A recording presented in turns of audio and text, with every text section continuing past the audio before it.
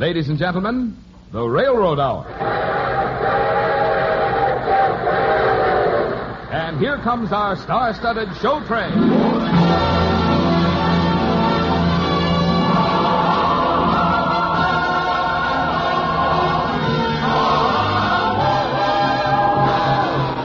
Tonight, the Association of American Railroads presents a special Christmas show, The Happy Prince, starring Gordon MacRae and his guest star, Lucille Norman. Our choir is under the direction of Norman Luboff, and the music is prepared and conducted by Carmen Dragon. On this Christmas Eve, we have joined a great story with the great music of Christmas, brought to you by the American Railroads, the same railroads that bring you most of the food you eat, the clothes you wear, the fuel you burn, and all the other things you use in your daily life. And now, here is our star, Gordon MacRae.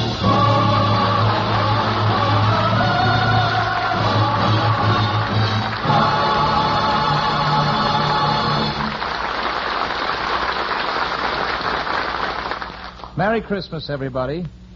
On this Christmas Eve, I shall be the statue of the Happy Prince. Lucille Norman is the little swallow, and John McIntyre is our narrator, who spins for us the lovely story of the Happy Prince.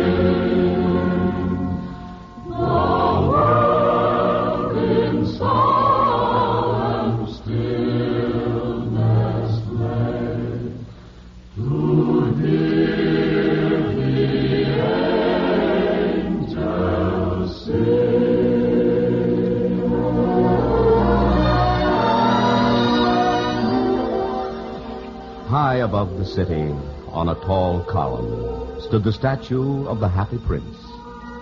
He was gilded all over with thin leaves of fine gold.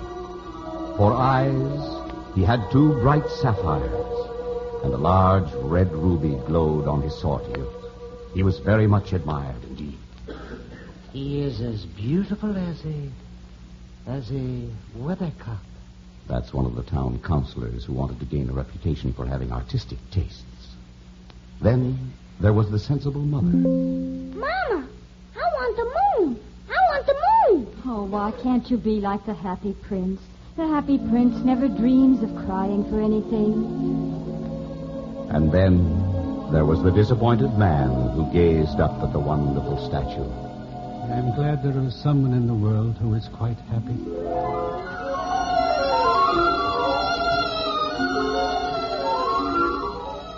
One night there flew over the city a little swallow. Her friends had gone south to the Holy Land weeks and weeks before. But she had lingered behind, dipping her wings in the river and making beautiful silver ripples. All day long the little swallow flew, and at night time she arrived in the city. And the statue of the Happy Prince, whose head seemed to brush the starlight, heard the rush of the swallow's wings. Whence comes this rush of wings afar, following straight the Noel star? Birds of the woods in wondrous flight, Bethlehem seek this holy night. Tell us, ye birds, why come ye here into the stable poor and dear? We seek the newborn King.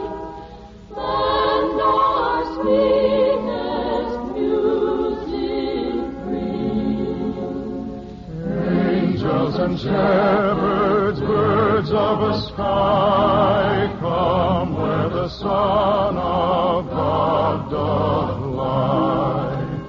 Christ on earth with man doth dwell.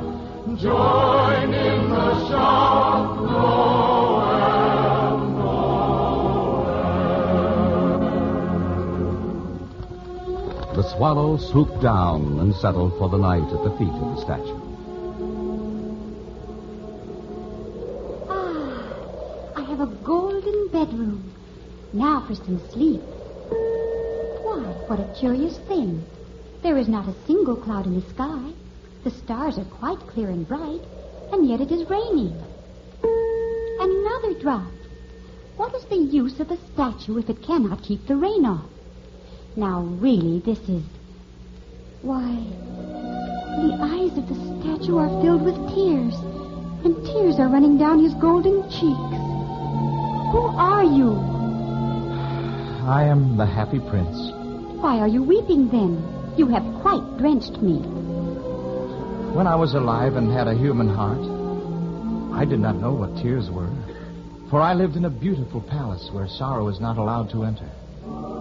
And each year at this time, the palace rang with our joyous Christmas songs. And my voice led all the rest.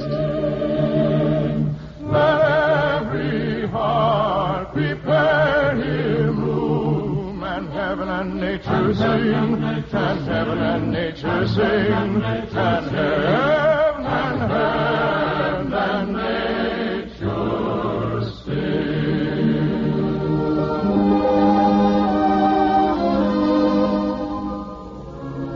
Everyone called me the Happy Prince, and happy I was, for I never looked beyond the walls of my palace. But now that I am dead, they have set me up here so high that I can see all the unhappiness in my city. And though my heart is made of lead, yet I cannot choose but weep. What? Is he not solid gold? Far away in a little street, there is a poor little house.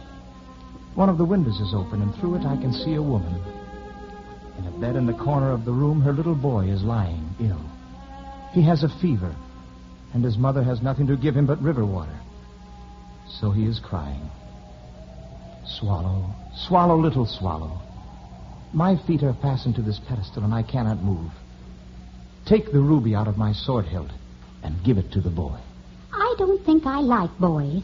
Last summer, when I was staying on the river, there were 2 rude boys who were always throwing stones at me. They never hit me, of course. We swallows fly too well for that. But still, it was a mark of disrespect. Please, little swallow, will you not stay with me for one night and be my messenger? Oh, but I am expected in the Holy Land, where the sun shines even in the winter. You have been to the Holy Land? Why, then you know the meaning of Christmas. Have you seen Bethlehem? Oh, yes. Just a bird's eye view, of course. Ah, but it is a beautiful town, dreaming under the starlight.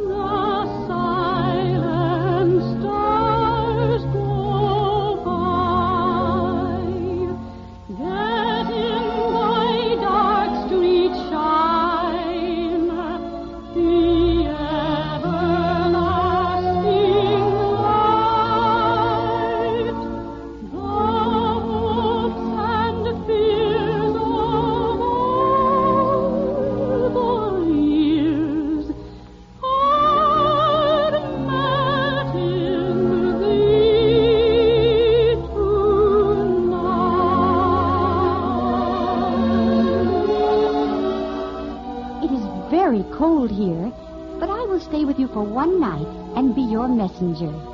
Thank you, little swallow. Thank you.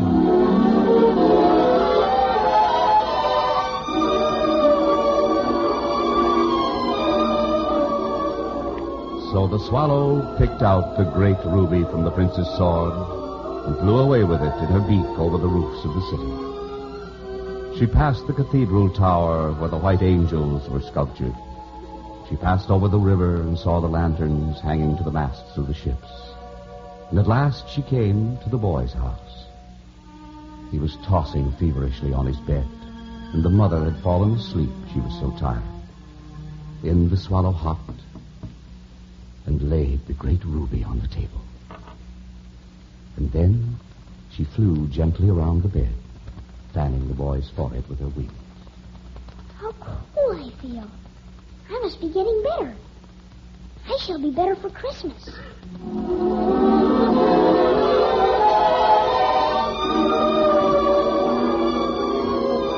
Then the swallow flew back to the happy prince and told him what she had done. Thank you, little swallow. My entire city is preparing for Christmas. And how unhappy I would be if I did not have you for my messenger.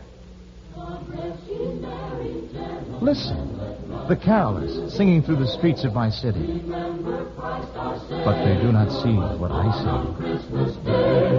To save us all from Satan's power when we were gone astray. Oh, tidings of comfort and joy, comfort and joy. Oh, tidings of comfort and joy. God rest ye merry gentlemen. It is curious, but I feel quite warm now, although it is so cold. That is because you have done a good and loving deed. Now go to sleep, little swallow.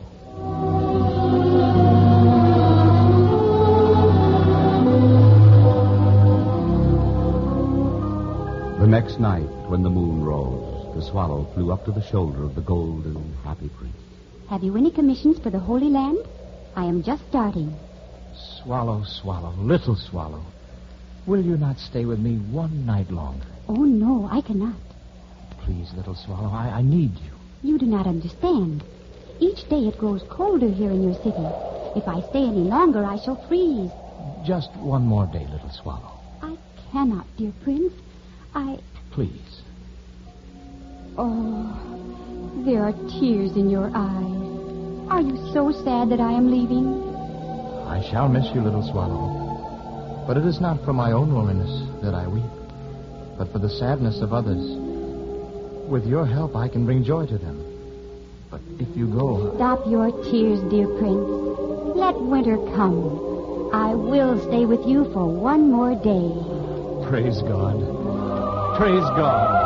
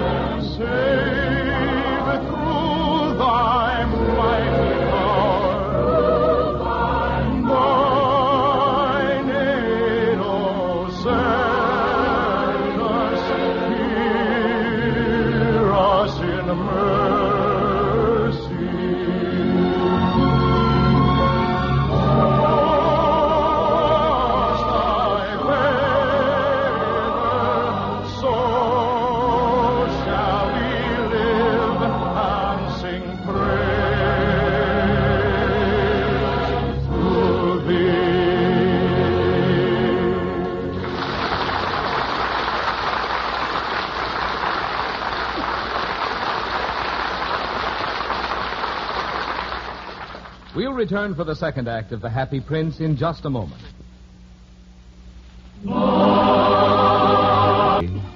But still the swallow remained, doing the tasks of mercy and love the happy prince commanded. Sit on my shoulder, little swallow. But I am so cold, dear Prince. Oh, then I shall tell you a story which will warm your heart. The story of the first Christmas. Oh.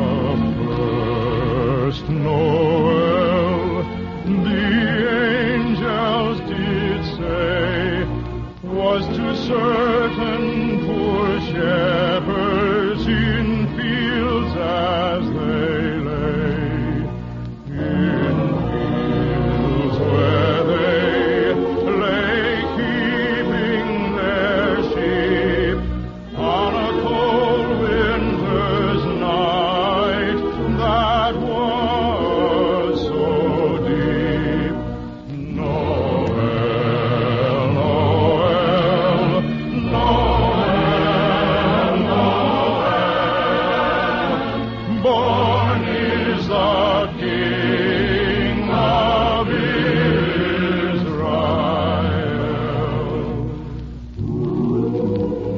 It is a lovely story. Perhaps you did not hear us or understand us, but we birds have sung that for a long, long time. They looked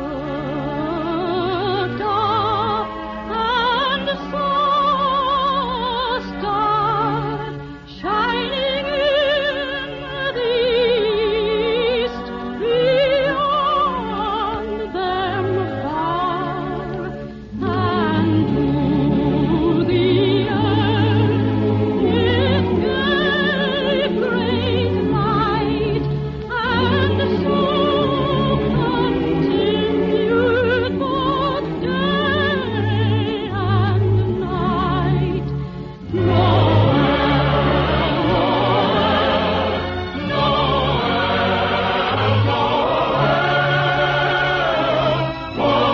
is the King of Israel.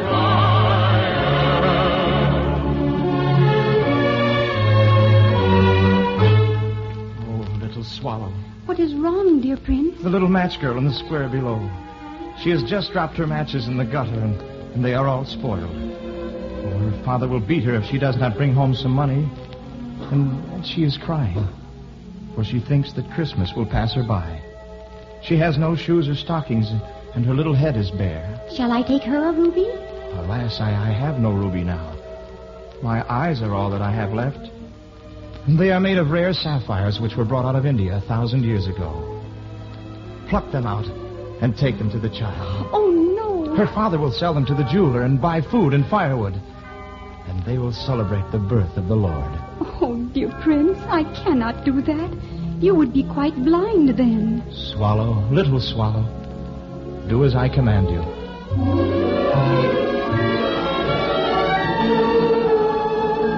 So the swallow plucked out the prince's eyes and darted down with them. She swooped past the match girl and slipped the jewels into the palm of the child's hand. Why, what lovely bits of glass. Then the swallow flew back to the prince. You are blind now, so I will stay with you always. No, little swallow. You must go away to the Holy Land where it is warm. I will stay with you always. You have a loving heart. Look down the streets of my city at the white faces of starving children staring out at the black world. I am covered with fine gold. You must take it off leaf by leaf and give it to the poor. Leaf after leaf of the fine gold the swallow picked off, till the happy prince looked quite dull and gray. Leaf after leaf of the fine gold she brought to the poor, and the children's faces grew rosier, and they laughed and played games in the street. We have bread now, and perhaps for Christmas, a roast goose, steaming and delicious. Then the snow came. The streets looked as if they were made of silver. Long icicles like crystal daggers hung down from the eaves of the houses. And the little boys wore scarlet caps and skated on the ice. The poor little swallow grew colder and colder, but she would not leave the prince. She loved him too well. She picked up crumbs outside the baker's door when the baker was not looking, and tried to keep herself warm by flapping her wings. But at last she knew she was going to die. She just had strength enough to fly up to the prince's shoulder once more. Our task is ended, dear prince. Peace and silence sit on your city. That is because of you, little swallow. Listen to the lovely silence of my happy city. Silent night, holy night, all is calm, all is bright. Young virgin mother and child, all infant so tender and mild, sleep in heavenly peace, sleep in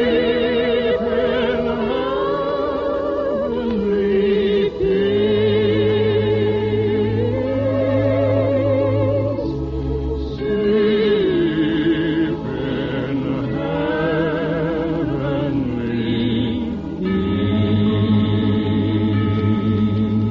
peace. Now, I must bid you goodbye, dear prince. I am glad that you're going to the Holy Land at last, little swallow. It is warm there. You have stayed with me too long.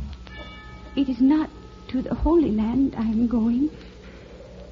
I am going to the house of death. Death is the brother of sleep, is he not?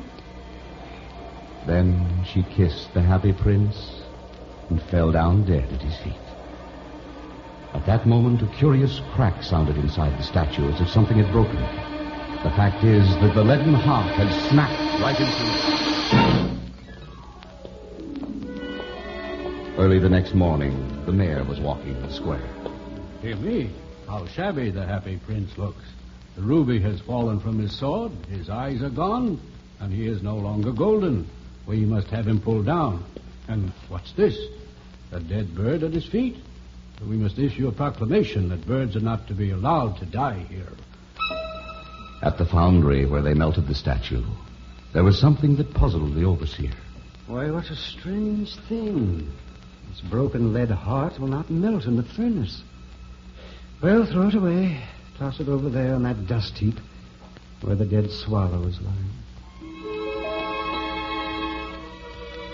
Bring me the two most precious things in the city, said God to one of his angels. And the angel brought him the leaden heart and the dead bird. You have rightly chosen, said God. For in my garden of paradise this little bird shall sing forevermore. And in my city of gold the happy prince shall praise me.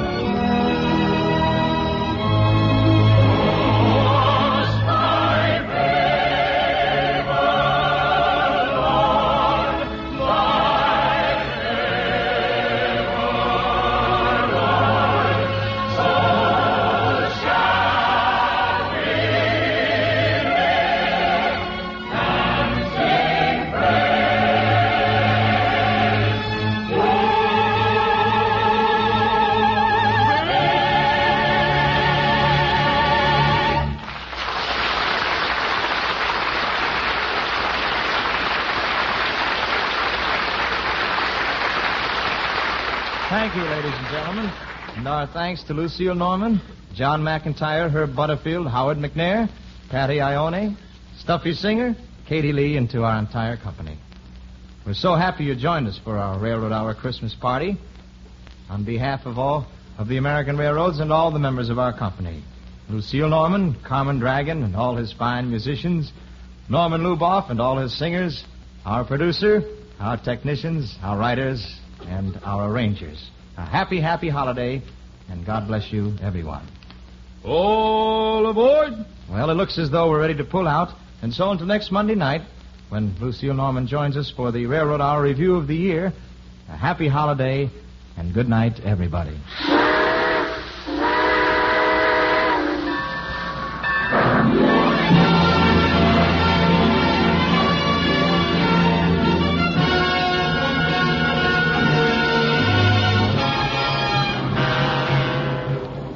Portions of the preceding program were transcribed. Gordon MacRae can be seen starring in Warner Brothers' Starlet. Lucille Norman appeared through the courtesy of Warner Brothers, who are releasing the Milton Sperling production Distant Drums. Tonight's story, The Happy Prince, by Oscar Wilde, with the great music of Christmas, was dramatized for the Railroad Hour by Lawrence and Lee.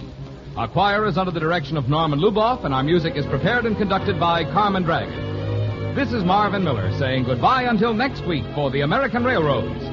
Now keep tuned for your Monday night of music on NBC.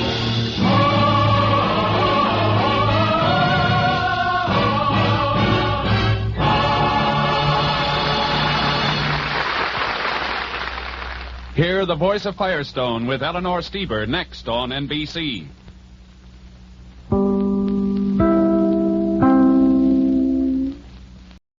Ladies and gentlemen, the Railroad Hour. And here comes our star-studded show train.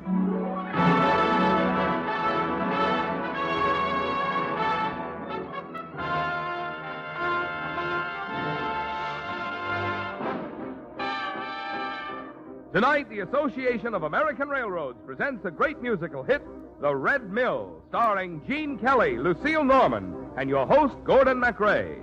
Our choir is under the direction of Norman Luboff, and our music is arranged and conducted by Carmen Dragon.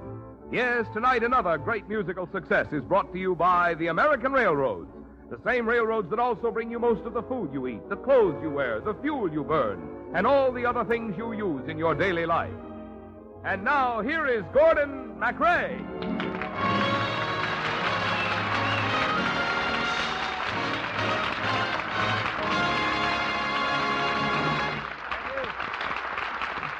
Thank you, and good evening, ladies and gentlemen. On stage tonight is one of the happiest shows that ever hit Broadway. It's The Red Mill, with book and lyrics by Henry Blossom and music by Victor Herbert.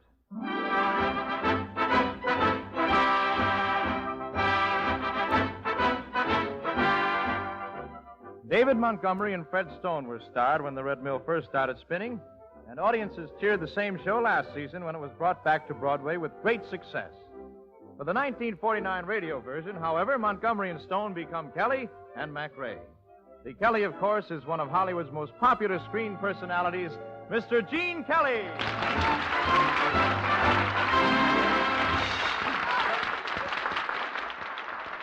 Thank you, yep. Just for tonight, Gordy and I are going to slip on a couple of checkered vests and straw hats. And we'll be sporting two of the corniest names that ever bounced off a balcony. What do they call you, boy? Why, I'm Kid Connor. What a coincidence. I'm Con Kidder. Pretty grim, huh?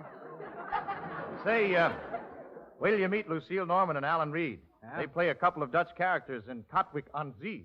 Katwijk on Come Again? Well, you'll be there in a minute. So, shall we ring up the curtain, Mr. Kidder? I'm in favor of it, Mr. Connor. Okay. Here's Act One of Victor Herbert's The Red Mill. Mr. Conductor, if you please. In old New York, the peach crop's always fine. They're sweet and fair, and on the square, the maids of Manhattan for mine. You cannot see in gay Paris, in London, or in Court, the queens you meet on any street in old New York. Oh, Con, what do you want to go to Europe for? Romance, boy. Have you got any romance in your soul? Sure I have, but what's so romantic about Europe? Why, we can visit all the ancient capitals, gaze on the enchanting scenery, drink in the grandeur of Europe's historic majesty. Besides, we might even meet some good-looking babes. Well, I'm for that. Not that there aren't plenty of them right here in America. If a spare afternoon you should happen to have, and you start on a leisurely stroll up Fifth Avenue, there is where, with haughty air, you'll see them as they walk, with velvets and laces and sables enfolding them. Really, you'll nearly drop dead on beholding them. Lucky's the earl who can marry a girl from Fifth Avenue, New York. In old New York, in old New York, the peach crop's always fine. They're sweet and fair, and on the square, the maids of Manhattan for mine. You cannot see in gay Paris, in London, or in Cork. The queens you'll meet on any street in old New York. Just the same, kid. I want to make the trip. Well, you could go to Paris and marry a French countess. Or go to Holland, marry a Dutch duchess. When does the boat sail? Tomorrow. Let's go. Goodbye, New York. Goodbye, New York. We're sailing on our way. Farewell to Queens and Bowling Greens and Brooklyn and Battery Bay. We'll make our home in Nice and Rome and Rotterdam and Cork. A kiss for each and every peach. Goodbye, New York.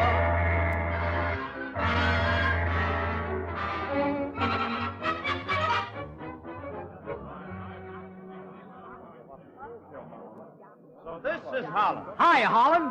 I wonder what kind of money they use here. Francs, marks? Whatever it is, we haven't got any. Hey, what about using those bottle caps, huh? How do you think I tipped the porter at the railroad station? Well, we got to find a place to sleep tonight. And it's got to be cheap sleep. Hey, let's ask that little Fräulein over there. Okay. Hey, Mabel. Yes? Miss, we can't afford a hotel room. Any idea where we could sleep tonight? Well, I don't know. How about that Red Mill? We can just sneak inside and sleep there. I'll bet it'd be real warm and comfortable. Yes, very cozy. Just the three of you. Three? You two and the ghost. Oh. That mill is haunted? Every night at midnight, the ghost of a poor, unhappy bride rises up and walks to the Red Mill, searching for her lost lover, Henry. Thank you, and good night, Red Mill. Say, tell me, miss, how do you know about all this? Well, I live in this town. I'm the daughter of the burgomaster. Oh, what's your name? Gretchen. What's yours? Connor. But they call me Kid. Mine's Kidder, but they call me Cod. Oh, American. Yes, you are rich American. We are Americans, yes. We are rich, no. Oh, how sad. I am rich, yet I too am sad. Girl, don't be silly. How could anybody be rich and sad at the same time? Well, tomorrow is my wedding day. Tomorrow, by this time, I shall be the wife of the fat old governor of Zealand. If you don't love him, why marry him? I'm just like the ghost in the Red Mill. My father is forcing me into this marriage. Now, look, a pretty girl like you shouldn't worry. Everything will work out. Gretch, you've got nothing to worry about. The Rover boys are here. I used to be happy. I used to sing all the time. Well, why stop now? When you're pretty and the world is fair, why be bothered by a thought or a care? For to worry is to double trouble. There'll be enough of that hereafter. Merry youth is like the month of May, and old age is like December gray. So we'll dance and sing and play and be happy while we may. Life was made for love and laughter.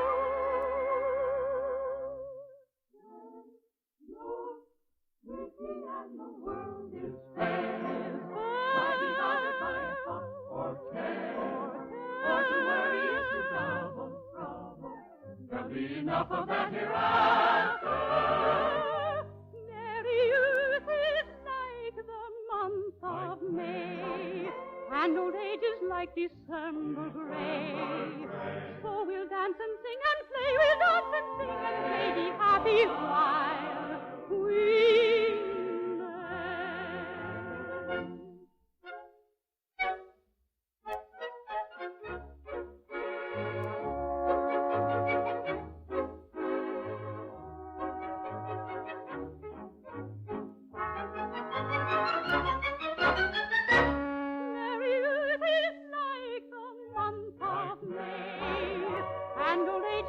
December gray.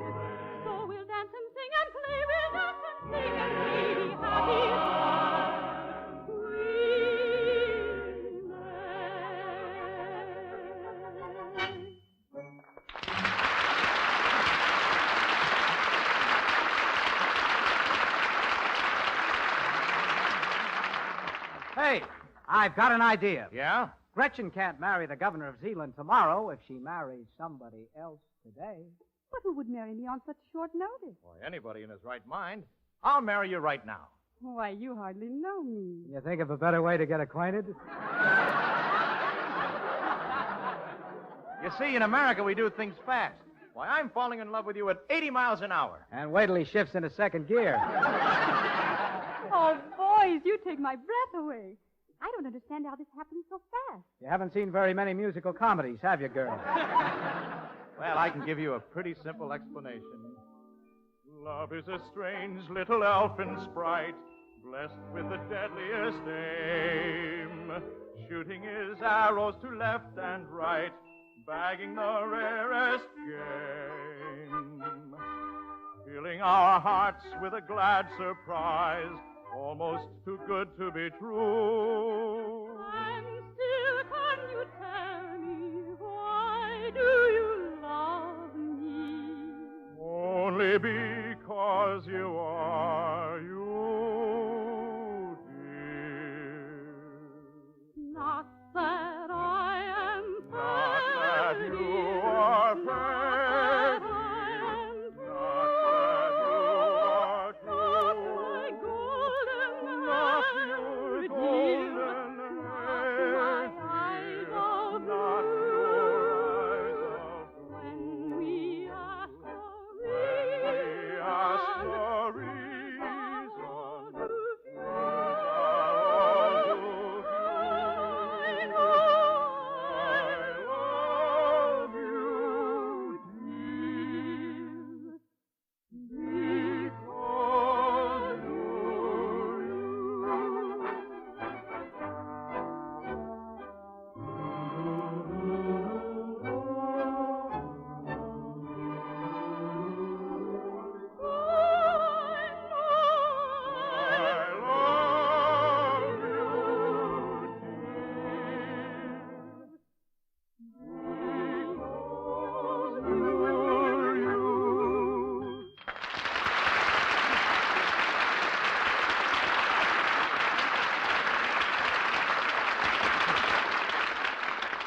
Hey, Gretch, where do people go in this country when they want to get married? To the burgomaster. Oh, but my father's the burgomaster here, so we'll have to go to the next town. Come with us, Con. You can be the best man and give the bride away. Just one moment, my fine young friend. Father! Have you forgotten, my dear Gretchen, the ceremony is to be tomorrow, not tonight. It is to be held here, not in the next town. And the bridegroom, not this silly young American, but His Excellency, the Governor of Zealand. Hey, you're pretty high-handed, Mr. Burgomaster. A girl can marry anyone she chooses back where we come from in little old New York. Well, this is little old Cotwick on Z. And we do things differently here. Gretchen, since you seem to be so fond of this old red mill, I think I shall lock you up here overnight. No! And here you shall stay until the governor arrives to lead you to the altar. Oh, Father!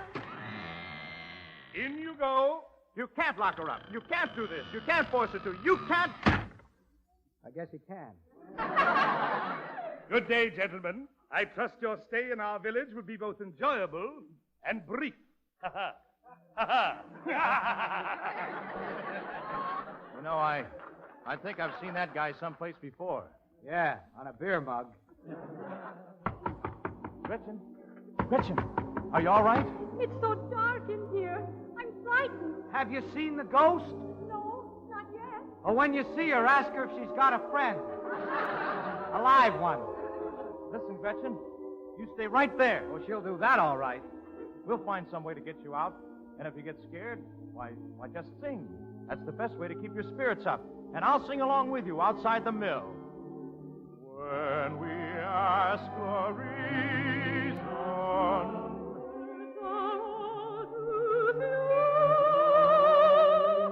I know I love you, dear, because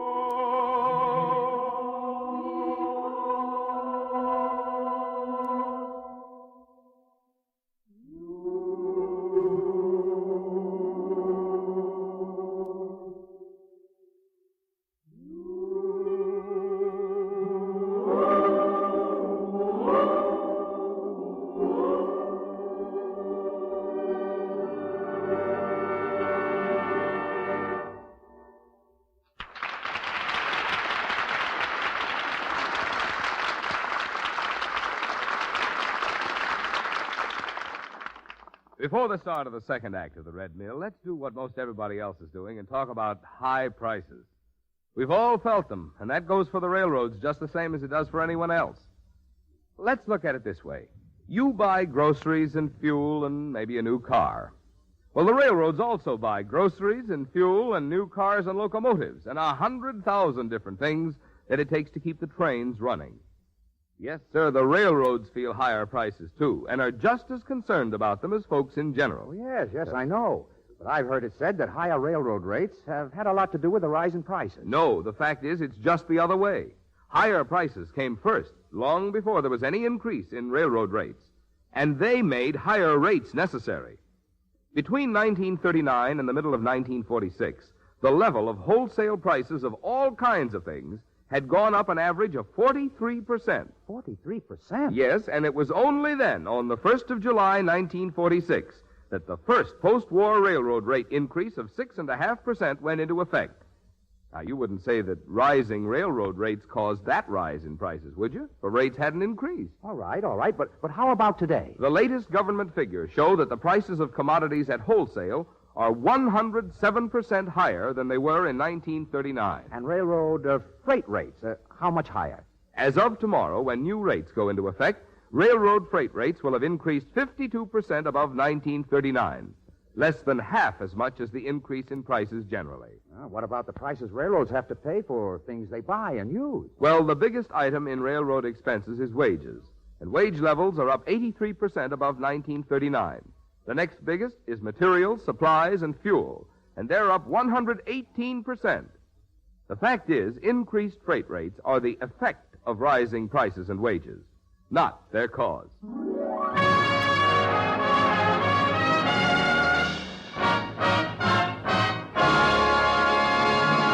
We're ready for the second act of Victor Herbert's The Red Mill, starring Gene Kelly, Lucille Norman, and your host, Gordon MacRae.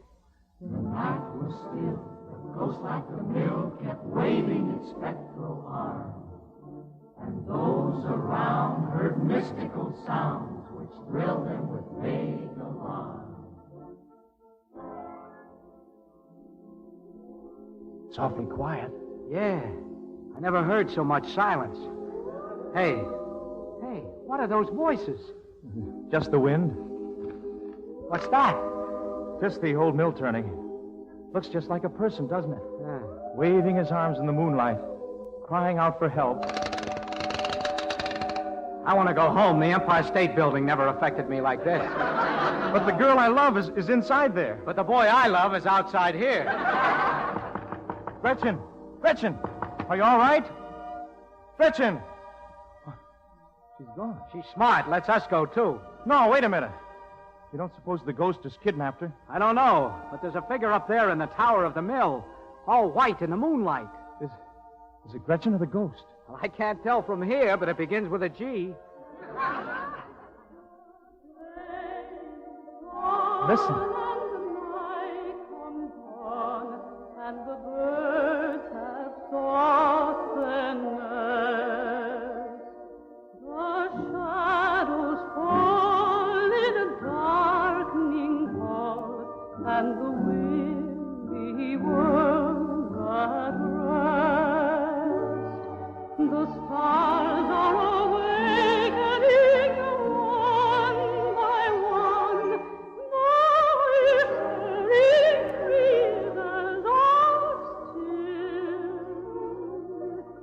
The moon shining bright with a radiant light is silvering valley on hill. Gretchen, is that you?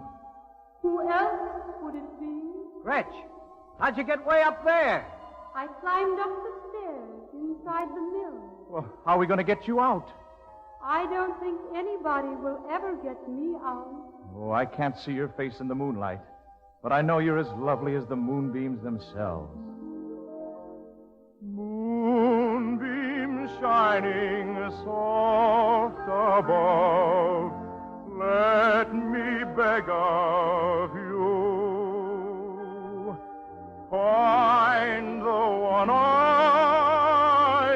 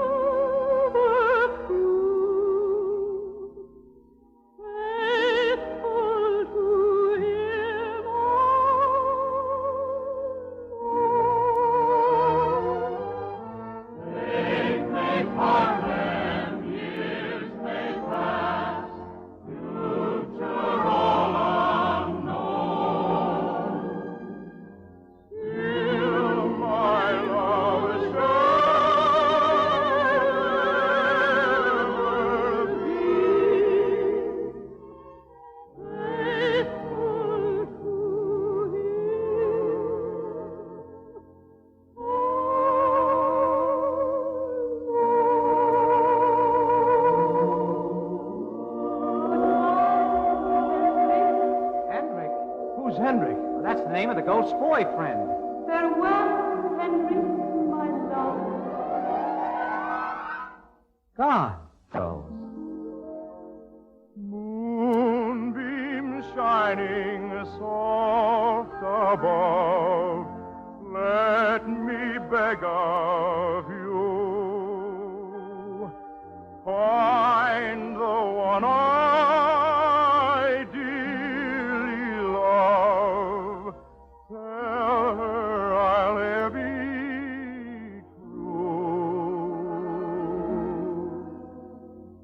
Fate may part us, years may pass, future all unknown.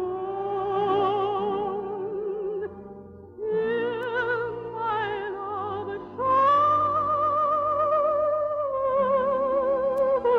prove faithful to him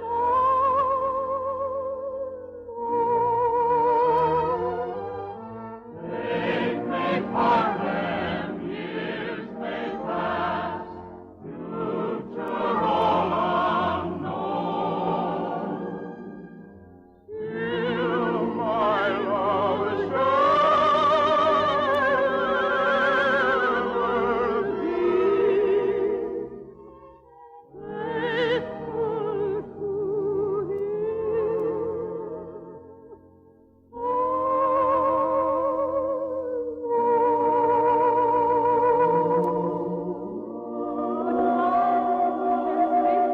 Hendrik.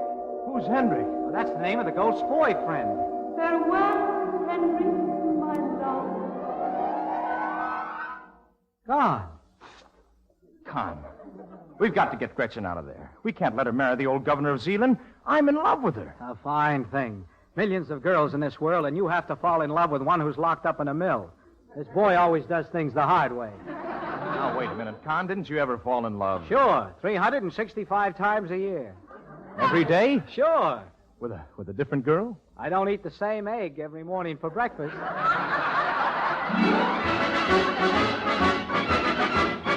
Oh, every day is Ladies' Day with me. I'm quite at their disposal all the while. And my pleasure, it is double if they come to me in trouble, for I always find a way to make them smile. The little darlings. No doubt I should have married long ago. It's the proper thing to do, you'll all agree. But I never could find any fun in wasting all my time on one. So every day is Ladies' Day with me. Now it's a frightful thing to think of all the hearts that I have broken, though each one fell in love with me without the slightest token.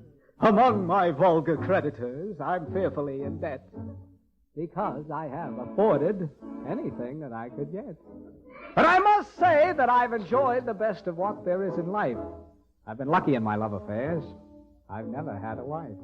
And I don't begrudge the little dears those necklaces of pearls. All the money that I've ever saved is what I've spent on girls. For every day is Ladies' Day with me. Every day is Ladies' Day with I'm quite at their disposal all the while. My pleasure, it is double if they come to me in trouble, for I always find a way to make them smile. The little darlings. No doubt I should have married long ago. It's the proper thing to do, you'll all agree.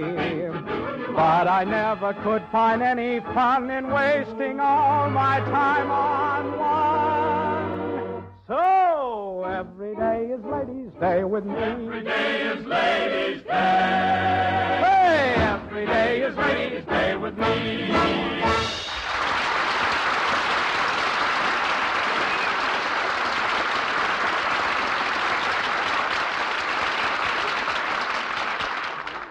Okay. So you want to play the field, go ahead. But how are we going to get Gretchen out of the mill? I wonder whose side the ghost is on. Wait a minute. I got an idea. Watch the blades in the mill. Uh-huh. Now, suppose you grabbed hold of one of the wings when it sweeps close to the ground. Uh-huh. Hang on to it, swing on up, and over the top. Uh-huh. And rescue Gretchen out of the tower window on the way down. Uh-uh. Oh, now, come on, Con. Go ahead and do it. I'll stay right here and direct the whole maneuver. Great idea. Great. There's only one little change I'd like to suggest. What's that? You do it. I'll stay down here. Okay. She's my girl. I'll do anything for her. Gretchen, can you hear me? Yes? Look, I'm going to try to rescue you. Climb up the stairs on the inside of the mill all the way up to the tower window. All right, but what are you going to do? I'm going to swing up in one of the arms of the mill and rescue you. Oh, be careful. Be careful, she said. Well, good luck, kid. Hey, be sure you get the right one. Right one? What do you mean? Well, don't get the ghost by mistake. Well, how'll I make sure it's Gretchen? As soon as you grab her, kiss her. If she tastes like an ice cube, you've got the wrong girl. Okay, here I go. So long, kid. Au voyage. Oh! Gretchen, lean out. I'm leaning. Farther. Lean out all over. Ready, set, Grab. Oh, this is the ground. All out. Are you all right, Gretchen? Fine. Now nobody can say you two haven't been going around together. Oh, thank you. Thank you for getting me out of that awful mill. Oh, it was nothing. Well, now we've got to get away from your father. Where'll we go? Oh, any place. Just so it doesn't have a burgomaster. And it does have you. In the beautiful isle of our dreams, dear, there is never a sorrow or pain. Every trouble and care quickly vanishes there, and all is made happy again. So we'll leave this cold, weary old world, dear, where there's nothing that's quite warm, it seems. And we'll sail o'er the sea, wherefore just you and me. There's a home in the isle of our dreams. So we'll leave this cold, weary old world, dear, where there's nothing that's pure as it seems. And we'll sail o'er the sea, wherefore just you and me. There's a home in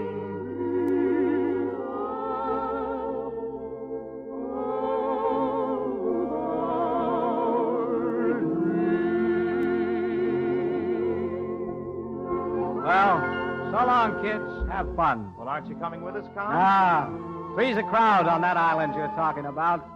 Besides, I want to stay here and see the look on the burgomaster's face tomorrow morning when he unlocks the door of the Red Mill and finds a great, big, beautiful nothing.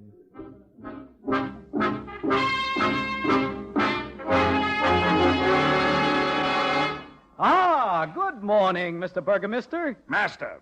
Master Burgomaster. Mr. Burgomaster.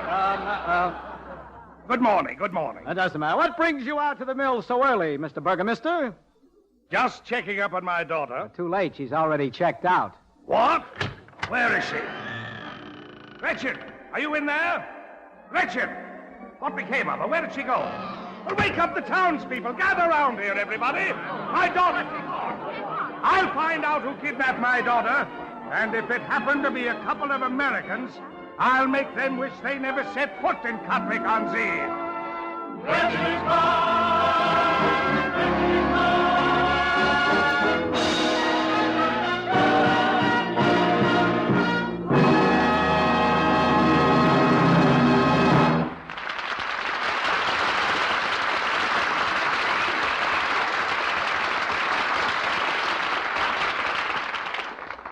Tomorrow there will be a small rise in railroad freight rates, and you might hear it said that higher freight rates have a lot to do with higher prices. As we said a little while ago, it's the other way round. At the end of the war, railroad freight rates were no higher than they were when war began. In fact, the prices of commodities generally and the operating costs of railroads had already gone up more than 40% before there was any post-war increase in railroad freight rates. Even with the new rates, which go into effect tomorrow, the percentage of increase in rail freight rates will be less than half as great as the increase in price levels generally. One more thing to remember. Since the war, railroad freight charges have amounted on the average to a smaller fraction of the price of things you buy than they did either during or before the war.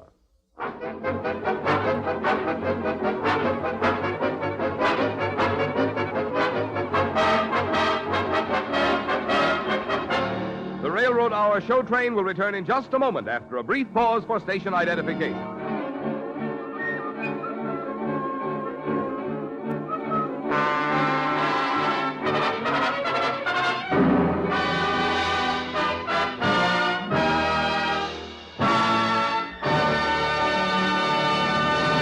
Now for Act 3 of Victor Herbert's The Red Mill, starring Gene Kelly, Lucille Norman, and your Railroad Hour host, Gordon MacRae.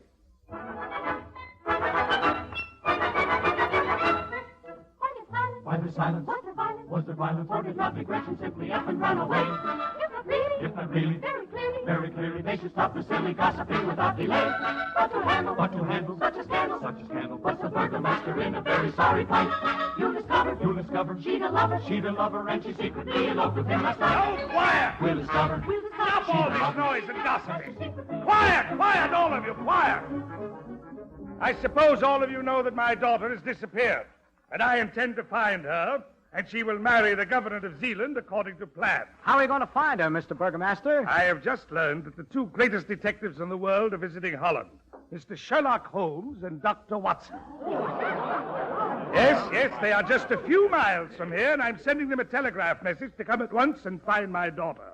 I shall spare no expense. Money is no object. Money is no object? None.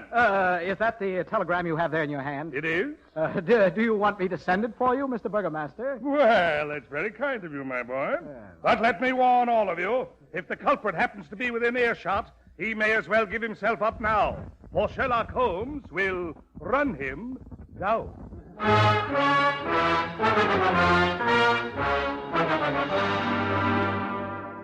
Hi, Mr. and Mrs. Connor. We aren't Mr. and Mrs. yet. No, he didn't get married. Why not? No money. Boy, have I got the cure for that. Huh? Look at this telegram. Oh, This is awful. Sherlock Holmes will be sure to find Oh, it. I don't think he's that good. You see, he never got the telegram. Kid, your new name is Dr. Watson. Shake hands with Sherlock Holmes. Huh? Oh, I'm beginning to get it. Sure, it's as simple as going around on a windmill. We masquerade as the detectives and make enough money to get you married. Swell. There's only one trouble. You've never really asked me to marry you. Haven't I? Well, I guess we better make this official. He'll tell you all the magic of those little words we two.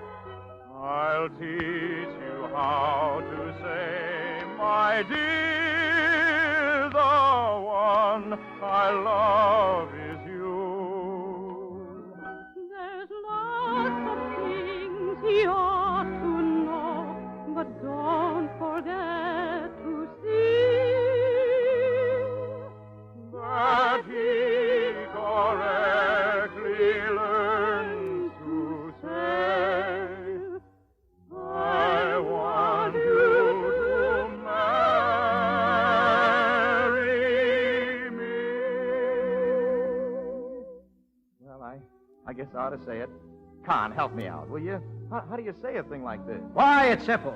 You just take in your arms. You look into your eyes and you say, baby, here I am, your dream man. Don't fight it. How can you resist me? Well, I'm afraid that's a little too modest for me. It's got to be something tender. Gretchen, Yes? I want you to marry me. Will you do it? Oh, yeah. Is that yes? It's Dutch for yes, but it's just as good. We'll tell you all the magic of those little words we do, and sing a song that says, my dear, the one I love is you. There's lots of things he ought to know, but I'll be sure to see that I correctly learned to say, I want you to marry me.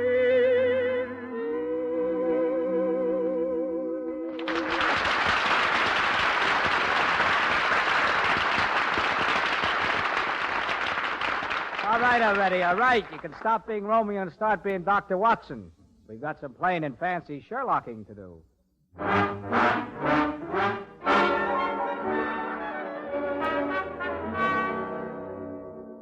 Well, Dr. Watson, how do I look? Oh, very Baker Street, Mr. Holmes. Am I wearing my deer stalker cap correctly? Well, I don't think you're supposed to wear it sideways.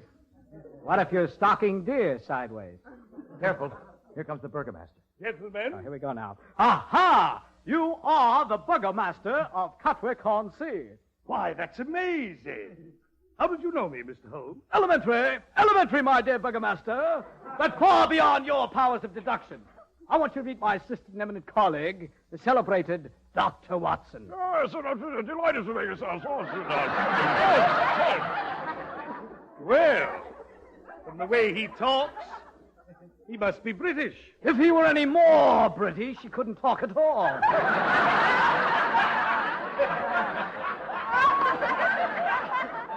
Just a moment. You two look awfully familiar to me. We do? Why shouldn't our faces be familiar to you? Our pictures have blazoned the front pages of every newspaper in England and the continent. Dr. Watson, your beard is slipping. Oh, dear me, dear me. Now, Mr. Holmes, Dr. Watson, about my daughter. Her name is Gretchen. How did you know? It's obvious. Yes, it's obvious. What did you say? What did you say, Dr. Watson? Mr. Burgomaster, I am the only man living who can understand Dr. Watson. I see. Now, how much will you charge, Mr. Holmes, to recover my daughter? I'm glad you brought that up. Our price depends on the difficulty of the job. Is your daughter young? Yes. Beautiful? Quite beautiful. Then it will be very expensive. Because, as everybody knows, beautiful young girls are very hard to find these days. How much do we charge, Dr. Watson? Dr. Watson says... Dr. Watson says, and I quote, 555 guilders. 555 guilders? That's a great deal of money. Now, when did she disappear? Oh, about midnight. As long ago as that, who makes it much more difficult. How much, Dr. Watson? Dr. Dr. Watson says... Dr. Watson says, and again I quote, 5,555 guilders. Oh, dear. Now, where did she disappear from? From the old Mill Mill. Oh, from the old Red Mill. Where? The Red Mill. Oh! Those finding beautiful young girls who have disappeared at midnight from old Red Mill falls in our highest price bracket. Dr. Watson, what is our highest price bracket? Dr. Watson says 55,550. Five. As much as that? Well, remember, we got to pay our agents 10%. Very well, it's a deal. I'll pay you the minute you deliver my daughter. We must have the money in advance. Why? Well, we have enormous expenses, you know. Magnifying glasses, houndstooth jackets, bloodhounds, all that. I see. Very well. I'll pay you the money. Good. But I demand that you bring my daughter to this very spot no later than 4 o'clock this afternoon, in time for her wedding to the governor of Zealand.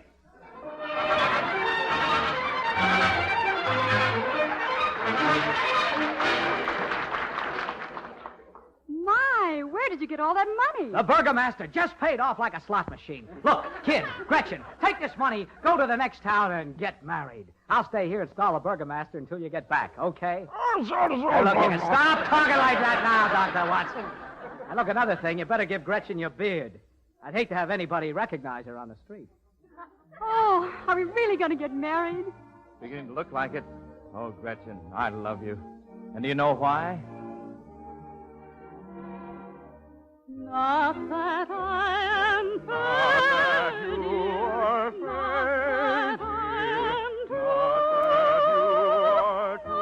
my golden Not your golden hair, not your eyes of blue. When we ask the reason,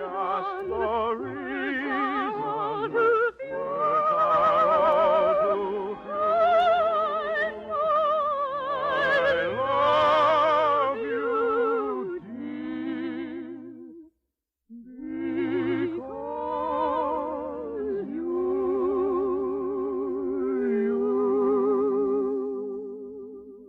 Okay, we know you love each other. Now, look, sweetie, we got all this money for finding you. Now, get lost.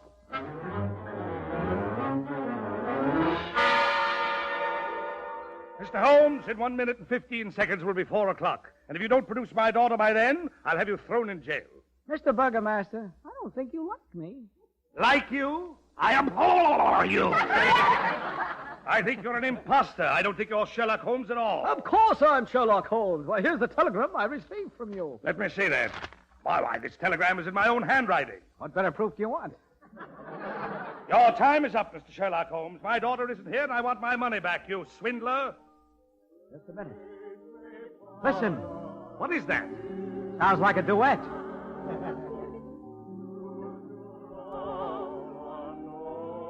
Is that my daughter? You believe in the ghost in the old red mill? Certainly not. Well, then that's your daughter. Gretchen, come in here. You're just in time for your wedding to the governor. There's been a little change in plans, Mr. Burgomaster. I can't marry the governor. Oh, yes, you can. But I'm already married to Mr. Connor. I don't... I think the burgomaster has just blown a gasket. Gretchen, let's get away from here. Where'll we go? To the Isle of our dreams. I can recommend a better island. Where? Manhattan. Could someone from Holland be happy there? Well, Peter Stuyvesant likes it. In old New York, the peach crop's always fine. They're sweet and fair, and on the square, the maids of Manhattan for mine. You'll see things you cannot see in gay Paris, in London, or in Cork. The queens you'll meet on any street in old New York.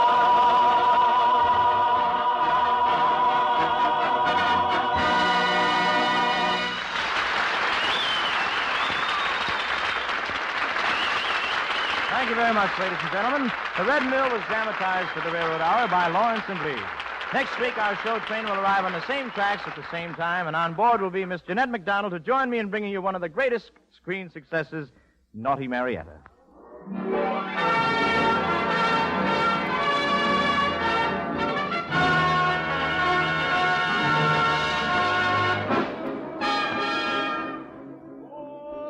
Well, it looks as though we're ready to pull out, and so until next week, goodbye.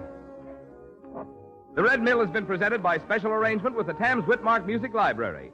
Gene Kelly is currently starred in Metro-Goldwyn-Mayer's all-star Technicolor musical Words and Music, based on the lives and music of Rodgers and Hart.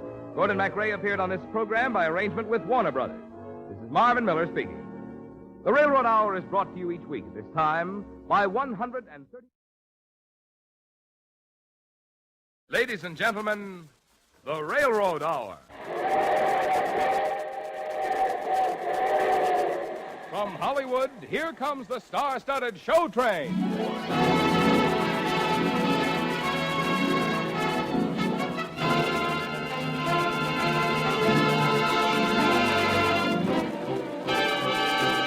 Tonight, your railroads, through the Association of American Railroads, present Rio Rita. In our star-studded cast, you will hear the host of our series, Gordon MacRae, and 4 famous guest stars. Margot, Marion Hutton, and Sweeney and March, with a great cast of Hollywood featured players, including Alan Reed, Elvia Allman, and Paul Frees. Our choir is under the direction of Norman Lubov, and the entire production is set to the music of Carmen Dragon's Orchestra and brought to you by the American Railroads. The same railroads that bring you most of the food you eat, the clothes you wear, the fuel you burn, and all the other things you use in your daily life. And now, here is Gordon MacRae.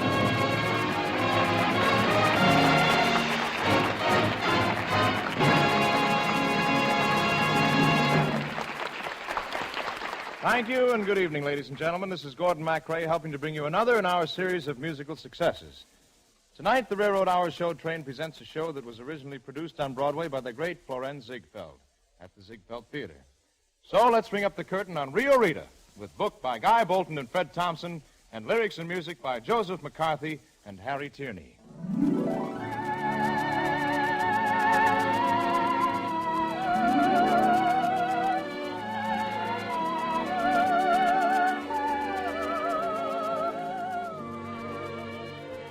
In our performance this evening, I play the part of Jim Stewart, who falls in love with Rio Rita, played for us by Margot. Marion Hutton is Dolly, a cabaret dancer. Hal March takes the part of the lawyer Ed Lovett, and Bob Sweeney plays his client, Chick Bean. Well, in every show there's a villain, and tonight, Mr. Alan Reed plays the part of a very bad hombre named General Esteban. General Romero Joselito Tomas Miguel Armando Esteban, if you don't mind, senor. And if I am, like you said, the bad hombre, maybe we have the more fun that way, eh? Anyway, you come with me to Mexico, eh?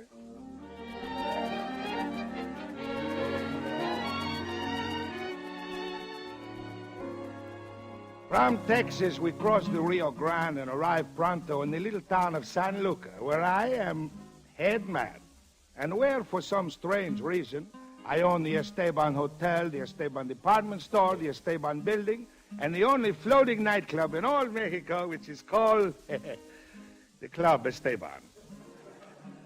It is getting dark pretty quick now, and I'm thinking of going into the Cafe Esteban for my supper, when down at the end of the Avenue Esteban, there comes a bunch of those Texas Rangers approaching on horses' backs. When you roll, you're not alone, for when you belong to the Lone Star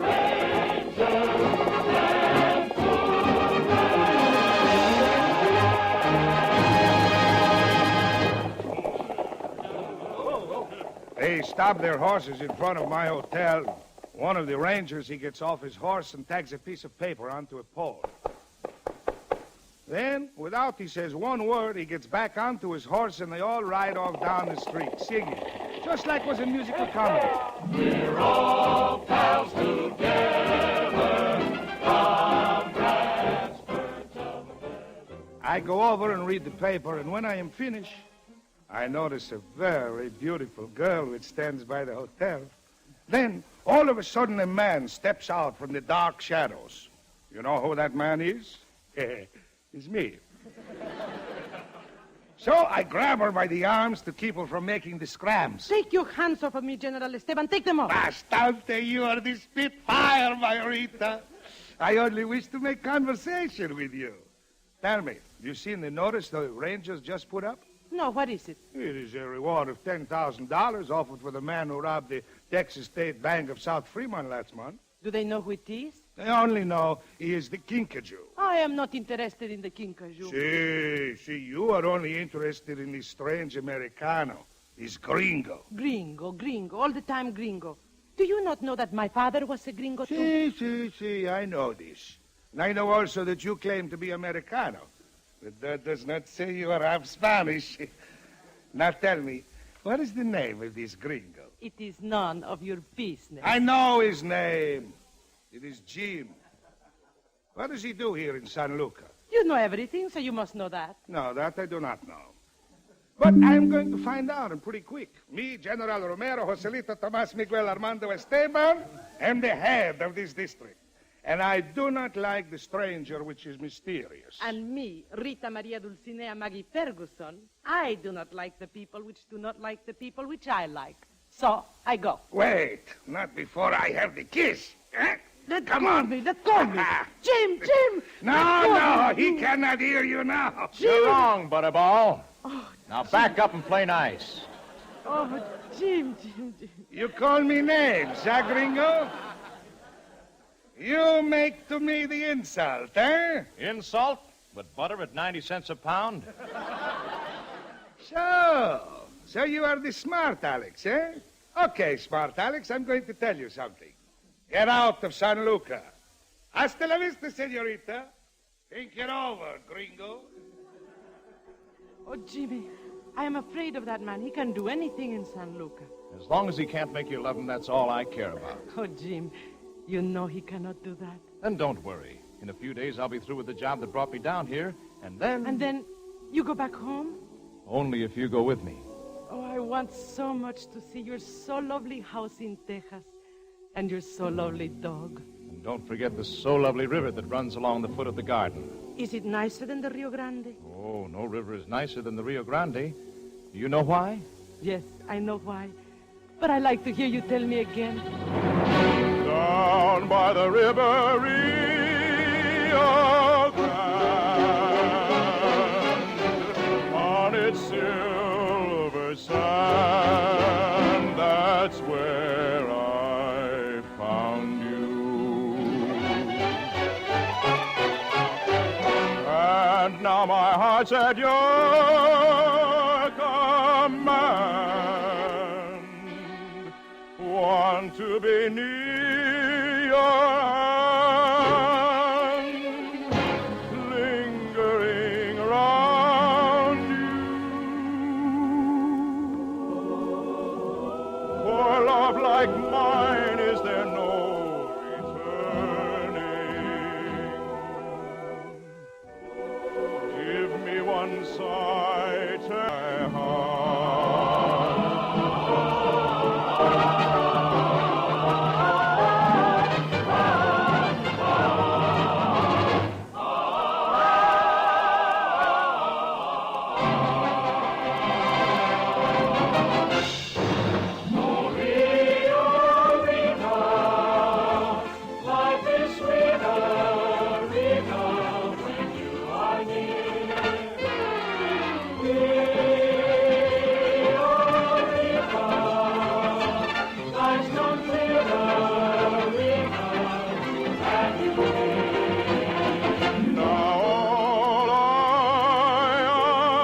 Above is one day your lips will say I love you. Rita, senorita, here is my heart. Here is my heart.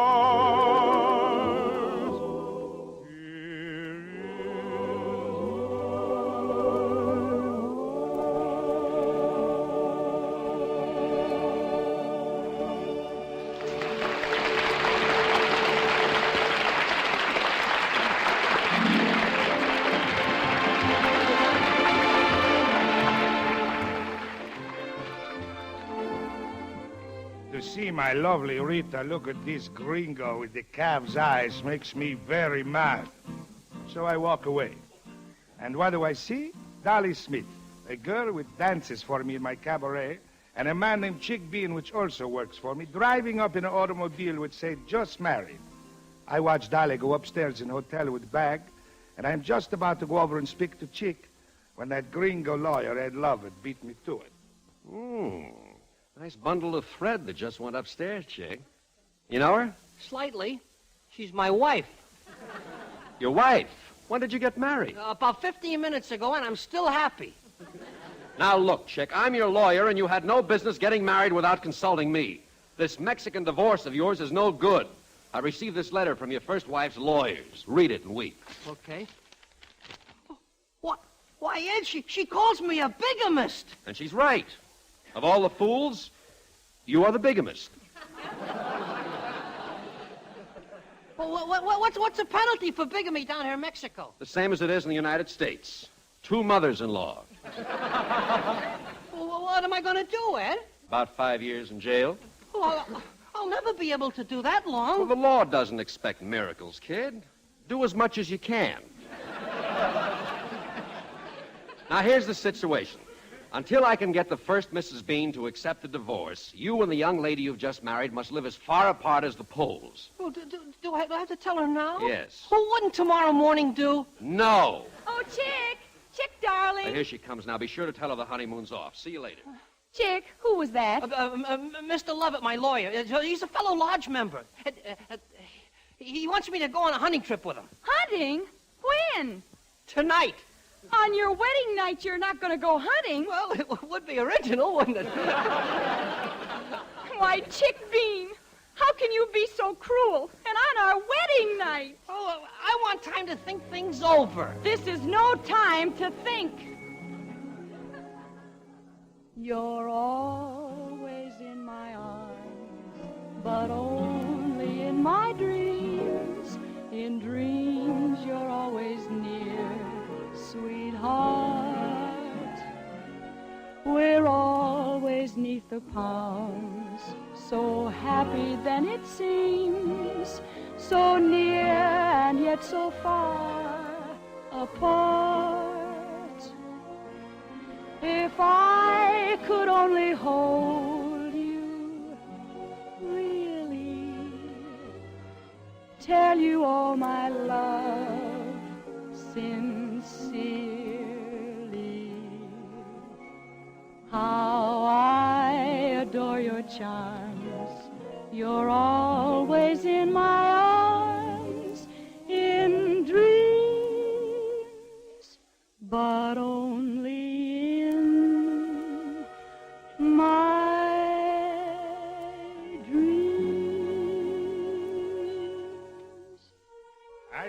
There is no use wasting my time on Dolly.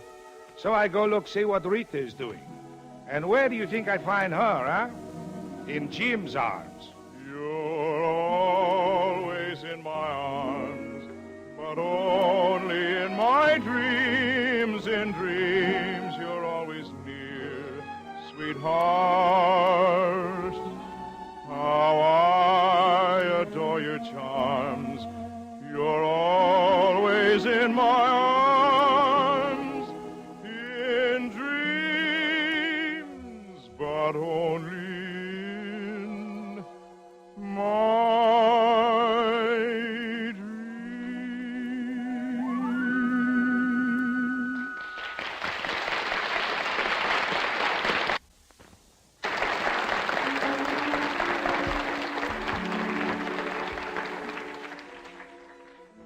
The Placci is getting too deep for you, eh? For me, too.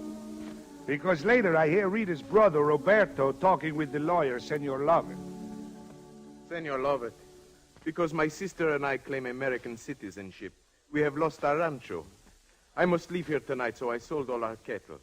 How much did you get? 2,000 American dollars. Can you change it into Mexican money for me? Well, let's see. $1 is worth about 4 pesos. That makes 8,000.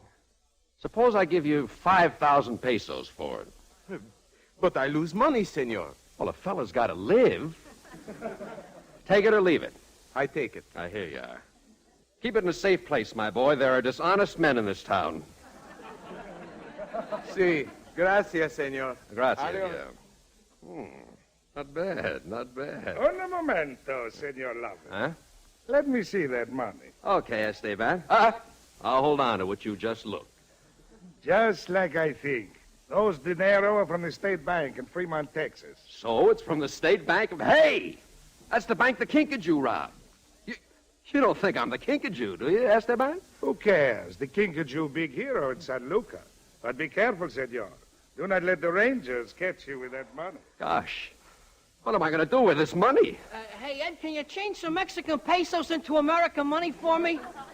Chick, you're a very lucky man. It just so happens that I have about $2,000 with me. Oh, thanks, pal. Here are 10,000 pesos for it. Don't mention it, pal. The pleasure was all mine. Well, this money's going to have to last me a long time, boy. It will, pal. About 15 years. The Rangers. Well, let's scram out of here. Oh, well, it's too late now. Here's the old song of the Ranger. It's called Get Your Man. What's going on here? Jim, what are you doing in a soldier's suit? I thought you were Rita's new sweetheart. But I'm also Captain Jim Stewart of the Texas Rangers. Whoa, what do you know? Can I buy you a drink? Thanks. Say, wait a minute. That money, where did you get it? Well, see you around, fellas. Hold that man. What's the matter with this money? It was stolen by the Kinkajou. The Kinkajou? Well, hiya, Kinky. No, you can't pin that on me. I just got it from Roberto Ferguson, Rita's brother. Rita's brother? Sure. Then he must be the Kinkajou. Gosh, Jim, you can't arrest Rita's brother. Oh, yes, I can. Are you with me, boys? When the Rangers come to town to settle up or settle down, they're in their heyday. Because it's payday. There's a bottle, laugh, a joke, a heck of a night, and then you're broke because tomorrow we'll have to borrow. We'll find this consolation when we haven't got a dime. Our job's a big vacation and a darn good time. We're all pals together, comrades, birds of a feather, rootin' pals, tootin' pals, scootin' pals, shootin' pals, in rain or sunshine. We stand for law here, that's what we're for here.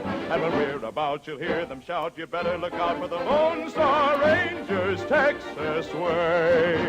We're all pals together, comrades, birds of a feather, rootin' pals, tootin' pals, shootin' pals, shootin' pals, in rain or sunshine.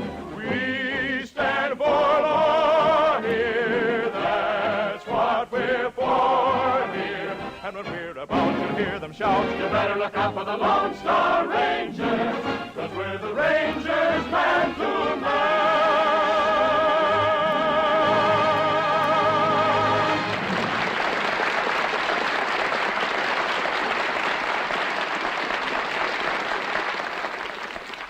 And so the curtain falls on the first act of Rio Rita. The Railroad Hour show train will return in just a moment. Meanwhile, just a reminder that 30 years ago this week, this coming Thursday, the guns were quieted along the Western Front. No one who experienced it can forget that first Armistice Day. So this is a week for remembrance of those who brought us victory in 1918, and of the other men and women who in the Second World War once more fought to preserve the things that make America free. Many of these men and women were railroaders. Some of them, the 30-odd thousand men of the military railway service, were soldier railroaders in foreign lands. They ran during the war period the railroads in 19 different countries located on 4 of the 5 great continents of the earth. Others of these railroad men served with other elements of the transportation corps of the Army and with the transport services of the Navy to provide the worldwide movement of men and material and supplies so essential to victory. Still other railroaders had no connection with transportation during the war. They were soldiers, sailors, airmen in the armed services of their country. Altogether, from the ranks of the railroads, there went into the armed services of the nation more than 350,000 men and women, an army in themselves. To them, and to the millions of other Americans who were in the service of the country in the 2 world wars, the nation owes the grateful remembrance of which this Armistice Week is a symbol.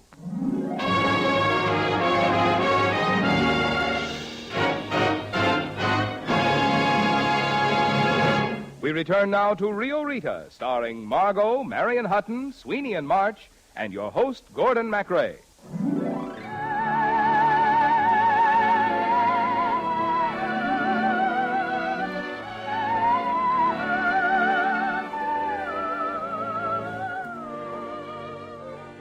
Tonight I am giving big party on my patio.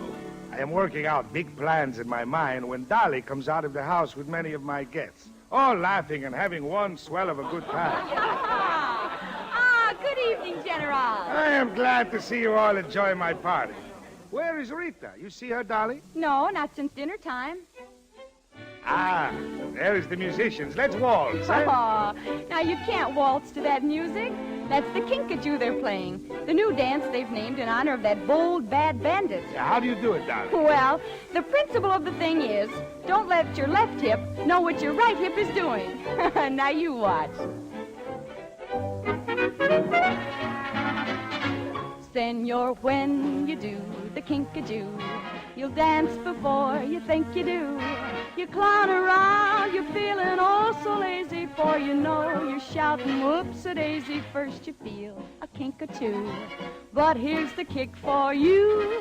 Your one desire is to acquire each movement of this dainty dance. 'Twill thrill you through.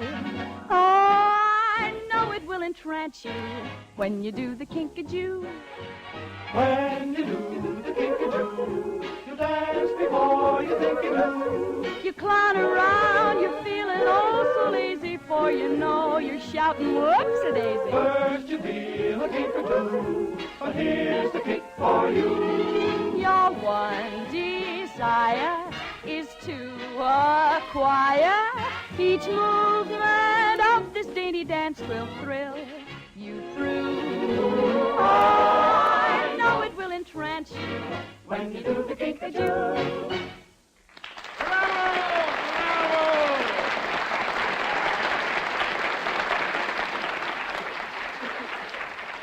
You are wonderful, my little dolly. Come, give your old friend a kiss. Eh? Once more, the encore. Eh? Hey, take it easy, General. Your good conduct medal is sticking me. Just a minute, General Esteban. Don't forget, that's my wife. Why, Chick, I didn't think you remembered. Well, look, Dolly, I haven't told you the truth about us. Well, what do you mean? We're married, aren't we? Well, that's just it, honey. You heard about the secret society of the Poison Fang, haven't you? No, but I got a sneaking hunch I'm gonna. Huh? I'm an honorary member, baby, and honorary members aren't allowed to marry until they get permission from the head tiger. Oh, they're not, huh? Well, who is the head tiger? My lawyer, Ed Lovett. Well, then let me at him. Where is he? Looking for someone? Who are you? Your husband's lawyer, Ed Lovett. So you're the... Hey! Hold that tiger! Hey! Hold that tiger! Tiger, what is this? Chick, have you been lying to this lovely girl? Haven't you told her yet that you have another wife? Another wife? You've got another wife, Chick Bean? Why, you bluebeard, you! Oh, Dolly, that's just a 5 o'clock shadow. Don't you touch me, Chick Bean. I want to be a real wife, not a member of a syndicate. Goodbye! Dolly! Oh, you're not a lawyer, Ed. You're just a fight promoter. Now, Dolly's just as mad as hops. Now, you got to do something. I already have. I talked to your first wife, Katie, on the phone, and she's coming down here. Oh, no! Not her, not Katie. Haven't I got troubles enough? Oh, don't get all excited. She won't be here for 2 days. Oh, that's just dandy. Gosh, funny the fuss they make about a little wedding. Just a few words mumbled in the church, and you're married. Yeah, just a few words mumbled in your sleep, and you're divorced.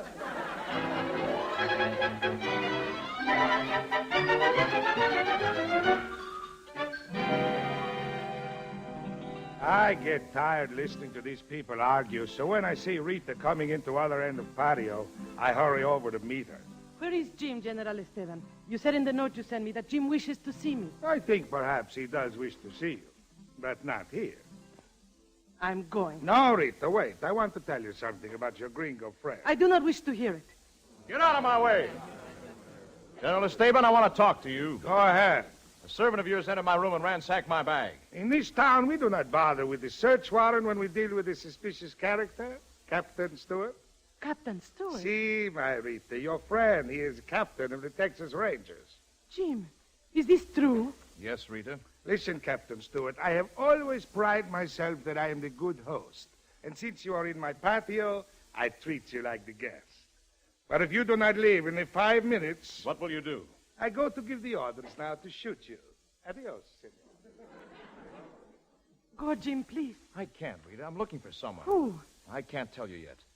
But remember, Rita, no matter what happens, I love you. Oh, no, you mustn't, Jim, please.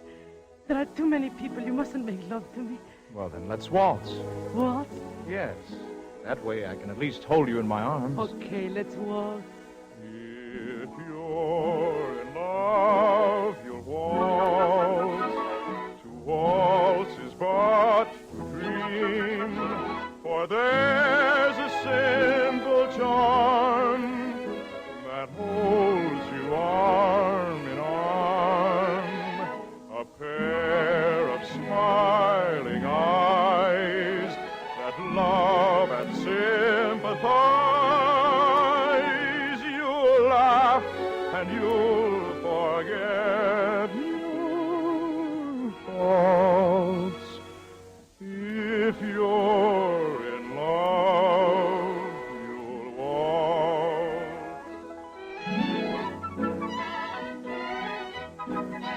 You're right, my Jimmy. It's so wonderful in your arms, I could waltz forever. Not forever, Rita. Remember, you promised someday that... Yes. Someday I'm going to be your wife. Oh, let me hold you closer, Rita.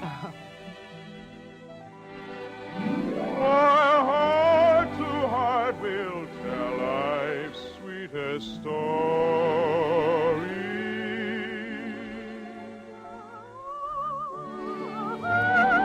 Hold me in your arms.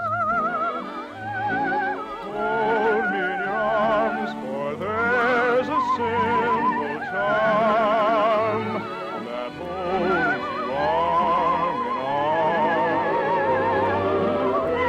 With smiling eyes that love and sympathize.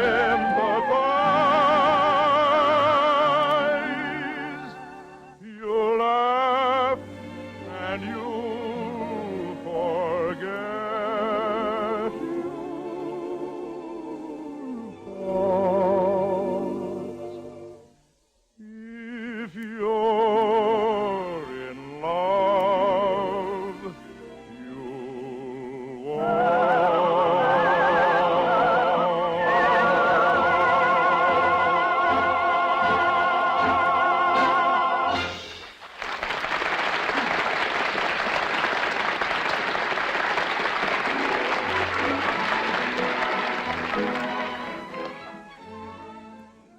When I come back onto the patio, I see Rita in Jim's arms again.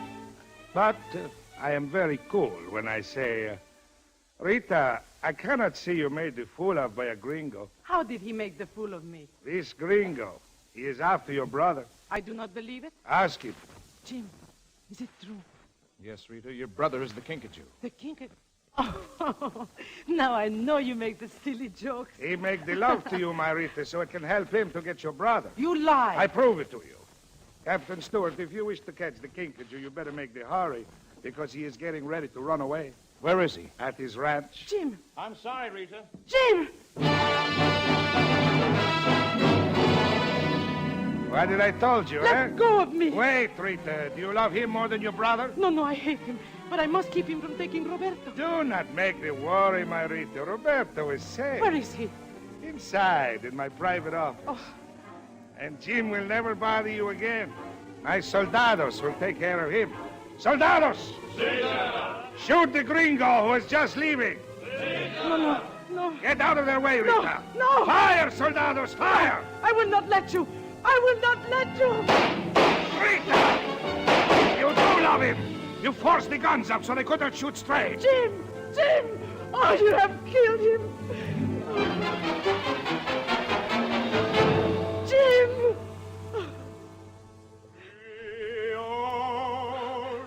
Oh, thank heaven.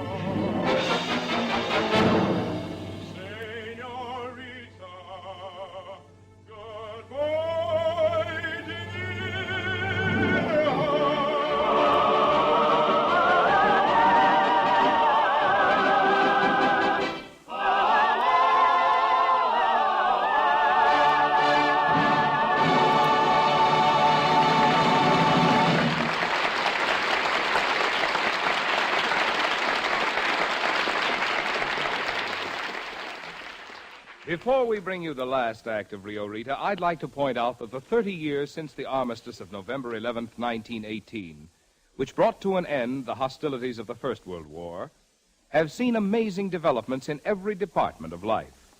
And in no field have there been more new developments or greater progress than in the field of transportation. This is true of transportation on the highways, on the water, in the air, and on the rails. Between the end of the First World War and the beginning of the Second, the railroads of the United States spent an average of $500 million a year on the improvement of their plant and facilities. Much of the improvement was undramatic, straightening out curves, cutting down grades, putting in better signals or communications, improving shop machinery and practices, as well as building and buying new and better engines and cars. But when the great test of the Second World War came, these undramatic improvements, made and continued year after year, paid off for the nation. For despite all the other developments, and even after all the billions of public funds which had been spent on other ways of transportation, when emergency came, it was to its railroads that the nation turned.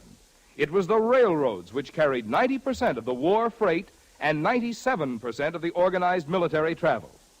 And nothing has happened since the war which in any way diminishes the importance, indeed the absolute necessity, of maintaining in full force and vigor these railroads, which in time of peace are essential to commerce, and in time of war are vital to victory.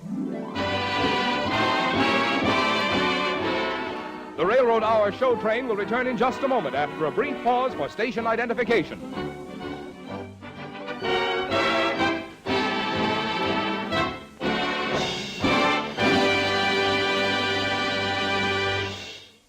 Now back to Rio Rita, starring Margot, Marion Hutton, Sweeney, and March, and your host, Gordon MacRae.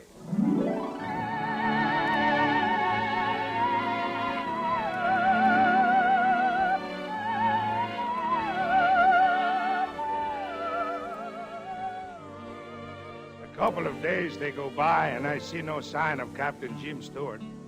Meanwhile, I keep Roberto out of sight at the Club Esteban, which is the floating nightclub I own in the Rio Grande. By this time, I am so sick of the women that when I see a gringo dame coming up the gangplank, I make the quick duck. So when she speaks to the lawyer, the Senor Ed Lovett, I am happy.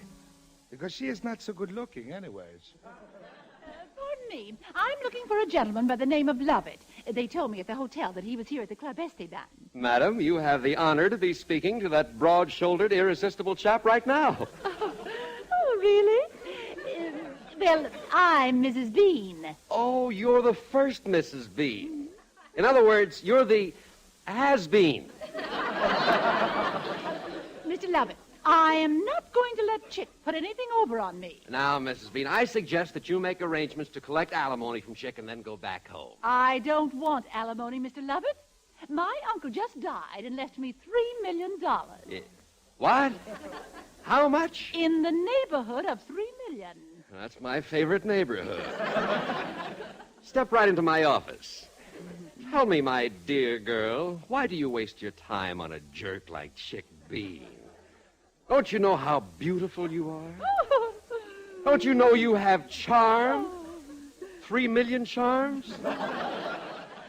Listen, sugar, just what advice did your lawyer give you before you came down here? He told me to say no to everything. Sounds like a very wise man, baby. Do you mind if I put my arm around your waist? No. Baby, you and I are going to have a lot of fun. If you're on the level about this.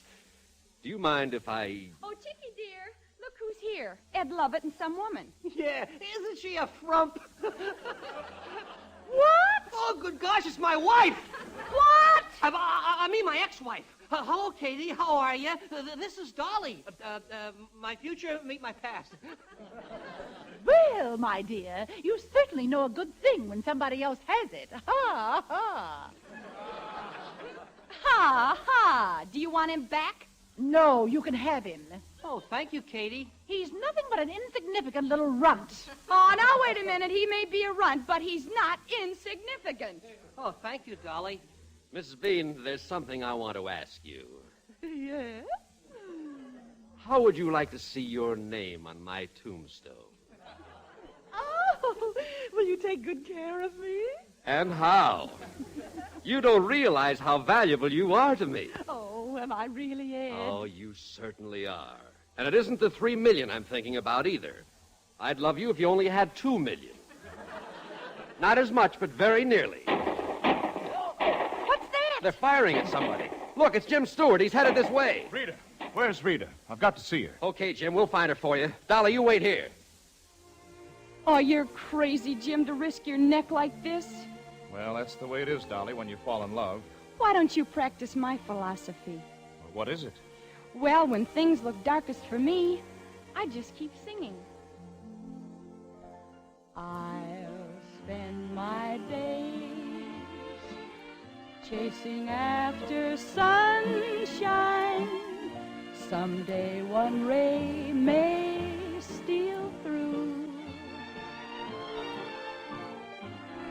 Can't change my ways, always hoping sometime someone else may learn to care as I do. There's only one beneath the sun that I've ever found. If he would smile on me a while, 'twould change things all around. Until then, I'll spend my days chasing after sunshine, following the sun around. I think you've got something there, Dolly. Well, now you try it yourself and see how much better you feel. I'll spend my days chasing after sunshine. Someday one ray may steal through. Can't change my ways, always hoping sometime someone else may learn to care as I do. There's only one beneath the sun that I've ever found. If she would smile on me a while, 'twould change things all around. Until then, I'll spend my days chasing after sunshine, following the sun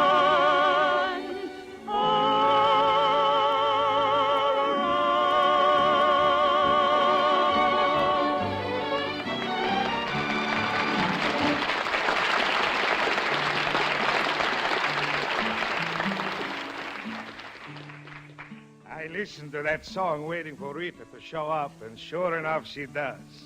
I have them all trapped now. So I begin to carry out my plans while they talk. Jim, oh, Jim. Rita, darling. Jim, General Esteban has many soldiers here tonight. They will kill you. You must go quickly. Not till you tell me you love me. I love you, Jim. Gonzalez, place your man at the gangways. Oh, Jim, he knows you're here. They will catch you. You cannot get away. I'm not licked yet, darling, and I've got an idea. Look, try and keep Esteban busy for a couple of minutes. I'll be right back. Rita, have you seen the gringo?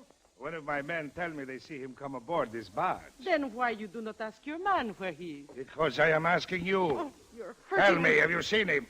Tell me. Take your hands off my sister, Esteban. Take them off. You dare to take the pokes at me? Lopez, shoot this Roberto. He is the Kinkajou. That is not so, Esteban. It is so. If I say it is so, it is so. Shoot him, Lopez. Hold it. You can't shoot that man. Ah, the gringo. He shows himself. Shoot him too, Lopez. I'd recall that order if I were you, Esteban. You are telling me what to do, huh? I am the head man of this district. I do what I please. You're not the head man of this district, General. You're in Texas now. Texas? That's right. I cut the cables, and this barge has drifted across the river. We're in Texas. He is right. This is Texas, and here come the Rangers. Don't try to get away, Roberto. You're under arrest. So it was for this you came back. Oh, I despise you. I hate you more than ever. Rita, let me explain. Do not speak to me. Not now.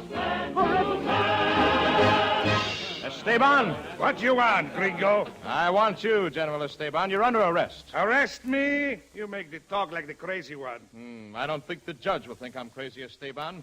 When I show him the proof that you are the Kinkajou. Jim, is this true? Yes, Rita. Esteban is the Kinkajou. I had to pretend that I thought it was your brother in order to get the proof against him. Arrest him, men. You cannot do this to me. No, it cannot be did. Not to me, General Romero Joselito. What?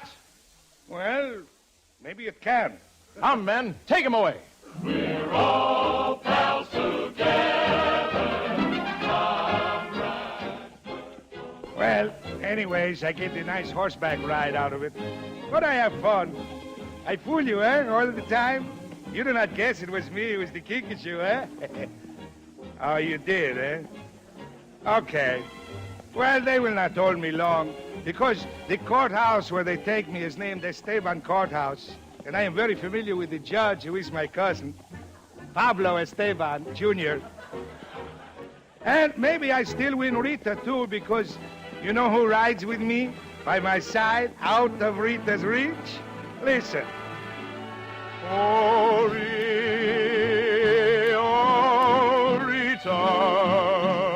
Senorita, goodbye, dear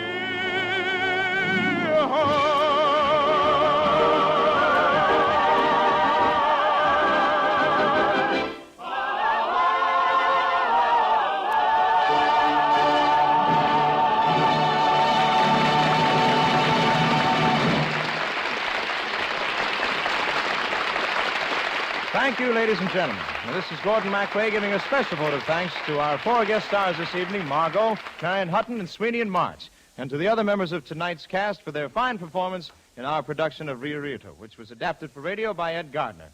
Well, next week, our star-studded show train will arrive on the same tracks and at the same time. On board will be Dorothy Kirsten, Lucille Norman, and Francis X. Bushman to join me in bringing you Rudolph Frimmel's famous Vagabond King, with our chorus under the direction of Norman Luboff and the music arranged and conducted by Carmen Dragon.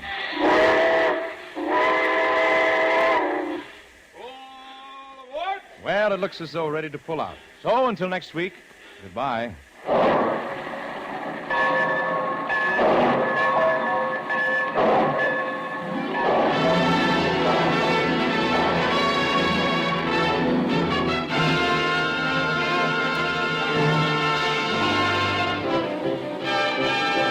And remember, during the coming week, as always, the American railroads will provide for you the dependable low-cost transportation which is so essential to the American way of living.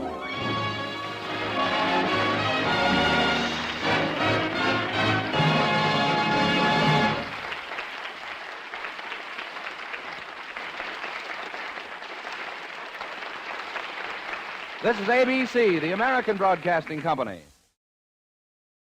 Transcribed. Ladies and gentlemen, the Railroad Hour.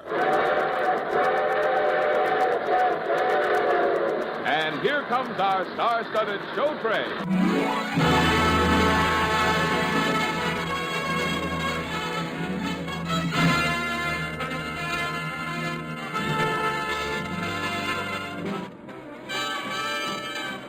Tonight, the Association of American Railroads presents the sparkling musical comedy Girl Crazy, starring William Bendix, Doris Day, Joan Edwards, your host Gordon MacRae, and the music of Carmen Dragon's orchestra.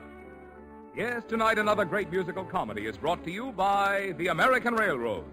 The same railroads that also bring you most of the food you eat, the clothes you wear, the fuel you burn, and all the other things you use in your daily life.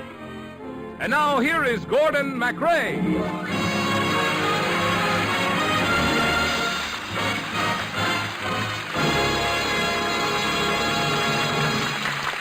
Thank you and good evening, ladies and gentlemen. This is Gordon MacRae helping to bring you another in our series of musical successes. Tonight, the Railroad Hour show train presents the gay George Gershwin hit, Girl Crazy.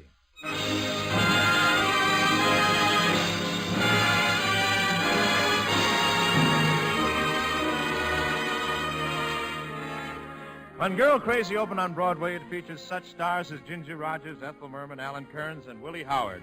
Tonight, playing those same star parts, you'll hear Doris Day, Joan Edwards, yours truly, Gordon MacRae, and in the comedy role of Skeeter Mulligan, the New York taxicab driver, that lovable lug, William Bendix.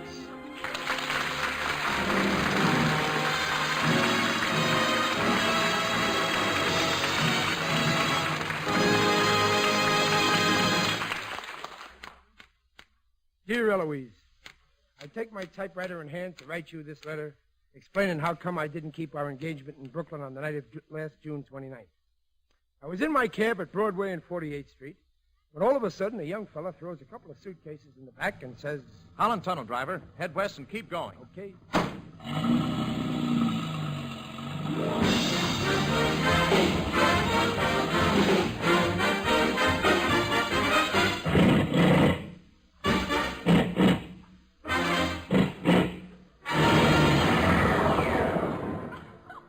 Well, buddy, if this ain't the town you're looking for, you're out of luck because I'm out of gas. Now, relax, Mulligan.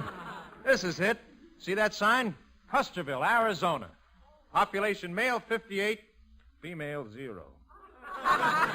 No women. No wonder the place looks dead. Now, while I ask those cowboys over in the hotel veranda where we can get some gas, why don't you sort of mosey around and take a look at the sights? What sights? When you've seen one grain of sand, you've seen them all. I'll be right back. Oh, okay, boy.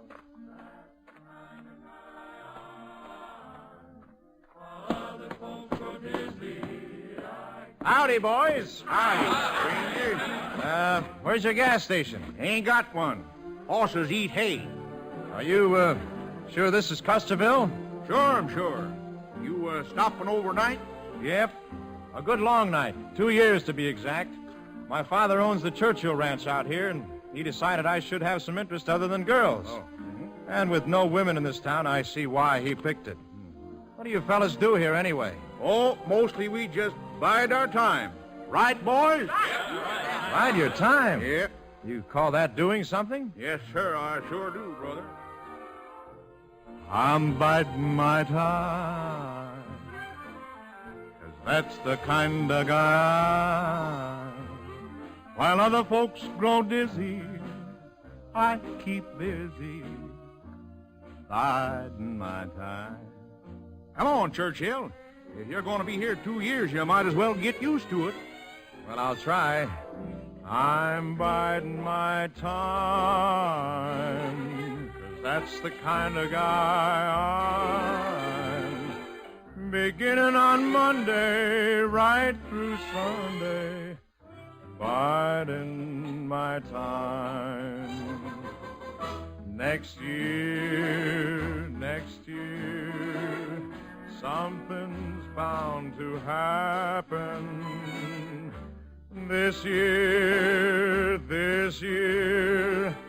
I'll just keep on napping and biding my time. That's the kind of guy I'm. There's no regretting when I'm setting, biding. There's no regretting when I'm sitting here and biding my time. Sitting and biding my time.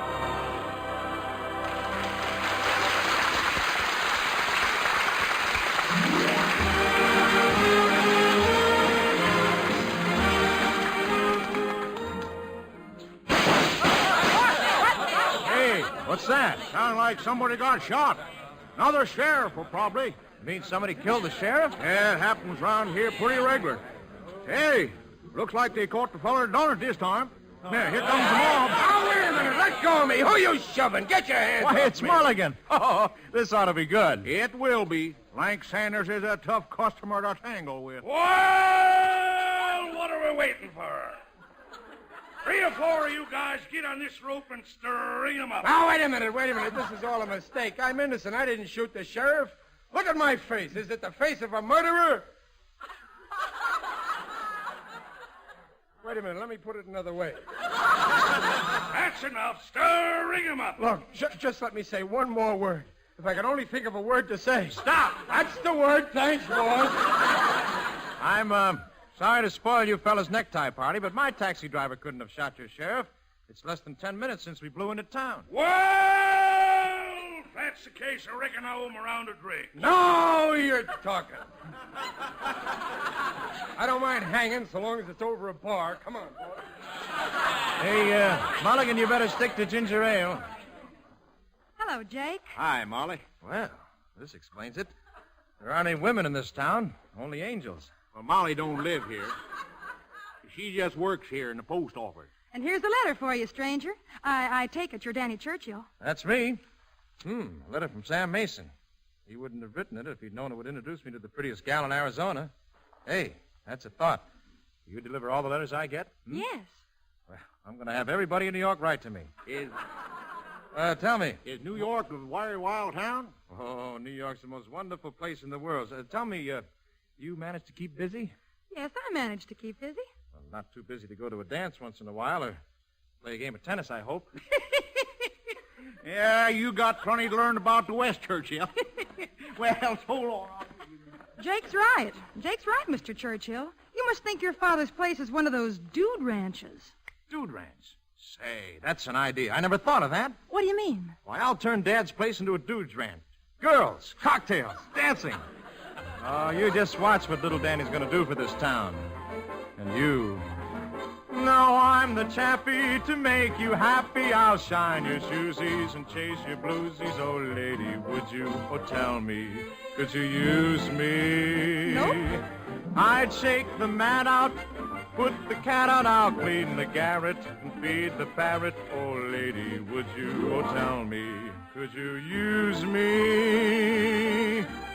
Do you realize what a good man you're getting in me? I'm no elf or mason or woodman who gets home at 3. Now the gals who see me go soft and dreamy, but I'm a gander who won't philander. Oh, could you use me? 'Cause I certainly could use you. What do you say, Molly? What do you say? Sorry, Mr. Churchill. But you're no cowboy, you're soft and how, boy, I feel no muscle to fit the tussle. I must refuse you, I cannot use you. Excuse me. Well, now, give me a chance. No nightlife for you, the birds would bore you, the cows don't know you, a horse would throw you. You silly man, you to ask me, can you use me? Wait a minute. Though at love you may be a wizard, I'm wanting to know. Could you warm me up in a blizzard, say 40 below? I think so. Your ties are freakish, your knees are weakish. Go to New York pub, stay in the store club. Though you can use me, I certainly can't use you.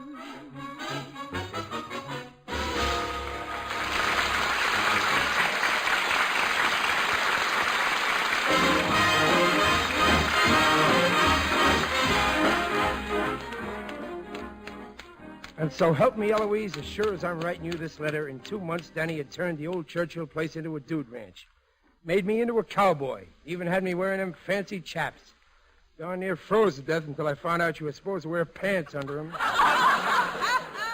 Then one day, just before the grand opening, a swell-looking dame walked up to me and said, Well, hello there, handsome.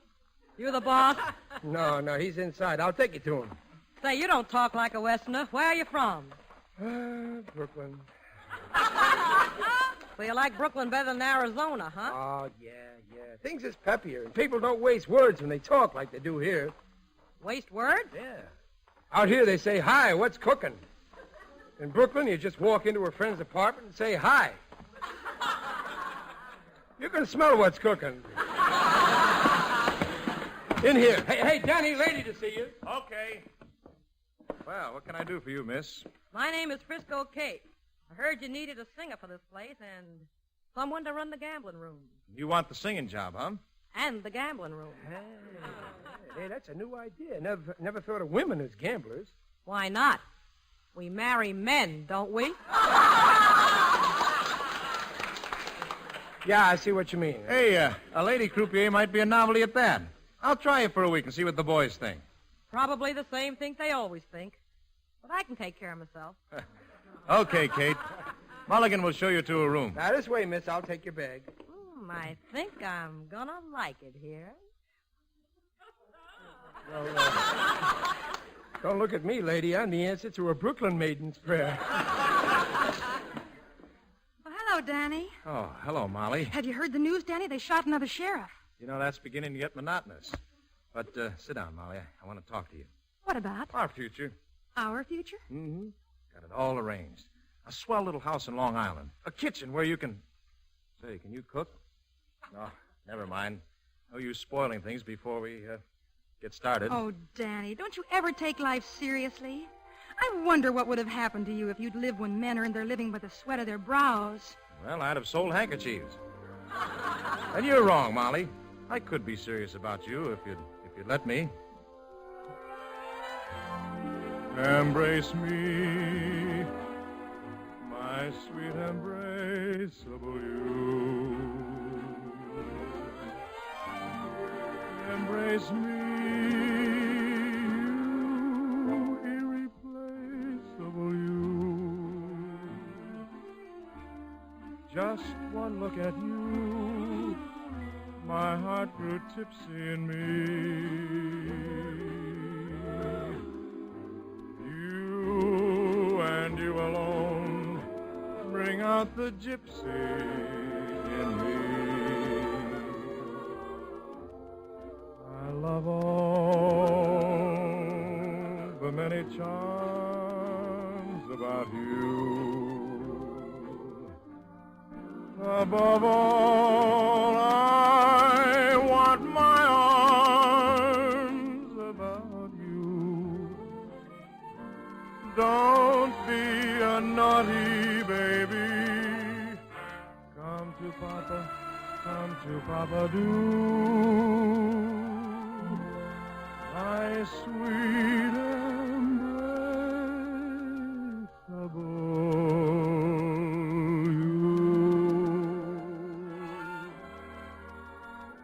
I've never felt like this about any girl before. Molly, will you marry me? Oh, now you're just being silly. No, I'm not. I mean it. Please marry me, Molly. Just this once. Oh, Danny. Embrace me, my sweet embraceable you. Embrace me, you irreplaceable.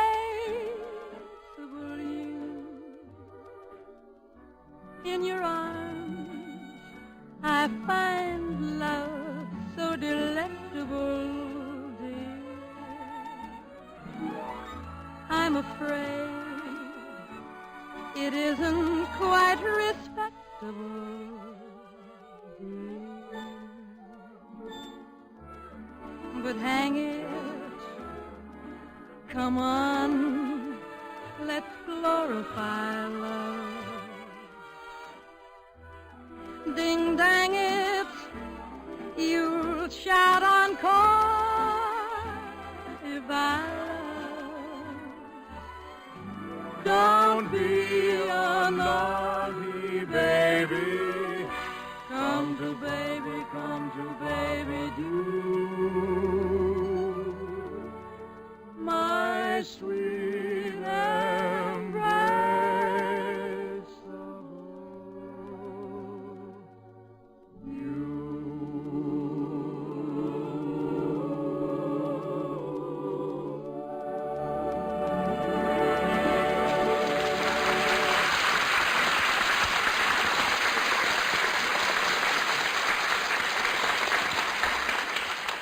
Before we hear the second act of tonight's show, here's a sound I'm sure you'll recognize. Yes, that's the sound of the locomotive whistle, one of the friendliest, most familiar sounds in all the land. The next time you hear that sound, soft and low across the distance, you might remember that even to blow the whistle costs money. Not much, of course, just a fraction of a cent for each toot of the whistle. But small as the amount is, it costs just about twice as much now as it did before the war. And what's true of even so small a thing as the cost of whistling is true of the cost of almost everything else about running a railroad. Since 1939, wage rates, which railroads pay, and prices of things they buy and use have practically doubled. That's more than twice as much as the increase in railroad rates. The events of the war and of the peace which has followed it have shown us all that the defense of this country and its agriculture, commerce, and industry demand efficient, adequate, dependable rail transportation. Good and adequate transportation depends upon adequate earnings, the sort of earnings which come when revenues are in line with costs. Such earnings will justify and encourage continued investments in improved equipment and facilities, which are the foundation of better service at the most economical cost.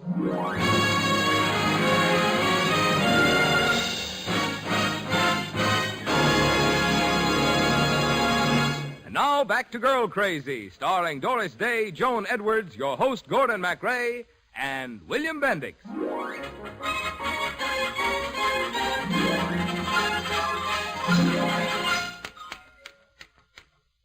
Looks like this is going to be a long letter, Eloise.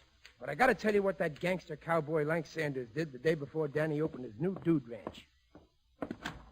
Churchill, I want to talk to you alone. And I'll wait outside, boss. No, stick around, Jake. Well, speak up, Lank. What's on your mind? I hear you're opening up a gambling room. That's right, tomorrow night. Well,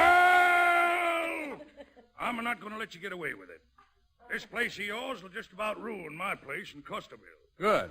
I suppose you heard the new sheriff was shot? Yes, I did. That means there'll be a special election tomorrow. I'm the only man running. And this place of yours won't have a chance after I'm elected.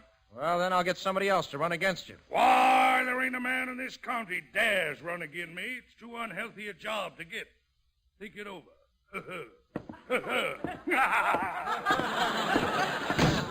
Well, sounds like he means business. Well, that's a good idea you had, getting somebody to run against him, but who? I don't know. Anybody who'd do it would have to be out of their head. A nincompoop. A dope. Hi, fellas. Oh, well, Mulligan. The very man. Mulligan, how'd you like to be a policeman? Oh, I get it. You want me to be the house detective here. Well, I'm sorry, but I ain't built right for a job like that. I'm too tall for keyholes and too short for transoms. Well, it ain't that, Mulligan. How'd you like to be sheriff of this county? Sure. Say, that might be fun. Good. I'll be your campaign manager. We'll go into town tomorrow, and you can spend the whole day making speeches.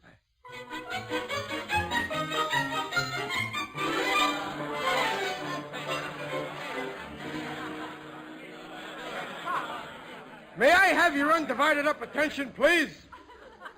As you all know, I am running for sheriff today on a reform ticket. And believe me, reform is one subject I'm well schooled in. Crooked politicians have been robbing you fellas long enough. It's time you gave me a chance. Now, I want you folks to get out and vote. Exercise your franchise. Exercise it. Don't be seen walking around town with a flabby franchise. How am I doing, boss? Oh, you're doing great. Uh-oh. Here comes Lank. Get ready for trouble. So, Mulligan, you're trying to beat me out of the sheriff's job, huh? Well, I warn you. If you're elected, I'm going to kill you. You still want to be sheriff? No. On second thought, it don't sound like a steady job. Well, boys, have you heard the news?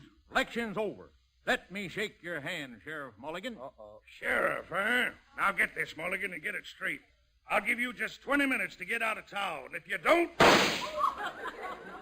the next time I won't be pointing my gun up in the air. As my friend Chester A. Riley would put it, what a revolting development this is.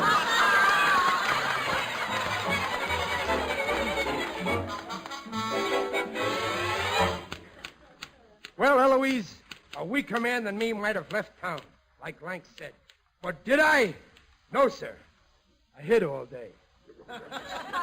That night I sneaked back for the grand opening of the Dude Ranch. Danny had a big crowd on hand, and that Frisco kid sure knew how to keep them entertained.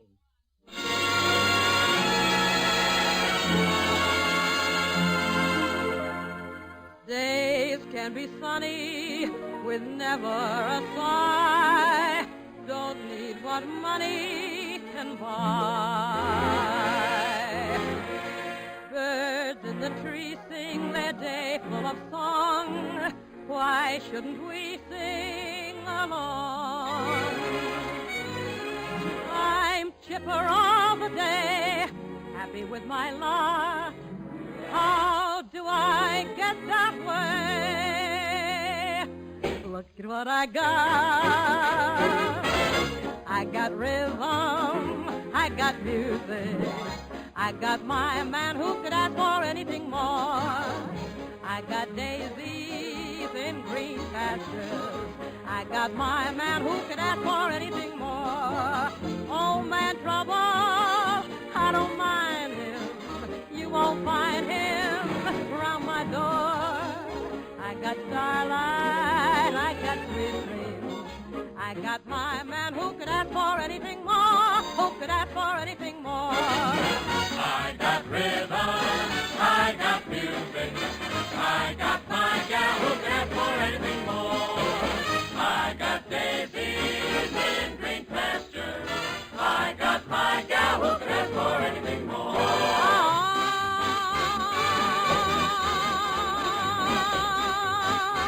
Who could ask for anything more?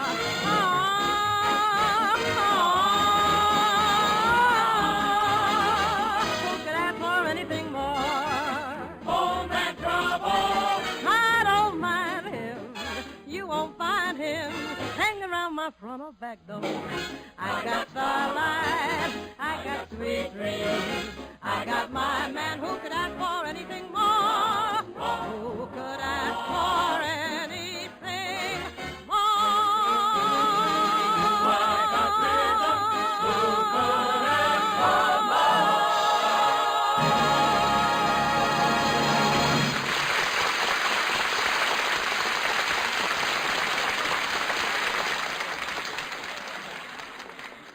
Well, hiya, Katie. How's the party going? Mulligan! Not so loud. I'm wanted for murder. Who've you killed? Nobody. Lank wants to murder me. But I had to see how Danny's party was going. Hey, that was some number you just sung. What a voice. You got some sostenuto. And the timbre of your vibrato is allegro fortissimo. Why, Mulligan, what talk? What's the matter? Say something vulgar? Well, Kate, how's everything at the table? Well, I'm raking it in as fast as the suckers can shell it out. Oh, good. Oh, excuse me, Kate. There's Molly just coming in. Okay, boss. Mulligan, you better get out of sight in case Lank shows up. Go someplace where nobody can see you. No, okay. I'll go in the bar. Everybody in there is half blind. Hello, Molly. Glad you came tonight. So am I. It's been most enlightening, Mr. Churchill. Mr. Churchill. Molly, well, what's the matter? I've just had the pleasure of meeting an old friend of yours from New York, Mr. Sam Mason. Sam Mason? Yes, and he told me some very interesting things about you, Mr. Churchill. Mr. Mason informs me that there's a young lady waiting for you in New York who also expects to occupy that little house on Long Island. Oh, now, Molly, that's not true. Tess used to be Sam's girl, and I dated her a few times. That's why he's trying to get even with me. Don't you believe me, Molly? No. But you must. And why must I? Because I love you. For the first time in my life, I know what it means to be really in love. Am I not a man who's normal, my dear? You don't need to be so formal, my dear. There's just one way to cheer me. Come to Danny, do. My sweet embraceable you. What do you say, Molly? Let's get married tomorrow. I'm sorry, but I won't be here tomorrow. Why? Where are you going? To Mexico. Sam's driving me to the races at San Luis. You can't go to Mexico with Sam Mason. I know his tactics with women. Well, they don't seem to be much worse than yours. Goodbye, Mr. Churchill. Molly! Watch it, Molly! Out of my way, boss. Lank Sanders is after me. Well, go in the closet in my office and put on an Indian costume you'll find there. Lank will never know you. But hurry, we're driving to San Luis. Yeah, okay, boss. Thanks. Oh, Mulligan! Yeah. Have you seen Danny? I've taken in over $6,000, and he'd better put it in the safe. Yeah, well, here, give it to me. I'll be seeing him in a couple of minutes. Okay. Thanks, Mulligan. All right. Now, let's see. Which closet did he mean? Oh, here it is, right here. Blanket, feathers, everything. Oh, better put it on. Oh, those feathers tickle, baby. Oh, no wonder they're supposed to go on my head. Oh, well. There. Say, I look like a genuine Navajo. Uh-oh. Mulligan! Mulligan! Now, where'd that guy go? Hey, Chief, you seen Sheriff Mulligan? How? Oh, can't speak English, huh? How? Too bad. Somebody ought to warn Mulligan I know he's here and I'm aiming to ventilate his vest. And how? I'll just hide in this closet, and when Mulligan shows up, I'll let him have it. Ugh. Everything okay, rain in the face? Go get the car started, will you? Ugh. What's the matter with you? Ugh. Ozzie Clay. I know you found the suit in the closet. What about it? Pale face, lanky pale face, and the Ozzie Clay. Now, look, I haven't time for any more clowning. Kate told me she gave you $6,000 to give me. Where is it? Will you talk English, Mulligan? That did it. Oh! Lang! Look out of my way, Danny! Stop running around that desk, you coward! Why don't you get shot like a man? This is no time to get reclassified. Toss me that Tommyhawk, Mulligan. Go round again. Okay, here you are, boss. No.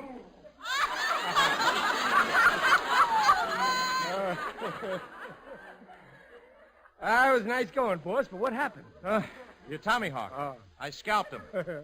Now let's get my car and get going. Hey, look. There's Molly. She's getting ready to leave in Sam Mason's car. Hurry. Molly! Molly, wait! You're not going to Mexico with Sam, Molly. You're going with me. That's what you think. That's what I know. Sorry, but I promised Sam, and I keep my promises. Let's go, Sam. Molly! Molly! I had to go girl crazy over someone who could not be true. My own embrace of all you.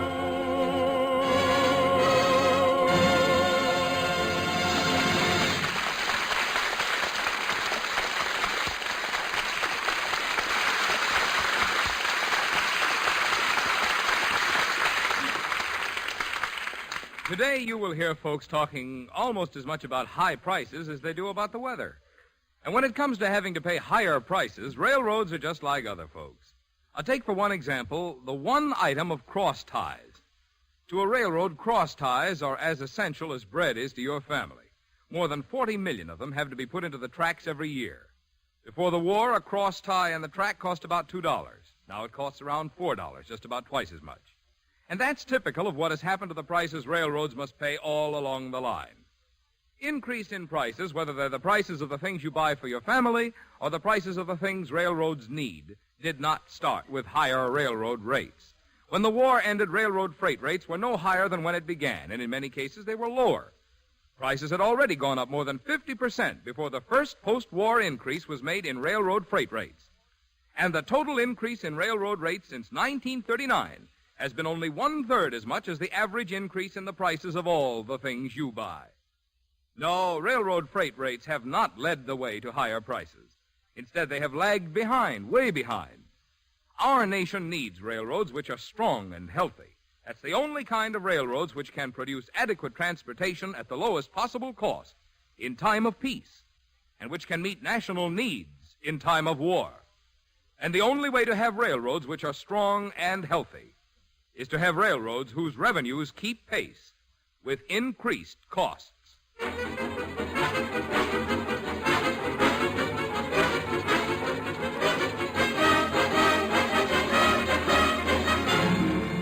The Railroad Hour show train will return in just a moment after a brief pause for station identification.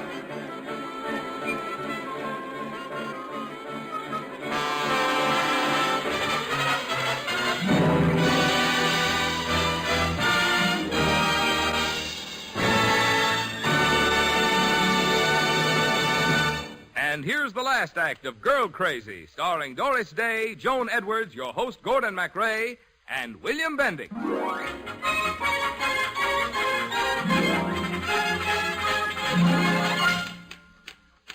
Hang on, Eloise. I'll finish this letter up in a couple of more pages. But I got to tell you about that trip we took to Mexico. When Danny and I arrived at the hotel in San Luis, Frisco Kate met me in the lobby. Well, Mulligan, I see you got here all right. Yeah, Kate, but the way Danny drove, it's a miracle. All the way down here, my entire life kept flashing before me. Were you scared? No, I was having too much fun looking at the pictures. Well, Molly had me go with her and Sam to chaperone, and what a ride that was. Sam kept hugging the curves all the way, only they were Molly's. The poor kid's disgusted already, wishes she hadn't come. Well, what about you? I think I'm going to have a wonderful time. Just think, Mulligan, we're alone together, you and I. Yeah, well, don't try nothing. I know how to protect myself.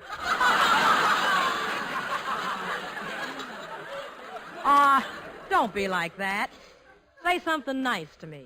All I got to say to you is hasta luego, adios, auf Wiedersehen, and a slight touch of our reverie. But all that means goodbye. Blunt, ain't I? Look, Mulligan, wouldn't you like to settle down with someone who'd be your constant companion, never leave your side, worship you? Oh, I got a dog that does all that. But could your dog cook breakfast for you? No, but would you bark if there was a burglar in the house? Look, Kate, you don't want me.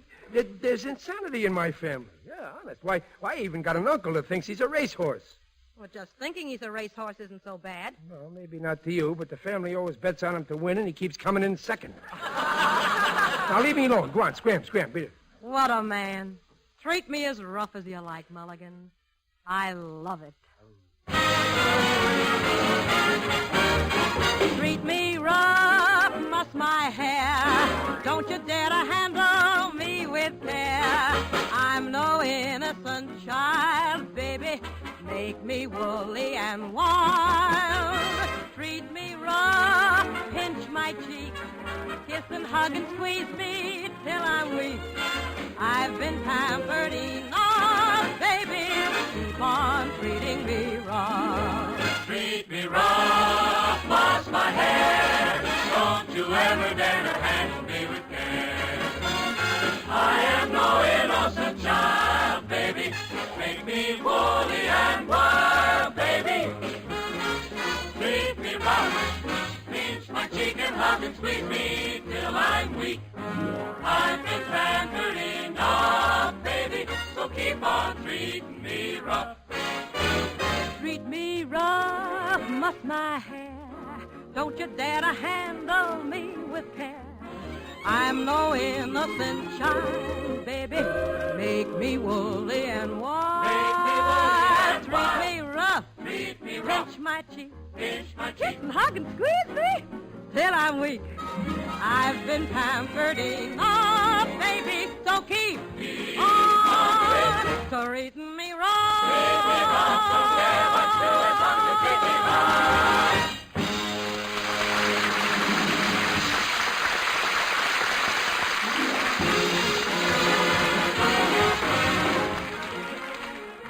Okay. You don't know where Molly is, do you? She's in the coffee shop, Danny, trying to quiet her nerves. Shall I tell her you want to see her? No. She evidently doesn't want to see me, and if that's the way she wants things, it's okay. Well, you're the boss, but if you ask me, that's not the way she wants things. See you later. That's the way to treat women, boss. Be tough. Look at me. I got Frisco Kate biting the hand that's feeding her. Forget it, Mulligan. By the way, you'd better give me that $6,000. I'll have the clerk put it in the hotel safe. Okay, boss. Here you are. Uh-oh. Here's Molly. Oh, hello, Danny. I guess you're pretty angry with me, aren't you? No, I'm not angry. But your boyfriend Sam will be if you leave him flat. Mulligan, I'm going to get our bags out of the car. The whole trouble is, Molly, I took too much for granted. Oh, Mulligan. Mulligan, what can I do? Now that I found out that I'm really in love with Danny, it's too late. Well, crying ain't going to help. He won't like you any better with a red nose. Come on, can't you smile a little? There's nothing to smile about, Mulligan. They're writing songs of love, but not for me. A lucky star above, but not for me. With love to lead the way, I found more skies of gray than any Russian play could guarantee. I was a fool to fall and get this way. Hi-ho, alas, and also lack-a-day. And though I can't dismiss the memory of his kiss, I guess he's mine.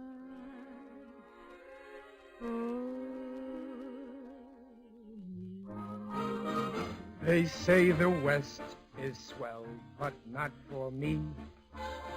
It's great for Digger Odell, but not for me. I'm gonna make my will, 'cause back in Custerville, those guys are out to kill a sap like me. It's such a healthy spot, but not for me. This job is much too hot, and not for me.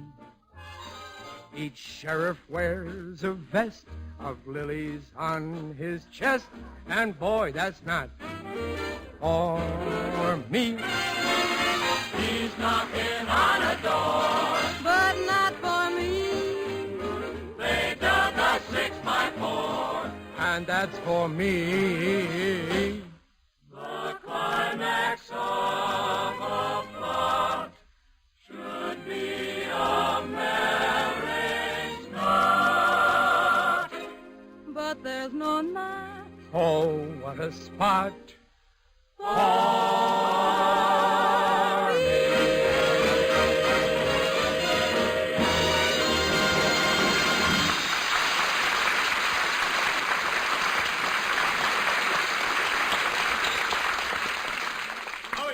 Mulligan. Jake, what are you doing here? Well, right after you left, Lank got in his car and followed you. Lank is here? Ooh, I'm going to dig a hole and disguise myself as a gopher. Molly! Come quickly, everybody. Danny's lying out by the cars. Someone's attacked him. Danny? Right then, Eloise, I realized what a dumb bunny I am. It was Danny and his 6 grand that Lank had followed, not me. Fine sheriff I turned out to be. I was too ashamed to face him, so I slipped out, headed for the edge of town, and hopped a freight train. I was all set to ride out of town when the train bumped, and I knocked my head against the side of the car. Then I realized the train wasn't going nowhere. It was just hooking on cars. I was about to scram when the car door slid open, and in crawled the last person I wanted to be caught in a boxcar with, Lank Sanders. I tried to be very quiet, but just then the train bumped again. Who's there? I said, who's there? Moo! Cow. Funny, this didn't look like a cattle car. Moo! That reminds me, ain't had anything to eat since I left Custerville. Sure could go for some nice fresh milk. Moo! Here, bossy. Nice, bossy. Where's that fool critter? I can't see a thing in the dark. Move any closer and I'll let you have it. Mulligan, is that you? Well, it ain't William Bendix. Well, ain't this chummy? I hated the thought of leaving this town without getting rid of you. Don't do it, Lank. Think of my poor old white-haired mother. Stop kissing my hand. I'm letting you go. Lank, are you hurt? Well, what do you know? He's out cold. It's a good thing he bumped his head against the side of the car. I might have had to get a little tough with him.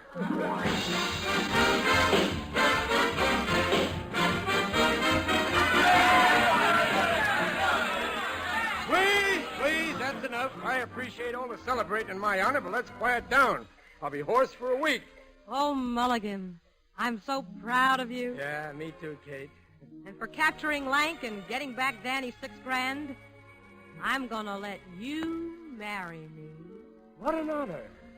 I should have known that you'd taken after Lank to recover my money for me, Mulligan. I shouldn't have doubted you. I guess I just couldn't think straight. Oh, don't worry, darling. From now on, you're going to have a wife to do your thinking for you. Oh, Molly. You got it easy, Molly. Why, I've got to bark if there's a burglar in the house. Kate! I love all the many charms about you.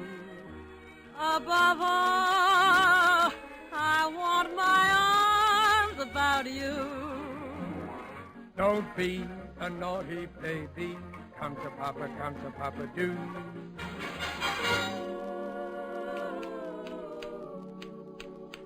So, Eloise, I'm afraid you lost your boyfriend to Kate. Very truly yours, Skeeter Mulligan.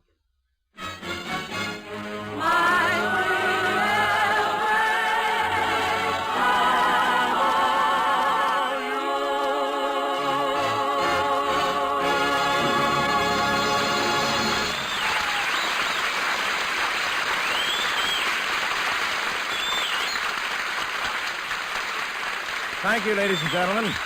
This is Gordon MacRae giving a special vote of thanks to our guest stars, William Bendix, Doris Day, and Joan Edwards, and to Alan Reed and Jess Kirkpatrick for their fine performances in our production of Girl Crazy by Guy Bolton and Jack McGowan, with lyrics by Ira Gershwin, music by George Gershwin, and adapted for radio by Mr. Bill Demling.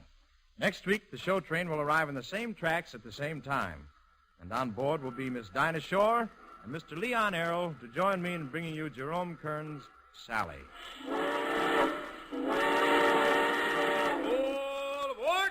Well, it looks as though we're ready to pull out, and so until next week, good night.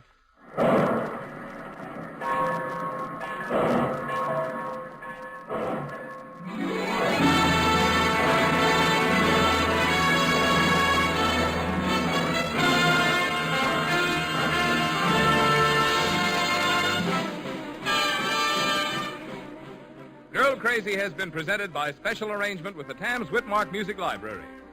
Gordon MacRae appeared on this program by arrangement with Warner Brothers. William Bendix will soon be seen in the Paramount picture The Connecticut Yankee in King Arthur's Court. Doris Day appeared through the courtesy of Michael Curtiz Productions. This is Marvin Miller speaking. The Railroad Hour is brought to you each week at this time by 132 railroads of the United States. Each one of them has its own operations and services. Each one competes keenly with others for business. But all of them work together through the Association of American Railroads for the improvement of all railroading and for better service to you.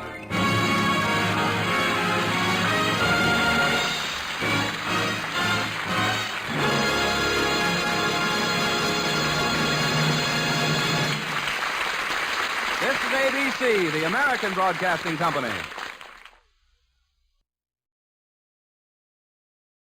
Let's go to the opera.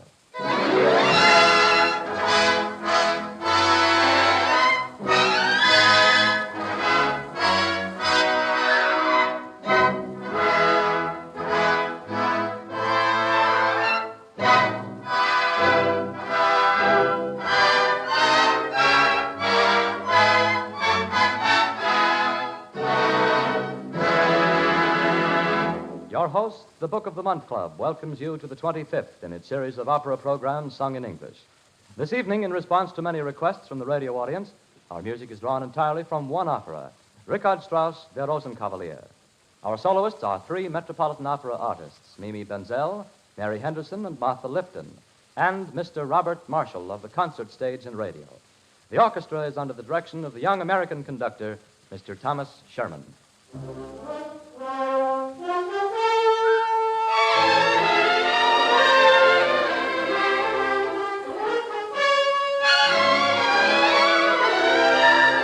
Rosenkavalier is the story of a princess who tries to recapture her youth in a romance with a young nobleman, Octavian. But Octavian finds real love with another. The mood of the opera is set in this sparkling music of the prelude.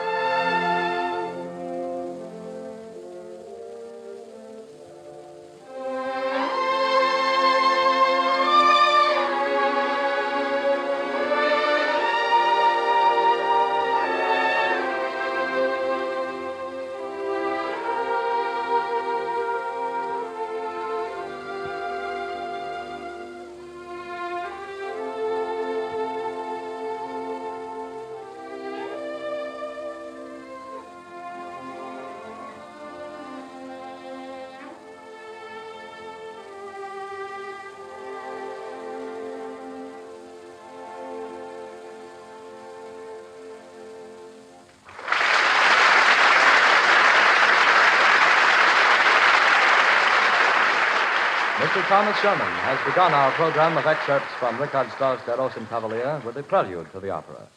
In the first act, the princess is upset by a visit from her cousin, a coarse, middle-aged baron. He wants to marry Sophie, the pretty daughter of a merchant, and asks the princess to make the traditional arrangements. After the baron leaves the princess, she expresses her disgust for his vulgarity and thinks back over her own unhappy marriage, which was arranged in the same cold-blooded way. Mary Henderson, as the princess, sings, Now There He Goes.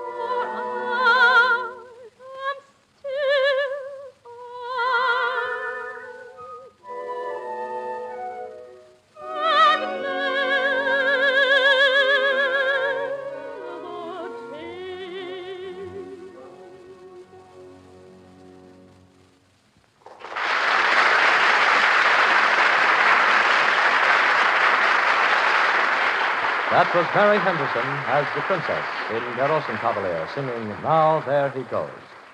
The princess is continually being interrupted by all sorts of hangers-on. Among them is an Italian tenor who seeks her patronage. In this aria, Strauss imitates the old Italian operatic style. Robert Marshall, as the Italian tenor, sings Di Rigore Armato.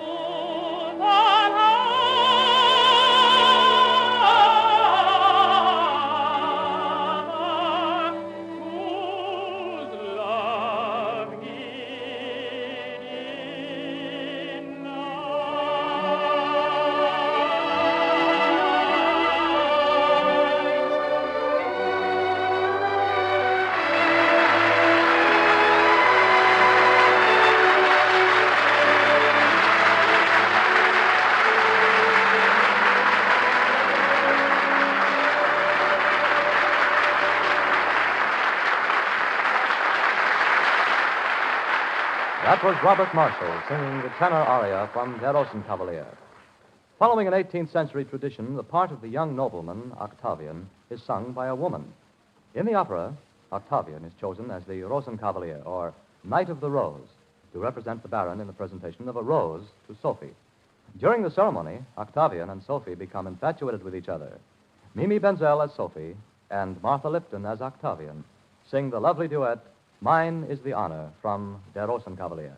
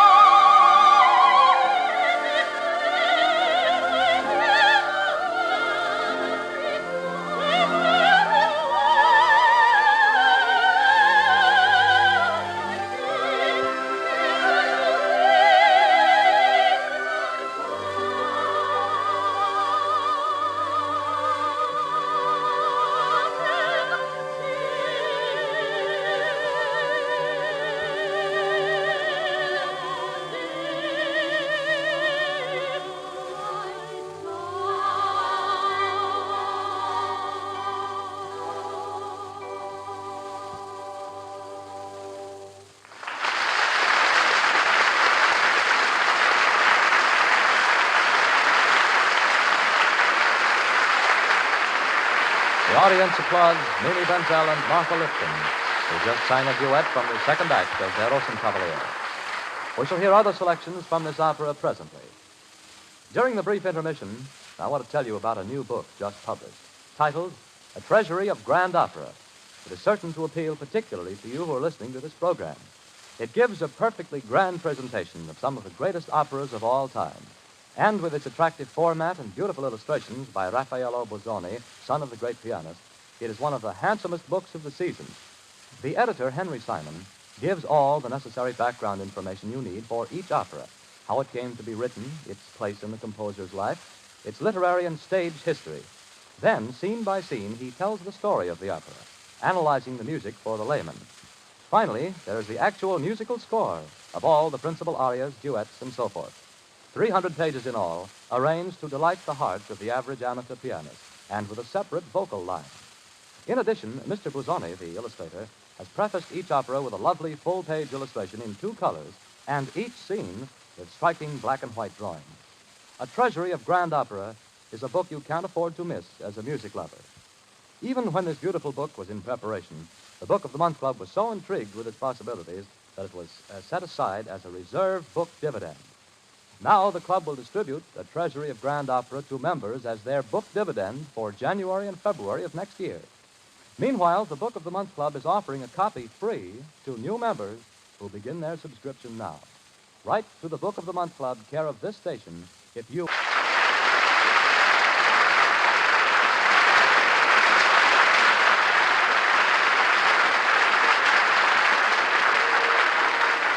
Those were the waltzes from Der Rosenkavalier. At the end of the opera, the princess learns that Octavian and Sophie love each other and gives them her blessing. In the famous trio which follows, she realizes that she can never again recapture her youth, while Octavian and Sophie unite in a song of young love. Mary Henderson, Mimi Benzel, and Martha Lipton sing the trio from Der Rosenkavalier. Oh,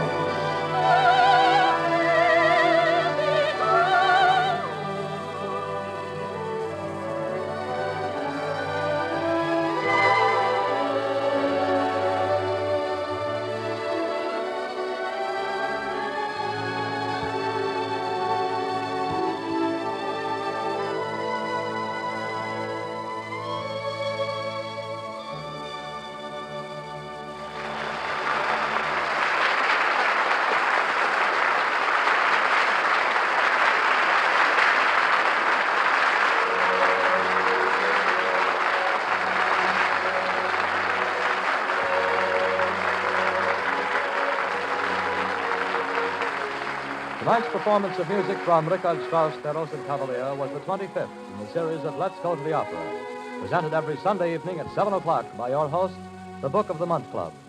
Our soloists this evening were Mimi Benzel, Mary Henderson, Martha Lipton, and Robert Marshall. Our conductor was Thomas Sherman. Next week's Let's Go to the Opera program will be the last in this summer series. It will present Marie Rondal, Winifred Height, Eugene Conley, and Hugh Thompson. This will be an all-Italian program featuring the music of Verdi, Donizetti, and Mascagni. Let's Go to the Opera is a weekly presentation of the Book of the Month Club. It is produced by Roger Bauer and comes to you from the Mutual Guild Theater in New York City. This is Frank Waldecker inviting you to be our guests next week at this same time.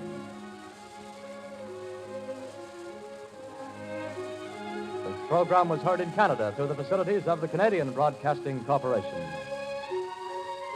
This is the Mutual Broadcasting System.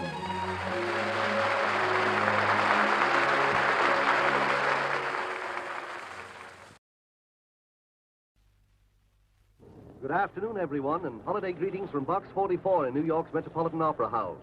You're once again the invited guests of the National Broadcasting Company on a coast-to-coast network of its associated stations for an afternoon of opera. Today's performance is of special interest. The Metropolitan Opera Company is reviving this afternoon for the first time since 1937 Ponchielli's realistic and tragic opera La Gioconda, to be sung in Italian by a famous cast headed by Zinka Milanov in the title role, Bruna Castagna, Anna Cascas, Giovanni Martinelli, Carlo Morelli, Niccolo Moscona, and others. We are now awaiting our conductor, Ettore Panizza, who is on his way to the orchestra pit.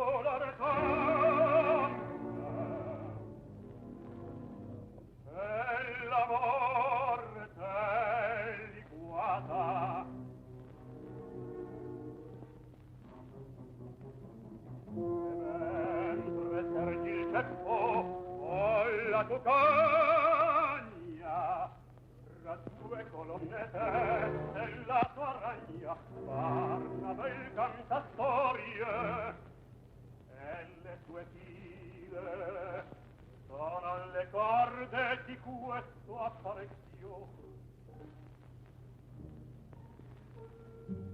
Col lavorio sottile e di mano e d'orecchio colgo i tappani al vol per conto dello Stato e mai non falla l'udito mio toglier potessi per le mie brame e tosto una terza pochissima far fuori far falla sei io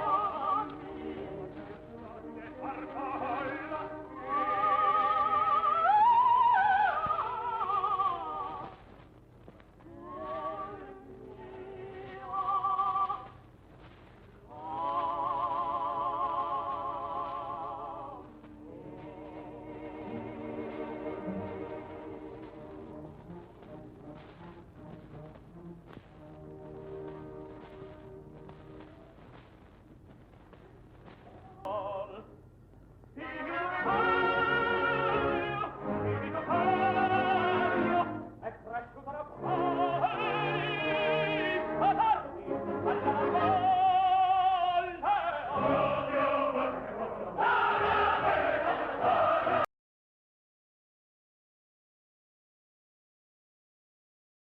The Kraft Foods Company presents The Great Gildersleeve.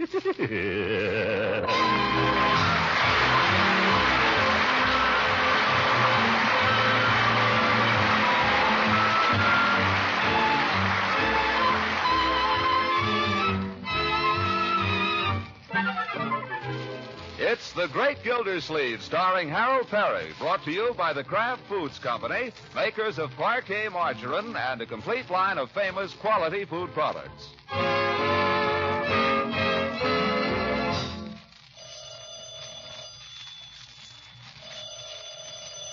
Telephone. I got it.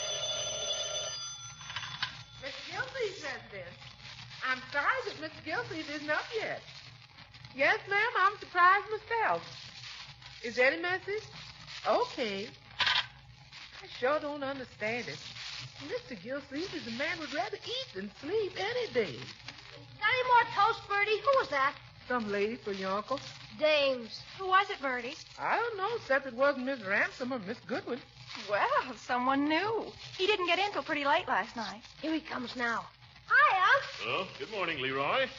You aren't thinking of going anywhere in that sweater, I trust. Sure, why not? Because it's filthy. Change it. Good morning, Marjorie. Good morning, Bertie. Morning, Mr. Gilsleeve. Good afternoon, Unky. No, my dear. Your lady friends have already been phoning you. Lady phone? Who? I don't know, Mr. Gilsleeve, except it wasn't one of the regulars. Yeah.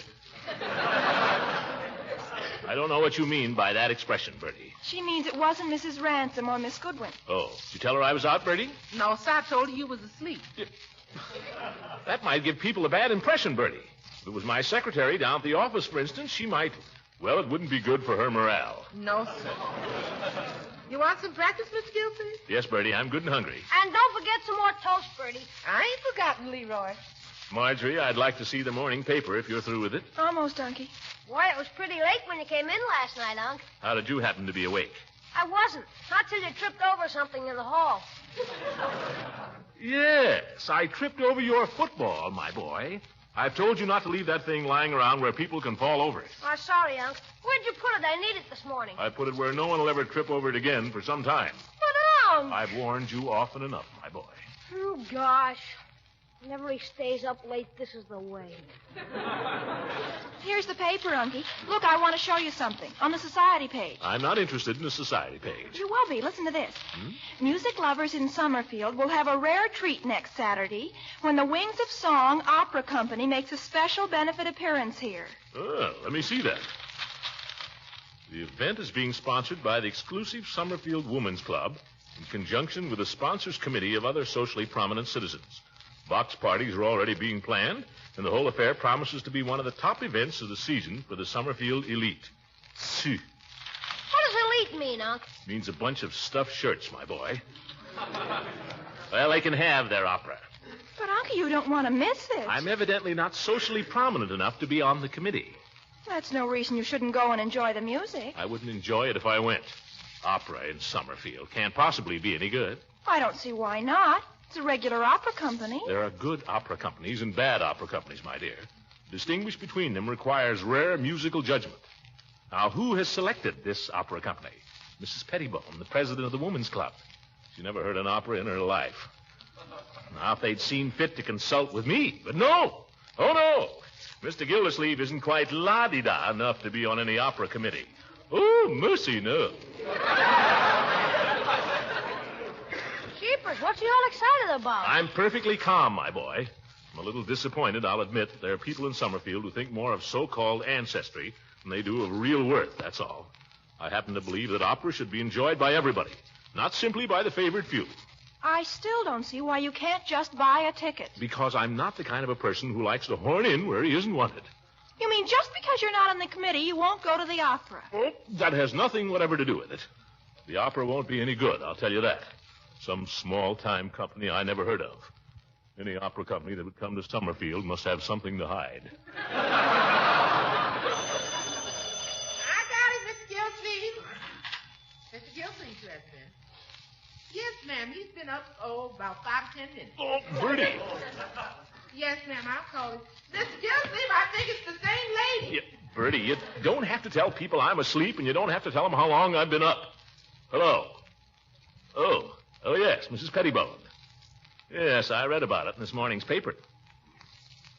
Me? A sponsor? I'm pretty busy, Mrs. Pettibone.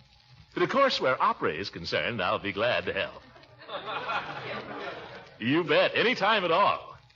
Not at all, Mrs. Pettibone. Thank you. Oh, solo mio. Da, da, da, da. What a character. You children have to hurry and get out of here now. Mrs. Pettibone and Mrs. Bullard are coming over to consult me about the opera. I'll get right out, Unc. I could play outdoors if I knew where my football was. It's in the laundry hamper upstairs. Gee, thanks, Unc. I'll do the same for you sometime. Yes, yes. Oh, solo mio, da, da, da, da.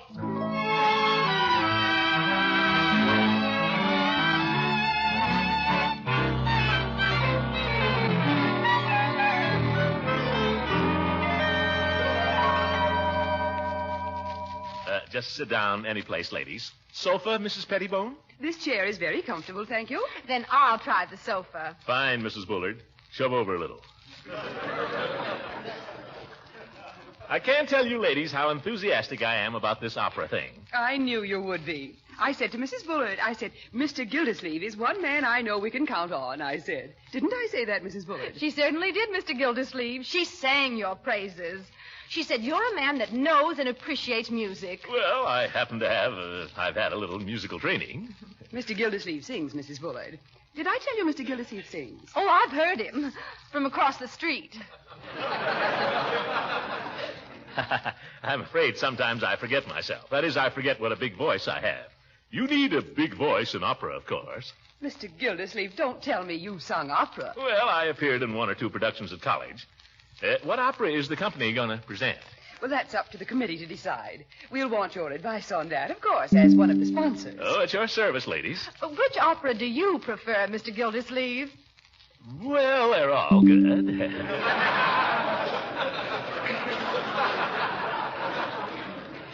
I think we can decide that later, Mrs. Bullard. There's another problem that we have to consult Mr. Gildersleeve about. Yes?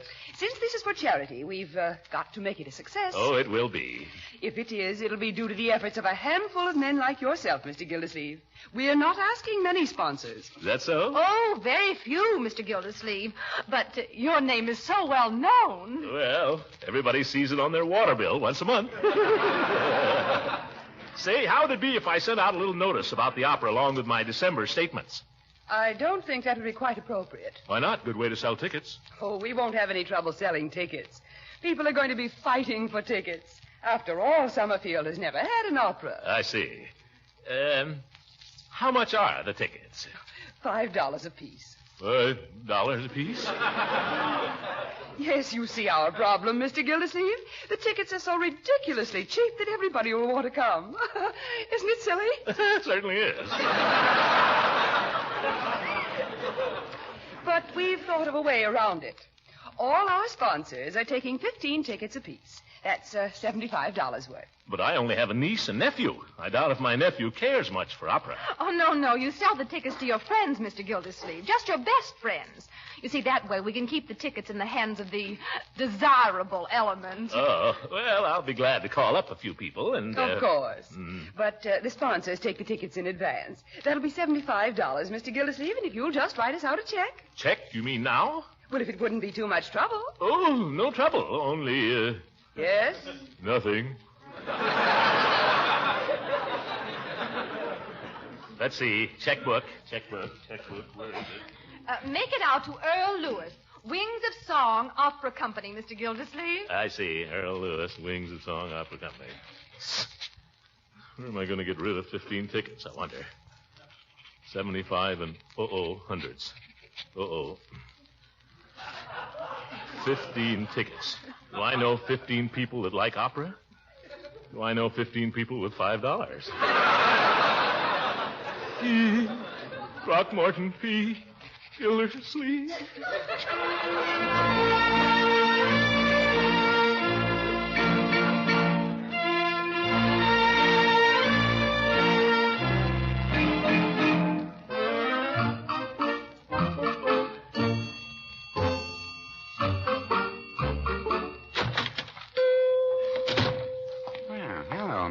Gildersleeve?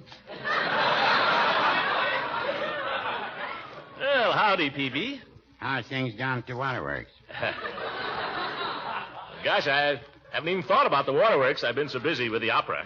Just dropped in to check up on these tickets I left with you. Oh, don't worry about those, Mr. Gildersleeve. I got them right here. I put them in the cash drawer for safekeeping. But have you sold any? No, Mr. Gildersleeve, I haven't. To tell you the truth, there doesn't seem to be much demand for them. Well, it's like anything else, Peavy. You have to create the demand. You have to sell them. I know, but just the same, I wonder if you haven't picked the wrong outlet here. Why? Well, in all the years I've been in the pharmacy business, I can't recall that anyone has ever come in here and asked for opera tickets. People come in and ask for a lot of things. I had a woman come in and ask for 12.5 skate keys once. Never told me what she wanted them for. Skate keys at a drugstore? Why, that's ridiculous. Yes, it is. It was just by the merest chance that I happened to have them. But as I say, I never had anybody ask for opera tickets.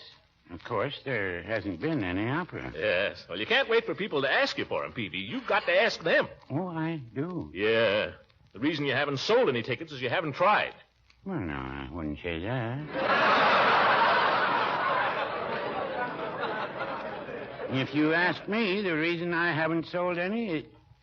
Well, I don't like to say this, but I wonder if you haven't set the price a little high, $5. I didn't set the price, Peavy. That's what they cost. I'm not making anything on this, you know. I know, but $5. That's $10 if you take the wife. And what man would go to an opera if it wasn't for his wife? That's not the attitude, Peavy. You're not supposed to enjoy this. It's for charity. That's what I say. What charity? What's that? I say, what charity is it being given for? Oh, yes. Well, I don't know that that's been settled yet. But it'll be a worthy one, yes.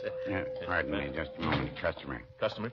Don't forget about the tickets. Good morning, Mrs. Hornberg. Good morning, Mr. Peavy. Fine day. Yes, it is. Oh, is this gentleman ahead of me? Oh, no. Go right ahead. I'm just waiting. Don't forget, Peavy. What can I do for you, Mrs. Hornberg? I'd like some aspirin, please. Aspirin. Any particular brand? Well, which is best? Well, they're all monoacetic acid ester or salicylic acid. They're all what? They're all aspirin. Peavy, the tickets. Keep your shirt on. You mean there's no difference between any of them? Well, I wouldn't say that. Well, I think I'll just take this one. A very wise choice. That'll be 10 cents and 1 cent for the governor. Will there be anything else, Mrs. Hornbeck? Peavy. No, I think that's all, thank you. Any razor blade?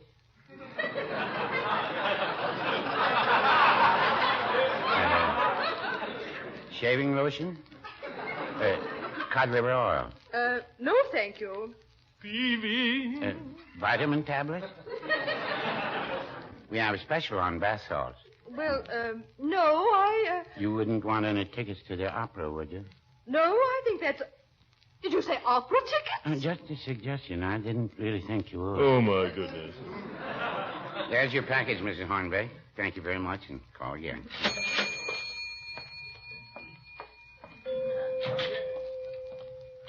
There, you see, Mr. Gildersleeve? Peavy, you take the cake. By George, you couldn't sell mittens at 60 below zero. Well, now, I wouldn't say that. Give me back my tickets. I'll sell them myself.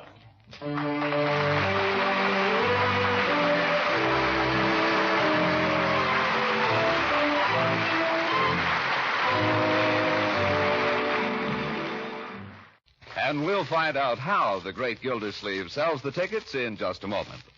Mr. Lang, before you say anything about parquet margarine, do you generally have a big breakfast at your house? Well, we usually have a substantial breakfast. Most of my friends say breakfast at their house is such a hectic affair.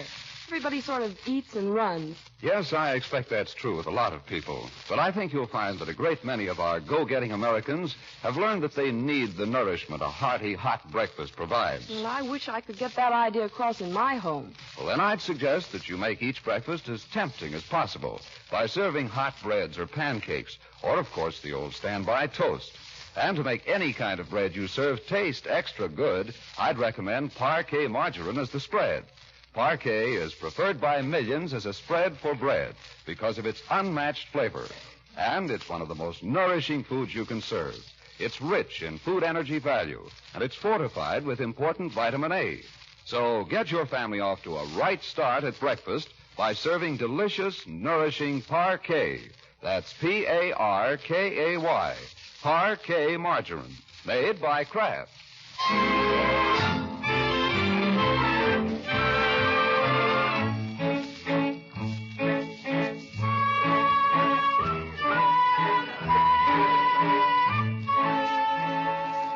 Hello, Mrs. Finley? This is Mr. Gildersleeve, Throckmorton P. Gildersleeve. You probably don't know me, Mrs. Finley, but I'm calling with regard to the forthcoming opera benefit, of which you have undoubtedly heard, and of which I have the honor to be one of the sponsors. Your name has been given to me, Mrs. Finley, as one of the... Oh, you're a sponsor yourself. Well, how's it going? Me too. Well, good luck. Uncle Mort, what are the chances of somebody else getting at that phone? Not now, my dear. Give me another name from the book, Leroy. We haven't had much luck with the F's. You want to try the G's? I'll try anything. But, Uncle Mort, you've been on the phone for hours. The way it's going, I'll be on it for days. But I've got to do my homework. Well, go do it. Pick a name, Leroy. But I've got to call Francie. It's algebra. You're not going to do your algebra on my telephone. Well, how can I do it if I can't call Francie? Do it in your head. How does anybody else do it? Next name, Leroy? Flack, E.J. Summerfield 0859. Flack. Summerfield 0859. Don't stand there making faces at me, Marjorie. Go do your... hello. Yes. Hello, Mrs. Hold the wire a minute, please. Leroy, what was that name? Flack. Huh? I think it was Flack. Maybe it was Flake. Or Fluke. Yeah, okay. Hello, Mrs. Flack. This is Mr. Gildersleeve, Throckmorton Gildersleeve. You probably don't know me, Mrs. Flack, but I'm calling with regard to the forthcoming opera benefit, of which you've undoubtedly heard, and of which I have the honor to be one of the sponsors. Your name has been given to me, Mrs. Fluke, is one... Oh, you too, huh? Sorry to have bothered you. How can anybody sell opera tickets if everybody's going to be a sponsor? Doorbell. It's Judge Hooker. Oh, what does he want? Just when I'm... Wait a minute. Let the dear judge in, my dear. Let him come right in. Hello, Judge. Good afternoon, Marjorie. Horace, my old friend, welcome to our humble abode. Take the judge's coat there, my dear. Horace, I'm certainly glad to see you. Well. Leroy, get out of that chair. Sit down, old fellow. Sit down. Well, if it's all the same to you, I'll stand up, Gildy.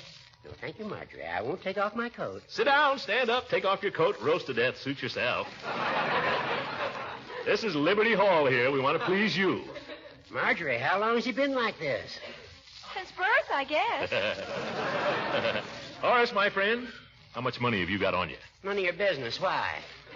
Horace, my friend, much as I esteem you, I've always felt that there's one facet of your education that's been woefully neglected, and that is music. What bush are you beating around now? And if there's one field of music in which you're particularly ignorant, it's opera. Now, I am so fortunate as to have in my possession here a few little tickets. If those are opera tickets. They are. And if you were thinking of selling me any. It was in the back of my mind. Well, I happen to be the chairman of the opera's committee on arrangements. Horace, have you sold any of those tickets they stuck you with? To tell you the truth, Gildy, I've been so busy with all the committee work I haven't even tried. But I anticipate no particular difficulty. I just dropped in to tell you that owing to the many demands upon my time, I may be a little late for the Jolly Boys meeting tonight. Oh, I'd forgotten there was one. You're going, aren't you? I don't know. Well, if you do, ask him not to hold up the proceedings for me. Oh, and since you mention it, you might just take these opera tickets of mine and pass them around down there in case any of the members are cared to purchase. You go sell them yourself, Horace. I've got my own tickets to get rid of. Huh. Well, I may see you later then, if you decide to go. Don't worry. I'll be going. You're not going to get down there ahead of me, the old goat.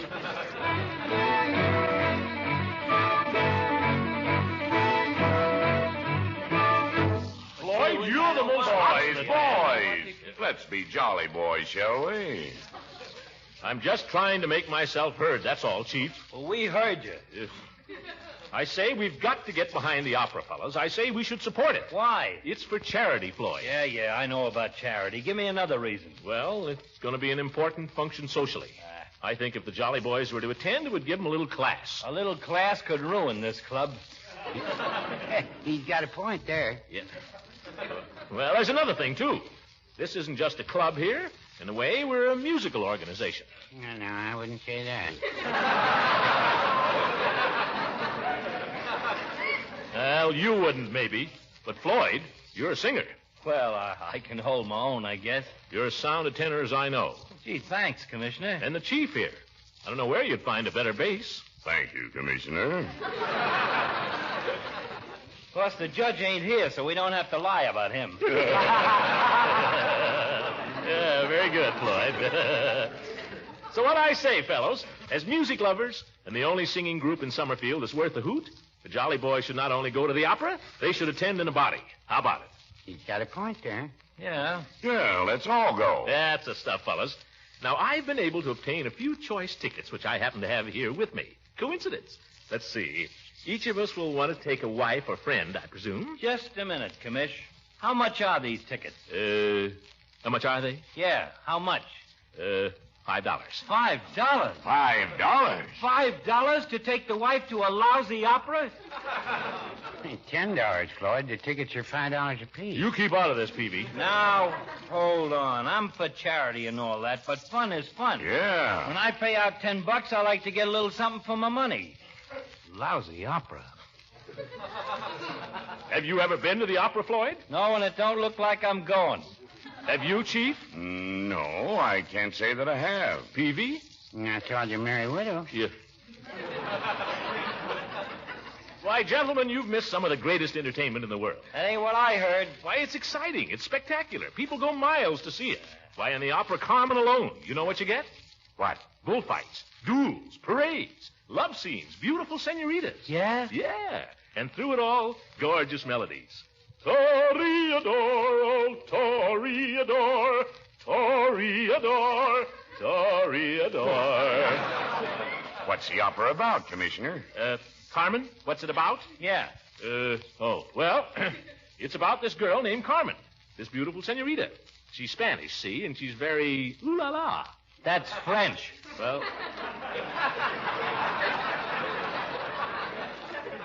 She's the French type, only she's Spanish. Oh. So in comes this fellow who's in love with her.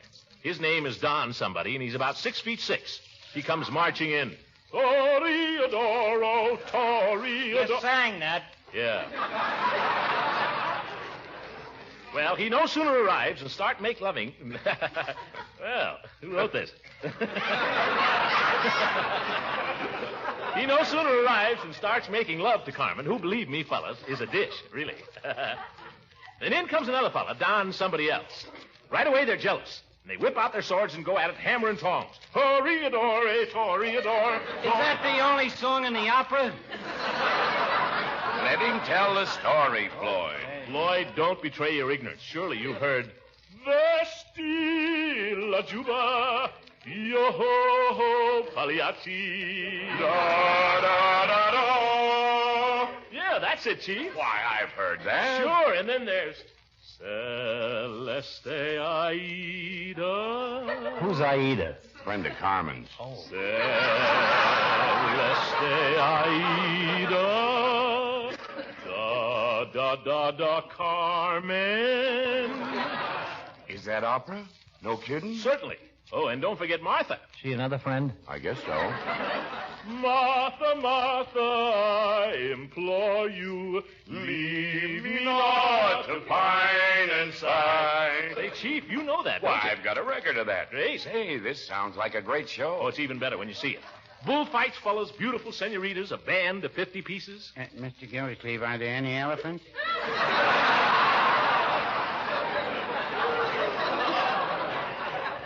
I wouldn't be surprised, Peavy. It's got everything else. Yeah, I always like to see the elephant. Oh, well.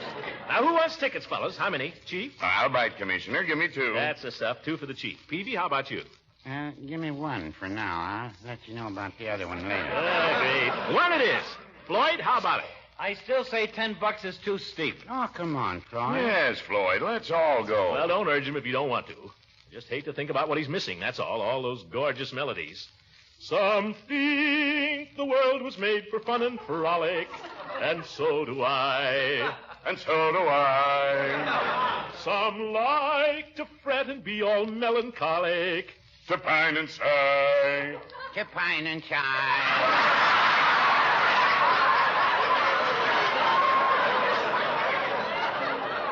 Great. Come on, how about it, Floyd? Nope. But I like to spend my time in singing some joyful song. Some joyful song. To set the world with laughter bravely ringing is far from wrong. Is far from wrong. Hearken, hearken, music fills the air. Hearken, hearken, joy is everywhere. Paninkily, paninkula, paninkily, paninkula. Joy is every... Floyd, I forgot to tell you about the biggest scene in the opera. What's that? That's where Carmen and her friend, these 2 beautiful senoritas, they get into a fight over this fellow. You know, Don somebody? Yeah. And I tell you, it's really something to see. They bite, they scratch, they even start to tear each other's clothes off. Tear each other's... Yeah? Right before your very eyes. But there's no telling how it might end. Only the dancing girls come in and pull them apart. Dancing girls? You didn't tell me they had dancing girls. Oh, hundreds of them. I'll take 2 tickets. Joy is everywhere. Paniculi, panicula.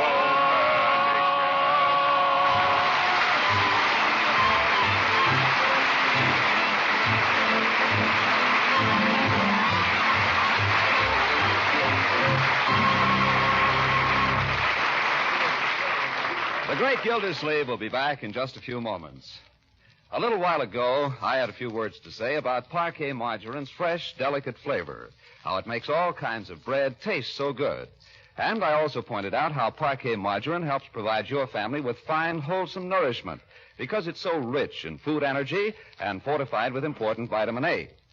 Now, another reason why parquet margarine is preferred by millions to any other spread is that it's so economical. Parquet's nourishing goodness and unmatched flavor can be enjoyed by your family for only about half the price of costly spreads. So why pay more? Just try parquet margarine once and see if you don't prefer it to any other brand. That's Parkay, Parquet margarine, made by the Kraft Foods Company.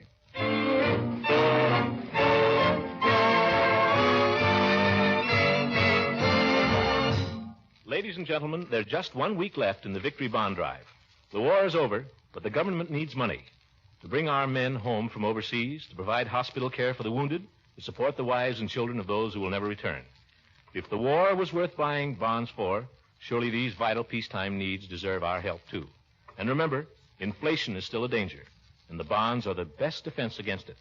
So if you haven't bought your victory bond yet, do it tomorrow. Will you? Good night, everybody.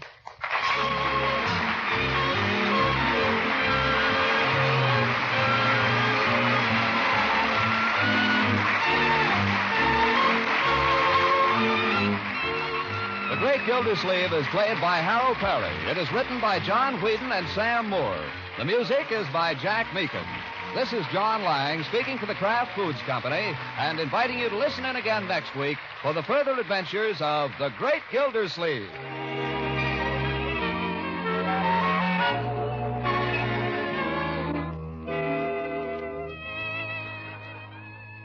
You good cooks know it's the seasoning that adds extra zest to foods.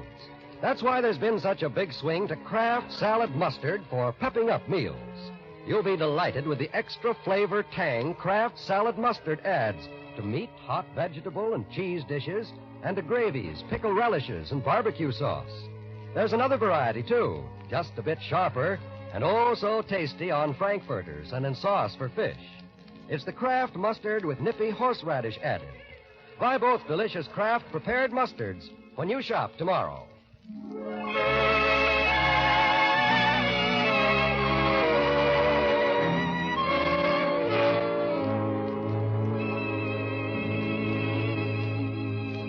This is the National Broadcasting Company. The Kraft Foods Company presents The Great Gildersleeve.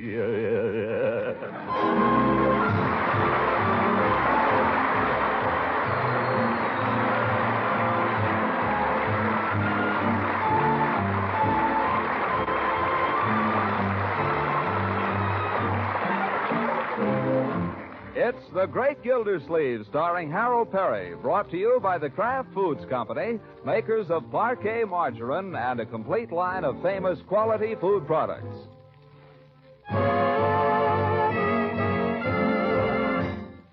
Now let's see what goes on in Summerfield. Well, you'd hardly know the place. Summerfield, which usually can boast no more than a second-run movie, is suddenly all aflutter over the prospect of an evening of grand opera. And how did this come to be? Well, it seems that Mrs. Rumson Bullard, while on a recent trip to New York, bought herself a very expensive evening gown. Do you like it, Rumson? Yes, it's very becoming. But where on earth are you going to wear it in this town? I know. That's the only thing. Never fear. Where such things are at stake, woman will find a way. And so it is that a touring opera company is scheduled for a single performance at the dusty old Summerfield Opera House, underwritten by such prominent citizens as Throckmorton P. Gildersleeve and Judge Horace Hooker. In fact, the two of them are up early and in Mr. Gildersleeve's study right now discussing the matter. What seems to be your problem, Judge? Women. Yeah. How'd you come to get mixed up with women at your age? No, it's this darned opera. They made me chairman of the Committee on Arrangements. I don't know why I ever said I'd do it. Nothing but a lot of jealous women in my hair all day long.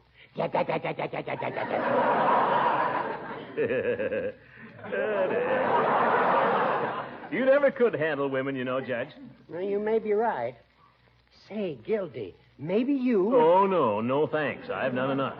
I've sold my $75 worth of tickets for the opera, and that's plenty. But, Gildy, you're the man they should have appointed to head this committee in the first place. That may well be. But it so happens they didn't. Now let them try to get along without me. Gildy, that's not the spirit. If they want to appoint some tactless old goat who doesn't know the first thing about handling women, who puts his foot in his big mouth every time he opens it, and probably insults him when he thinks he's paying him a compliment. You're right, Gildy. I am tactless. I realize that. Handling women is an art, Horace. It's an instinct. You're either born with it or you aren't. That's so true. And you do it so well. I envy you, Gildy. I truly do. Well, I could probably give you a few tips, but why should I? Why should you get the credit while I... Exactly. Huh? Now, why don't we fool them, Gildy? Why don't we just take matters into our own hands and handle it the way it should have been handled in the first place? Oh, how's that? Well, we won't consult anybody about it. I'll just resign in your favor. Oh, now, wait a minute. Well, you said yourself you're the obvious man for the job. Well, I don't know that I said it. Well, there's hardly any work involved, Gildy. It's all done, practically. All it calls for now is someone to act as referee, as it were, between the various women. Someone with your deft touch, Gildy. Uh-huh. Someone who has a way with the ladies. You devil, you. Then you'll do it, huh? Now, well, wait a minute. Doorbell! I'll get it, Bertie. Now what? I got to be getting down to the office. Well, I'll drive you down, Gildy. Oh, Leela, hello. Get your hat and coat, Throckmorton. You're coming with me. Coming where? To the dressmaker's. What? I'm having a new gown made for the opera, and I'm having a fitting at 9:30. I want you to come and see it. Oh, but I can't. But I want you to pass on it, Throckmorton. I want to know if you approve. Some people might think it was a little extreme.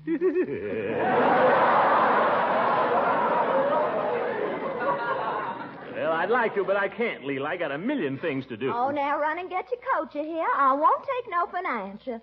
Besides, how am I going to get there if you don't drive me? Well, gosh, all right, wait there. I'll go get the car out. Hello, Leela. Horace, I didn't know you were over here. Did you hear the news, Leela? Gildy's taking over the chairmanship of the Committee on Arrangements for the Opera. It's a tremendous honor. Horace, you didn't stick Throckmorton with that. Well, he claims he has a way with the women.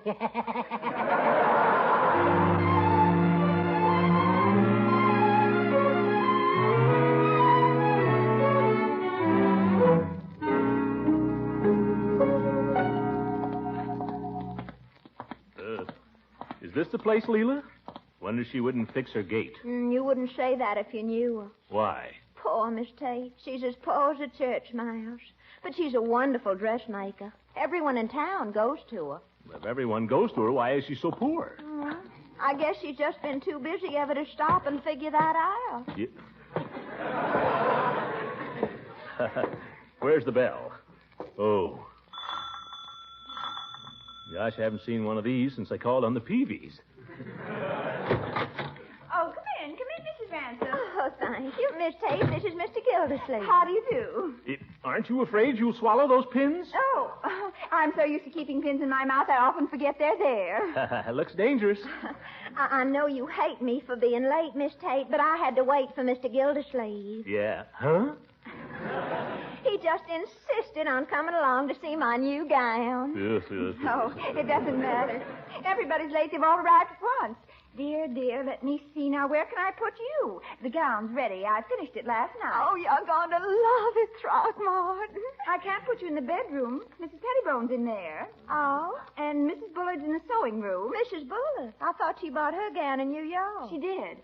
But it had to be let out a little. Aren't I terrible? Anyway, here's yours.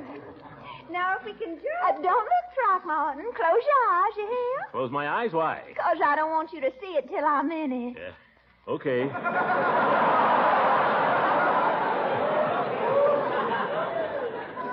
Okay, Leela, they're closed. Oh, dear, if everybody didn't arrive just at the same time. Oh, I know. I'll change in the bathroom. Oh, would you mind? Oh, thank you. I won't be but a minute, Throckmorton. Well, I won't hold my breath. Things are so upset here, I feel I should apologize. It's just been, well, it's more than I can handle, I'm afraid. Yeah, you seem pretty busy, all right. Busy? Well, I've never seen anything like it. It's all right if you open your eyes now, Mr. Gildersleeve. Oh, thanks. Miss Tate, I need help here, I'm afraid. Right away, Mrs. Bullock. Excuse me. Oh, certainly. Miss Tate. Just a moment, Mrs. Pettibone. Why did I come here? Like getting caught in a hen roost. I suppose she wonders what I'm doing tagging around with Leela. So do I. As I was saying, Mr. Gildersleeve, I've been so rushed. Miss Tate, those pins. Don't worry. I always carry them in my mouth. Though goodness knows I'm so distracted these days, it's a wonder I don't go to bed with them. You ought to check. Well, as a matter of fact, I haven't been to bed for 2 nights. Oh. Miss Tate. Come has been today. Now, let's see. That was Mrs. Pettibone. That sounded like her. You better sit down for a minute. Oh, dear. Someone else. Just a minute, Mrs. Pettibone. The poor woman is running a madhouse. Yeah. It's beginning to get me.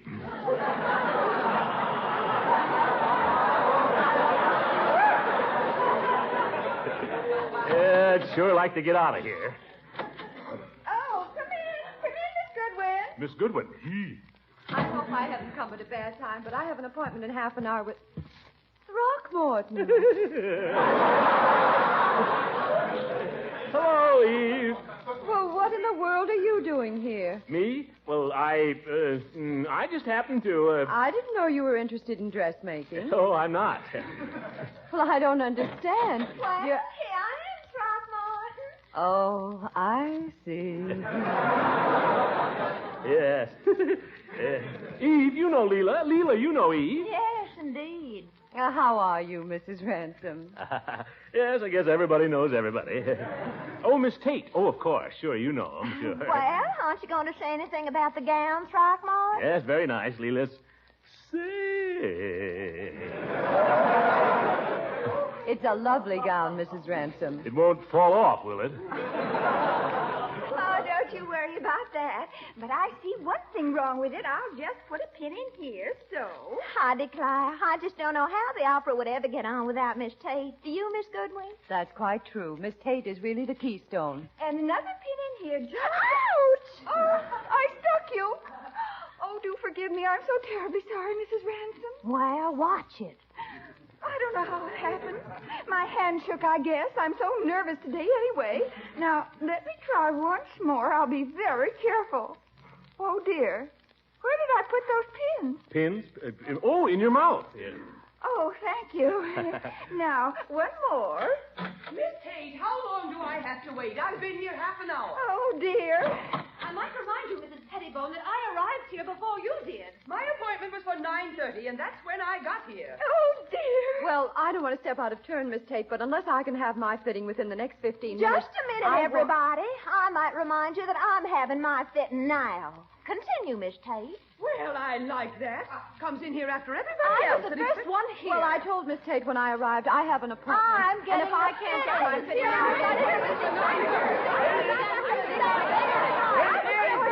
Ladies!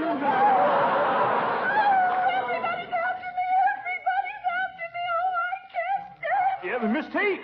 Oh, catch her, Throckmorton. Oh, gracious. Oh, she's fainted. Fainted nothing. What happened? I know what happened. She swallowed those pins. Here, take her, somebody. Let a man handle this. Let me at that telephone. Well, there goes my fitting. Your fitting? There goes the opera.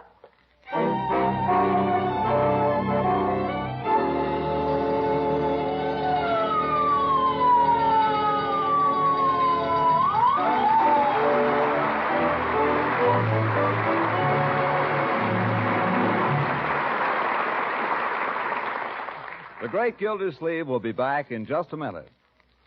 Mr. Lang, I'm very grateful to you. Well, that's nice to hear. What have I done? It was you who put me wise to parquet margarine. You see, I fix 3 lunch boxes every day, and it takes a lot of spread for the sandwiches. And you find that parquet margarine spreads quickly and easily, don't you? Even when you first take it out of the refrigerator. Yes, that's one reason I like to use it. Because I have to work fast, preparing 6 to 8 sandwiches while my children and husband are having breakfast. 6 to 8 sandwiches do take a lot of spread, don't they? And that's another reason I'm glad you told me about parquet margarine. It's so economical. Well, that's what a lot of women are finding out. Parquet is only about half the price of costly spreads. And the important thing to remember is that it's one of the best energy foods you can buy. Rich in nourishment and fortified with important vitamin A. I want to say, too, that my family likes parquet's fresh, sweet flavor. Well, now you've made me grateful to you. Because I think you've convinced a lot of other people that they ought to try Parquet. That's Parkay. Parquet margarine. Made by Kraft.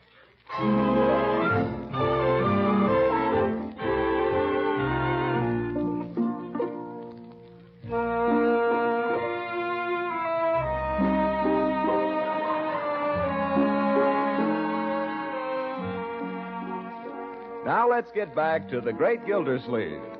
Several days have passed, and now we find him at home, wrestling with some of the operatic problems left unsolved by Judge Horace Hooker. Simultaneously, and with more or less assistance from the rest of the household, he's trying to get the checks in the mail for his November bills. All right, Leroy, what's next? Summerfield Meat Market, $32.25. $32 worth of meat? There isn't that much meat in the whole world. You want the items? November 1st, pork chops. November 2nd... Never mind, Bertie's checked it. Summerfield Meat Market. Telephone! 32 and 25 hundredths. Mr. Gildersleeve, President. Oh, yes, Miss Bullard. He's right here. Miss Bullard across the street, Miss Gildersleeve. Oh, thanks. Wonder what she wants. Keep working, Leroy. Hello? Oh, hello, Mr. Gildersleeve. I'm sorry to bother you, but a question has come up. That's what I'm here for, Mrs. Bullard. What is it?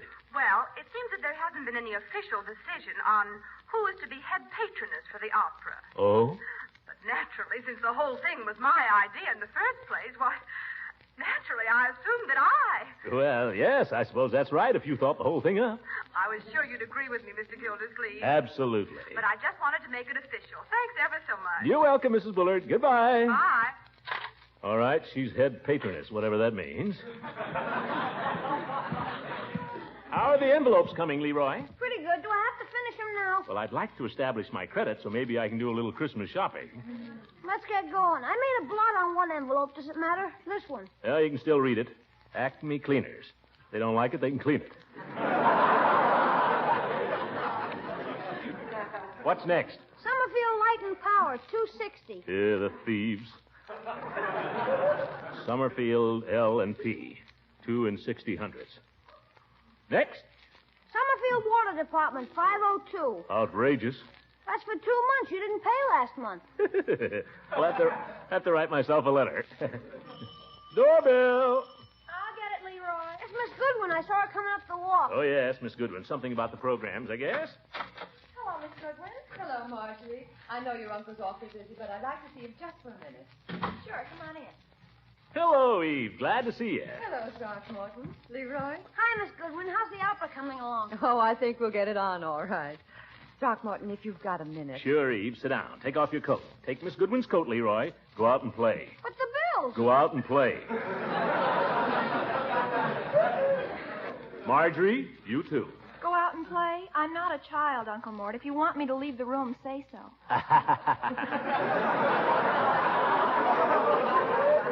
I don't think any of this is necessary, Throckmorton. But we're going to have an opera a week from today, you know. Oh, yes. The important thing is we ought to decide which one it's going to be. Oh, yes. Well, what operas has this company got? Well, they offer a choice of 3 for this kind of engagement. Carmen, Rigoletto, or Tannhauser. Let's make it Tannhauser. Tannhauser. All right, but why? Never mind why. You asked me which opera, and I told you. Bing, bing, that's me. All right, I'm glad you settled it. I must say men are awfully efficient. Well, of course, I'm an executive.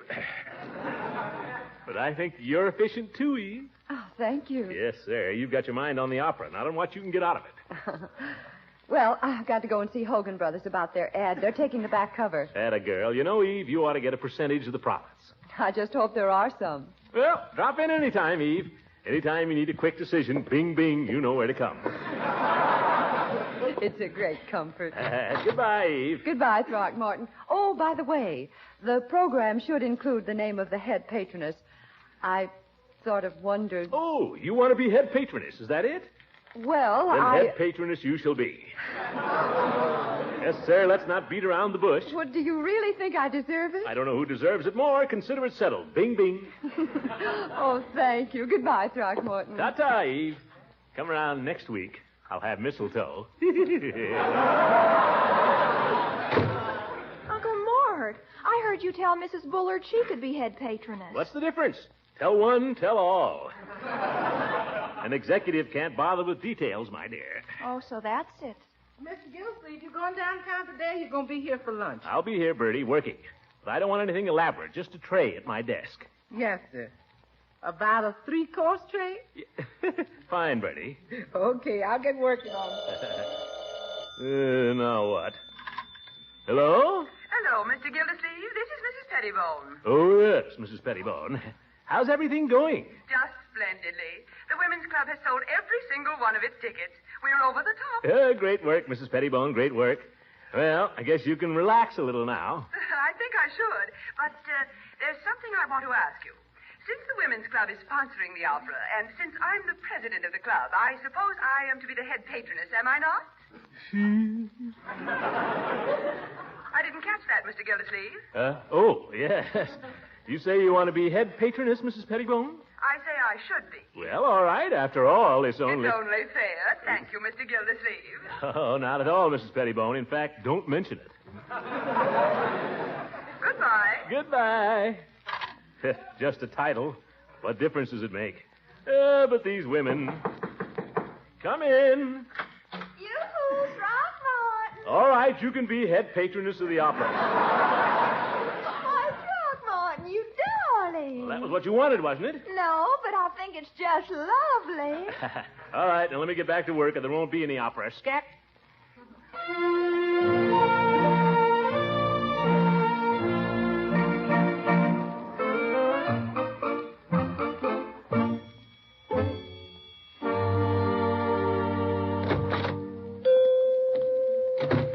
Well, if it isn't Mr. Gildersleeve. How goes the opera? The opera, coming along, Peavy, coming along. I'm running the whole shebang, you know. Well, congratulations. How'd you ever get stuck with that job? Well, I just took it over to help Judge Hooker out. After all, I know how to handle women, and he doesn't. Oh. Well, I do. I don't have any trouble with women. Even a whole committee of women. And you know why, Peavy? I don't ask them. I tell them. Treat them rough. That's the way, is it? And you're darn right. Women just want to be told, that's all, Peavy. And they want a man to tell them. No, I wouldn't say that. I wouldn't expect you to agree with me, Peavy. You never agree with me about anything. I agree with you when I think you're right, Mr. Gildersleeve.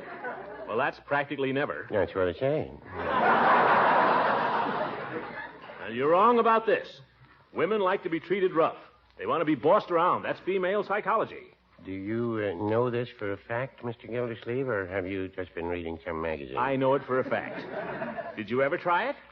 No, can't say I ever did. You better not, Peavy. I doubt if you're the type. You have to be the caveman type to get away with it.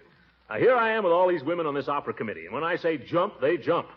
You just tell them jump, just like that. That's it. Jump, Mrs. Pettibone. Jump, Mrs. Bullard. Jump, ladies. Jump. And they jump. I'd certainly like to see that.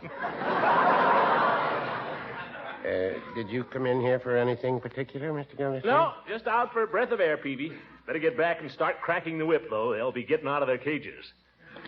Take it easy, Peavy. If any women try to shove you around, shove them right back. Oh, my. All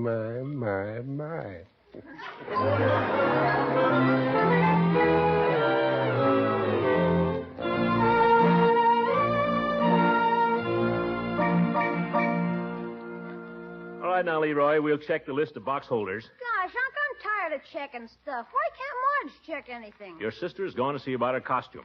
Costume? Is she going to be in the opera? No, she's going to sell programs. Now, box A downstairs. Does that mean she gets to see the show? I suppose so. Jeepers, what about me? I didn't think you'd enjoy it, my boy. I enjoy anything at night. Well, we'll see. Now, box A. Doorbell, I'll get it. Oh, nuts. Whoever it is, tell him I'm not at home. Okay. Oh, hi, Miss Goodwin. Hi, Mrs. Ransom. Hello, Leroy. Is your uncle home? Of course he is. We saw him through the window. Well, that takes care of that. Come on in. Oh, my goodness. Well, Leela and Eve. Come on in. Leroy, you go in the study and check this list, will you, my boy? But, Unc. Christmas is coming, Leroy. Okay. Boy, it better be good.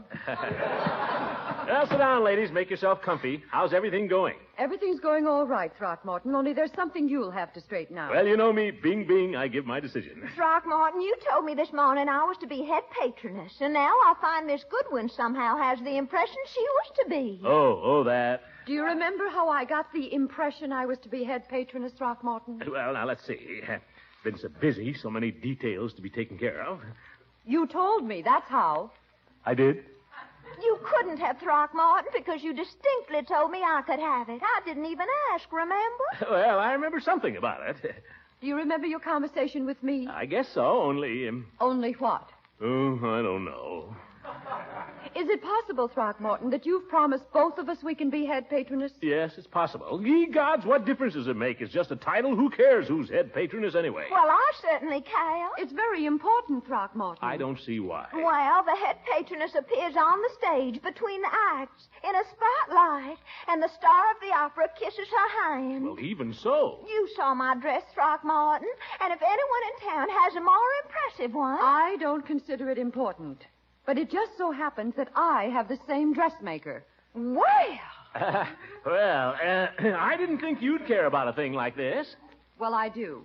But perhaps not for the same reasons as Mrs. Ransom. She seems to have forgotten that the head patroness has to make a speech. I hope you'll want the committee effectively represented. Oh, yes, that's very important. Well, I hope you don't think I'm tongue-tied, Throckmorton. Oh, no. I once gave a talk before 1,000 people down home. The time the Sunday school burned down and they raffled off a Buick to buy a new one. You made a speech? I certainly did. Yes. The lucky ticket is number 93. Eve Goodwin, I made a regular speech. I may not be a school teacher, but I'm just as... Now, Leela... But I won't stand here and be insulted. And if you cared all about the appearance of the head patroness, you'll choose me. Not necessarily. Of course, if he wants a matronly type. Eve. Matronly? I'm not considered matronly. But even if I was, I'd rather be matronly than scrawny. Mrs. Ransom, you be careful. I won't. Throckmorton, make up your mind. Is it me or her? Yes, Throckmorton. Is it she or I? School teacher? Widow? Oh, ladies. For heaven's sake, let's be reasonable. All right. Give us a decision. You're the chairman. Well, now, let's see.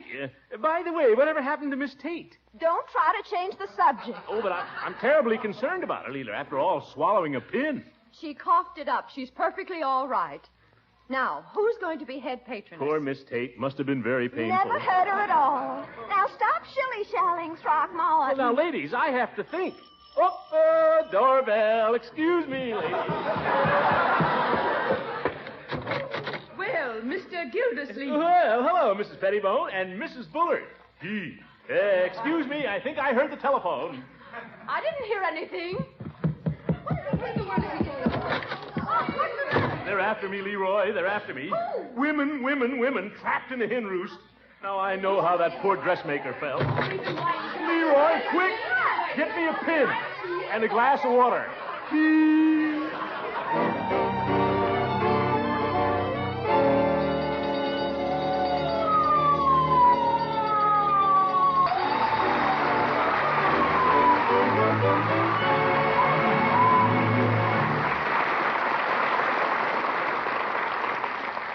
We'll be hearing from the great Gildersleeve again in just a moment.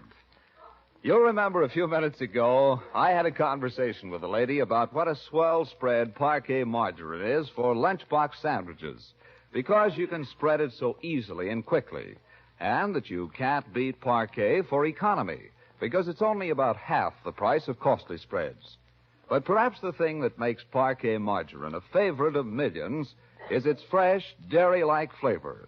For sandwiches, hot breads, pancakes, and waffles, parquet margarine is still unmatched for flavor. Made from selected farm products, vegetable oils rich in energy and pasteurized skim milk, and with important vitamin A added, parquet margarine is one of the most nourishing foods you can buy today. So be sure to try this nourishing spread that tastes so good. P-A-R-K-A-Y. Parquet margarine. Made by Kraft.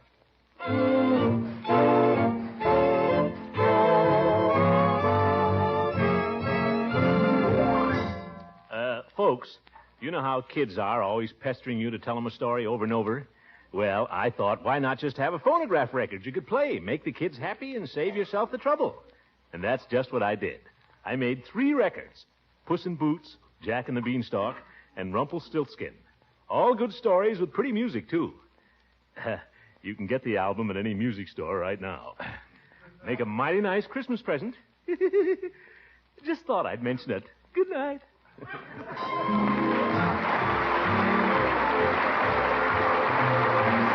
Great Gildersleeve is played by Harold Perry. It is written by John Whedon and Sam Moore.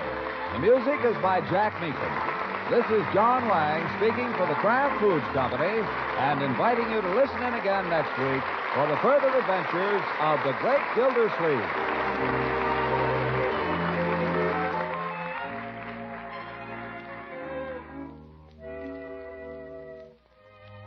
For tempting variety at mealtime, treat your family to food zestfully flavored with Kraft prepared mustards. Remember, there are 2 popular varieties.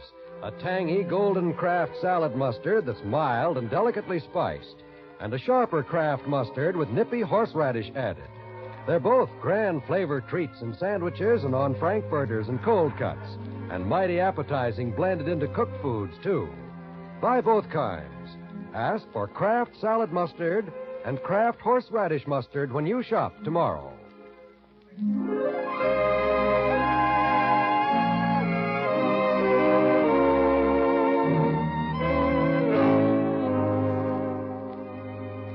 This is the National Broadcasting Company.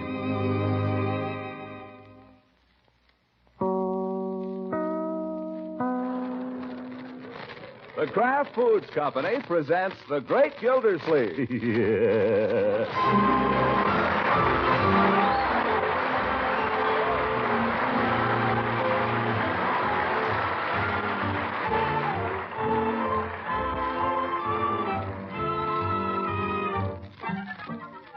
It's The Great Gildersleeve, starring Harold Perry, brought to you by the Kraft Foods Company, makers of Parquet Margarine and a complete line of famous quality food products. Now let's join The Great Gildersleeve. There seems to be a good deal of activity going on in his house. Leroy, ask Bertie if she's finished ironing my shirt. Okay. Marjorie, what'd you do with my tuxedo? Your tuxedo? I haven't been wearing it. Yeah, it came back from the cleaners this morning. Someone must have put it someplace. Leroy, you going to ask Bertie about my shirt, or aren't you? Sure. Gosh, what's the hurry? There's an opera on, young man. I'll get moving. Ask her about my tuxedo at the same time. And answer the phone. I'll answer the phone. It's probably for me. Well, somebody answer it. Mr. Gilsleeve, President. Oh, yes, Miss Goodwin, he's sitting right here. No, he ain't particularly busy. I'll call it. Miss Gilsleeve, Miss Goodwin on the phone. Yeah, all right, Bertie, thank you. But I am busy. Do you know what happened to my tuxedo? It's hanging in your closet, Miss Gilsleeve. Oh, well, what about my shirt? It's in your dresser drawer. Already? Wonderful. Well, wait a minute, Bertie. Don't go away now. Hello, Eve. How are things shaping up? Great. Look, how would it be if I pick you up around 8 o'clock? Okay, my chariot will draw up to your door at the stroke of 8. Shall I blow the horn? I was only kidding, Eve. I'll ring the doorbell. Am I dressing? You darn right I am. After all, an opera doesn't come to Summerfield every day. Okay, Eve. Ta-ta. Let me see now. If I forgot you were standing there, Bertie. Something you wanted, Mr. Gilsleeve? Yes, Bertie. Very important. I wonder if you could press my black tie, give it a little backbone. I can try, Miss Gilsleeve. Fine. Leroy, run upstairs and get my black tie. It's lying with my collar and studs on the bed. Gosh, all this work to go to the opera. Does everybody have to go through this? Men always dress to go to the opera, my boy. It's a tradition. Yeah? Who started it? Women, go get the tie. Okay. See, a shirt, collar, tie, socks. Socks? Bertie, have I got any black silk socks? You got 3 pairs, Mr. Gilsleeve. One pair never even been mended. Well, one pair ought to be enough. Let's see. What else? Oh, yes, my opera hat. Have you seen it? No, sir, not in some little time. I've worn it since the day I sat on the platform with the governor. Marjorie, have you seen my opera hat? Not since Leroy had it. Leroy? What was he doing with it? Don't you remember? He used it for his magic. Oh, my goodness. Here you are, Unc. Is this it?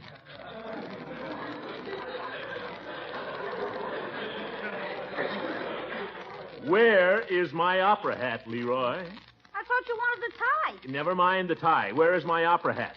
Upstairs, I guess. Don't guess me any guesses. Go get the hat. Okay, gosh, more trouble. And give me the necktie. Oh, forgot. Here, cat. Oops. Here, Bertie. You think you can do anything about it? Well, sir, I might be able to make it set up for a few hours. That's all I ask, Bertie. Just so it'll carry me till midnight. Then I'll come home like Cinderella. Yes, sir. A little starch ought to do it. Marjorie, what kind of tricks was Leroy doing with my opera hat? Oh, you know. He used to pull things out of it. What kind of things? Eggs and stuff like that. That darn kid. By George, if he's... Leroy... Were you thinking of wearing this hat, Unc? I was?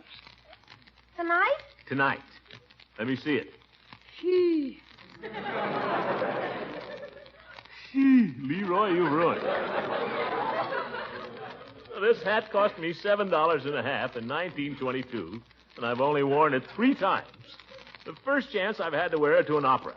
And look at it. Oh, it isn't so bad, Unc. Just one teeny little hole in the top. I bet it wouldn't leak even. An opera hat is not worn to keep off the rain, my boy. Oh, well, I suppose the music will sound just as good if I wear a derby.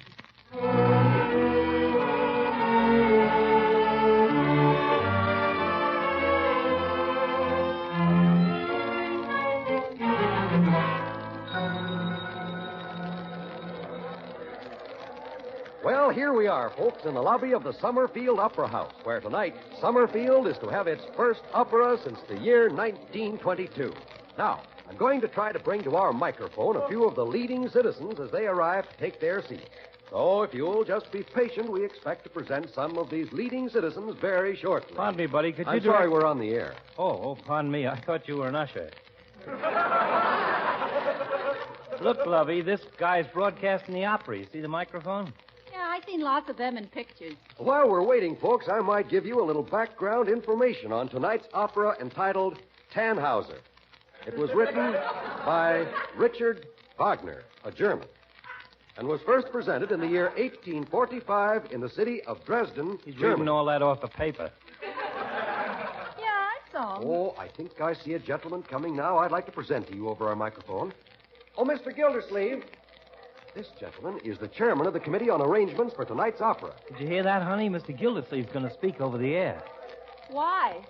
Mr. Gildersleeve, will you step over? Yes, pardon me, madam. And here is our first celebrity, ladies and gentlemen, just as we promised, Mr. Throckmorton P. Gildersleeve, our popular water commissioner. Oh, thank you.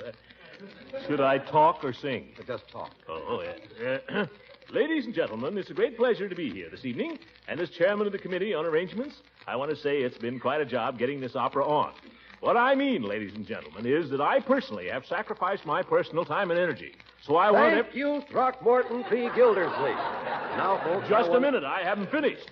I didn't say anything about how good the opera is. Well, I'm sorry, Mr. Gildersleeve. Everything is timed to a split second. Oh. Now, I'll move our portable microphone around a little, friends, and bring you some of the other celebrities. At the time Tannhauser was... Hiya, Commissioner. Nice little speech you give there. Thanks, Floyd. Had some more I wanted to say if you hadn't been in such a hurry. Oh, well. Hi, Commissioner. What's the matter? You can't say hello now that you're a big radio star? Oh, Mrs. Munson, hello. Say, is that darn announcer introducing somebody else? Huh? Who is it over there? I think it's, yeah, it is. Chief Gates. Chief Gates? Who wants to hear a speech from him? Now, if he'd let me develop my thought a little Oh, bit. let's go over and listen to the chief. Maybe we can make him laugh in the middle. Now, Lovey, is that a nice thought? Well, come on, let's go listen to him anyway. And so I take great pleasure in presenting Summerfield's popular chief of police, Don Gates. Ladies and gentlemen, there was more crime in Summerfield during 1945 than in any previous year of our history. The music, Chief. Say something about the music. Arrests for every type of offense increased during the past year. Of particular importance was the rise in juvenile delinquency. The guy who makes a speech, Floyd, it's about juvenile delinquency. And in my opinion, juvenile delinquency can only be curbed by occasions such as this one. Giving our young people wholesome amusement that will keep them off the streets. I thank you. Thank you, Chief Gates. The story of the opera Tannhauser is a tragic one, dealing with the love of medieval... Well, good evening, folks. Mrs. Munson, nice to see you again. Hi, big boy. Hiya, Floyd. Hiya, Commissioner. Nice little speech, Chief. You talk into that thing like you was Gabriel Heater himself. For heaven's sakes, Chief, why didn't you say something about how much Summerfield has needed the opera? What a great thing this is for the music lovers in this town. Well, I gave my angle of it, Commissioner. You made it sound like a punishment for criminals. Well? You like it, Floyd. You like it. Well, I'll give it a listen. Come on, shouldn't we be finding our seat? Yes, by George, we should. Now, just follow me, folks. Okay.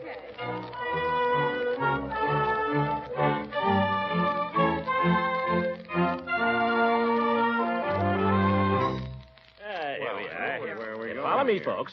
Dark, isn't it? Our box is the next one. We have a private entrance, sort of. Here we are. Oh. See, there's Peavy. He's been sitting right here all the time. Yeah, good evening, everybody. Hello, Mr. Peavy. Hiya, Peavy, old boy. Don't get up, Peavy. I think if Mrs. Munson and Floyd will sit here and Peavy over there. Mr. Gildersleeve, I'd rather not sit so close to the edge, if you don't mind. Oh, Peave, nobody ever fell out of a box. Well, maybe not, but I've always had a nervous feeling about high places. Yes. Oh, look at all the people way down there. Catch me, Lovey. I think I'm going to jump. Oh, Floyd's a clown, isn't he? Yeah, very funny. For heaven's sake, Floyd, people are staring at us. Let 'em. I bought my ticket. Yeah. It's a funny thing being nervous about high places. Psychology, I suppose. Yes. Hey, look. I could drop my program and bean the president of Hogan Brothers. Little psychological quirks. For example, I never can eat eggplant after tomato soup. Yes. Where the dickens is Judge Hooker? The show ought to be starting any minute. Some people don't like to be locked up in a small room, I understand. I tried it once, and I enjoyed it. I guess it takes all kinds. Yes. Quiet, everybody. Now, here comes the orchestra. 20 pieces. I tell you, this is going to be a real show. Hey, wait a minute. That little guy with the piccolo. Don't he hustle baggage down at the depot? Jimmy Pittenger. Sure, that's him. Hey, what kind of orchestra are you palming off on us here, Mr. Gildersleeve? For $5 a throw, I don't want to hear no freight handler. Well, Floyd, let's give him a chance. Okay. If he's good, okay. If he's lousy, I hope he drops a trunk on his toe tomorrow. Hey, who's the guy just came in down there with the bald head? Yeah, that's the conductor. Now they'll start. Yeah, he's tapping. See? Shh.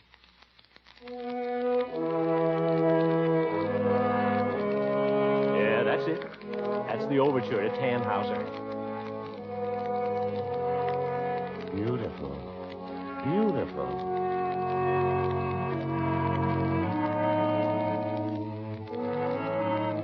Pardon me, folks. Is this box 7? Oh, for heaven's sake. This is it, Judge. Come on in. Oh, that's you, Floyd? Yep, that's me. Well, where shall I... Quiet, you. Sit down before I choke you. All right.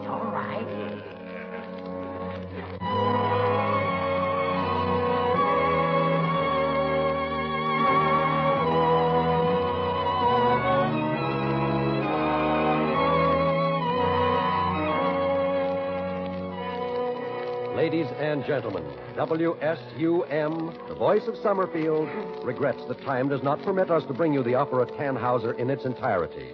We urge you, however, to stay tuned to this station. My, it certainly feels good to sit down and relax for a while. Don't tell me Christmas shopping has got you down. Yes, it has. I've never seen such crowds in the stores, Mr. Lang. I'm glad my shopping's just about done. All I have to do now is pick up a few things on my holiday food list. Well, don't forget your grocer also is a very busy man these days.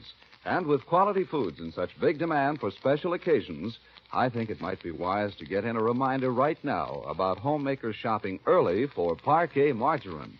There's always a big demand, you know, for this popular spread made by the Kraft Foods Company. It's a favorite of millions. I'm glad you reminded me of that, Mr. Lang. We're going to be serving all kinds of hot breads over the holidays. And I know I can always count on Parquet margarine to make them taste extra good. You certainly can. Parquet margarine makes all kinds of bread taste extra good because it's still unmatched for flavor. That's why millions of American families prefer this delicious, economical spread to any other brand. So be sure to get Parquet from your food dealer tomorrow. That's Parkay. Parquet margarine, one of the quality foods made by the Kraft Foods Company.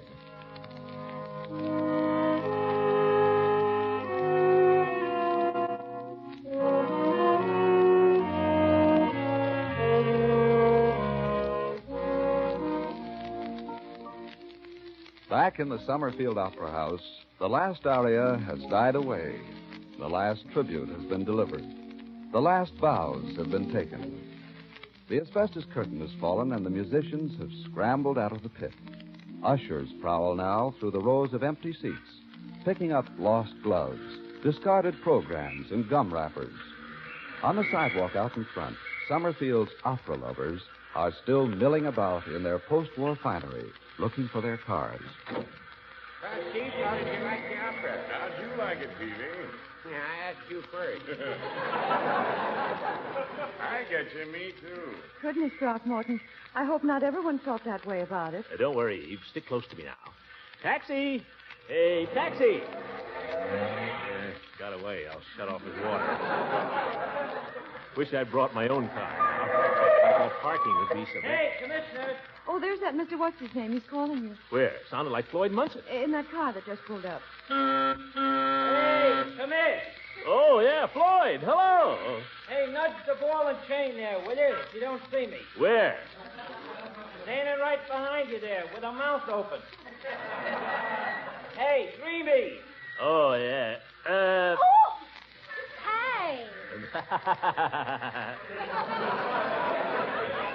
Now, Mrs. Munson. Oh, it's you, Mr. Gildersleeve. Well, I thought it was somebody getting familiar. Oh, no. On the contrary, Mrs. Munson, there's your husband waiting for you. Come on, come on. Well, it's a wonder you wouldn't blow your horn. I practically blew the insides out of it.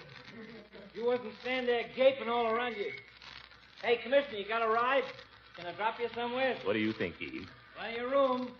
Glad to take your friend there, too. It's a ride, Eve. Would you mind? The taxi situation don't look too good. Well, I think it's very nice of him to offer. How about it? Thanks, Floyd.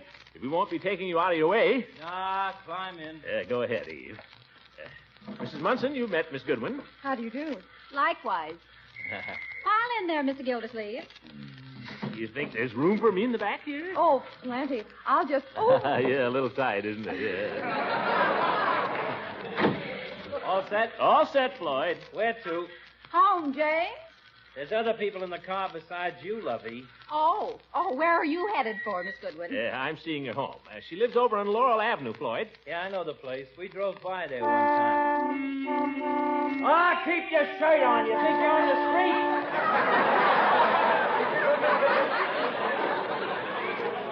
That's telling them, Fearless.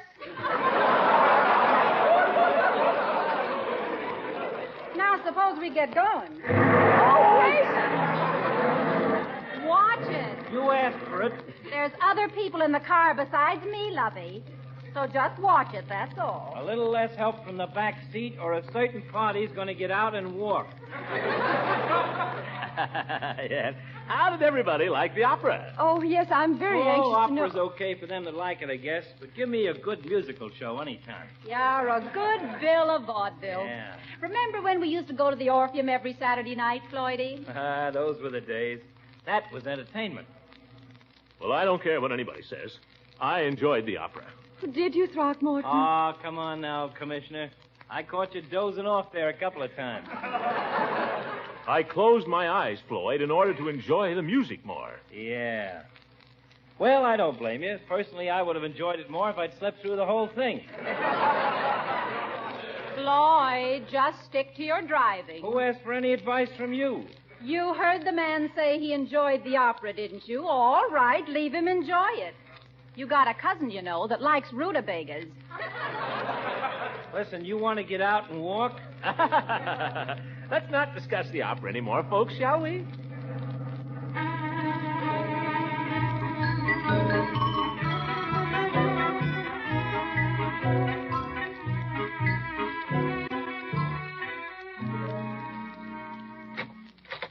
do come inside for a minute, Throckmorton.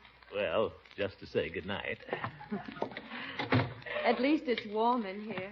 Feels good. Let's sit down. Tired? A little. Aren't you going to take off your coat?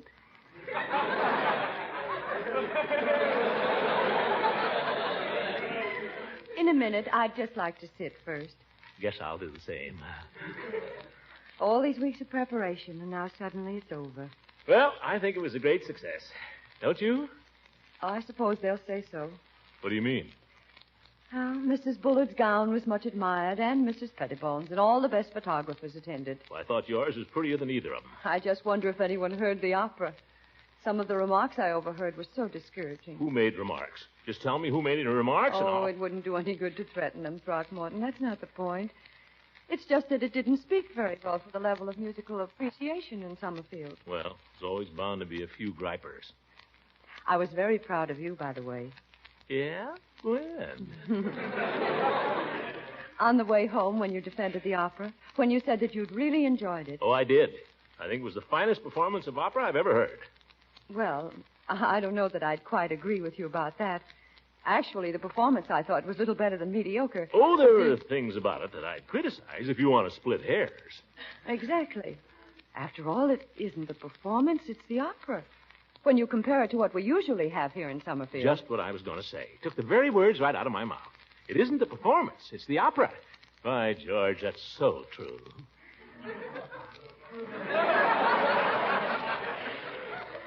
You know, Throckmorton, perhaps I shouldn't say this, but I'd almost given you up for lost there for a while. And now I think again perhaps there's hope. What do you mean, lost? Well, I had a feeling that you were simply running with the crowd, that you cared more for the plaudits of the multitude than you did... Eve, my whole life has been an attempt to get away from that. You know, you're very puzzling at times, Throckmorton. You're really quite an enigma. Oh, you think so? I mean, sometimes I think I see a spark in you. And then for long periods it disappears. I just get too busy. And then suddenly the spark is there again. I can see it. And I have the feeling that if it were just fanned a little... Fan it, Eve.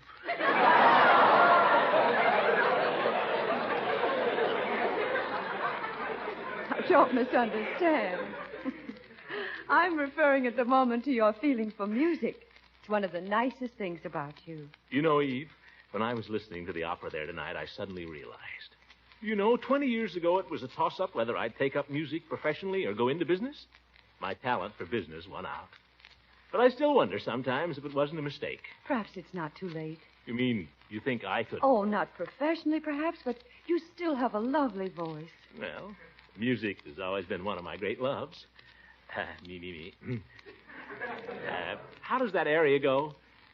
Oh, evening star, da, da. Oh, if you studied, Throckmorton, if you really work. I will. I really will, Eve. I'll work and I'll study every spare minute I get. Oh, do. I'll let nothing stand in my way. I'll work till I've made up for all the years I've wasted. And then one day, I'll cast aside the waterworks and surprise everybody. Oh, yes, yes. Oh, evening star, how bright you are. Da da da dee da da da da. Oh, evening star,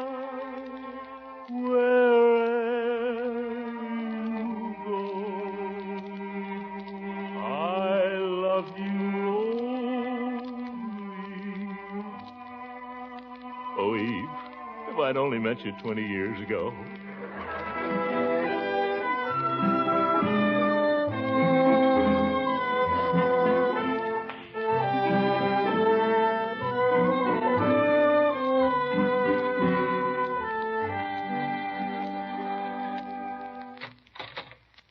Good night, Eve. Good night, Throckmorton.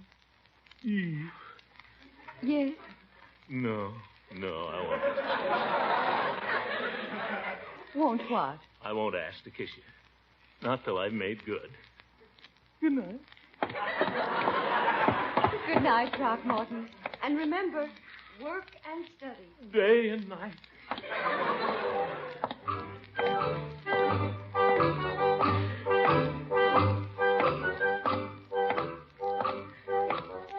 Oh, evening star, how bright you are. Da da da dee da dee da da. Oh, evening star, wherever you are, I love you. Quiet down there. Shut up! Oh, shut up yourself. Ignoramuses, all of you. But I'll show you. Oh, no, I better not.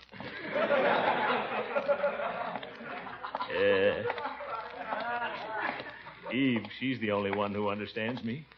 Eve has faith in me. Well, I'll show her, too. Work and study. Work and study. Yes, by George, the first thing tomorrow.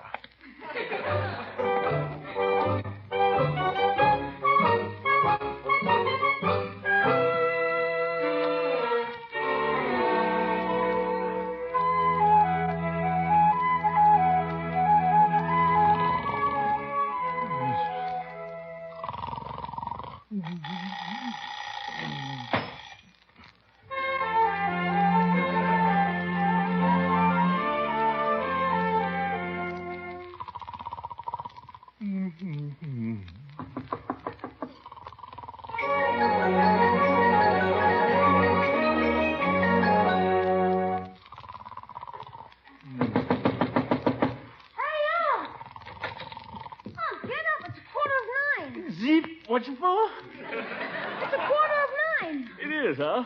Well, close the window so it's 9:15. Yeah, Bertie said to tell you. 9:15, eh? Well, what was I going to do today? There was something I was going to do. I don't know what you're going to do, but I got to get going. Wait a minute, my boy. Where are you going in such a hurry? To school. Where do you think? Oh, school. I told you it's 9:15. It's all right for you maybe to lie in bed till noon, but I'm only a kid, so I have to work and study all day. Work and study. I remember now. Eve. Well, so long. Leroy, wait a minute. Come back here. Now, what is it? Leroy, don't neglect your music, my boy. Who's neglecting it? Practice your piano every day. I always do. Work and study. Those should be your watchwords, my boy. Devote every moment you can to it, because there's no greater satisfaction in life to a man than music. Yes, sir. Well, I want you to study and work hard, my boy, so that Miss Goodwin will be proud of you. Yeah, well, In fact, beginning the first of the year, I think I'd like you to take 2 music lessons a week instead of 1. What? 2 lessons? You'll thank me for it, Leroy. When you're an older man, you'll thank me for it. One of the greatest regrets of my life was the fact that I didn't keep on with my musical studies when I was a young man. I'd even take them up again now, if I had the time for it. Close the door when you go out, my boy. I think I'll catch a few more winks before I get up. Up a little late last night. What a character.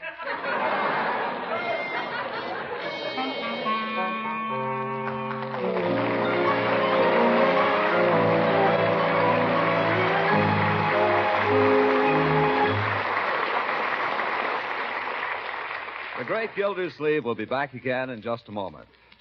One of the pleasant things we all look forward to in our house during holiday time is the tempting aroma of hot breads baking in the kitchen. No doubt you'll be having a variety of baking treats in your home, too, during the coming weeks. And it goes without saying that you'll want a delicious spread to serve with them. So I'd like to suggest for your family's enjoyment a spread that's a favorite of millions, Parquet Margarine, made by Kraft. Parquet Margarine is still unmatched for fresh, dairy-like flavor. That's why it tastes so good on fresh-baked muffins, sugared buns, and crusty rolls.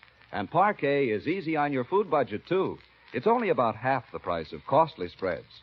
So tomorrow, be sure to buy delicious, economical Parquet. Parkay.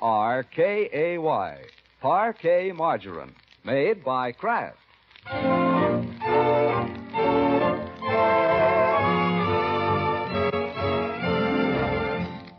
Ladies and gentlemen, one thought before we say goodnight. In the hustle and bustle of Christmas shopping, it's very easy to forget to buy the little Christmas seals that are helping our country to control mankind's most dangerous disease, tuberculosis. The tragic thing about tuberculosis is that its spread is preventable. We know how to control it, but it costs money. Most of us have known someone who's been a victim of tuberculosis. I do myself. So I make this plea very sincerely. Don't forget to buy some Christmas seals tomorrow. Good night.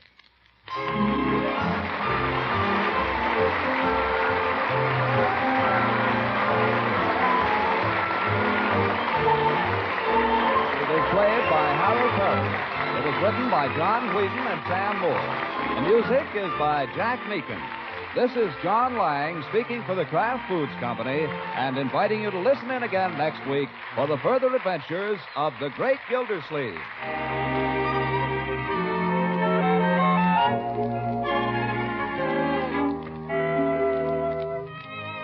We'll soon be into the holiday season, and that's time for bright, tempting dishes.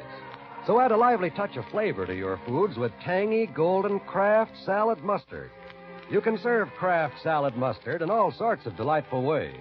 This delicious salad mustard adds extra flavor zest to cooked egg and cheese dishes, adds lip-smacking flavor to gravies, relishes, and sandwich spreads.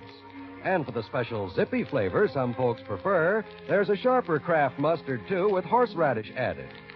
So be sure to head up your holiday shopping list with Kraft quality mustards.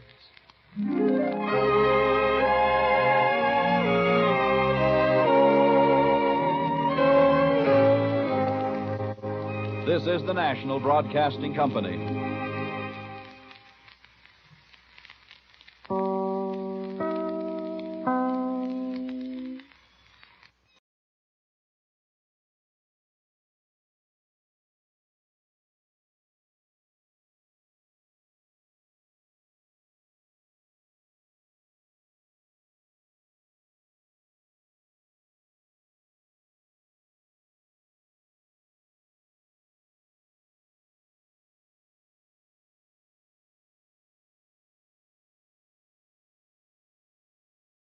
Let's go to the opera.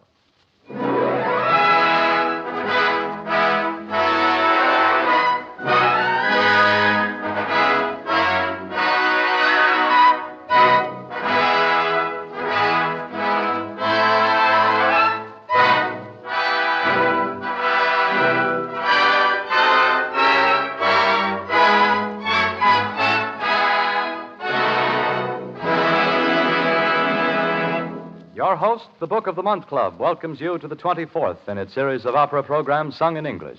Our soloists this evening are Miss Anne McKnight and Mr. Todd Duncan, whom, as you know, created the role of Porgy in Gershwin's Porgy and Bess. Our conductor is Mr. Thomas Sherman.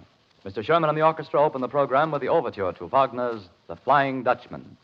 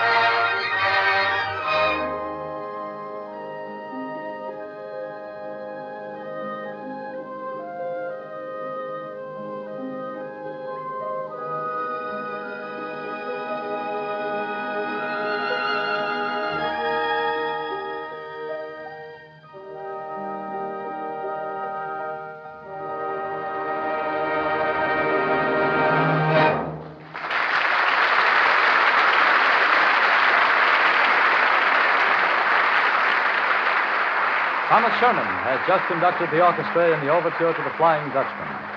For our first solo this evening, Miss Anne McKnight sings Agatha's Prayer from Weber's Der Freischütz. It is the second act, and Agatha is waiting for her lover Max to return from a shooting match. As it grows late and Max does not return, Agatha sings a tender prayer for his safety. Anne McKnight singing Agatha's Prayer from Weber's Der Freischütz.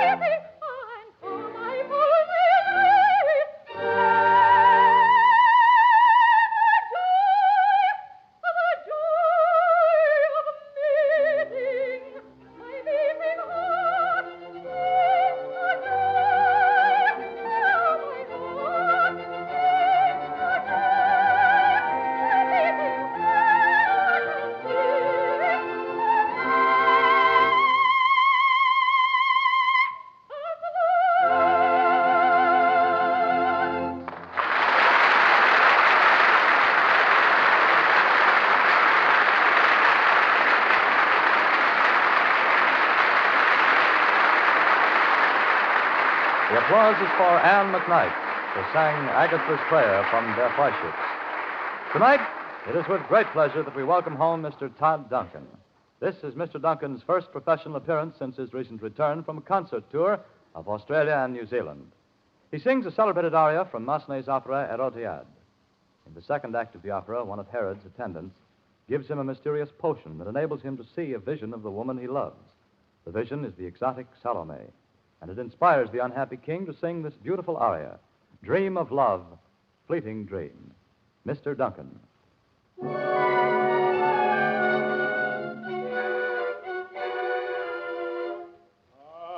the potion of love sent this dream to enchant me, shall I see her tonight?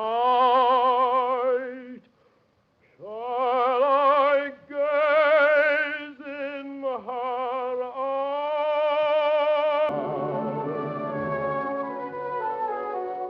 Ah, to feel your embrace and the heart of your heart, a full 1 hour of love, then to die in your arms. Strange, mysterious maze and never.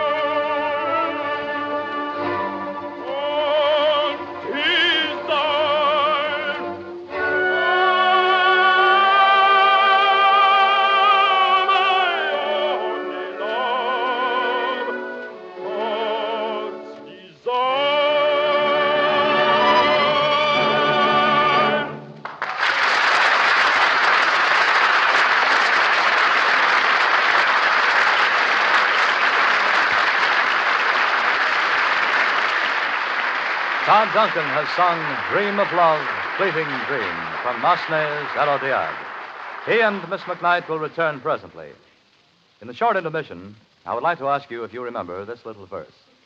You are old, Father William, the young man said, and your hair has become very white, and yet you incessantly stand on your head. Do you think at your age it is right? It's from Alice in Wonderland, of course, and do you recall this from Through the Looking Glass?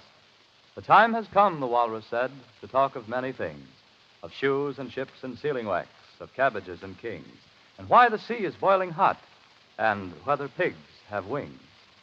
Quotations like these will send you back to your dog-eared volumes of Lewis Carroll's masterpieces, if you still have them. Even if you do, you'll be interested in the beautiful new 2-volume edition of Alice in Wonderland and Through the Looking Glass, soon to be published. The Book of the Month Club is sending these 2 books to members as their book dividend for November and December. It is probably the most beautiful edition of Lewis Carroll's masterpiece that has ever been published for general distribution.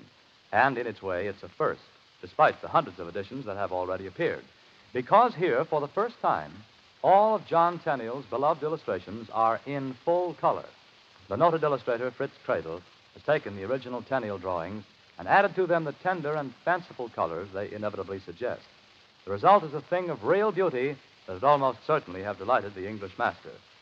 In his time, modern printing techniques for reproducing illustrations in color were unknown. If they had been known, Tenniel would in all probability have made use of them himself. Returning to our music, Thomas Sherman conducts the orchestra in the Dance of the Will-o'-the-Wisp from Berlioz' opera.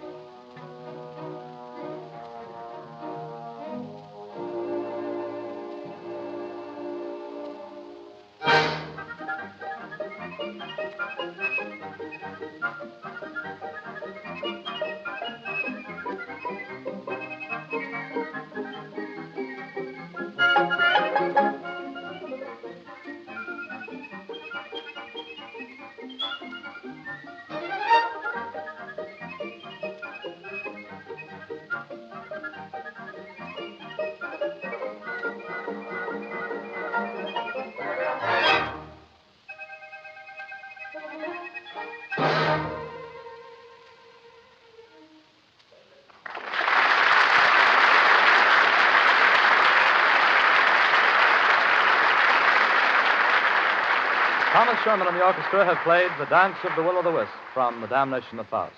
Now our soloists, Todd Duncan and Anne McKnight, return to the center of the stage to sing a duet from La Traviata. In this scene, Monsieur Giamont asks Violetta to renounce the love of his son, Alfredo.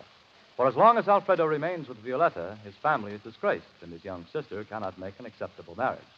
Todd Duncan and Anne McKnight as Monsieur Giamont and Violetta in Verdi's La Traviata.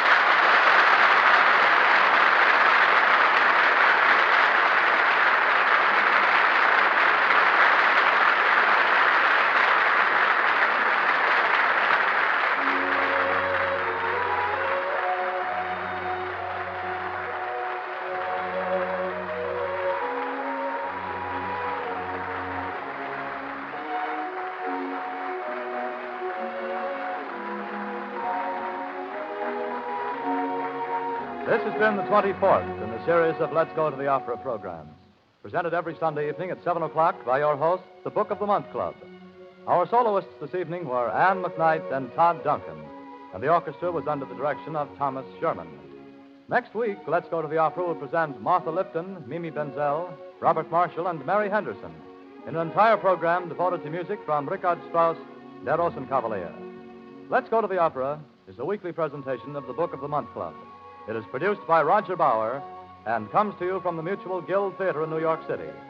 This is Frank Waldecker, inviting you to be our guests next week at this same time. This program is heard in Canada through the facilities of the Canadian Broadcasting Corporation. This is the Mutual Broadcasting System.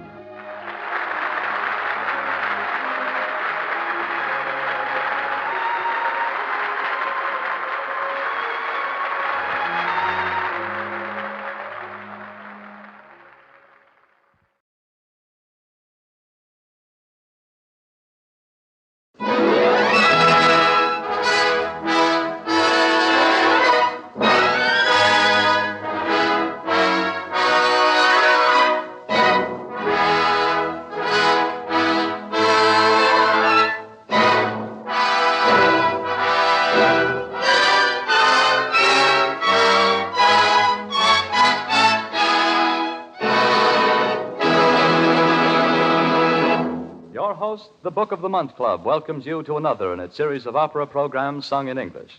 This evening, our music is taken from the works of Puccini, Bizet, Ponchielli, Smetana, and Mozart. For our soloists, it is with great pleasure that we welcome back to the stage of the Mutual Guild Theater Miss Clara May Turner, contralto, and Mr. Eugene Conley, tenor. The orchestra is conducted by the young American musician, Mr. Thomas Sherman. Mr. Sherman begins our concert with the overture to Mozart's one-act opera, The Impresario.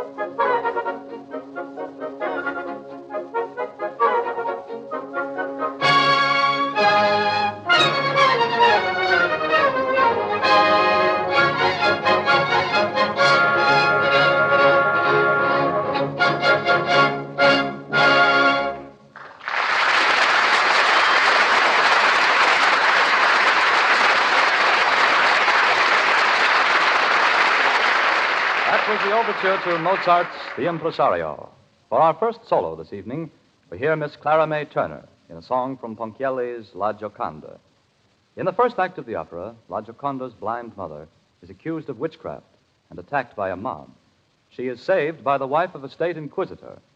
In gratitude, the old woman presents her with a rosary and sings this expressive aria. Clara May Turner sings Angel of Mercy, Voice of Grace from Ponchielli's La Gioconda.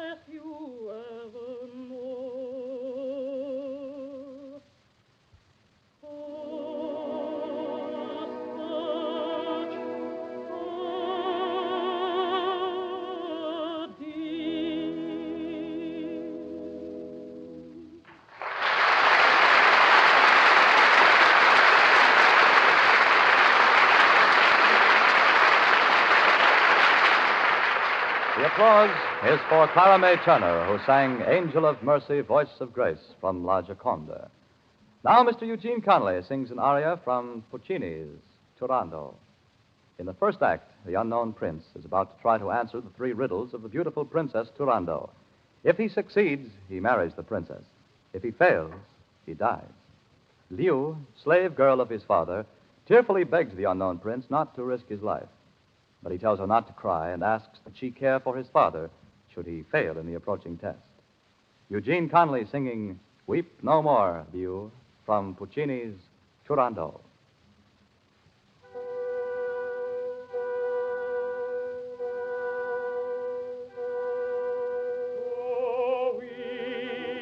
No more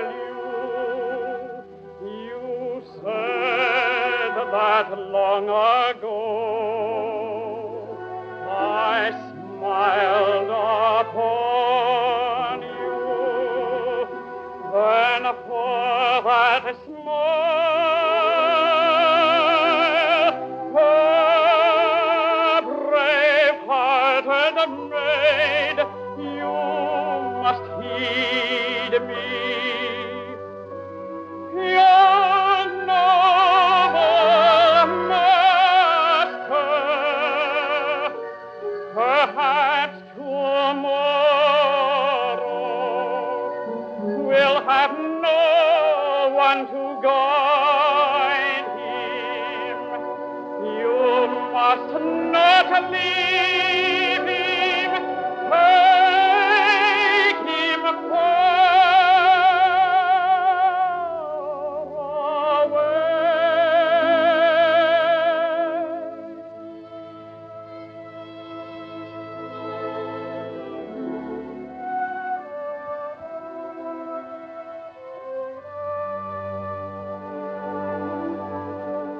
Stay beside him and smooth the path of his exile. Hear me, hear me. Oh, my poor little you, your kind and gentle heart will not refuse me. Will not refuse me. Who will never smile again. Will never smile again.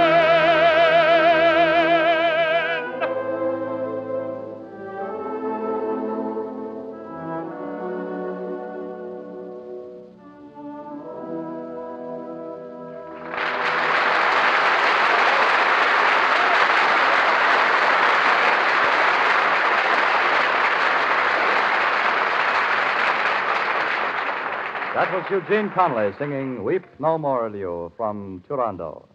Before we continue, I want to give you some interesting information about a new book. Some books cast their shadow before them. It is as if the excitement of advanced readers were contagious, building up the fame of such books by word of mouth long before they reach the bookstores. Thunder Out of China by Theodore H. White and Annalee Jacoby is that kind of book. It is the Book of the Month Club selection for November and will not be published before October 24th. But already, a month before publication, it is expected among critics and others in the book world that Thunder Out of China will be one of the most important books of the year. There is one good reason for this. The smoldering civil war going on in China may blaze into conflagration at any time. If it does, it may profoundly affect the future of every citizen in this country. For it is in China that Soviet Russia and the United States face each other most directly. What is the key to the great Chinese puzzle? What are the rights of the situation? As the brilliant chief of time and life service in China for 6 crucial years, Theodore H. White learned how to unravel the tangled skein of Chinese life and politics. His assistant was Annalee Jacoby, who worked in the capital while Mr. White made frequent trips to the battlefronts. Together, they made as good a team as ever covered China. And what they have to report in Thunder Out of China is almost certain to stir up some editorial thunder in the United States. In addition to Thunder Out of China, you may remember the recent Book of the Month Club announcement that members will receive in November a free copy of Hiroshima, John Hersey's masterful report of what happened to people when the first atom bomb was dropped on Japan. Now, back to our music. As Thomas Sherman and the orchestra play The Dance of the Comedians.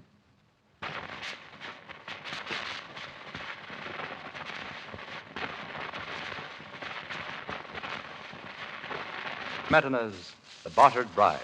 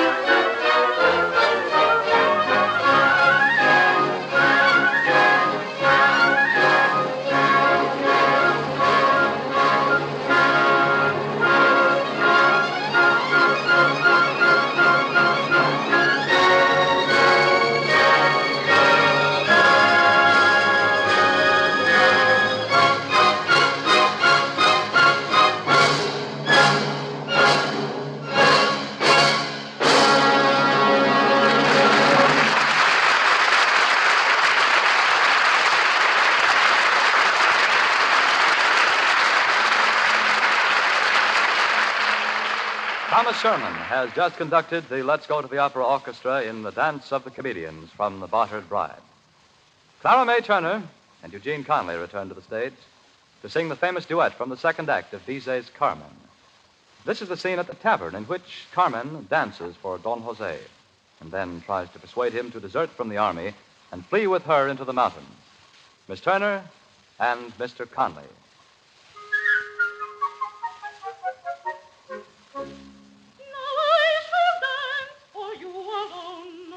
You shall see, my lord, how I can sing and play, doing them all together. You just sit there, Don Jose. Let me show you.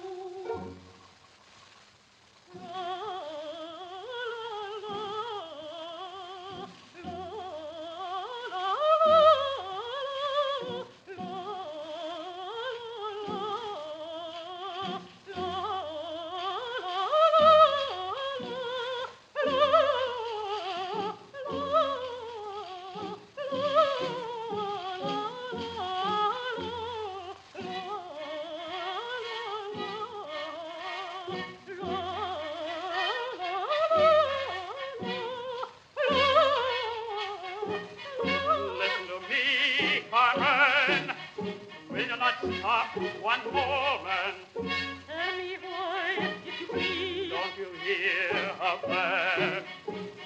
Yes, the sound of the bugle sounding the retreat. Do you not hear it now? Bravo, my charming soldier. I'm sorry that I can't compete with trumpets and bugles. I should have had an orchestra to me, oh my lord.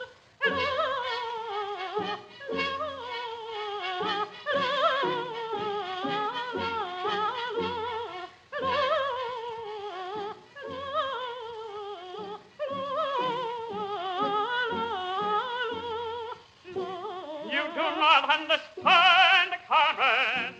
It's the retreat, and I must go. It means I must leave right away.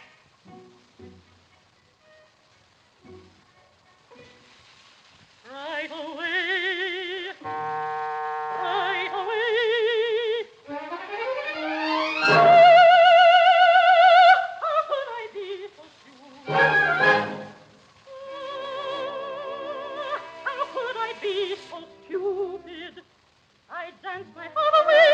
I sang my song for you. I gave my all for you. I thought you might be pleased. How I sang, how I danced. I thought, can you imagine?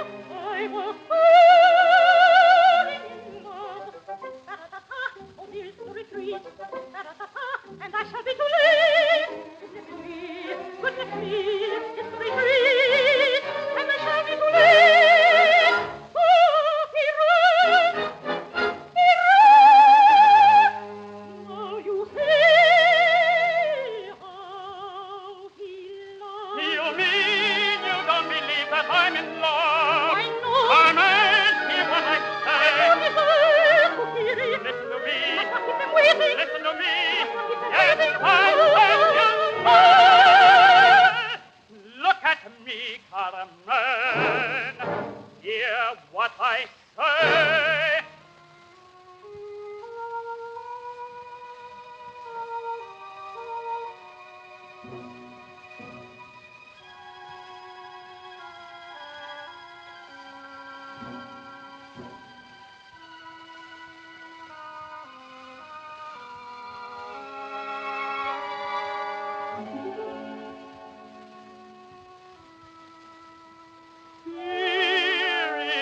flower you gave so lightly, the flower you wore that bloomed so brightly,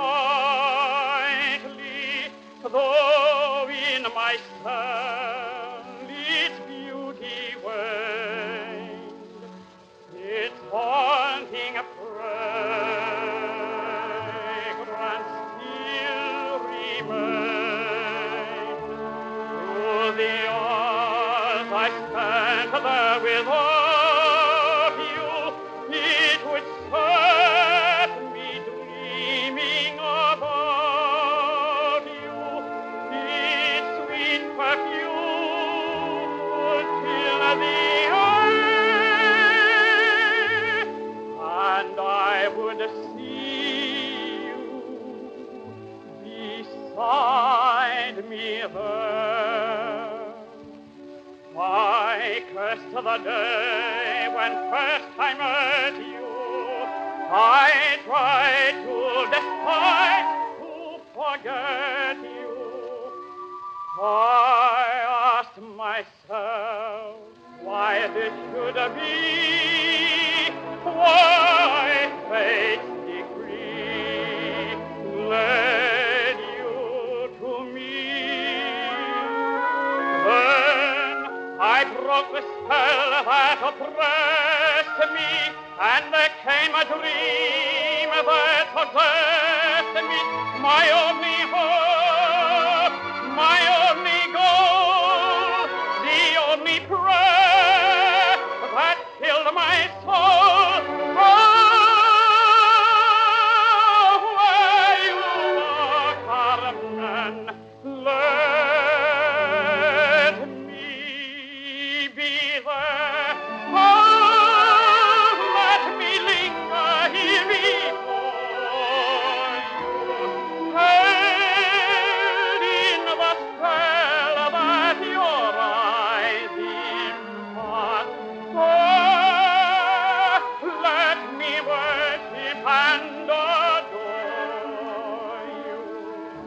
Oh, my Carmen, here at your feet I lay my heart. Carmen, I love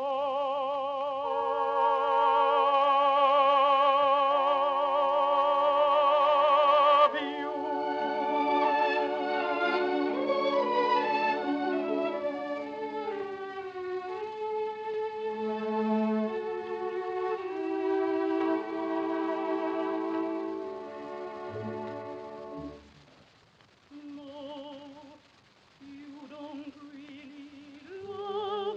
But I do. No, you don't really love me. Oh, if it were true, why then you'd come with me. Down where the mountains meet the sea. Down where the river meets the tide. Give me your heart and follow me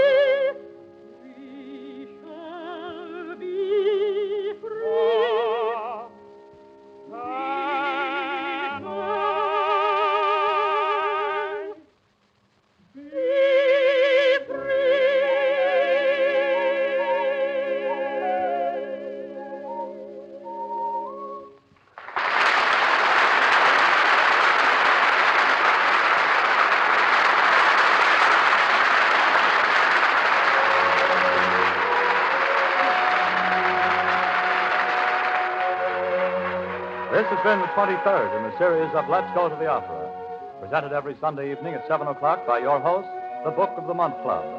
Our soloists this evening were Clara May Turner and Eugene Conley. Next week, Let's Go to the Opera will present Todd Duncan and Anne McKnight in songs by Verdi, Mozart, and Massenet. Thomas Sherman will conduct. Let's Go to the Opera is a weekly presentation of the Book of the Month Club. It comes to you from the Mutual Guild Theater in New York City, where it is produced by Roger Bauer. This is Frank Waldecker inviting you to be our guests next week at this same time. This program was heard in Canada through the facilities of the Canadian Broadcasting Corporation. This is the Mutual Broadcasting System.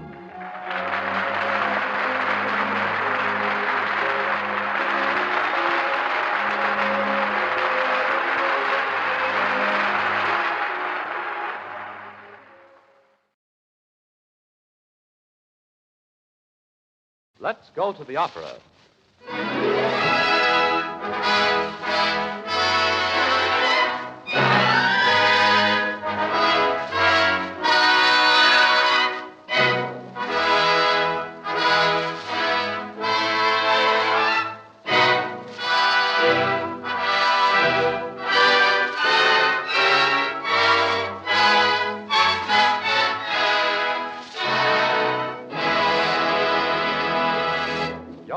The Book of the Month Club welcomes you to the 22nd in its series of opera programs in English.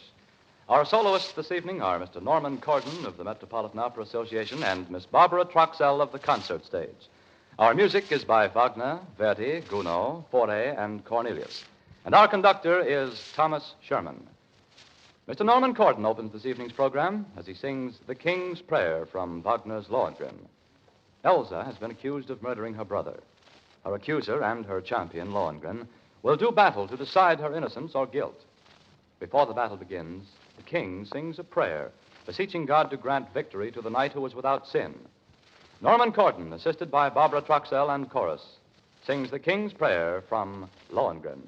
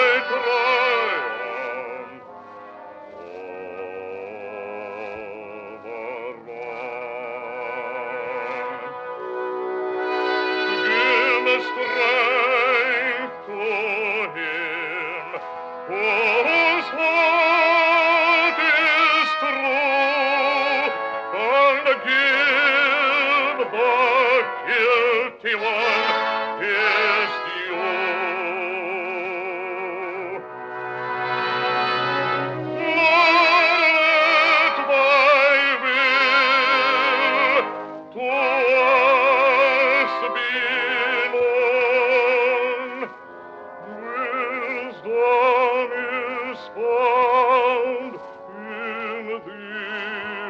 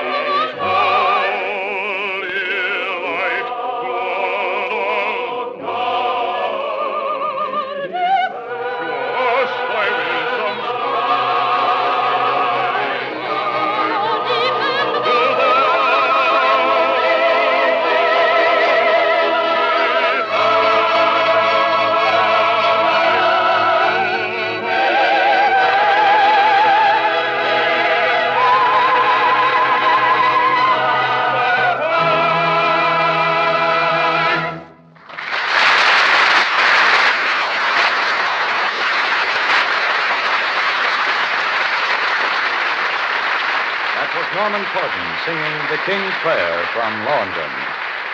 In a quick change of mood, Mr. Corden assumes the role of the king of chatterboxes, Abdul Hassan, who is the barber of Baghdad in Cornelius' opera of the same name.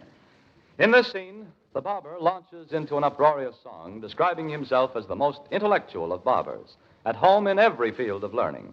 Norman Corden as the garrulous barber.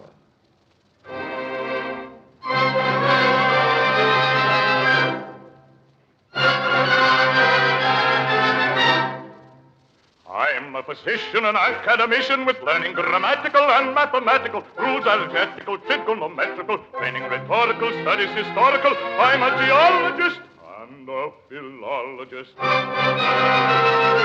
at geography, maths, and topography. Linguist and jurist and tourist and jurist. Build a contractor, an artist, an actor, a painter, musician, expert politician, a smart epigrammatist, also a dramatist, equally proper as writer of operas, plays what I call melodramatical. I am poetical, peripatetical, dealing Hippocrates, Plato, and Socrates. I can contain them all, I can explain them all, everything practical, autodidactical, combined in me. They're all combined in me.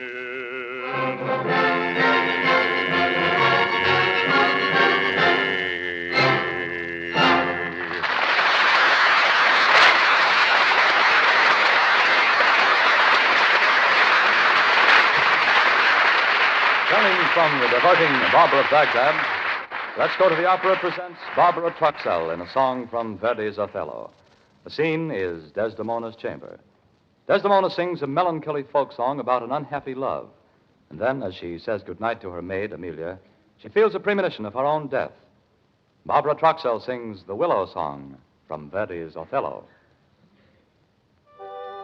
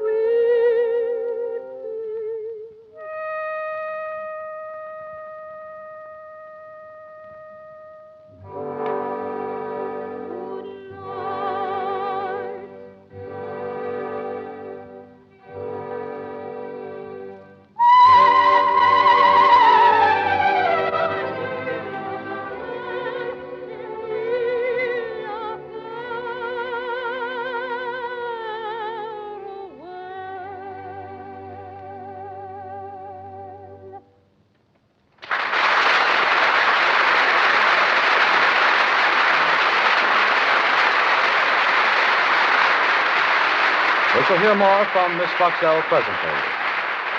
During our short intermission, I want to give you some interesting facts about the Book of the Month Club selection for October. It is a book with a curious title of Mistress Masham's Repose, and it is by the English author T.H. White. You'll be reading a lot about this book when it is published on September 27th. Henry Seidel Canby, chairman of the club's editorial board, calls Mistress Masham's Repose, I quote, the most charming and delightful book I have read in many a day.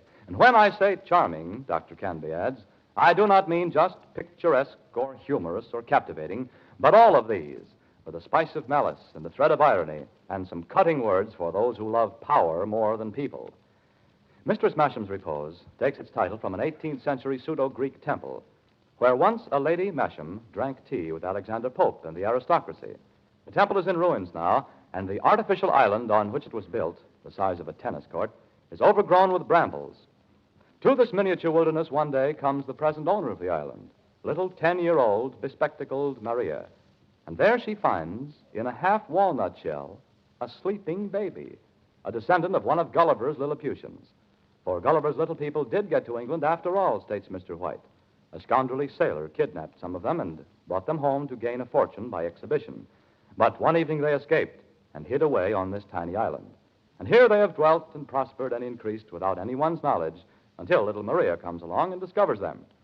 Well, you can imagine what Mr. White, with his witty and whimsical talent, can do with a theme like this. Remember the title, Mistress Masham's Repose, by T.H. White. In a week or so, you'll be reading the reviews about this October Book of the Month. Back to our music, as Thomas Sherman and the orchestra play two sections of Gustave Fauré's orchestral suite, Pelleas and Melisande, The Spinners and Sicilienne.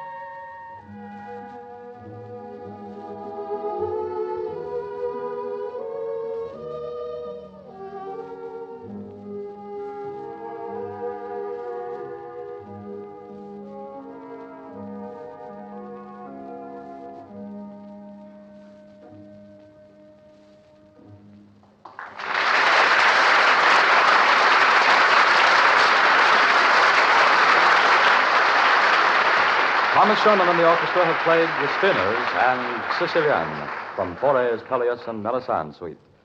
Now, our Let's Go to the Opera soloists return to the stage together to sing the church scene from Gounod's Faust. It is Act 4. Margarita, heartbroken and penitent, comes to the church to pray. But even there, she is not safe from the mockery of the archfiend Mephistopheles. It is too late to ask forgiveness, he tells her. You are lost forever, Margarita. Barbara Truxell as Margarita and Norman Corden as Mephistopheles, assisted by the chorus, sing the church scene from Gounod's Faust.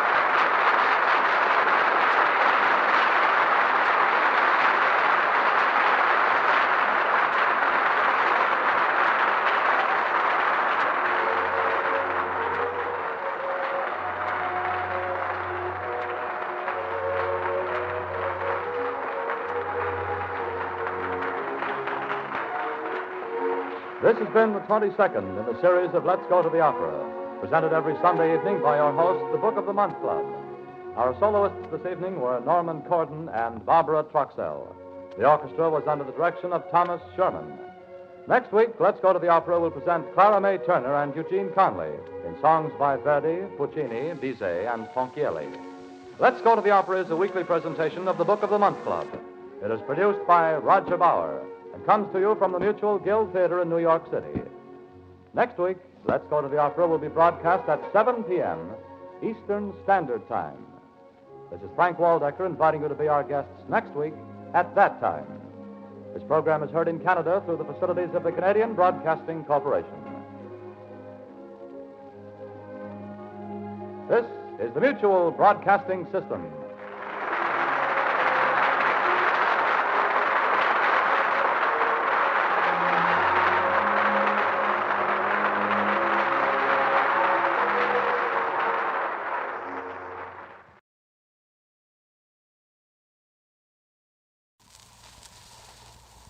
Let's go to the opera.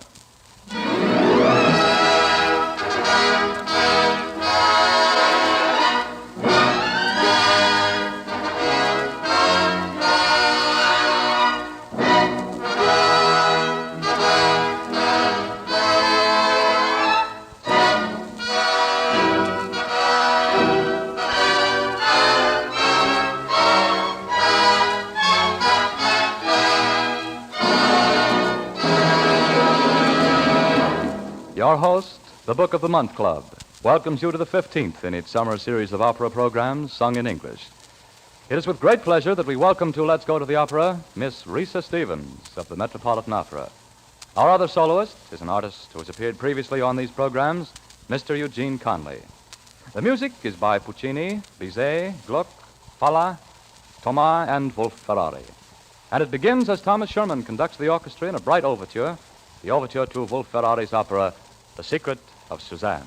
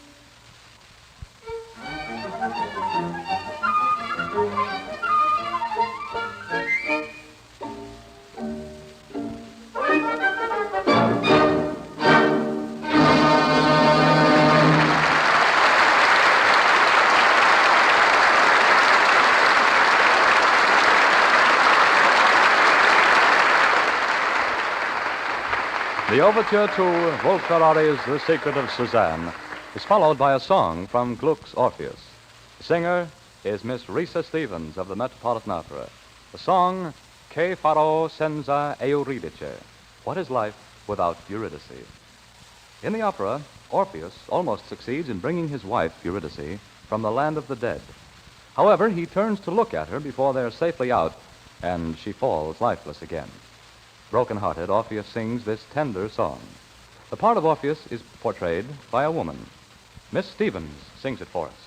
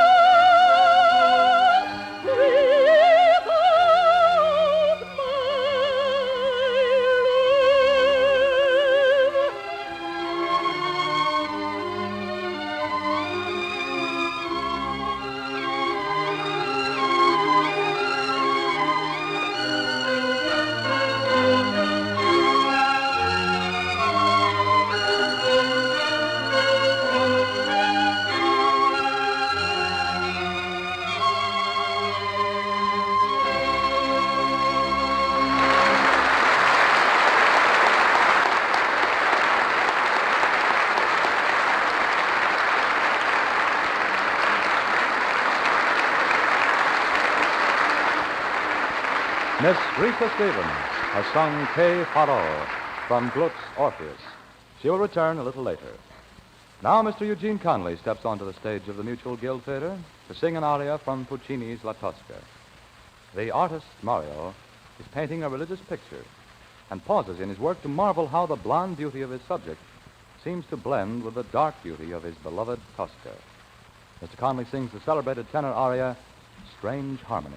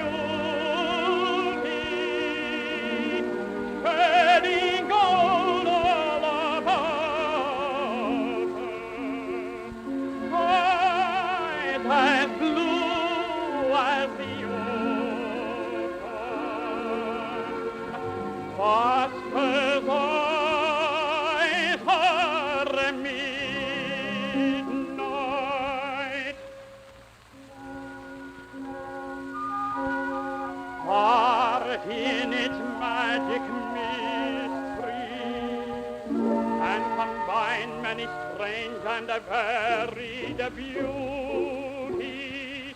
But though I paint another,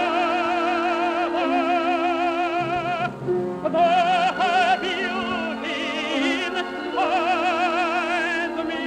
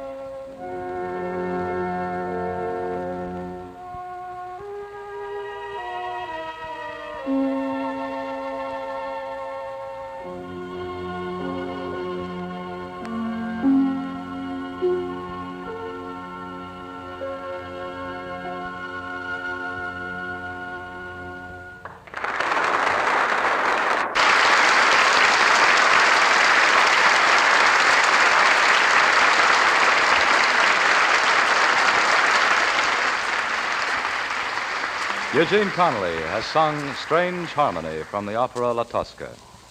As we promised, Miss Risa Stevens returns, this time singing the familiar Zagadilla from Bizet's Carmen. In the first act of the opera, Carmen is arrested for stabbing another woman. She sings this song to her guard, Don Jose, suggesting that he help her escape. The Zagadilla, Miss Stevens.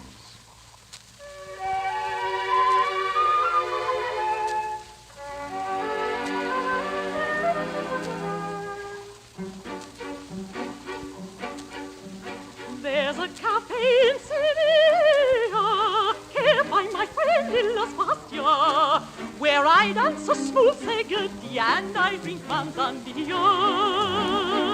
I will soon be there with little Pastia.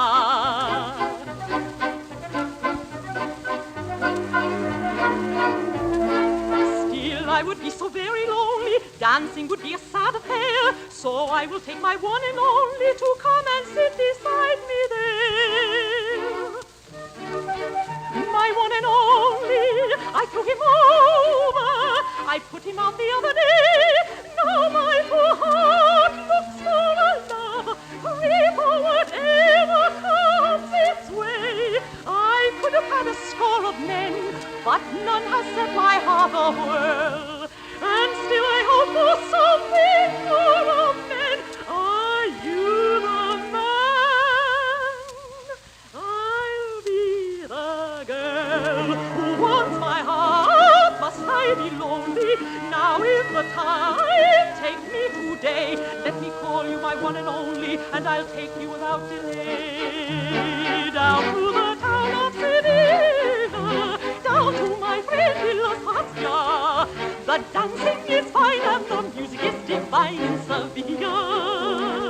La la la la la la la la la la la la la la.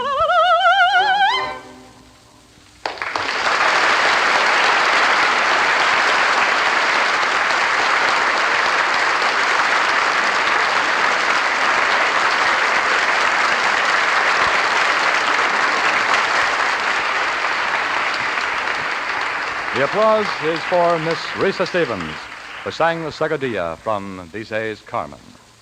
We now have a brief intermission, and this gives me an opportunity to explain something about the choosing of Book of the Month Club selections that surprises many people. It is sometimes assumed that the 5 judges on the club's editorial committee deliberately try to pick books that will be bestsellers. No, not at all. The judges read the books submitted to them by all the publishers of the country months in advance of publication. And at that stage of the game, it is anybody's guess as to just which books are going to be enormously popular. You simply can't tell. But even if such clairvoyance were possible, it would make little difference to the judges. Not because they're in any way prejudiced against bestsellers as such, but because they are interested in books as books, in what they have to say and how they're written, and what they have to offer in the way of experience, enjoyment, and information. These are the things about a book that interest the judges. The actual fact is that practically every book they choose does rise very quickly to the top of the bestseller lists all over the nation. But that happens not because the judges try to choose highly popular books and are good guessers, but because they are experienced and discriminating readers, each with marked individuality of taste. And any one book that appeals to all of them is almost certain to appeal just as strongly to readers of good books in general. But first and always, it is the book that counts. And perhaps that is why the thrill of discovery so often attendant upon the reading of a new and important book is a pleasure shared by our members and our judges alike. Now, let's go to the opera resumes with a brilliant dance from Manuel de Falla's Vida Breve, played by the orchestra under the direction of Thomas Sherman.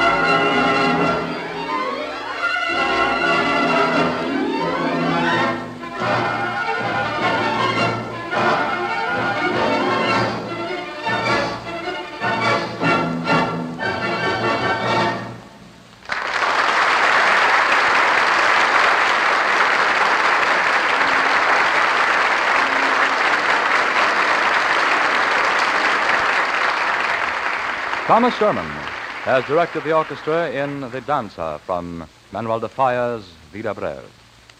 Miss Stevens and Mr. Conley step to the center of the stage to sing one of the most exciting duets in grand opera from Ambroise Thomas Mignon, which begins, Ah, Let Our Happy Hearts Beat Together. In the third act, Wilhelm dashes into a burning castle and rescues Mignon. As she regains consciousness, Wilhelm realizes how deeply he loves her, and together they sing this song. Miss Stevens and Mr. Conley.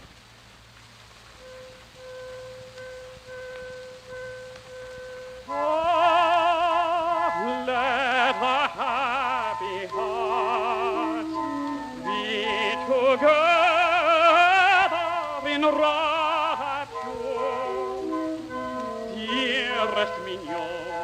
Dearest Mignon, look in my eyes and let me see your face.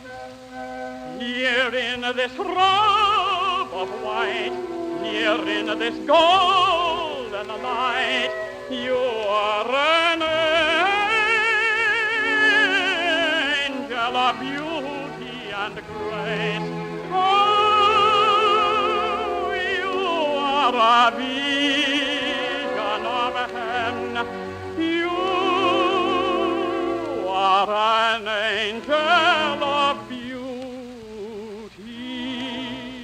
and grace.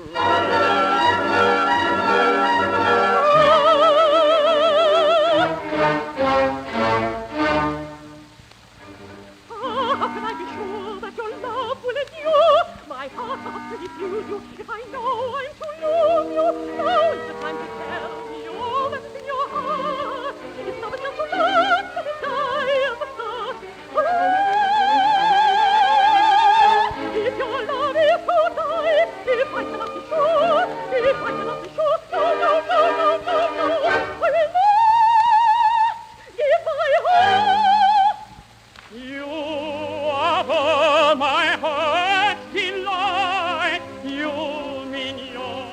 My star in the night, no other face is half so pale, no voice as charming anywhere.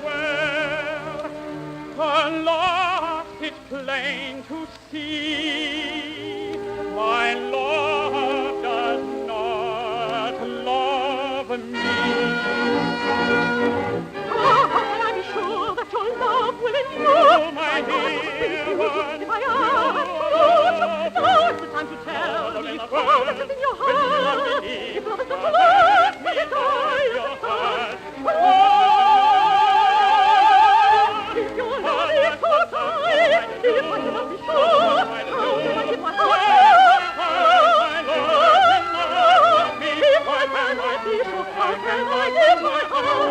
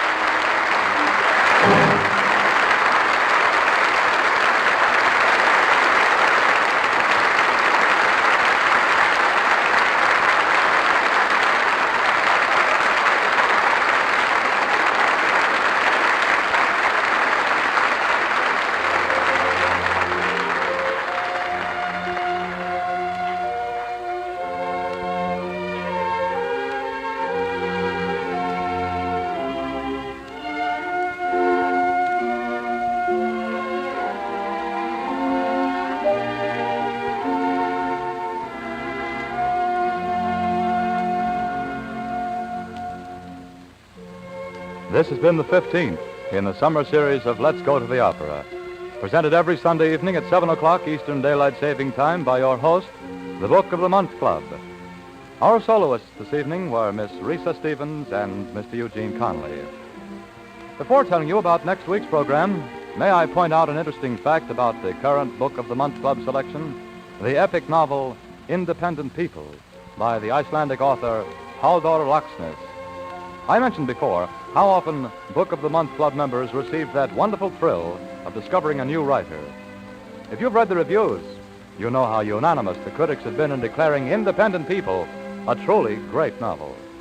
In all probability, it is destined to join the ranks of those books that have earned their authors international reputations. Next week, Let's Go to the Opera brings Miss Eleanor Steber and Mr. John Baker to the stage of the Mutual Guild Theater. The program will include songs from Rigoletto, Turandot, Pagliacci, and Goyescat. Let's Go to the Opera is a weekly presentation of the Book of the Month Club. It is produced by Roger Bauer and comes to you from the Mutual Guild Theater in New York City. This is Frank Waldecker inviting you to be our guests next week at this same time.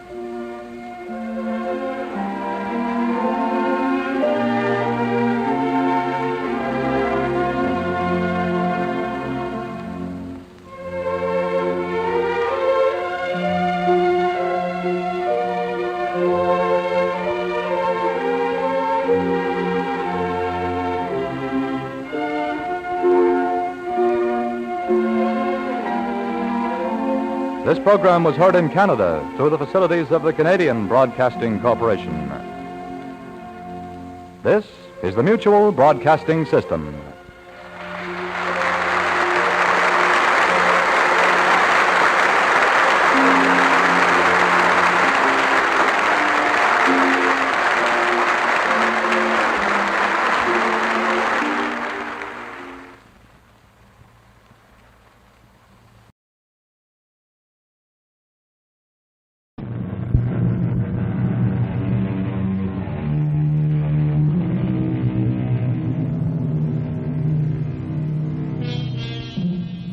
Blackmail is an ugly word.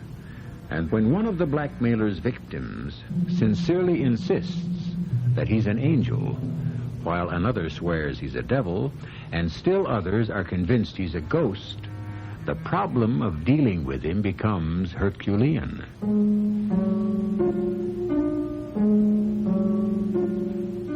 My name is Robert Grand. I'm a 38-year-old bachelor.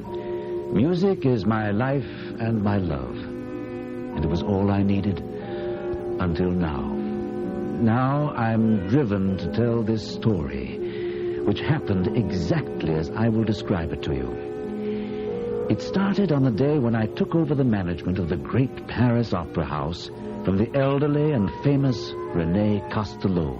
And last, Robert, but certainly not least, is this contract. A contract in a memorandum book? Why, René? Because that's the way the ghost wants it. I never knew that the revered opera manager René Castelot had such a delightful sense of humor. Contract with a ghost? Surely you're not serious. The opera ghost professes to be primarily concerned that the management give to every performance the splendor that belongs on what he calls the premiere lyric stage of France. And, of course, this ghost will be the sole judge of the artistic splendor of a performance? Of course. However, there are two other conditions on which he places equal importance. Any attempt to perform an opera will meet with disaster if my allowance of 20,000 francs a month is more than 10 days late. Well, let me see. That monthly figure would amount to 240,000 francs a year. And this joker has further conditions? Oh, yes. If you'll allow me.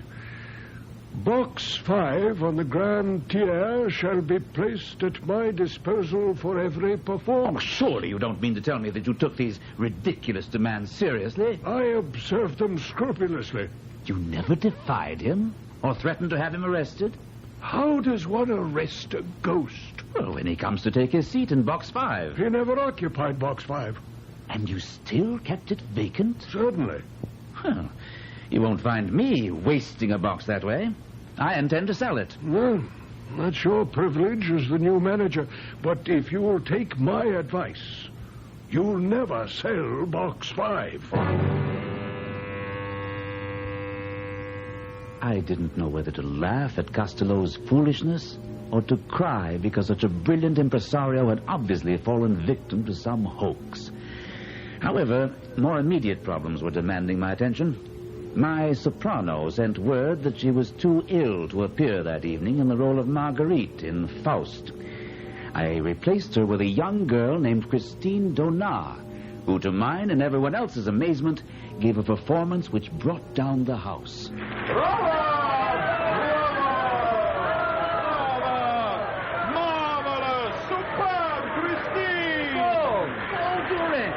I thought you were in Chartres with your brother. I was until I heard that Christine was to sing tonight, and then I rushed to Paris. Forgive my rudeness. I mean to congratulate you upon your appointment as the manager of the opera.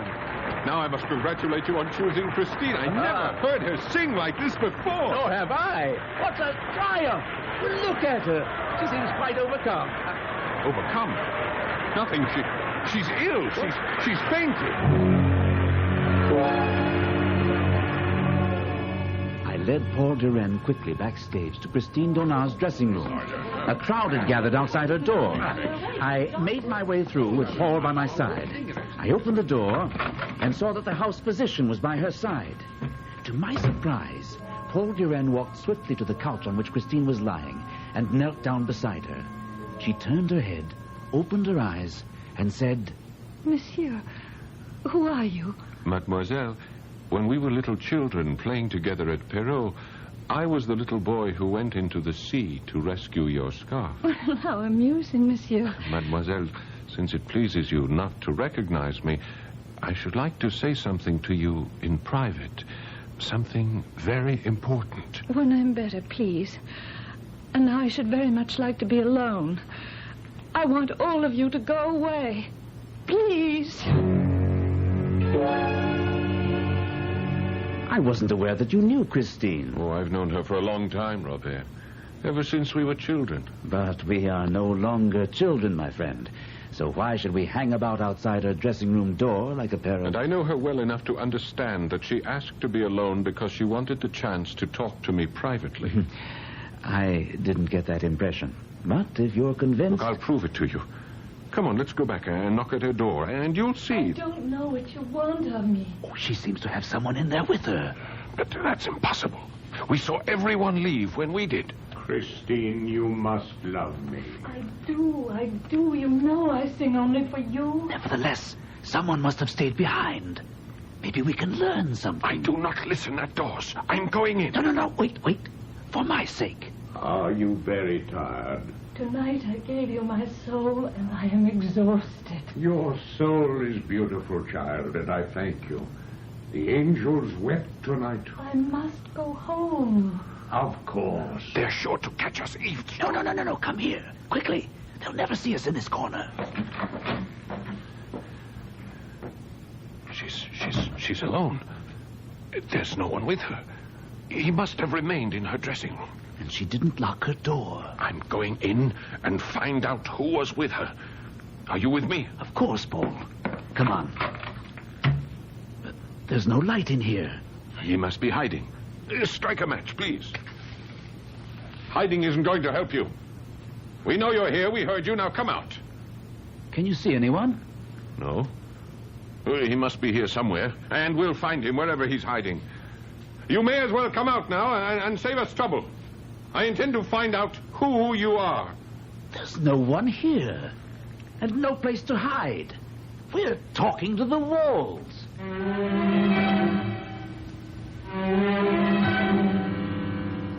Robert, you know my family goes back to the days of Napoleon, and I'm sure you feel I lied to you when I said I knew Christine Donat. Certainly you had every right. What's this about Donat? Well, this letter will prove to you that I wasn't lying. You see, she says right here, I have not forgotten the little boy who went into the sea to rescue my scarf. Then you know where she is. Of course. She is in Perrault, and she is inviting me there, too, because it is the anniversary of her father's death. Her father and I were friends. Do you mind if I go with you? How do you know I am going? Oh, don't talk nonsense. You're going because you're in love. And I'm going to bring back a singing sensation who hasn't been heard since the night of her triumph.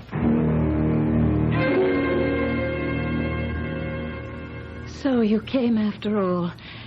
I was thinking while I was at Mass, will he come and will he remember the inn of the setting sun? You knew I would come. And you knew I would remember, Christine. Oh, I also brought Monsieur Grand. Well, how nice, but why did you... I am here to ask you to return to the opera, mademoiselle, and to ask you to sing other roles. Well, you will have to excuse me, Monsieur Grand, but I cannot talk of singing other roles now. But I have come all this way, mademoiselle, just to... I did not ask you to come. Or you either, Paul. You asked me to come, Christine. You knew your letter would bring me here to Perrault as surely as the sun shines. Well, that may have been a mistake on my part. There was no point in my remaining, as it was obvious that there was a lover's quarrel brewing. So I told Paul he could find me in my room. What you hear now is what Paul told me happened after I left them in the sitting room. Why do you say mistake, Christine? I don't know. When I wrote the letter, I was thinking of my childhood and my father and the games we played as children. I think I wrote to you as the little girl I was then and not the woman I am now. When I came to you in your dressing room the other night, was that the first time you noticed me? No. I'd seen you in your box. I knew you were in the audience. Oh, good. Then why, when you saw me in the dressing room and I reminded you about the scarf, why did you pretend not to know me and laugh at me? All right. I know it was because there was someone in your dressing room, Christine. What are you talking about? The man to whom you said, I sing only for you tonight. I give you my soul and I am exhausted. You were listening at the door. That's the most... I listened, Christine, because I love you. Yes, I heard everything. All right, Paul. Tell me what else you heard. I heard him reply that your soul is beautiful, child, and I thank you. The angels wept tonight. Oh, Paul, you should not have heard that. You shouldn't.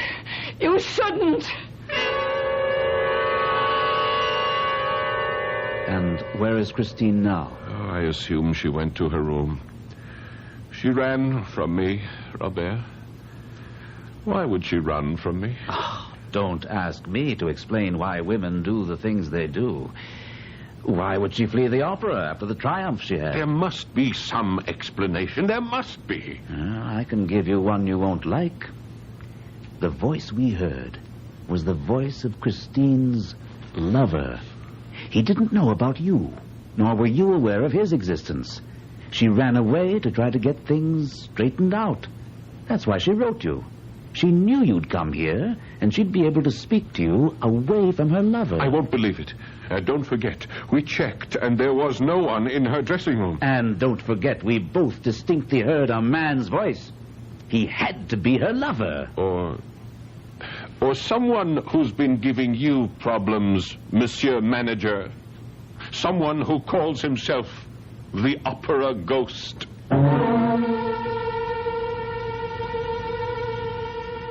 At this point, I think I can say that I've become an authority on ghosts and their habits. Now, I've heard of ghosts who clank, ghosts who moan, ghosts who scream, wail, and even gnash their teeth. But this is the first time I've encountered a lovesick ghost who's also an opera lover. I'll be back shortly with Act Two.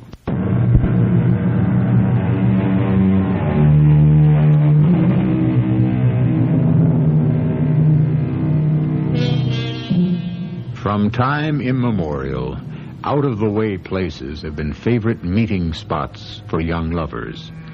And when a quarrel interrupts the course of true love, it's a common occurrence to find one of the unhappy pair sitting and waiting at their favorite trysting place, certain that the other must turn up.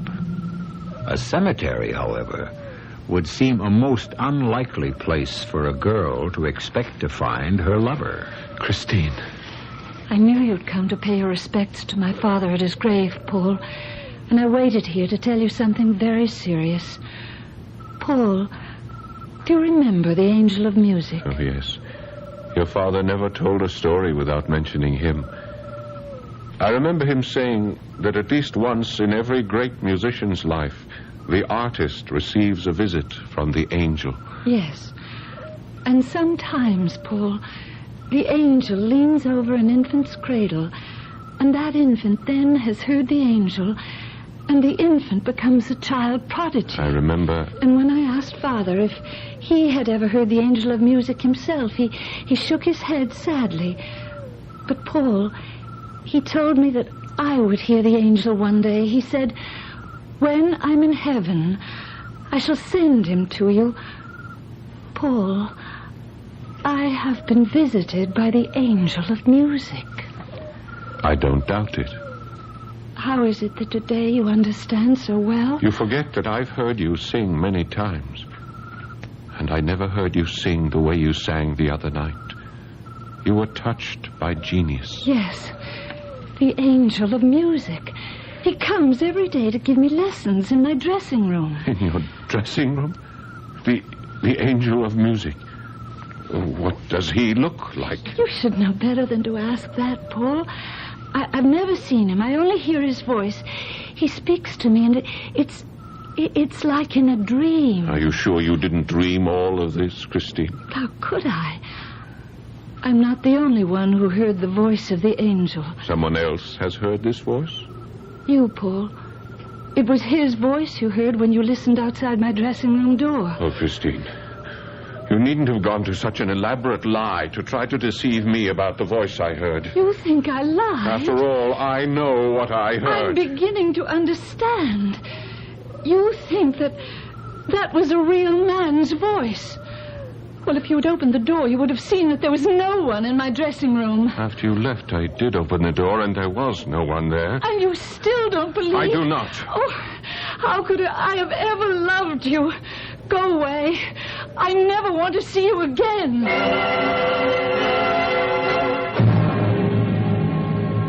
The return trip to Paris wasn't pleasant. Paul Durand wanted so desperately to believe that his darling Christine was the victim of some cruel hoax, while I was convinced that Christine was an artful minx who was trying to keep two men on the string. This belief was strengthened by a telephone call I received the following day at my office.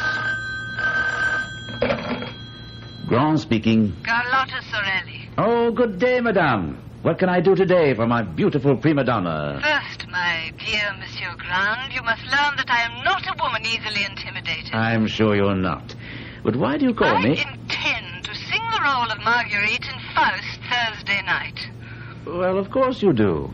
Why would you call and tell me what has already been announced? Because of a note I received this morning. It reads, if you dare to appear as Marguerite next Thursday evening, be prepared for a gigantic misfortune. Oh, a prank.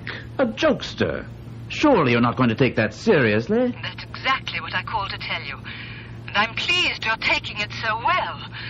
Even if I were dying, I would sing the role of Marguerite next Thursday night. Before that Thursday night, I had to face the problem of the first masked ball to be held in the Opera House under my direction.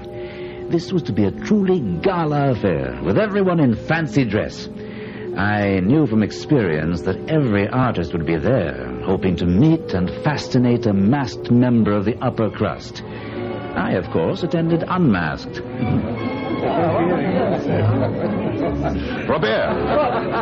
Robert! Oh, Paul! Is that you behind this black domino? Yes. I suppose you're seeking Christine, hoping to discover what masquerade she uses tonight. Huh? I don't have to hope. My Christine is behind that white domino over there, and we have a tryst in box 17 on the Grand Tier at midnight. And you're no longer concerned about that voice you heard in her dressing room? In her note making this assignation, she as much as admitted that she'd made a dreadful mistake about that voice. I see. Monsieur Directeur. What?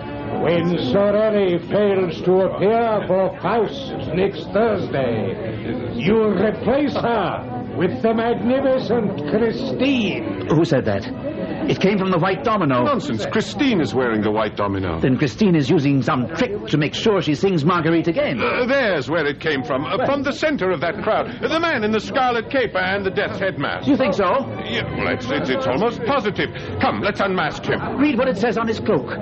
Don't touch me, for I am the Red Death stalking abroad. Hold that man in the scarlet cloak. Quickly, after him. Stop that man. No, don't touch him. He wears the mask of death.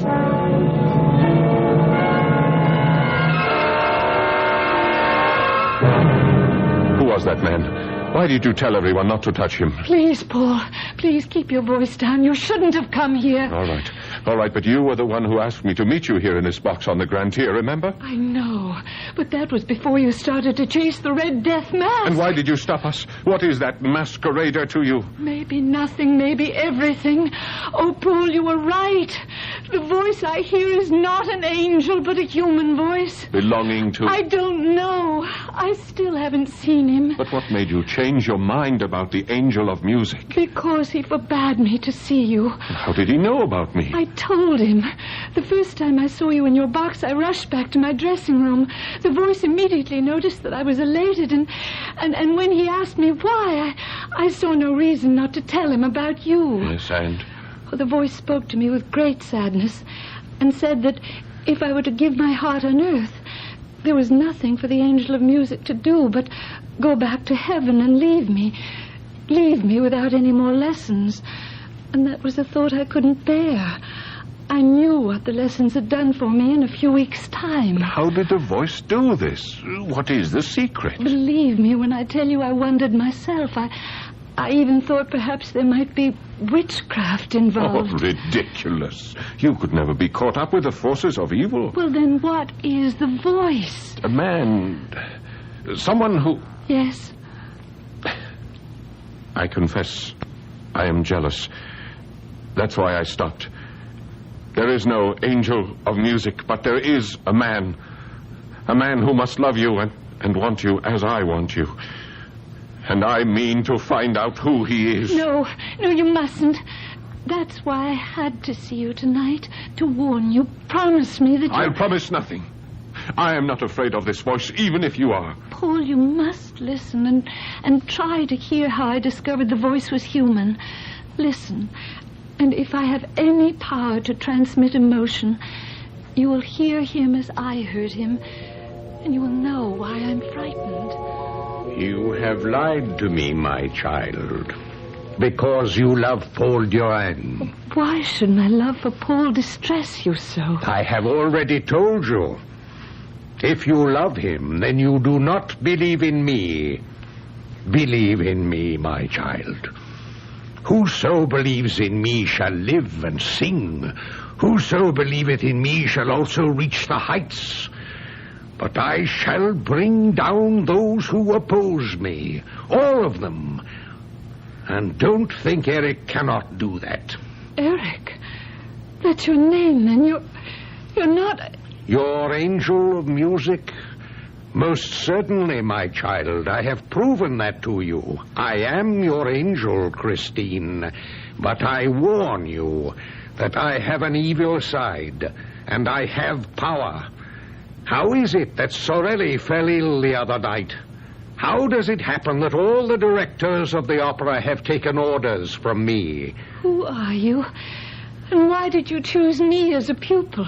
Because of your purity, child, and your beauty, your gracious beauty. Where are you? Here. This is a childish game you're playing. Let me see you. Never. The day you see my face will be doomsday for you, me, and everyone connected with the opera. And let me repeat my warning.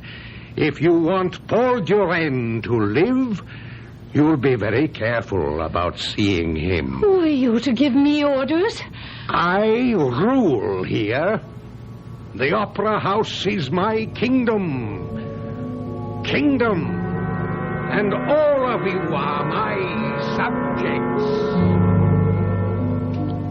Paul, dearest, did I succeed at all in recreating the power of that voice and the terror he inspired in me? Oh, whatever he is, he must be completely mad. Perhaps. But nevertheless, he does have power. What does it matter? You've told me that you love me, and now all you have to do is leave the opera, marry me, and we'll go away together. I cannot. I dare not.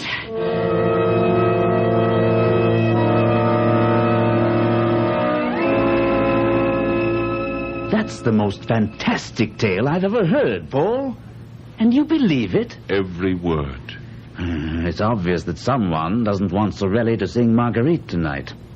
This whole rigmarole of not seeing the voice, this nonsense, I don't believe. Then what do you intend to do about that note?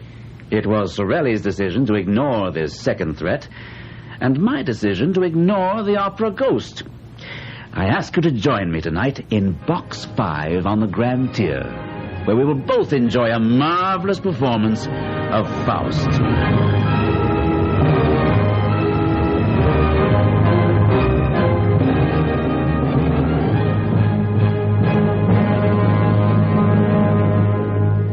The first act of Faust went very well, and as the curtain fell for the intermission, I allowed myself to relax in Box 5, where I was sitting with Paul. Well, Paul, what do you say now? Do you still think we could have used the police? The police would have been useless, Monsieur Grand. Did you say that, Paul? I didn't say a word. But you heard it. Tell me you heard it. Yes, I did hear it. Where is that voice coming from? Not from this box. We're alone in it. You are not alone. This is Box 5, my box. Show yourself, whoever you are. I must leave now because the house lights are dimming for the second act. And there will be a terrible calamity. Now listen, you... Raise your eyes to heaven and see and pray. The voice is coming from our left, 2 boxes down. No, I thought it was on the right. The lights are dimming. The chandelier. Look, Robert. Robert, what's swaying? It's going to fall right into the orchestra. Oh, no. Look out! Look out!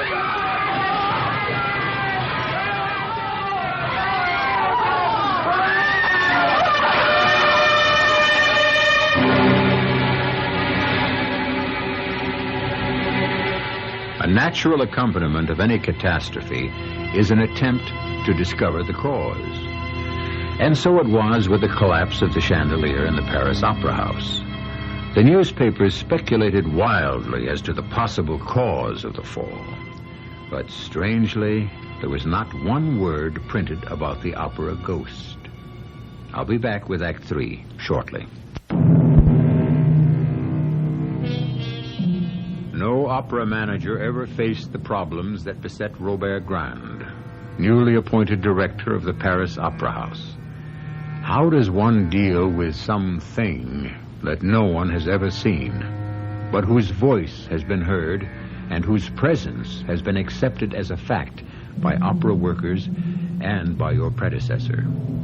A thing that called itself the opera ghost, and who took credit for the catastrophic fall of the great chandelier which took the lives of 3 people and injured many more. Robert Grand made his decision. If I can have your attention, ladies and gentlemen, please, I will explain the reason I summoned you to my office. I have decided to make my peace with the opera ghost. This envelope on my desk will be placed in Box 5 on the Grand Tier at tonight's performance. It contains the 20,000 francs which the ghost, or whatever he is, demands monthly. But I intend to reassign your locations so that Box 5 will not be unwatched by less than 3 pairs of eyes for 1 single second. And I insist on an immediate report to me when and if you see anyone entering or leaving Box 5. Robert Grand. Where have you been, Robert? I've called your home, your club, even the Café de l'Opéra, and I could not reach you. Is it something important? Your ghost bleeds, Robert. Your opera ghost bleeds. Real blood. Are you drunk or just raving? And if he bleeds, as I know he does, then he's no ghost at all, but real flesh and blood. Isn't that so, Robert? What are you talking about? What makes you so certain that he bleeds? Because I've shot him. Yes. Come to my apartment. I'll show you the bloodstain.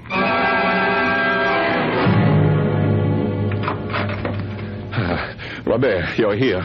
And now I will free you from your ghost forever. I've already called the police. Here, come, let me show you the balcony. I don't want to see anything until you calm down and explain what happened. His eyes. You have to see those eyes to understand, Robert. You have to see them. Are you trying to tell me the ghost was here? Exactly. And I know how to get him here. I played on his weakness, Robert. His human weakness. His love for Christine. I told you that, but you wouldn't listen. I can't make head or tail out of what you're trying to tell me. Now, I'm willing to listen, but only if you calm down. All right. All right, Robert. Everything I suspected is true. Now, I'll try to give you an exact picture of what happened. It started when I saw Christine yesterday. Where? At her mother's. She didn't go to the opera. I went to tell her mother that I wanted to marry her and take her away. What did Christine think about this? Yes, she was frightened, terrified by this man posing as a ghost. Well, I left after telling her I would expose him. And I came home here, and it was very late, and prepared to go to bed. Come, let me show you. Let me show you my bedroom. Oh, I'll admit that my mind was filled with wild thoughts that night. Well, I turned out the light, and as I climbed into bed, suddenly, at the foot of my bed, I saw 2 eyes, red and glowing like coals, just the eyes. I switched on the light, leapt out of bed. The room was empty, but I saw a shadow on the balcony. I ran to the bureau, opened the drawer, and took out this revolver. And I fired twice. You see? Look, here. There are 2 empty chambers in my gun. Huh? Now, come to the balcony, and I'll show you the blood. Where the door's open? Yes, of course. Here. Now, look. Is that blood? Yes, it is blood. Yes, of course. Now, a ghost who bleeds can be found. A wounded ghost can be traced, huh? Well? I see the blood. I also see a cat. No, there was no cat. Not on the balcony, but limping along the roof, trying to find a gutter to climb down. Oh, my dear Paul, I don't know about the eyes you think you saw glaring at you, but I'm afraid you've shot a cat.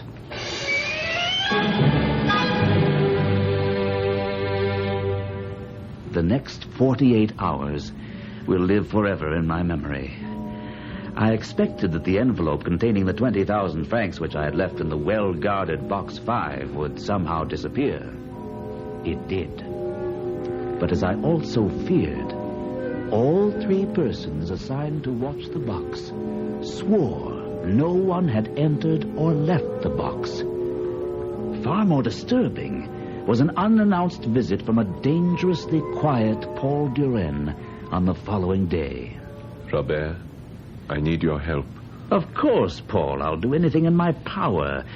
But don't you think that you'd better see a physician? Christine Donat will be appearing tonight in Faust. Yes, but not in the leading role. I've decided... That's not important. I think you should know, Robert, that she's agreed to go away with me. My carriage and coachman will be at the stage door promptly at 11. What I need from you is a way that she can slip out unobserved. Well, the whole backstage is honeycombed with trapdoors, but I don't know any that would lead out of the opera house itself. Perhaps Rene Castello might. He was the manager for 17 years before he retired. I'd appreciate it if you check with him. And also one other favor. I don't want to be seen myself. I wonder if you'd be kind enough to let me use your office tonight while the performance is in progress? Certainly. But isn't this flight a sudden decision? It's the only way. I've spoken with Christine, and she agrees that our only hope lies in getting out of Paris, even out of France. That may be wisest. But why leave from here? Christine absolutely refuses to give up tonight's performance. Not only does she feel obligated to you, but she also believes that Eric would somehow find out that she wasn't going to appear. Yes, you may have a point. The opera ghost, or Eric, as you call him, seems to know more about what goes on than I do. We'll meet back here in my office at 8 sharp.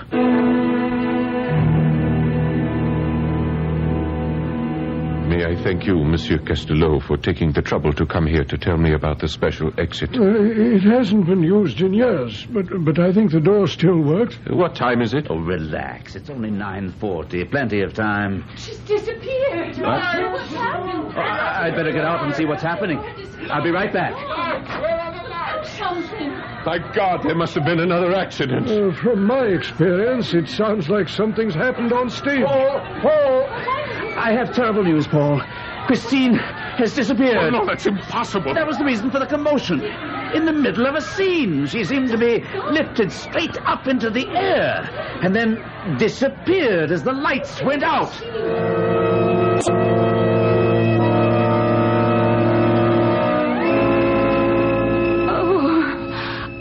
Christine, my love, please tell me you're not hurt. Well, who are you? And why are you masked? Oh, I'm sorry that I was so clumsy and made you strike your head when I... Eric, what have you done? Only what you made me do, Christine. I told you that if you'd continue to see Paul Durand, things would end badly. Where am I? In my house. It's my dearest wish that you'll grow to like it. You intend to keep me here? I cannot allow you to run off with Paul Durand as you planned. But they will look for me. And they will not find you. Have they ever found me? Why do you cry? You know it pains me to see you cry. I would never keep you here against your will, but I warn you, if you leave, you'll sign Paul Durand's death warrant. You're afraid even to let me look at your face. Careful, Christine. But I will tear that mask off. You're in no danger, Christine. I will not hurt you. So long as you do not touch the mask. And you expect me to believe that? You have no better friend in the world than myself.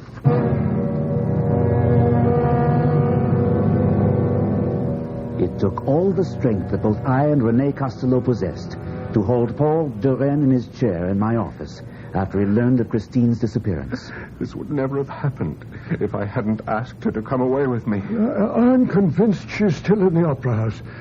I've seen the thing, whatever it is that calls itself the opera ghost. Where? When? Why didn't you tell us before? I tried to warn you. Well, never mind that. Where is he? And where is Christine? Well, I can tell you what I suspect. About a year ago, I worked late, and I decided to go backstage. There was only a work light, and as I stumbled around in the dark, I suddenly felt myself falling, and I landed in some sort of tunnel under the stage. Someone caught my arm and broke my fall, and a voice said, "Careful." I looked around and saw only 2 fiery red eyes glaring at me out of a mask. The same eyes I saw. Although I was afraid, I asked the apparition his name, and he laughed and said, "I am Eric, and you've invaded my domain. But since it was an accident, there will be no punishment this time. But, Mr. Manager, I warn you, Eric's secrets must remain Eric's secrets." Whatever that may have meant. Well, after the meeting, I was convinced that Eric, or the opera ghost, lived or haunted the subterranean cellars and caverns beneath the opera. Incredible. I investigated all the trapdoors, looking for the one through which I'd fallen.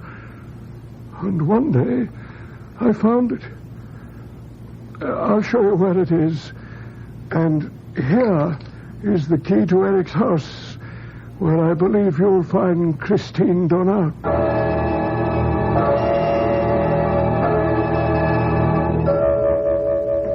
Wait. I see something. It's a door. Robert, we found it. We found his house. What's the matter? I just remembered what Rene said about the key. and opening the door. Well, you can do as you like, but I am going in. What's the matter? I don't know.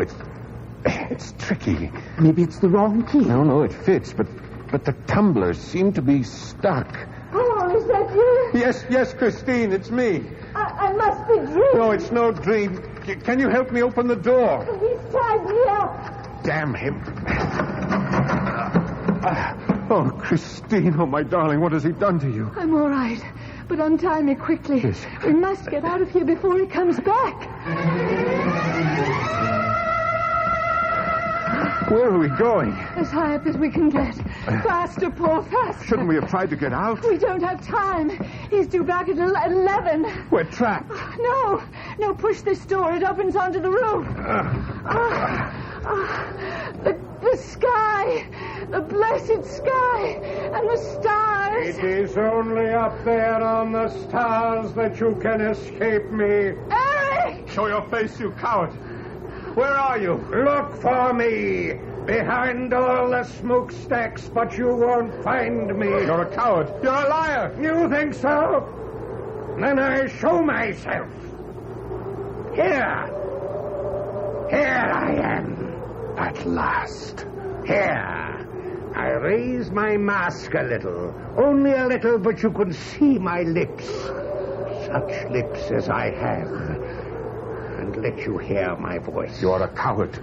Show your full face. My face. You shall see my face. And then you shall die. No, Eric, I beg you. My face that even the mother who bore me wouldn't bear to look at. Here. Now, look at my face. Good Lord in heaven. You wanted to see it. You wanted to see a face without a nose, with dead eyes, and the lips of a corpse. Now, look. As I come closer, the horror that is my face will drive you over the edge. Oh, my poor Eric. Christine, you're crying, you're weeping. And for me, a woman, a beautiful woman, weeps for me. If it were tears you wanted, you could have showed your face, and the world would have wept for you. I set you free, and in freeing you, I free myself. Here, I leave you my mask. Eric, don't shout. I love you, Christine, as no other man could ever have loved you.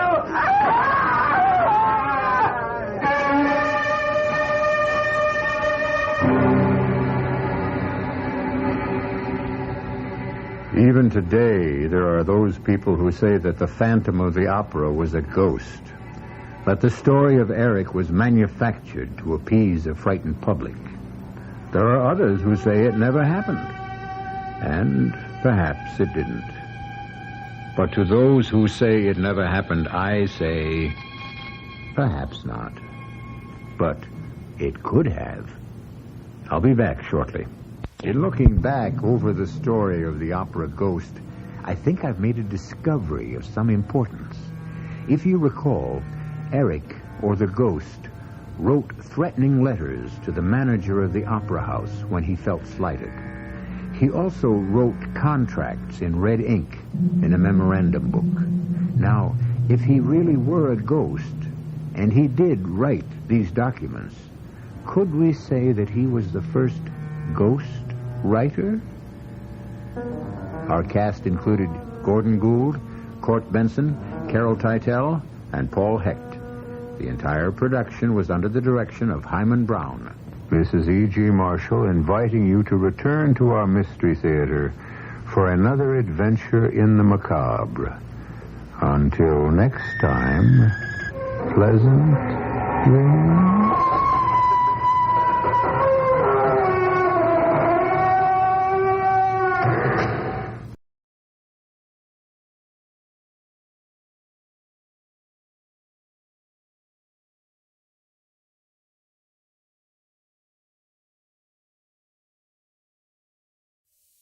Ladies and gentlemen, the Railroad Hour.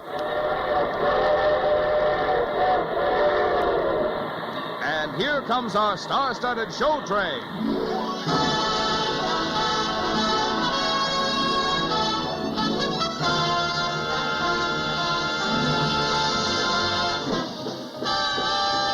Tonight, the Association of American Railroads presents the hilarious musical hit George Abbott's Best Foot Forward, starring Betty Garrett, Eileen Wilson, and your host, Gordon MacRae, with Jerome Cowan, Bill Shirley, Alice Pierce, Gloria Wood, Joseph Kearns, and from the original Broadway cast, Gil Stratton, Jr.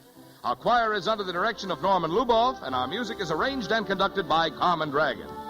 Yes, tonight, another great musical success is brought to you by the American Railroads, the same railroads that also bring you most of the food you eat, the clothes you wear, the fuel you burn, and all the other things you use in your daily life. And now, here is Gordon MacRae.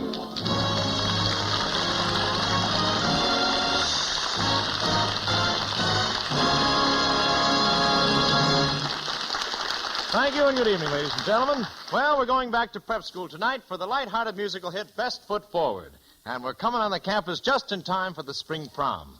We've got an all-star cast to sing the wonderful Hugh Martin and Ralph Blaine songs. So, are you all ready, gang? Let's go! What's the best school in the whole darn state of Pennsylvania? Buckle down, Winsocki, buckle down. You can win, Winsocki, if you knuckle down. If you break their necks, if you make them wrecks, you can break the hex, so buckle down. Knuckle down, Winsocki, knuckle down. You can win, Winsocki, if you buckle down. If you mow them down, if you go to town, you can wear the crown if you will only knuckle down.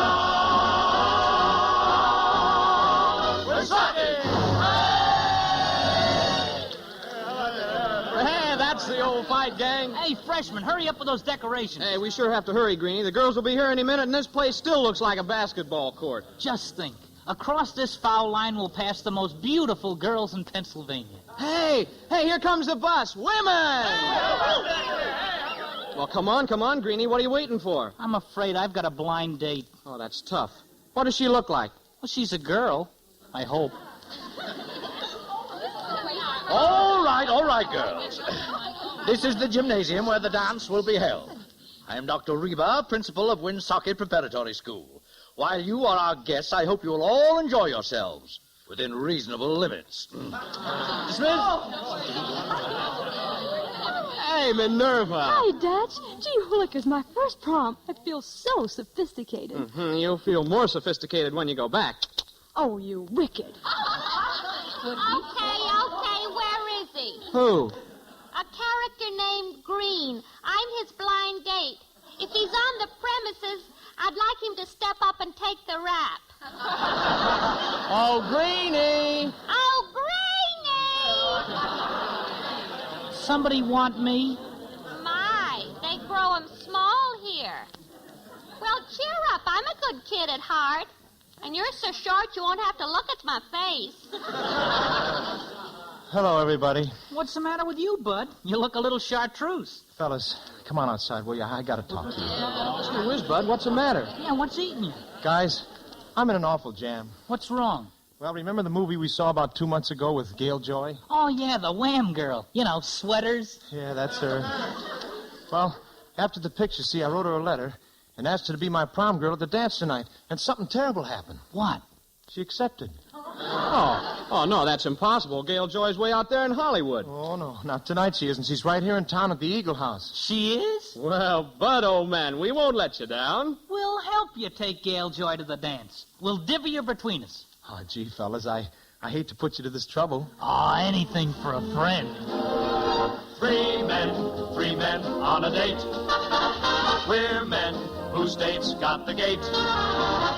We'll each have a dance with Miss Joy, with California's real McCoy. 3 mates in a room. We're men whose dates met their doom. We're casting our lines for a fish. wish for California's favorite dish.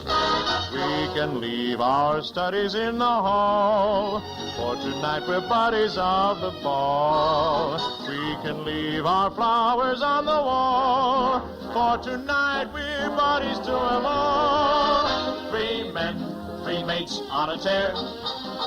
We're men whose dates got the air. For one of California's great, we're 3 men on a day. You can leave the key in your sedan, for tonight we have a better plan. We can catch them now if catch we can. For tonight we're Superman. 3 men, 3 pills on the march.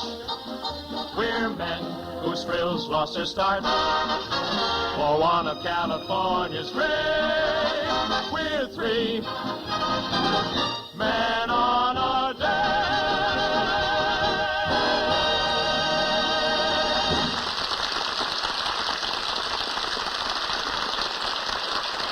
Just a minute, Bud. What about your regular girl, Helen Schlesinger? Well, when I got this letter from Gail Joy, I wrote Helen I had the grip and told her not to come. Well, you turned her name into the faculty, didn't you? Well, sure. Oh, then you're all set. Your girl isn't coming, so Gail Joy goes as Helen Schlesinger. Well, people sure think Helen has rounded out a little. Ah, we'll explain the whole thing to Miss Joy. She'll understand. Yeah, come on, Bud. She must be lonely at the Eagle House. Even eagles are lonely at the Eagle House. Just a moment. Where are you boys going? Why, just over to the Eagle House, Dr. Reber. To help Bud Hooper pick up his date. Who is your date, Hooper? Helen Schlesinger, sir. Well, why isn't she staying here with the rest of the girls? Well, goodbye, Dr. Reber. Answer my question. Come back here, boys. Come back. See you later, Dr. Reber. Yes, long. Something very suspicious is going on here. Hello, I'm Helen Schlesinger, and I'm Helen looking for... Schlesinger. How does it happen you're staying unchaperoned in town? But I'm not. Well, young Hooper just went into the Eagle House to meet you. Oh, it must be another Helen Schlesinger. Unless... Oh, dear. I just came down to cheer Bud up while he was sick. Golly, I guess I've got things all messed up again. Thoughts are true. I wish I had a clue or two. Where I stood, I thought I knew for sure. True or false, life was a never-ending war. Then it caught the summer sauce for good.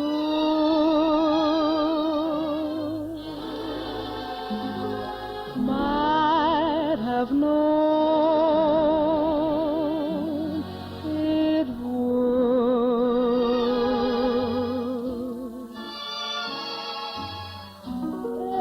Every time my heart begins to dance, the world steps on my little toes. Every time I take a little chance, I pay right through my little nose. Every time I fly my little kite, it catches on a tree. Every time I throw an anchor out, it pulls me in the sea. Every time I feel a little glow, I always get a little shock. Every time I stick my little chin out, always get a little knock. And when I aim my arrows at the sun, they always miss their mark.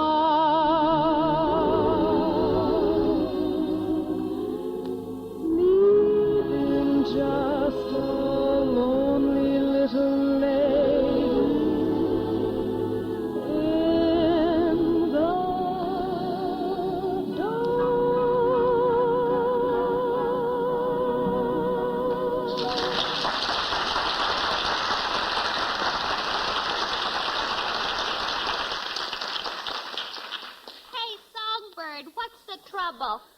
just a lady in the dark. With my face, that's good. Light is always working against me. My date just played a dirty trick on me. He disappeared. Well, I just played a dirty trick on my date. I showed up. Bud Hoop is my fella. And by golly, I'm going to fight for him.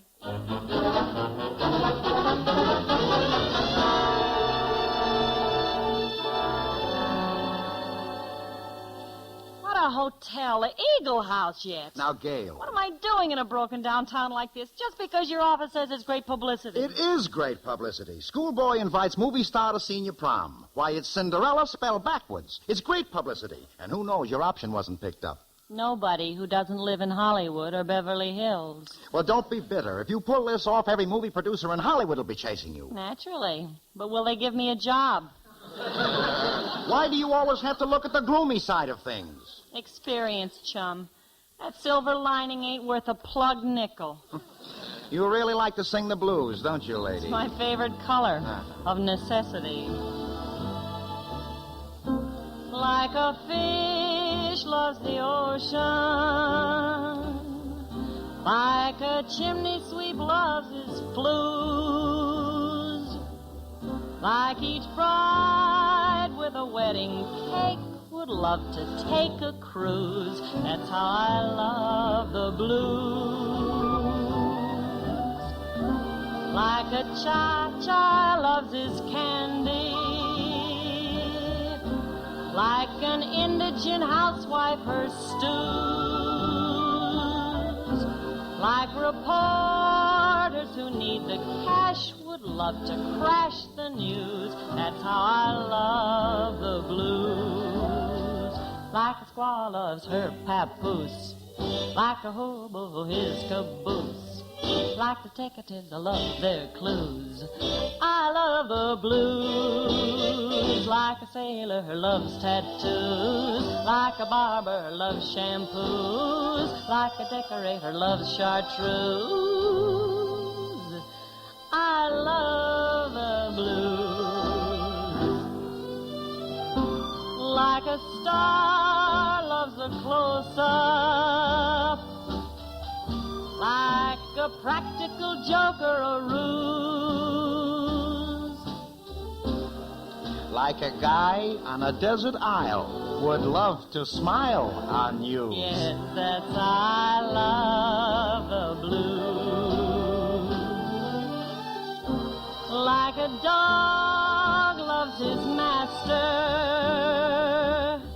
like the Pulitzer board loves to choose, like a crocodile loves to grin and wallow in his ooze. That's how I love the blues. That's how I love the blues. That's how I love the blues.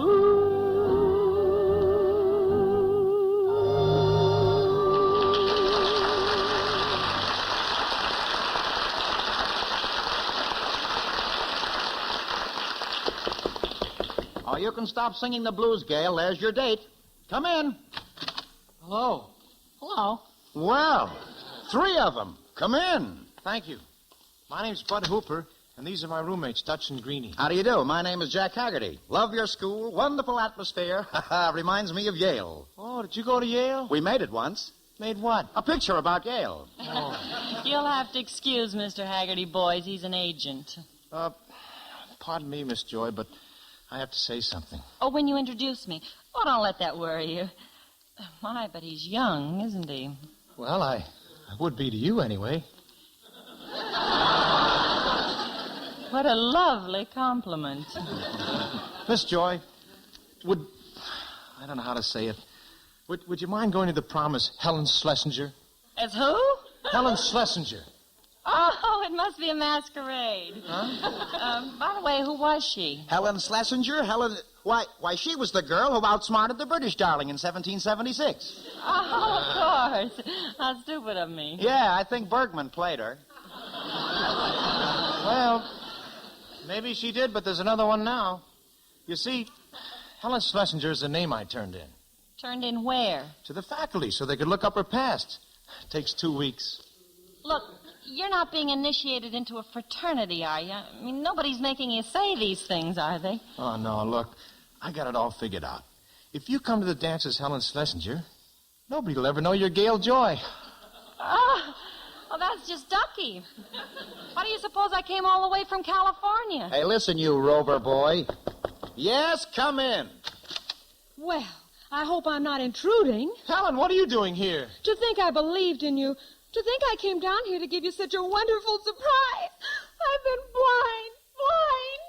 Can't you play that scene somewhere else? But I have resources of my own, Bud Hooper, and you'll find there's no fury like a woman scorned. Well. Boy, she's desperate. Maybe we'd better skip the whole thing. Not on your life. Look, kids, you get me into the places Helen's smacking the puss, and I'll do the rest. I came up here to get in the papers, and by gosh, I'll be queen of that prom before I'm through. Come on, kids, grab a wing. How about this? 3 dates. Oh, boy. 3 men on a date. We're men whose states got the gate. With one of California's great. We're 3 men on a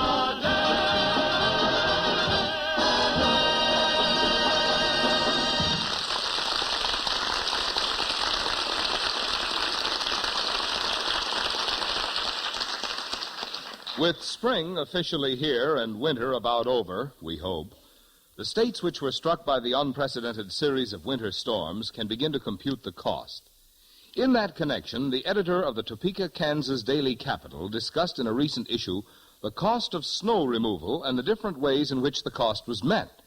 Here in part is what the editor said, and I quote, "Clearing the highways and cutting through to isolated ranches was, of course, an essential operation. So was the haylift dropping of supplies, and no one will grumble because it cost the taxpayers a sizable sum. But," he went on to say, "the railroads did their own snow plowing, ice blasting, and ditch digging with their own equipment and at their own expense, while opening up the highways for the trucks was done by the government at the taxpayers' expense." End of quotation. This difference in who pays for snow removal is important, for it points up, as the Topeka Daily Capital put it, the striking contrast between the way government treats the railroads and the way it treats rival methods of transportation.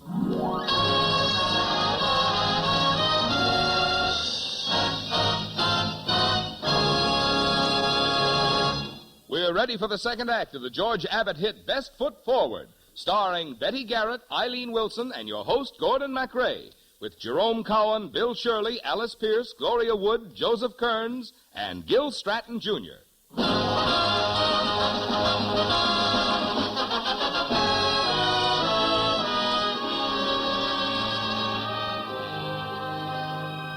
Okay, gals, pin on those corsages, and fellas, straighten up those bow ties. We're going to the big event of the year at Winsaki, the spring prom.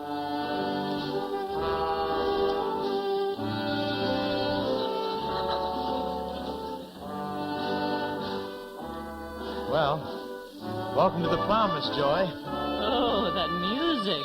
Yeah, isn't it great? You know, that orchestra came all the way from the Delaware Water Gap. Well, it's still dripping. You know, it's all in the way you listen to it. I think it sounds wonderful.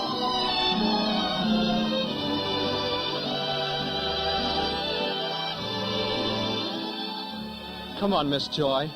Let's dance.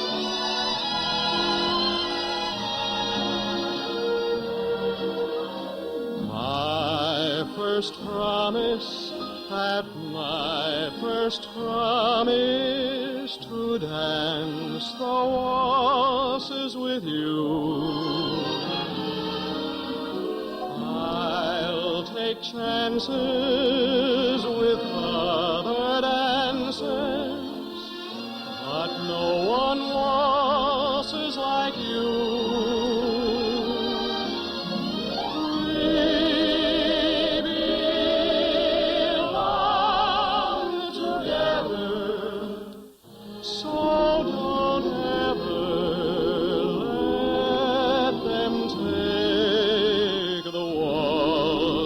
From us.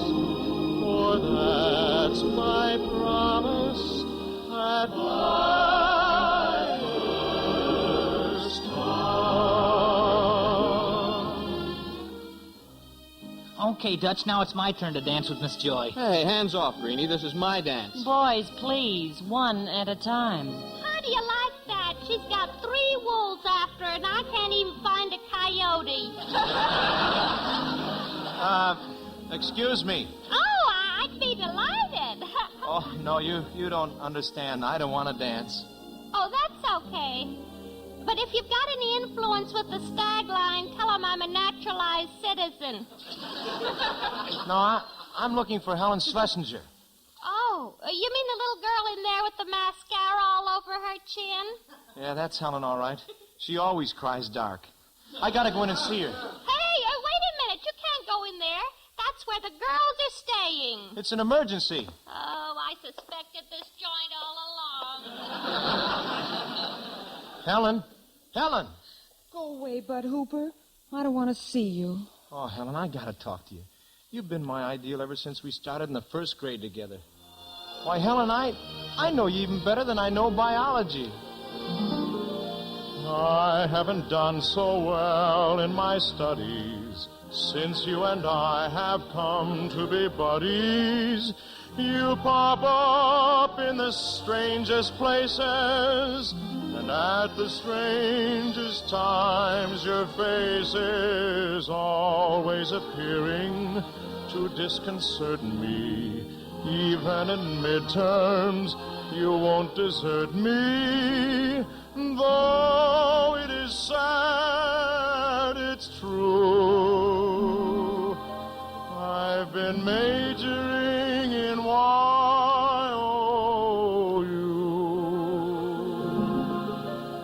I know you by heart.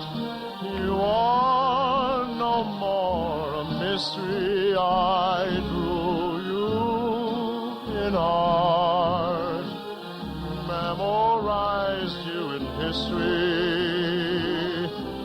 You're on my mind at every lecture.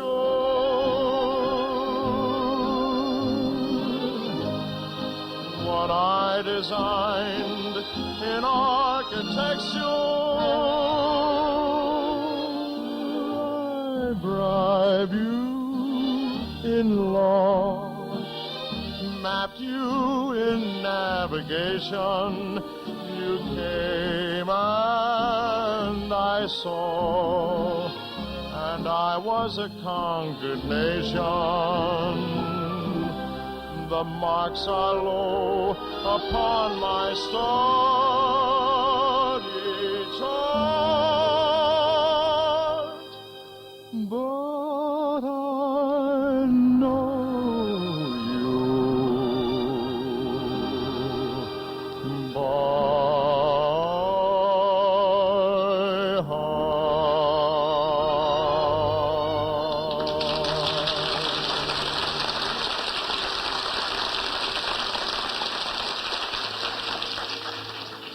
Oh, Bud. Helen, I got 2 favors to ask of you. Yes, Bud? First, trust me. Second, go home. I came here to go to this dance, Bud Hooper, and I'm going. But you can't. There's one Helen Schlesinger in there already. She's Gail Joy, the movie star. Oh, she is not. Yes, she is. I didn't recognize her without her sweater. Well, I'm going into that dance with or without you. Helen, if you do, I'm a bigamist. Helen! All right, everybody, let's put some life into this party. No more slow music. Hit it.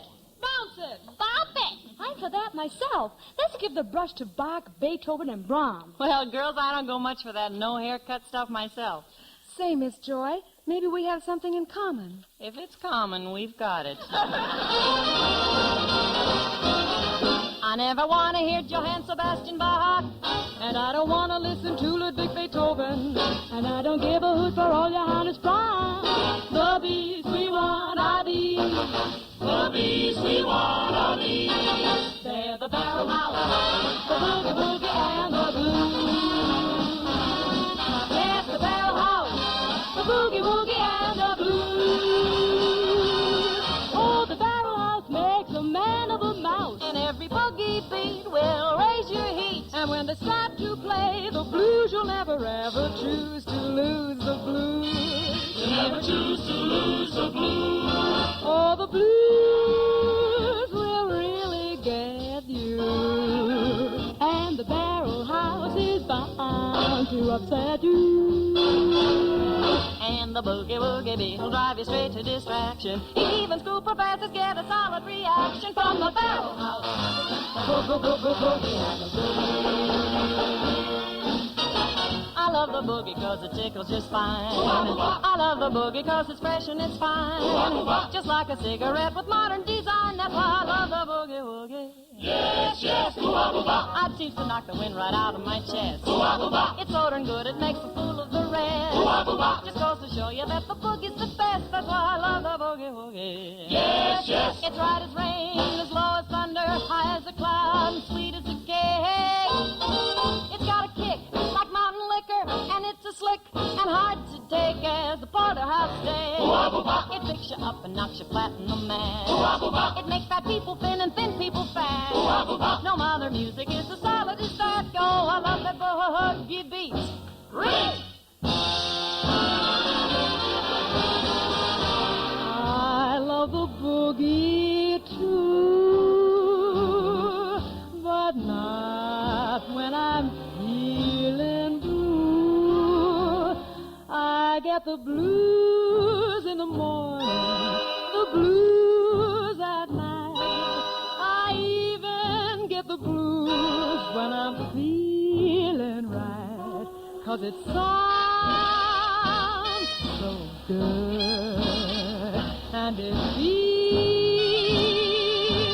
so good. And it is so good. The best jazz music there is.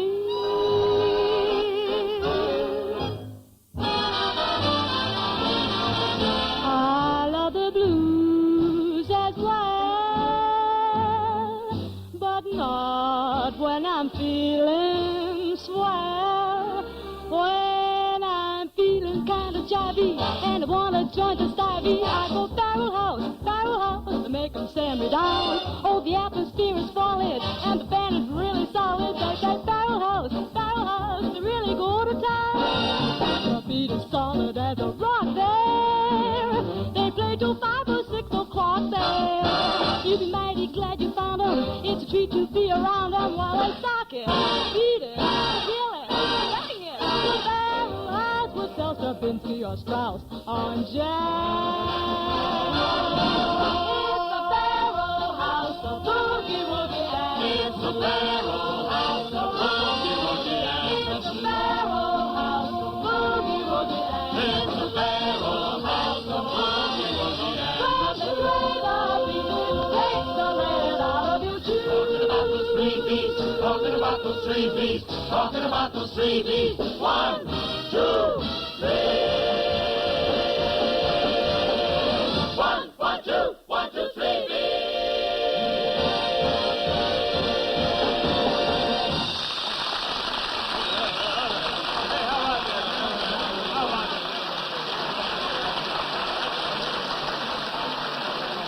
Just a minute. Listen, everybody. I want you all to know that I am Helen Schlesinger. This other young lady came into the dance as Miss Schlesinger. She's not me. I'm me. She's Gail Joy, the movie star. Gail Joy, the movie star?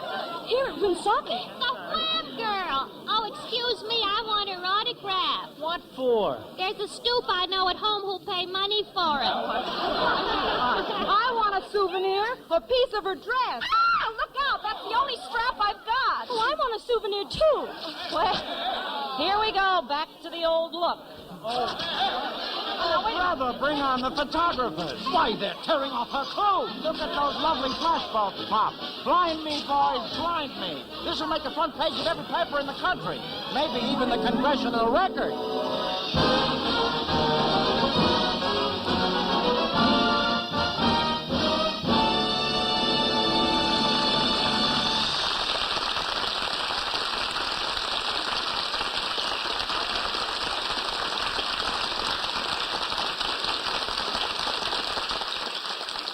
During this winter's unprecedented succession of snow and sleet storms in the Great Plains and Rocky Mountain regions, there was a constant battle to keep the ways of transportation open. Not only the railways, but every way of transportation. In that struggle, state and county highway forces, government forces, everybody labored with devotion and efficiency. But between what was done to enable other forms of transportation to operate and what was done on the railroads, there is this important difference, that the expense of opening up railroad lines and keeping them open is paid by the railroads themselves.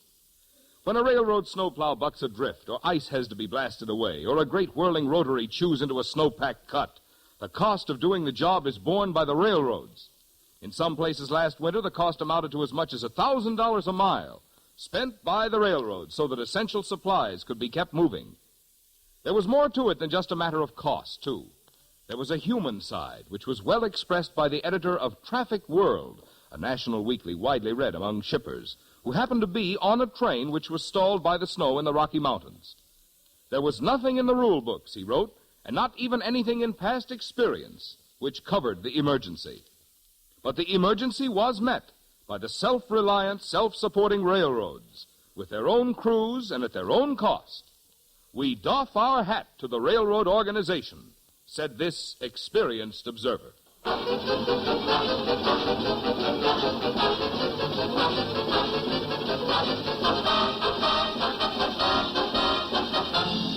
The Railroad Hour show train will return in just a moment after a brief pause for station identification.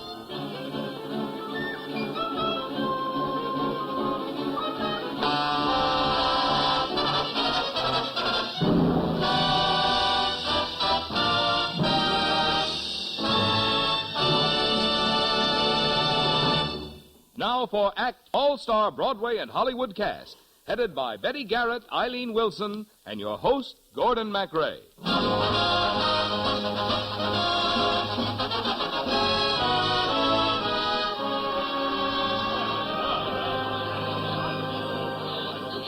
Quiet, please, quiet.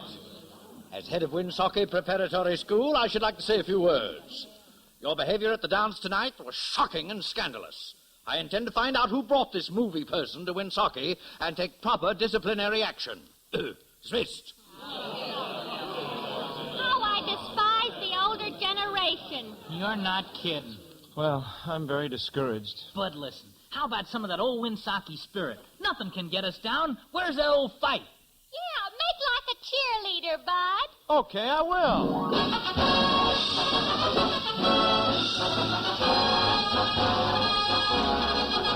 If you shout hooray for the Pennsylvania Dutchman, they will cover the ground for a number one down or a touch. Everyone has agreed that you'll have to concede to the Dutchman. Shout hooray for the Pennsylvania Dutch. If you shout hooray for the Pennsylvania Dutchman, every team that they play will be carried away with a crutch. When they're out on the field, if they're wearing the shield of the Dutchman, shout hooray for the Pennsylvania Dutch. Buckle down, Winsocki, buckle down. You can win, Winsocki, if you knuckle down. If you break their necks, if you make them wrecks, you can break the hex, so buckle down. Make 'em yell, Winsocki, make 'em yell. You can win, Winsocki, if you ring the bell. If you don't give in, take it on the chin. You are bound to win if you will only buckle down. If you fight, you'll chuckle at defeat. If you fight, your luck will not retreat. We repeat. Knuckle down, Winsocki, knuckle down. You can win, Winsocki, if you buckle down. If you mow them down, if you go to town, you can wear the crown if you will only buckle down. Winsocki, hooray!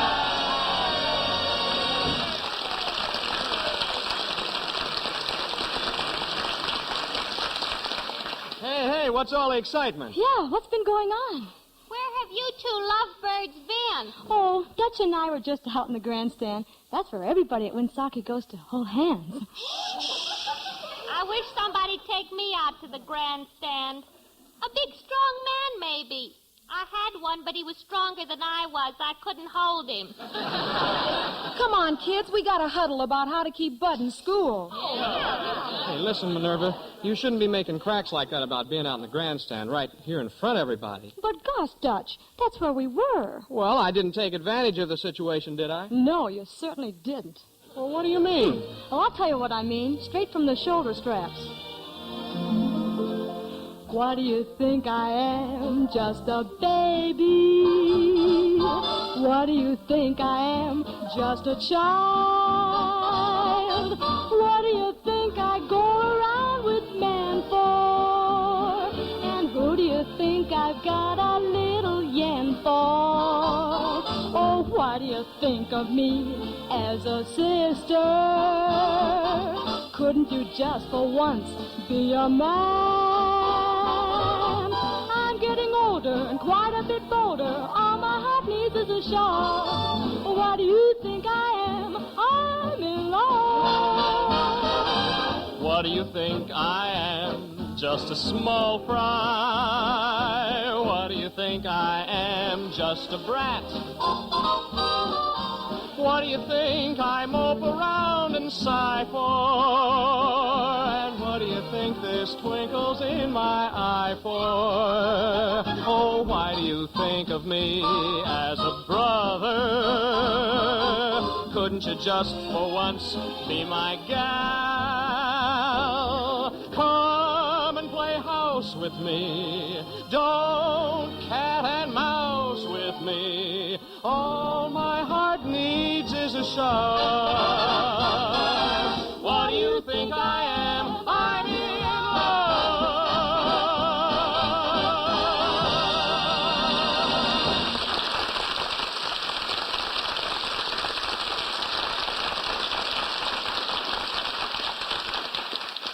Hey, kids, come quick. There's big excitement up in Bud Hooper's room. Well, what happened? Dr. Reber found that Bud brought Gail Joy to the prom, so Bud's been expelled.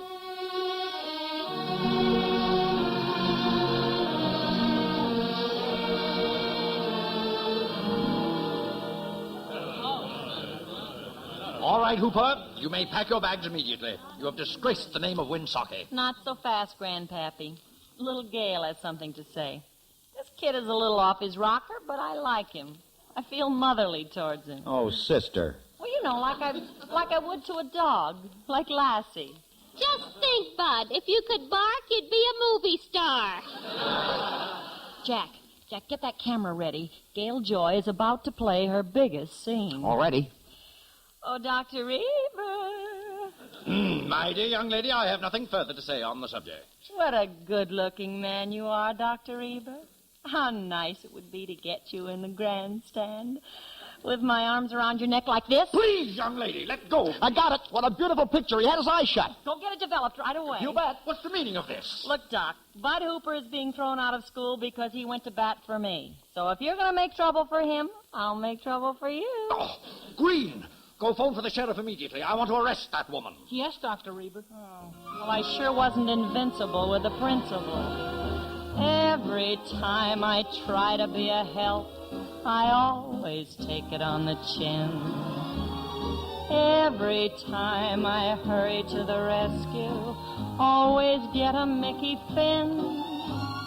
Every time I play a little gin, I'm always short an ace. Every time I sign a little check, it bounces in my face. Every time I buy a little stock, it always takes a little drop.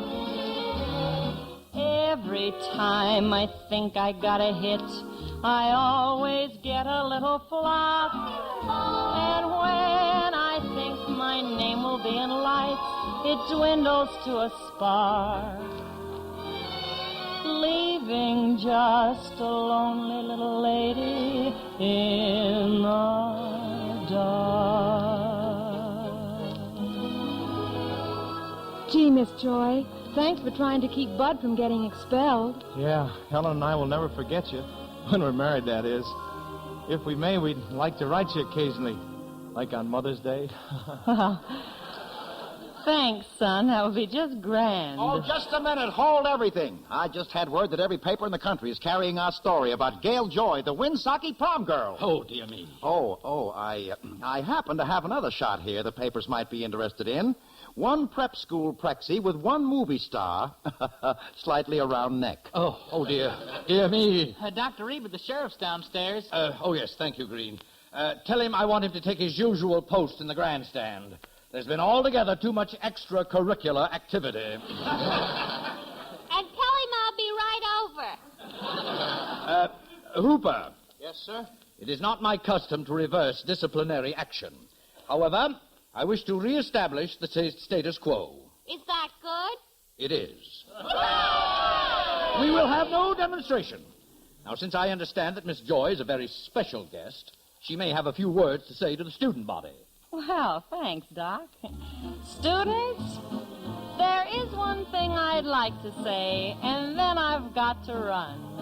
Life isn't always technicolor under the Hollywood sun.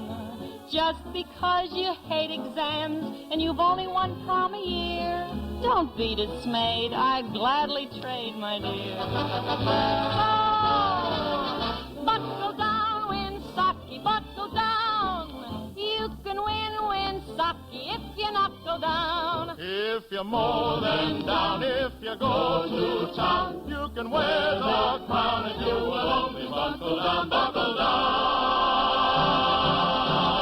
Buckle down, buckle down, Winsocki.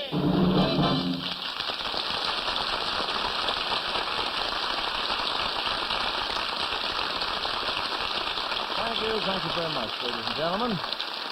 The book for Best Foot Forward is by John Cecil Home. The words and music by Hugh Martin and Ralph Blaine.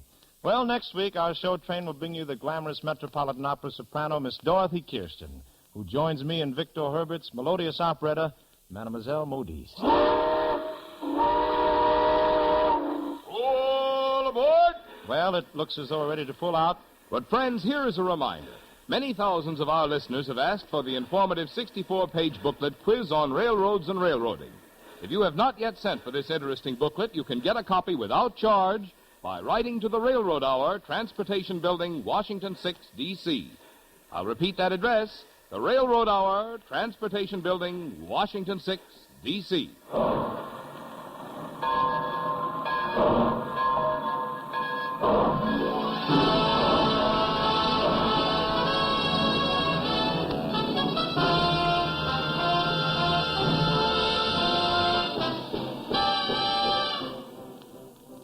Best Foot Forward has been presented by special arrangement with the Tams Whitmark Music Library. Betty Garrett and Alice Pierce appeared on this program by arrangement with Metro-Goldwyn-Mayer, producers of the Technicolor picture Little Women, starring June Allison, Peter Lawford, Margaret O'Brien, and Elizabeth Taylor. Eileen Wilson can be heard each week on Your Hit Parade. Bill Shirley appeared through the courtesy of 20th Century Fox, producers of Down to the Sea in Ships, starring Richard Widmark and Lionel Barrymore. Gordon MacRae appeared by arrangement with Warner Brothers, producers of My Dream Is Yours, starring Jack Carson and Doris Day. This is Marvin Miller speaking. The Railroad Hour is brought to you each week at this time by 132 railroads, which are members of the Association of American Railroads. Each one of these railroads is an independent business with its own operations and services. Each one competes keenly with others for business, working by itself, but all of them work together for better service to you.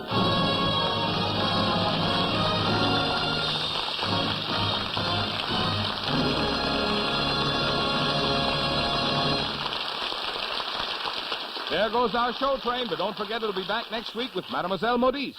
And here's Carmen Dragon and the orchestra to play one of the hits from that operetta.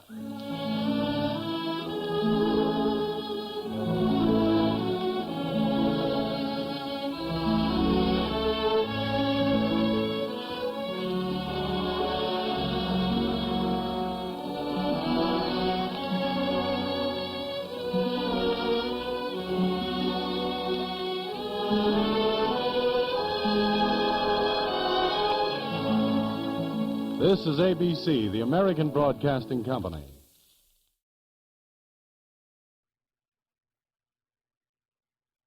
Transcribed. Ladies and gentlemen, the Railroad Hour. And here comes our star-studded show train.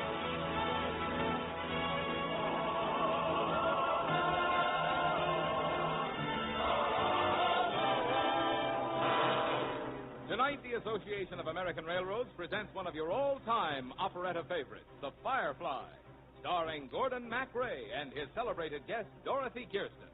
Our choir is under the direction of Norman Luboff, and the music is prepared and conducted by Carmen Dragon. Yes, tonight another great musical success is brought to you by the American Railroads, the same railroads that bring you most of the food you eat, the clothes you wear, the fuel you burn, and all the other things you use in your daily life. And now, here is our star, Gordon MacRae.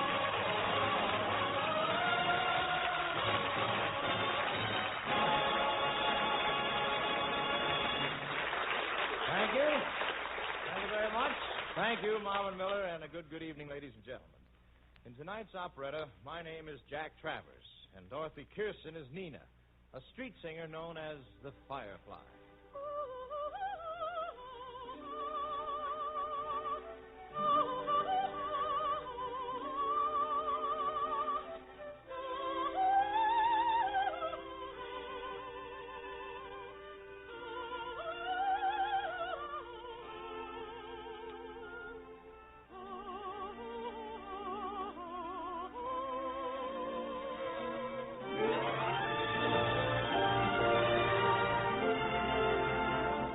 I first saw Nina in the colorful section of New York City known as Little Italy.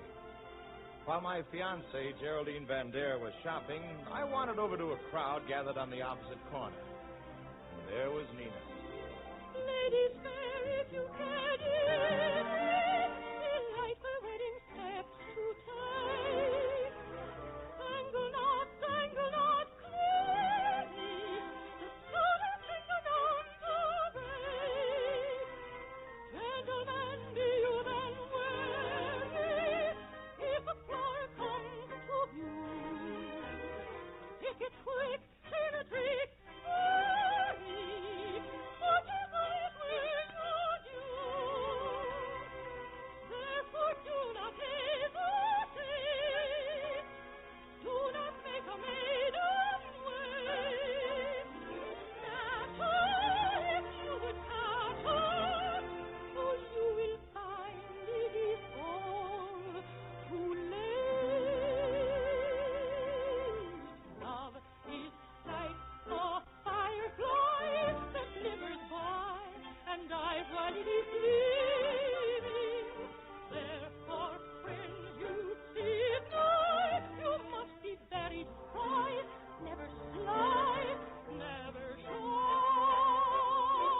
When within her twinkling eye you see the tender love and mighty beaming, so turn the try, embrace her while you may, or she will say goodbye. Love is like a firefly that glimmers by and dies while it is gleaming. Therefore, when you see it nigh, you must be very spry, never sly, never shy. When within her twinkling eye you see the tender love like mighty beaming, fortune try, embrace her while you may, or she will say, Embrace her now or she will say,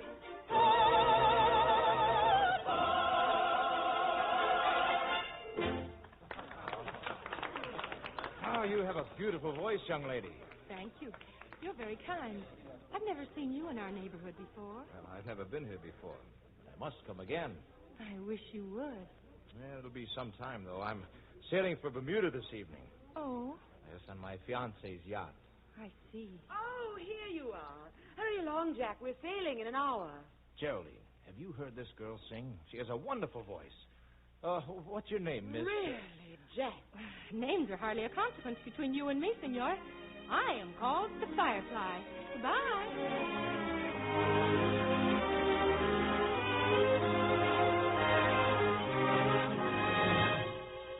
She ran away and disappeared around the corner. I returned to the yacht with Geraldine.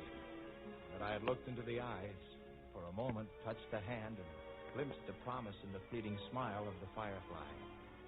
I told myself that somehow, somewhere, someday I would see her again. The promise in a woman's smile, who can explain? A prophecy of trust or guile or harbinger of pain. As well a mortal might surmise the secret of the rose, an opening flower of paradise.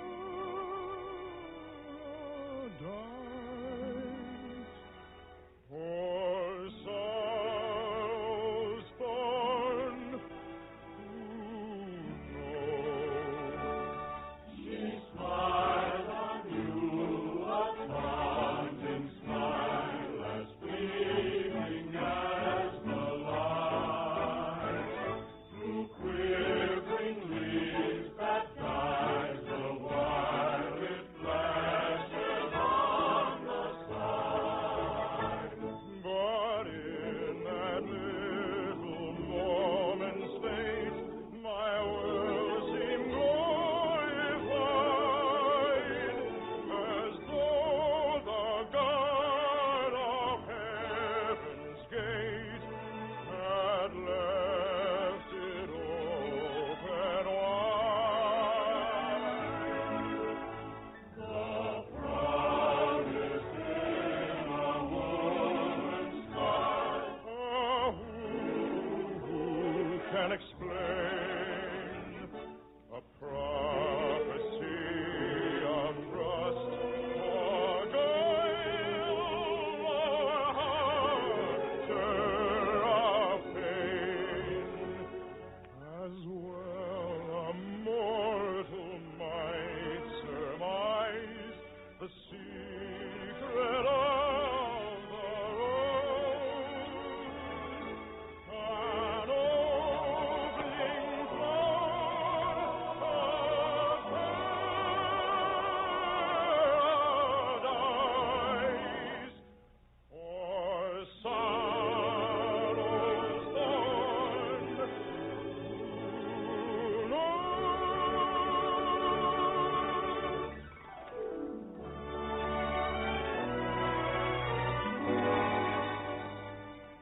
We sailed for Bermuda that same evening, Geraldine and her parents and I, on the Van Dare family yacht. Just before we put out to sea, the cabin boy signed on, a tiny, lively little urchin named Tony. And I couldn't sleep that first night out, and neither could the cabin boy, I guess. We met on the top deck. He was leaning against a mast, his eyes were on the stars, and he was singing an impudent little song. When a maid comes knocking at your heart, there's no use in talk, or bidding her depart.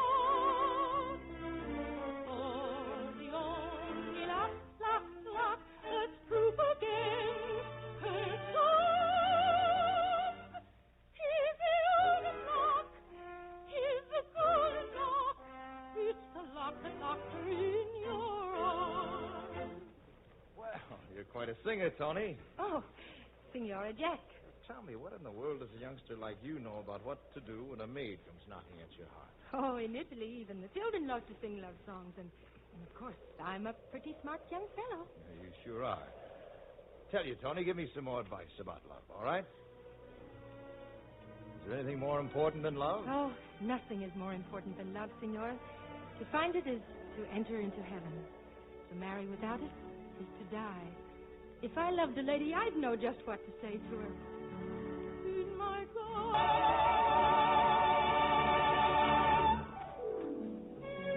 You know, Signor Jack, this is the first time I have ever been on the sea.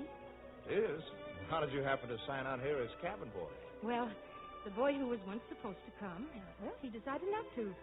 His name is Tony, too. So I just came in his place.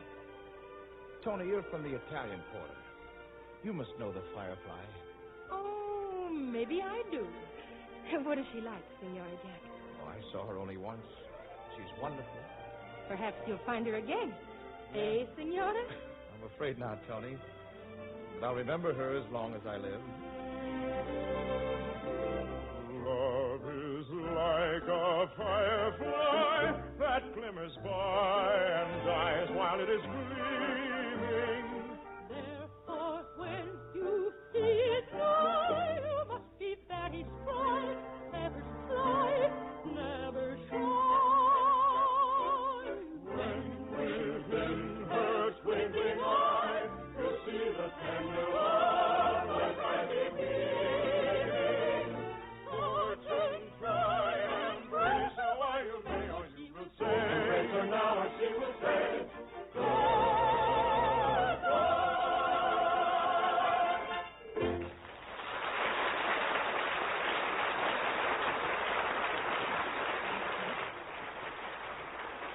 We'll return for the second act of The Firefly in just a moment.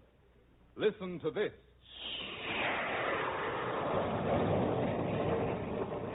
That's the kind of roar a guided missile makes as it builds up its tremendous driving force and zooms skyward, soon disappearing from view. For traveling at supersonic speed, a guided missile accelerates up to 3,500 miles per hour. In a matter of minutes, it has passed the outer limits of Earth's atmosphere and has reached the very gates of outer space. Already these fantastic weapons have indicated their worth to national defense, and their peacetime use stands as a real challenge to science. Back of these guided missiles is a lot of research and engineering know-how. Also back of each is a lot of railroad transportation. For to make the steel that goes into the missile, it takes tremendous quantities of iron ore, coal, and limestone coming from many sections of the country, converging at America's big steel-producing centers. To carry these varied materials to mills and then carry the finished steel to the missile manufacturer, dependable railroad transportation is essential. Then there are electronic circuits required to launch, steer, and explode the missile. The manganese catalyst, the hydrogen peroxide, the pyrotechnic flares, the liquid oxygen and alcohol, all needed to power the missile's flight. And these, too, are assembled by the railroads. Finally, the delivery of the finished missile itself is a railroad job. Yes, whether it is in moving a guided missile or any of the other thousands of things needed for America's defense, only the railroads can do the big and complete transportation job that is required. To meet expanding transportation demands of national defense and our civilian commerce, the railroads are improving their facilities in every way. If they are able to obtain adequate materials and earn the money they must have, the railroads will be able to do a still better job of meeting America's transportation needs.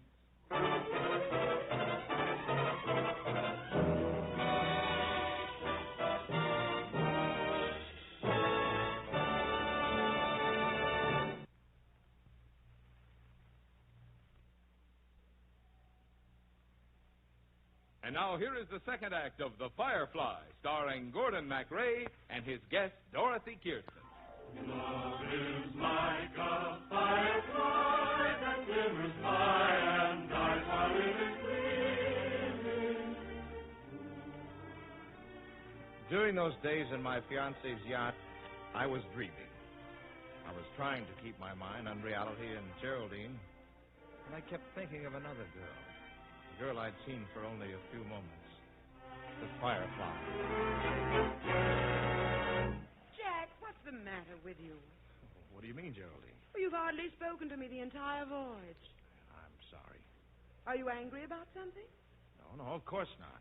Have I done anything to upset you? No. Then what is wrong? I told you nothing's wrong. Jack, it isn't necessary to raise your voice. I told you nothing was wrong, but you keep harping on it. Harping? Well, I certainly won't harp any longer. If you're determined to be in a bad humor, go ahead and be in one. When you're ready to apologize, I shall be in my cabin. All right, Tony, what's so funny? You are, Senor Jack. If you could see your face. Oh, get along, Tony, will you? Go sweep the deck or whatever cabin boys are supposed to do. You're being very naughty. Has someone been such a naughty boy?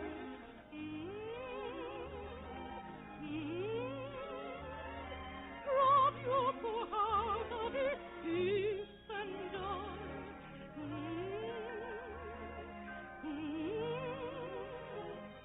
Dry up those dewdrops and look at me. What you're in need of is sympathy. I need sympathy, sympathy, just sympathy. I won't think you are free. I will not scold or say you are bold when you treat me tenderly, tenderly. Don't blame me, for you know I'm but showing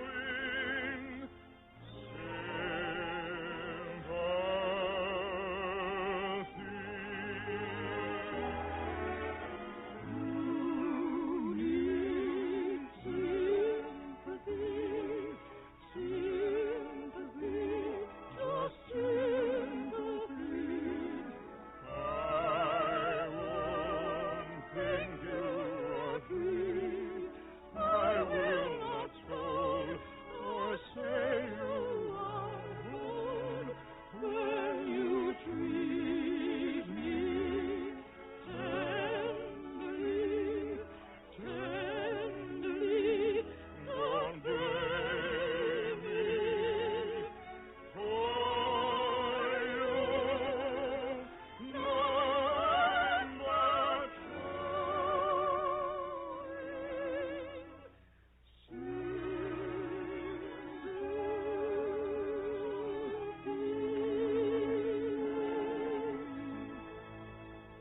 A woman who loves a man should show sympathy for him, Senora Jack. Really, Tony, it isn't Geraldine's fault. I've been impossible the last few days. Well, maybe when we get to Bermuda.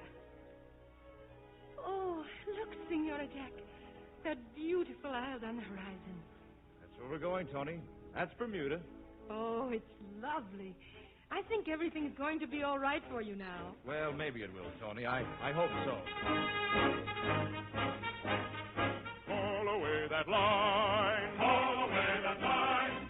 All aboard. All aboard. Away for a lovely ocean cruise. Give by the gentle breezes.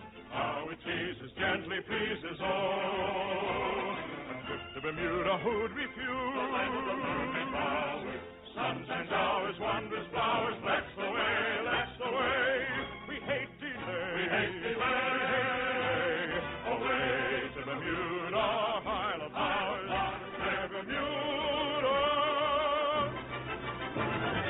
Isle of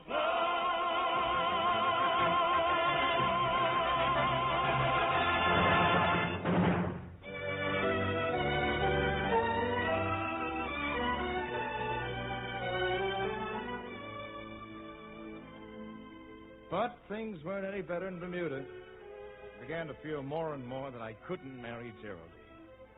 I moped around the island, actually trying to avoid her. And then, Jack, oh, thank heavens I found you. Something terrible has happened. That cabin boy, that Tony, he's wanted in New York for being a pickpocket. our Tony? I don't believe it. Must be the other Tony, the one whose place he took. Well, it doesn't matter because that isn't half of it. Tony isn't a boy at all. He's a girl, and he isn't Tony. Wait a minute, I'm a little confused, Geraldine. Say that over again. Tony isn't Tony. He's a girl dressed up like a boy, an Italian street singer. An Italian street singer. Yes, I think it's that girl we saw in New York, the one they call the Firefly. The Firefly. Where is he now, Geraldine? I mean she, the Firefly. Well, I imagine she's down on the wharf trying to get passage home. Naturally, we dismissed her at once. May I beg the same favor, Geraldine? What favor? Dismissal? Jack! Where are you going? I'm going down to the harbor to see if there is a day when your ship comes in.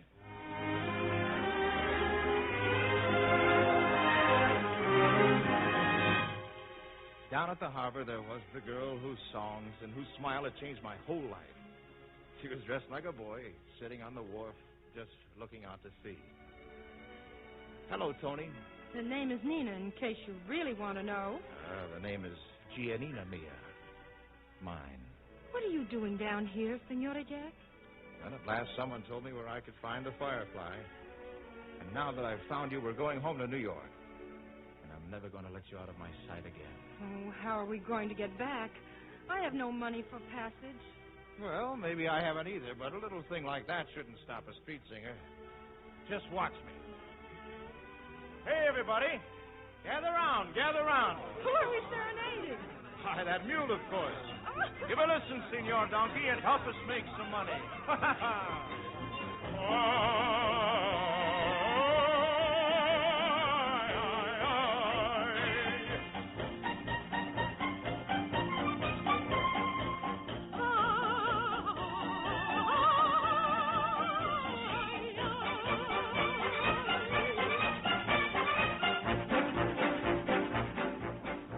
There's a song in the air, but the fair senorita doesn't seem to care for the song in the air.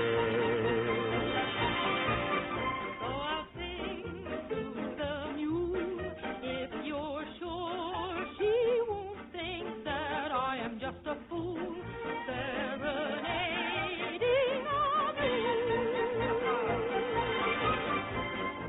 Amigo mio, does she not have a daily praise? She listens carefully to each song you play.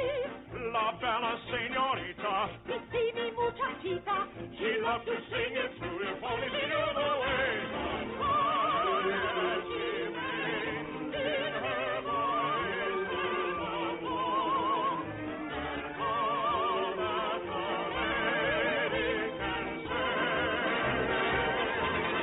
There they are in the air, but the fair senorita doesn't seem to care for the song in the air.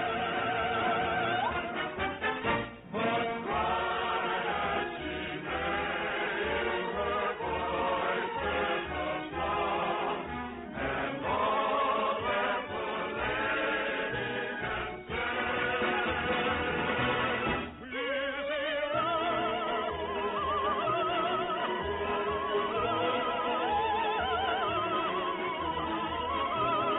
Senorita Donkeycita, what's the sweet like trying to see her? You're the one for me.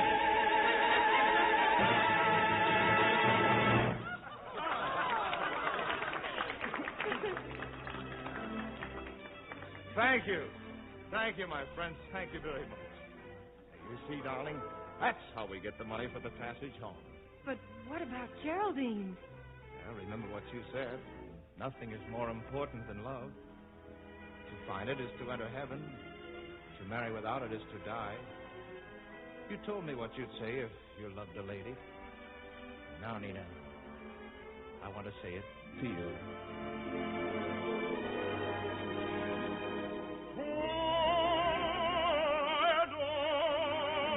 I adore you, Giannina mia.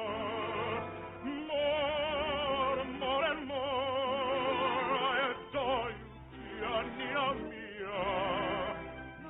My heart is grown dear, my heart is grown dear.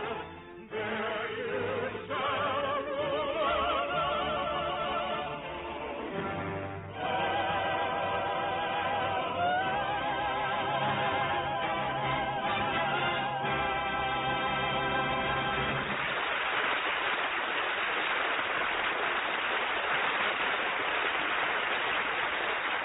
Thank you, ladies and gentlemen. Lovely Dorothy Kirsten will be back in just a moment. The Firefly, with book and lyrics by Otto Harbach and music by Rudolf Frimmel, was adapted for the Railroad Hour by Gene Holloway. The Railroad Hour is brought to you each week at this time by the American Railroads. The guided missiles we talked about earlier on the Railroad Hour represent a big research job and a big transportation job. It is certainly a dramatic example of the progress being made possible by scientific research. Research has also been instrumental in making the American railroad system the finest in the world. And continuous study in every phase of railroading is being carried forward more rapidly, on more fronts than ever before. And this research is resulting in even better transportation for all of us. Now here again is lovely Dorothy Kirsten. Thank you, Gordon. It was a thrill singing the Firefly with you tonight. But tell me, why's your bag all packed? Where are you going? Well, I'm catching the next train for Nashville, Tennessee, Dorothy. Nashville's a beautiful city, Gordon. I've been there often, but what's the occasion? Well, this Thursday is the opening night of the brand new Tennessee Theater, and I'm going to help celebrate opening night. Oh, give my regards to all the music lovers, and there are a host of them in that lovely city of universities. Well, I'll do it, Dorothy. You know, we're expecting you back 2 weeks from tonight for Jerome Kern's Cat and the Fiddle. I've already marked it in my calendar. What's on the show train next Monday night, Gordon? Well, Lucille Norman joins us for another thrilling Frimmel operetta, Dorothy, The White Eagle. That should be a feather in your cap. Night, Gordy. Oh, aboard. Well, dear friends, it looks as though we're ready to pull out. And so until next Monday night, or next Thursday night if you're going to be in Nashville, this is Gordon MacRae saying goodbye.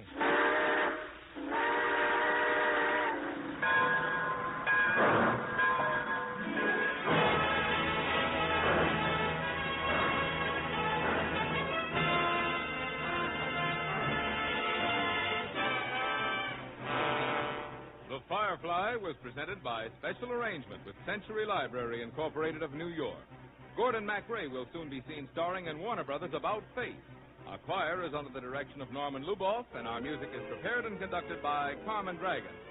This is Marvin Miller saying goodbye until next week for the American Railroad. Now keep tuned for your Monday night of music on NBC.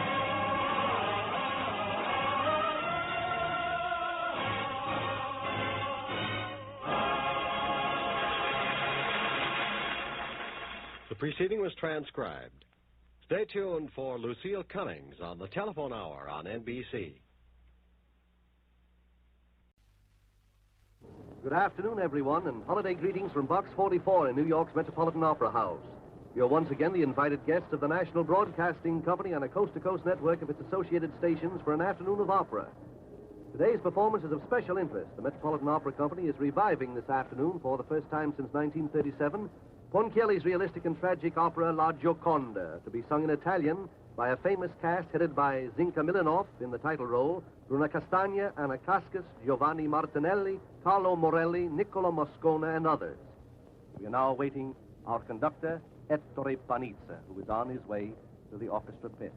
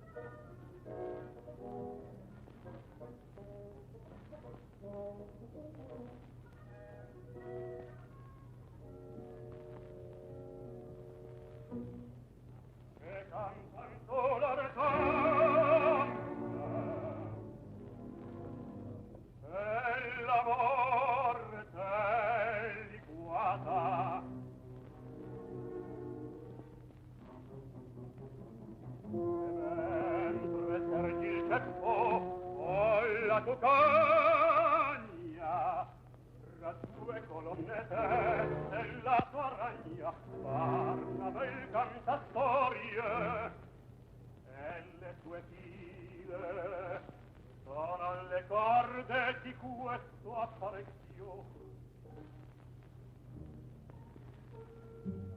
Col lavorio sottile e di mano e d'orecchio, colgo i tassani al vol per conto dello Stato. Se mai non falla l'udito mio, toglier potessi per le mie brame e tosto una certa pochissima far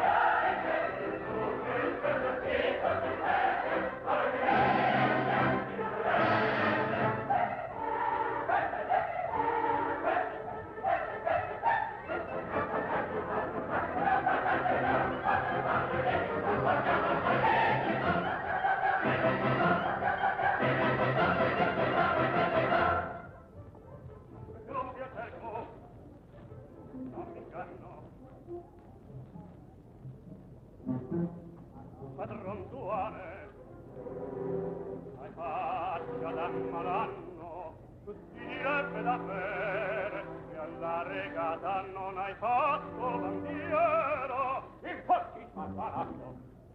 E se la vera cagion mio ti dicesti del tuo danno, lo so, la flora breve era rempata foglie, e che dunque la vicina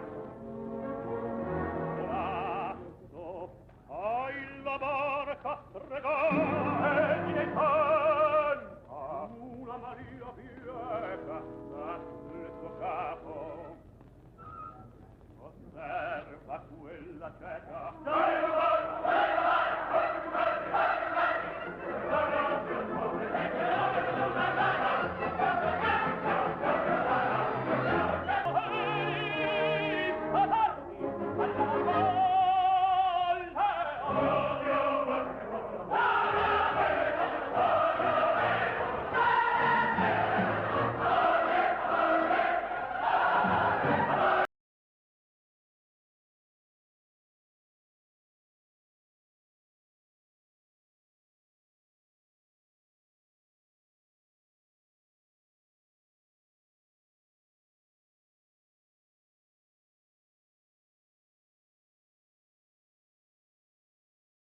Ladies and gentlemen, the Railroad Hour. And here comes our star-studded show train.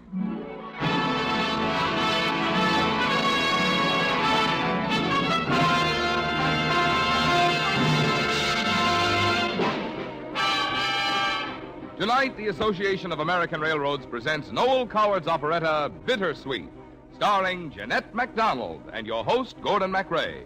Our choir is under the direction of Norman Luboff, and our music is arranged and conducted by Carmen Dragon. Yes, tonight another great musical success is brought to you by the American Railroads, the same railroads that also bring you most of the food you eat, the clothes you wear, the fuel you burn, and all the other things you use in your daily life. And now, here is Gordon MacRae.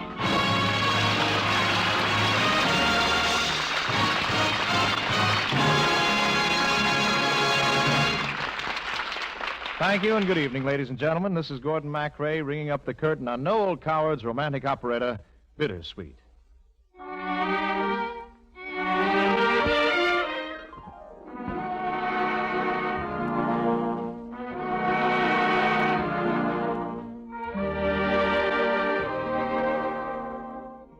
In writing the book, Lyrics and Music for Bittersweet, Mr. Coward fashioned an operetta of rare charm, created characters both warm and real, and gave them some of his most beautiful music to sing. As the composer Carl Linden, I'm supposed to have written most of those melodies, and in teaching them to charming Sarah Millick, we fall in love and marry. We first meet Sarah tonight as a very lovely old lady who treasures within her heart the story of a great romance. And here she is, in the person of our guest star this evening, the first lady of the screen, Miss Jeanette MacDonald.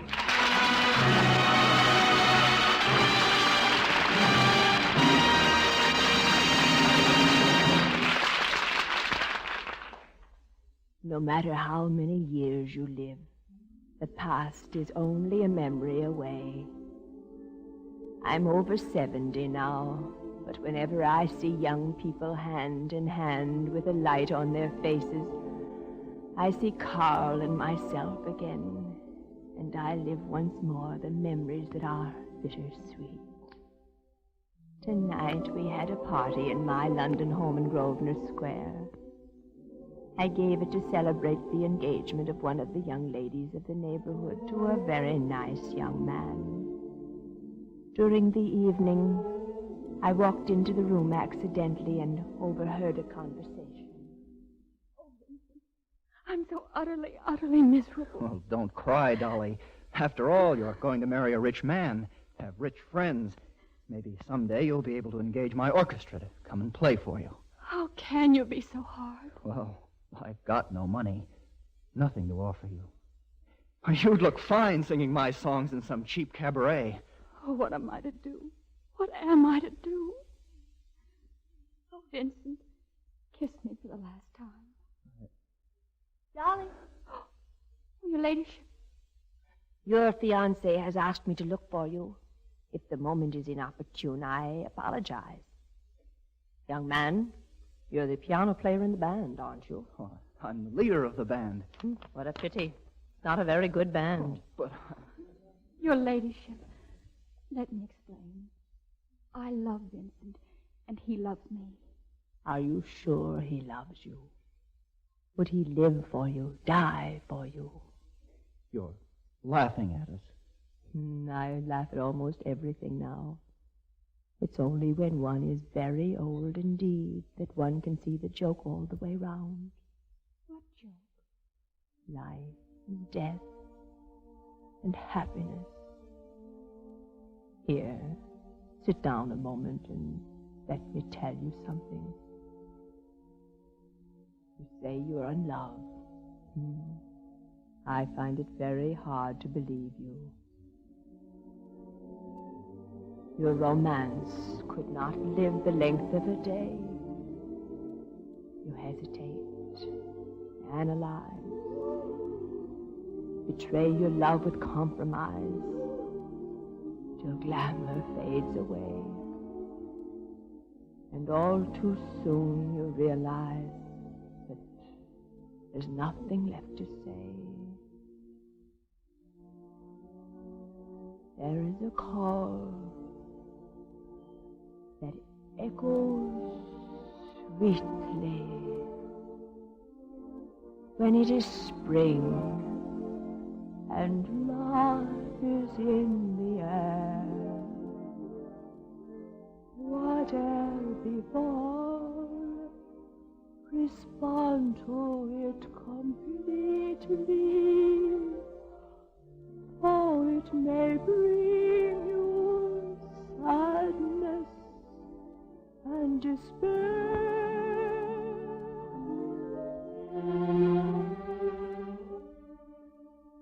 What a lovely song.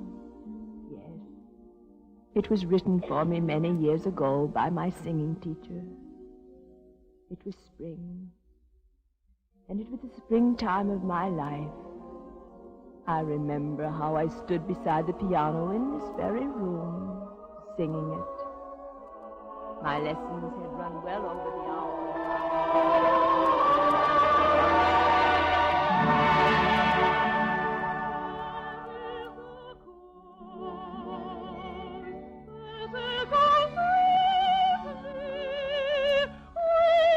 Is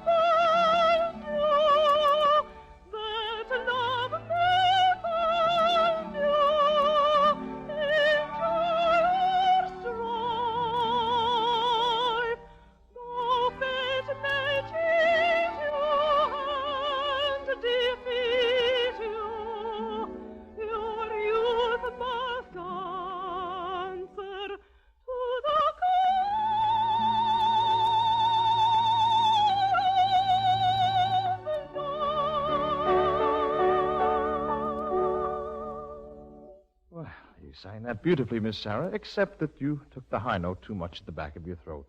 Oh, I'm sorry, Mr. Linden. Oh, it doesn't matter. Nothing matters but just these very few moments. Why do you say that? Because it's spring and I... Yes? I fear I'm talking nonsense. Perhaps a little. You know, when I was a youngster, we used to have festivals in the spring in my country.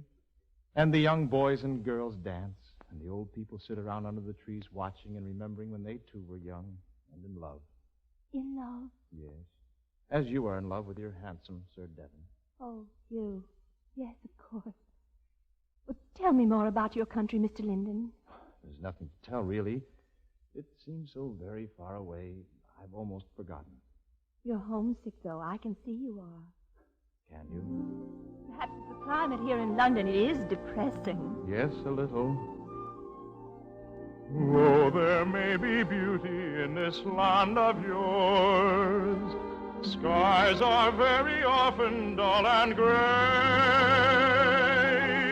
If I could but take that little hand of yours, just to lead you secretly away.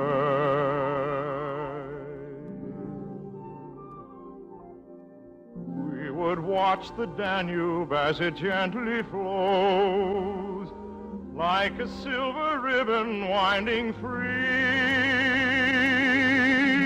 Even as I speak of it, my longing grows.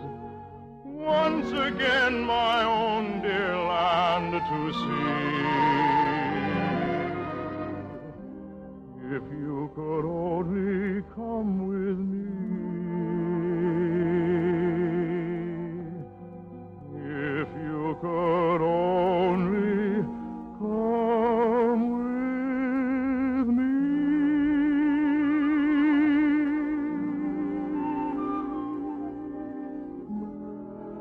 Oh, Mr. Linden. Will you forgive me, Miss Sarah, when I tell you that I shall be unable to play at your wedding reception tomorrow? Oh. I must go away to Brussels. To Brussels? Yes, a concert. I have to play at a concert. It's very important. Then this is the last time we shall meet for ever so long. Why, no. Tonight. I'm playing tonight for your dance. Oh, but that's different. There'll be so many people. Yes, this is indeed the last time we shall be alone together. Yes. We'd better run through your exercises once more. Yes. All right. Now, Miss Sarah, if you please, sing a scale for me.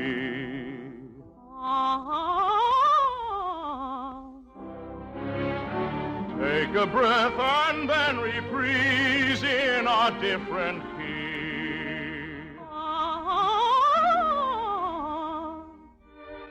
All my life I shall remember knowing you. All the pleasure I have found in showing you the different ways that one may phrase the changing light and a changing shade. Happiness that must die, melodies that must fly, memories that must fade, dusty and forgotten by and by. Learning scales will never seem so sweet again, till our destiny shall let us meet again. The will of fate may come too late when I'm recalling the hours we've had. Why will the foolish tears tremble across the years? Why shall I feel so sad? Treasuring the memory of these days.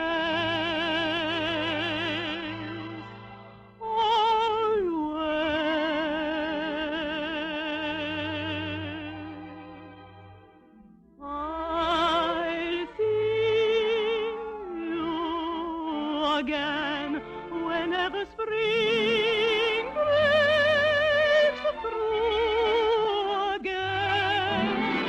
I may lie heavy between, but what has been is past forgetting.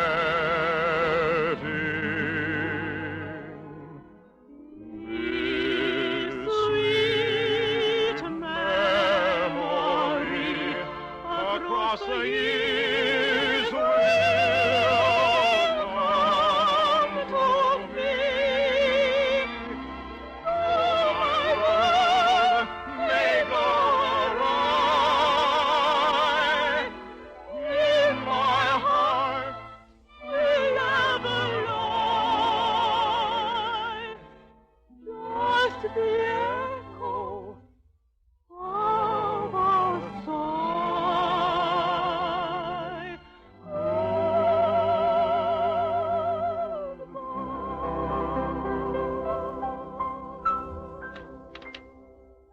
Child, your lesson should have been over a quarter of an hour ago. There's so much to be done. Oh, Mother. Good afternoon, Mrs. Millick. Oh, Mr. Linden, you know my fiancé, Sir Hugh Devon. Yes, of course. Good afternoon, Lyndon. Good afternoon. Your mother and I have been over looking at some chairs, Sarah. Papa's giving them to us as a wedding present. They've been in the family for generations. Oh, that's nice. Are they comfortable? Sarah, my dear, one never sits in them. Now, you two darling children mustn't stand here chattering. You have a fitting at 4:30, Sarah. Well, I must be going. Oh, Mr. Linden, I'm sure Sarah will resume her lessons with you when she's settled down in her new home. Mother, please. It will be an occupation. I always believe in young married women having an occupation. I should have thought being married would be quite sufficient. Well, naturally, Sarah will want something to occupy her mind. Yes, you're absolutely right. But I'm afraid she will have to take her music lessons from someone else. I shall be far away in my own country. Oh? But each year, when spring comes round again, I shall remember what a charming pupil you were, Miss Sarah, and how, although you sang your top notes from the back of your throat and your middle notes through your nose, you always sang your deep notes from your heart. Well, really? This is goodbye, Miss Sarah, except for tonight when there will be so many people. Too many people. But a thoroughly unpleasant young man. Oh, it's the weather. I'm sure it's the weather. I'll see you again whenever spring breaks through again. Now, Sarah, get up from that piano. Didn't you hear me say you had a fitting? Yes, Mother. Then let's get on with it, Sarah. And do stop dreaming. Yes, Mother.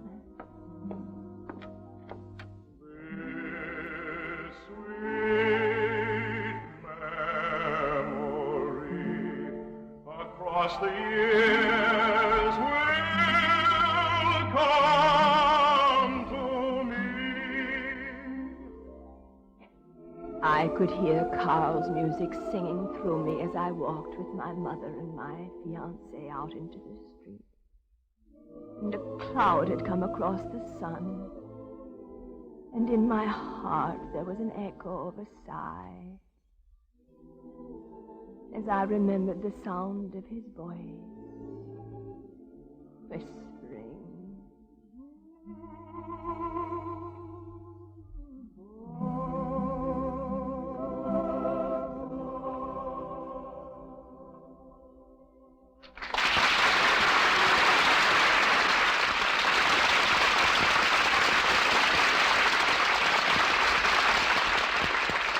Maybe it's because none of us now living can remember when we didn't have railroads that so many of us are inclined to take them for granted, almost as if they were a fact of nature. As a matter of fact, it's hard to realize all the work and the money which have gone into their creation and their daily operation. There are almost 230,000 miles of railroad line in the United States, and each mile represents an average investment of more than $125,000. That money has come from the savings of millions of our people. They are not the sort of people who can be cartooned as big, fat men with long, fat cigars in their mouths and dollar marks on their vests. They're just people All sorts of people you know and like, probably you yourself. For even if you are not one of the hundreds of thousands who own railroad stocks or bonds directly, you almost certainly are one of the millions of insurance policy holders and savings bank depositors and beneficiaries of endowments which have invested in railroad securities. So, in all probability, you have an indirect interest, but a very real interest, in railroads and their earnings. Of the money invested in railroads, about $89,000 per mile has gone to create tracks and bridges, signals and stations, shops and yards, and the other fixed facilities that are necessary for the running of trains. And another $36,000 per mile is invested in the cars and engines which make up the trains. Running these trains and working in the yards and shops, the stations and offices, there are more than 1,300,000 railroad men and women. And it takes all these people and all this work and all this money to create and to operate the American railroads, the system which many of us are inclined to take for granted.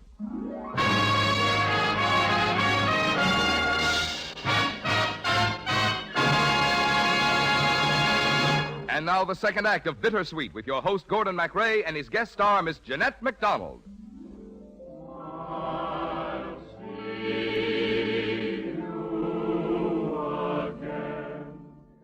Yes, no matter how many years you live, the past is only a memory away.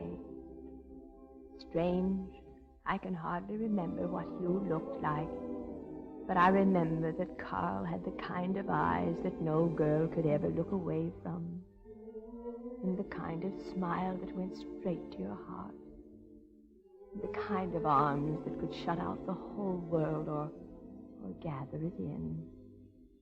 The night of my engagement party, I remember standing there in my blue brocade beside Hugh, looking at Carl and saying to myself, exactly as you said tonight, what am I to do? Oh, what am I to do? Carl sang a song that night, not at all the kind of song for the occasion or the company.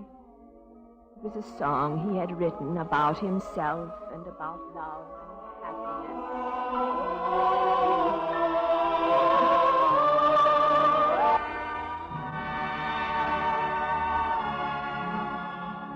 Life is very rough and tumble for a humble chanter. One can betray one's troubles never, whatever occurs. Night after night, have to look bright, whether you're well or ill. People must laugh their fill, you mustn't sleep till dawn comes creeping. Though I never really grumble, life's a jumble indeed. And in my efforts to succeed, I've had to formulate a creed.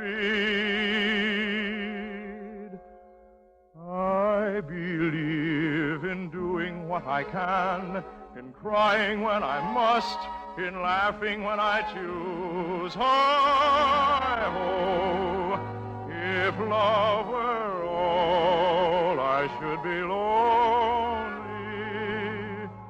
I believe the more you love a girl, the more you give your trust, the more you're bound to lose. Although when shadows fall, I think if only somebody splendid really needed me, someone affectionate and dear, years would be ended if I knew that she wanted to have me near.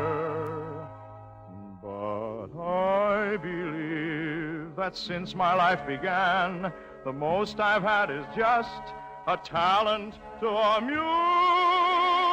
Hi-ho,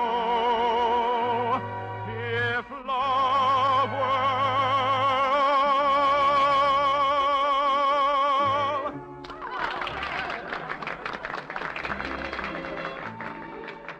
Would you care to dance, Sarah? Yes, Hugh, I suppose so. Carl has a beautiful voice, hasn't he? Carl? Mr. Linton. I don't understand you, Sarah.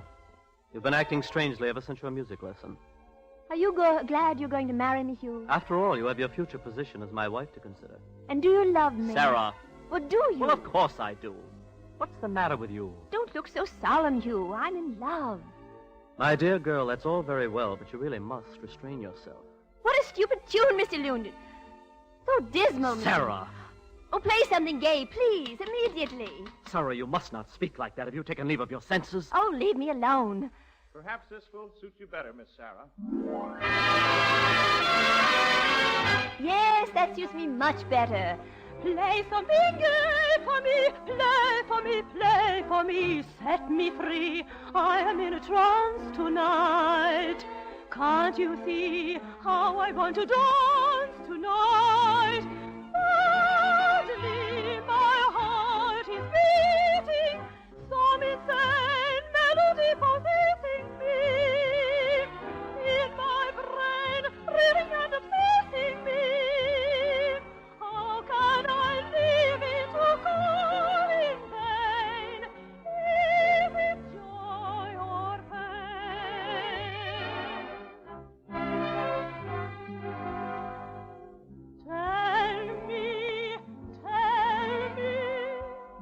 Tell me what is love? Is it some consuming flame? Heart of the moon, heart of the sun, heart of a dream barely begun. When is the moment of breaking, waking? Skies change, nothing is the same. Some strange magic is to blame. Voices that seem to echo round me and above. Tell me what is love, love, love. Tell me what is love? Is it a consuming flame? Heart of the moon, Heart of the sun, heart of a dream barely begun. When is the moment of breaking, waking?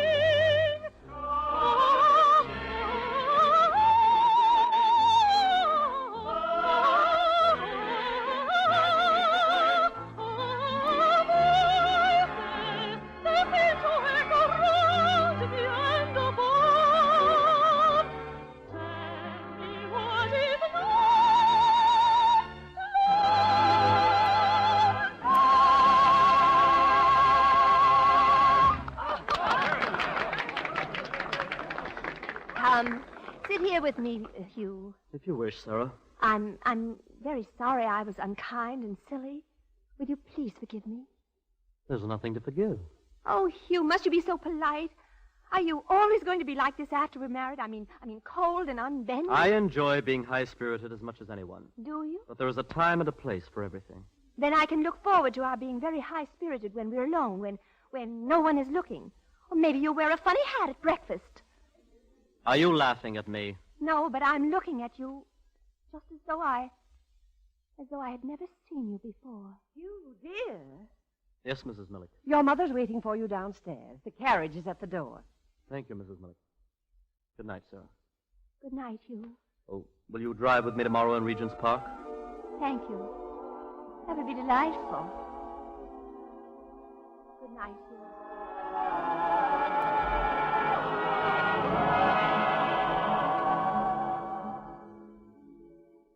I remember as though it were yesterday how I stood there watching Hugh leave. I felt stifled, trapped.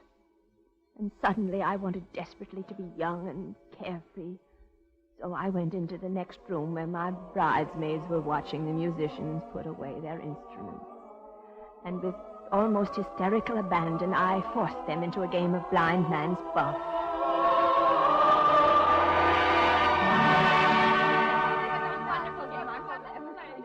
Yes. You're it, Sarah. Here, take my handkerchief and tie it around her eye. Well, not too tight. Can you see anything? No, not a thing. All right, spin her around. 1, 2, 3.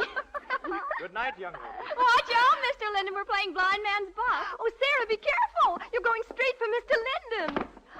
Oh, Sarah, darling. He's kissing her.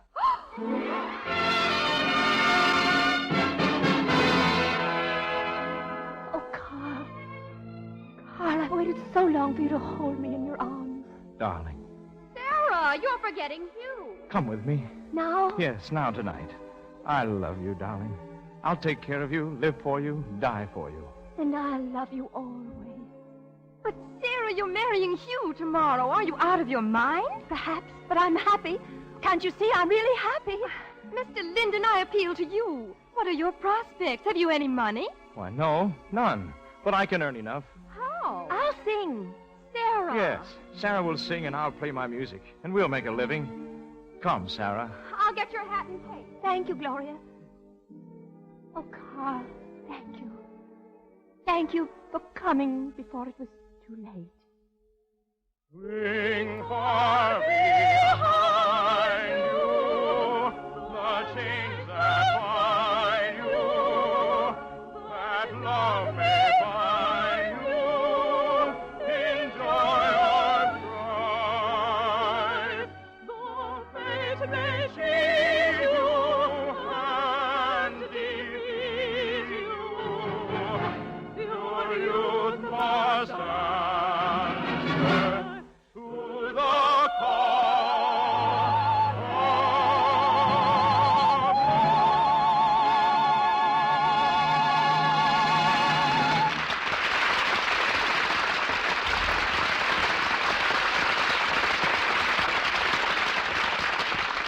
Just after the first act of Bittersweet, we were talking about the way a good many people are inclined to take railroads for granted.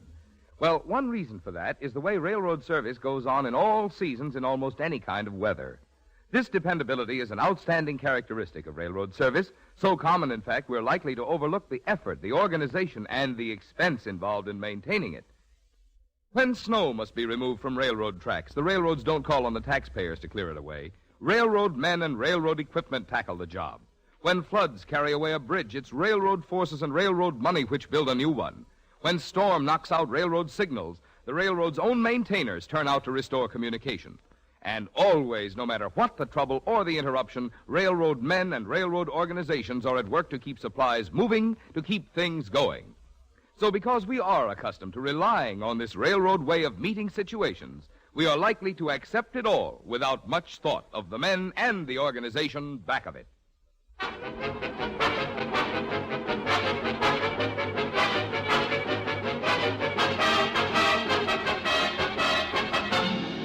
The Railroad Hour show train will continue in just a moment after a brief pause for station identification.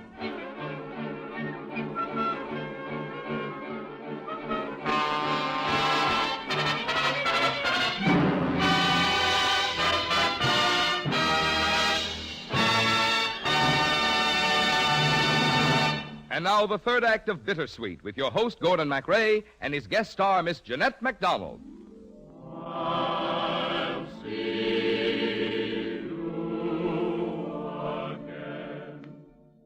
After we were married, Carl and I were ideally happy until we went to Vienna to work at Herr Schlick's cafe. Carl led the orchestra, and I was engaged both as singer and as one of the hostesses. I remember moments of blinding happiness. I remember laughter and music and tears and terror. Oh, Fräulein Sherry, I'm glad you came early this evening. I must have a little talk with you. Oh, yes, Herr Schleck.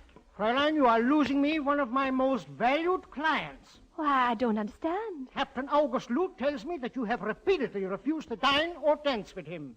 Well, I am married, Herr Schlick. Fräulein, if one wishes to retain one's position in any establishment, one must be nice to the guests. Captain Lute is here, and he insists that you dine with him tonight. I have assured him that you will. Sarah, darling, you better get ready. Sing in a few minutes. Oh, I wanted to talk with you, Carl. I will see you after your song, Fräulein Sherry. Well, Herr Schlick is all excited. There's lots of officers here tonight. Oh, Carl, I hate this place. Let's go away. Why, darling, what's the matter? I'm frightened, Carl. I don't know why, but something horrible will happen if we stay here. I know it. I feel it. I'll take it. It's all right. It's all right. We'll go away then tomorrow. I hate Schlick in this place as much as you do. We'll go to Budapest and start our own little cafe. Then tonight will be our last performance here. Yes, our last. Now, you'd better get ready, darling. I've got to go back to the dining room and start the show. All right, dear. All right, men. You've been asking for this song all evening. Now let's all sing it. Okay, the golden sunshine of a summer day. Okay, to bear the burden of your cares away. Here's to the love in you, the hate in you, desire in you. Light of the sun that will walk you along, lifting you high on the wing of a song. The dream in you, the flame in you, the fire in you. Okay, okay. So while forgetfulness we borrow, never minding what tomorrow has to say. Okay, the only call we all obey. Okay, okay, okay.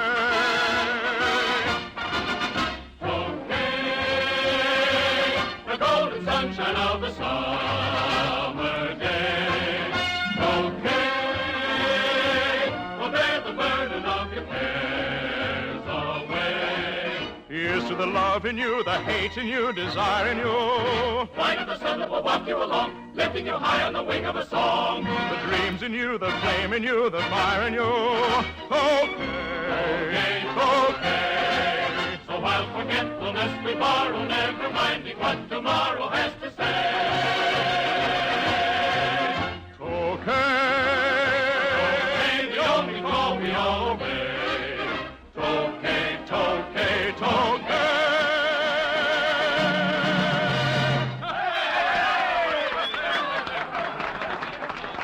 Oh, Carl, that was beautiful. Well, Aunt Sherry. Oh, yes, Herr Schlick. Captain August is at that corner table. He is asking for you. Oh, well, it's time for me to sing my number. Very well, then. After your number, I will take you to his table. Tonight, he will tolerate no excuses. Don't look like that, darling. Remember, this is the last evening. I know it's foolish, but I'm frightened. Come on now. Let's do your number.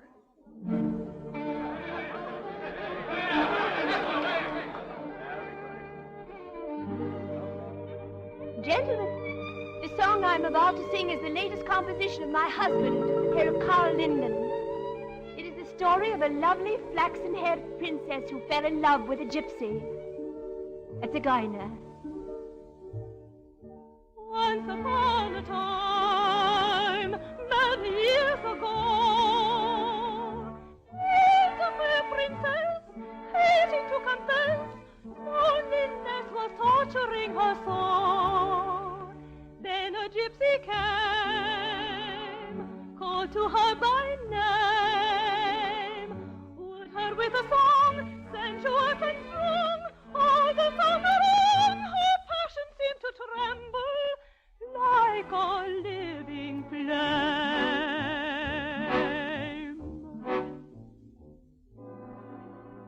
Lay to me beneath the summer moon, zigeuner, zigeuner, zigeuner. All I ask of life is just to listen to the songs that you sing. You're married like a bird on the wing. Your melodies adoring, soaring.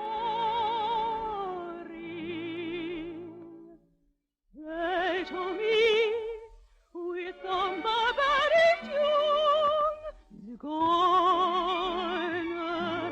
zigeuner,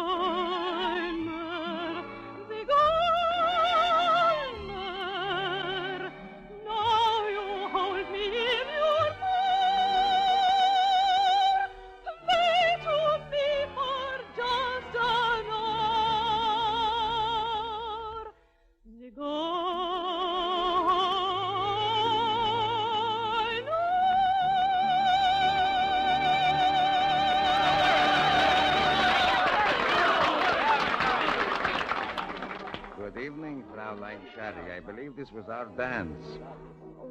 Captain August, I'm very tired. Will you forgive me just this once? No, Fraulein. You have evaded me quite long enough. After all, a dance is a very small favor. Oh, very well, Captain. My thanks, Fraulein. Oh, you dance beautifully, Fraulein. My husband's music sounds wonderful, doesn't it, Captain? I am not dancing with you in order to discuss the merits of your husband. Come, unbend a little. This dance does not belong to your husband. It belongs to you and me. Captain August, I must insist. Don't be such a little silly fool, Fraulein. Let me hold you close, like this. Closer, closer. No, let me go, Captain. Oh, Carl! Carl! Take your hands off her, you filthy drunken swine! Carl! No one speaks to me like that, Mr. Orchestra Conductor. Get yourself a sword and prepare to defend yourself. No! Oh, no, Captain, I beg of you. My husband is a musician, not a soldier. Sarah, please be still. If someone will be so kind as to lend me a sword, I will answer this gentleman's insult. Someone give him a sword! Carl, please! You may use my sword, Herr Linden. Thank you. All right, Mr. Orchestra Conductor. En garde! I will show you what it is to insult an officer, Mr. Musician. There! Oh! He's running through. Someone call a doctor, please, quick! Carl. Carl. Can you hear me, darling? I hear you, Sarah. Don't cry, darling. I'll see you again. Whenever spring breaks through. Oh, no. No, you mustn't. You mustn't. Sarah, my sweet, my love. Sarah. Carl. Oh, Carl. I love you till I die. Goodbye.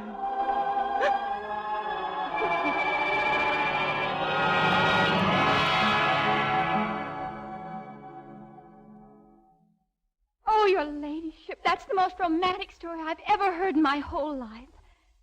Vincent, I love you. Darling, do you still want me to go away with you? What a melody. Lord, what a melody. Do you mind if I try it with my band, your ladyship? No, not at all. Vincent. That's really a great tune. He's forgotten all about me for a song. Then go after him, child. Be there waiting when he turns away from the piano. He needs you. If you've found love, don't let it go away from you. For it only comes once. Only once.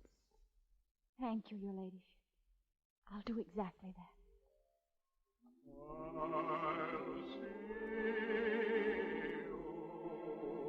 Oh, Carl.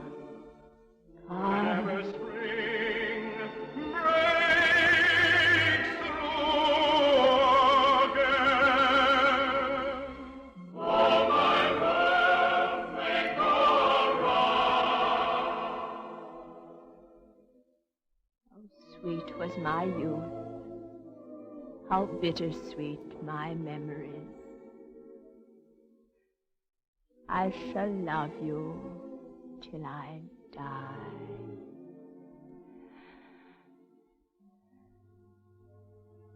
Goodbye.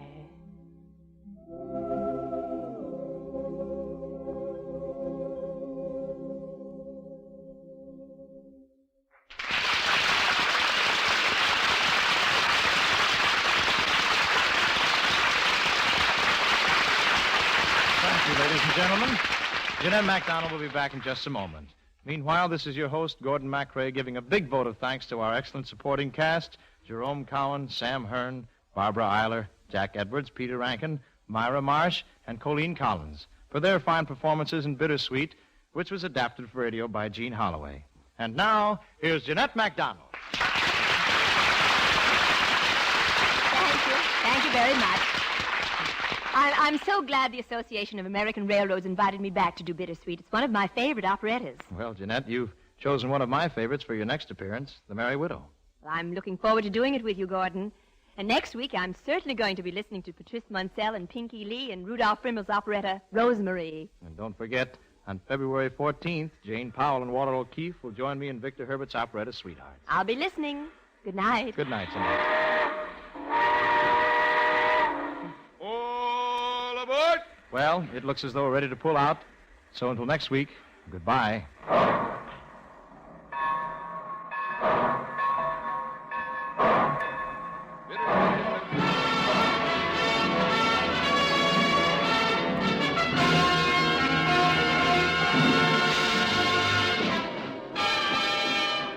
Bittersweet has been presented by special arrangement with the Tams Whitmark Music Library. Jeanette MacDonald is currently starring in the new Metro-Goldwyn-Mayer Technicolor production, The Sun Comes Up. Gordon MacRae appeared by arrangement with Warner Brothers. This is Marvin Miller speaking. The Railroad Hour is brought to you each week at this time by 132 railroads of the United States. Each one of them has its own operations and services. Each one competes keenly with others for business. But all of them work together through the Association of American Railroads for the improvement of all railroading and for better service to you.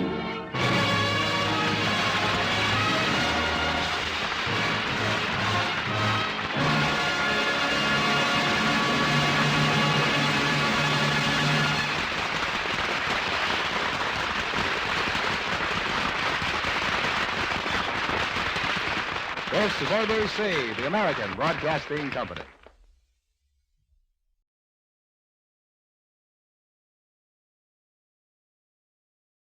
A transcription.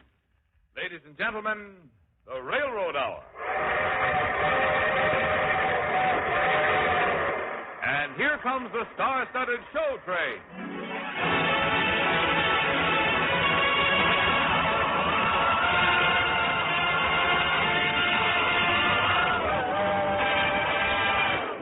Tonight, the Association of American Railroads presents the great Broadway musical hit, Rosemary, starring Gordon MacRae and his lovely guest star, the famous Metropolitan Opera soprano, Patrice Munsell.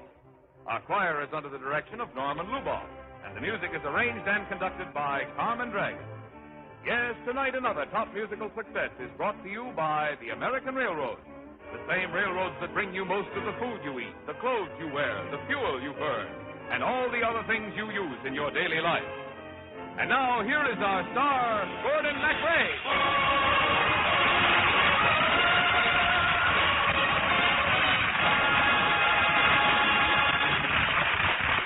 Thank you, Marvin Miller, and good evening, ladies and gentlemen. Tonight, I'll be a man about the North Woods named Jim Kenyon, and Patrice Munsell has put a high polish on her French-Canadian accent to sing the title role of Rosemary.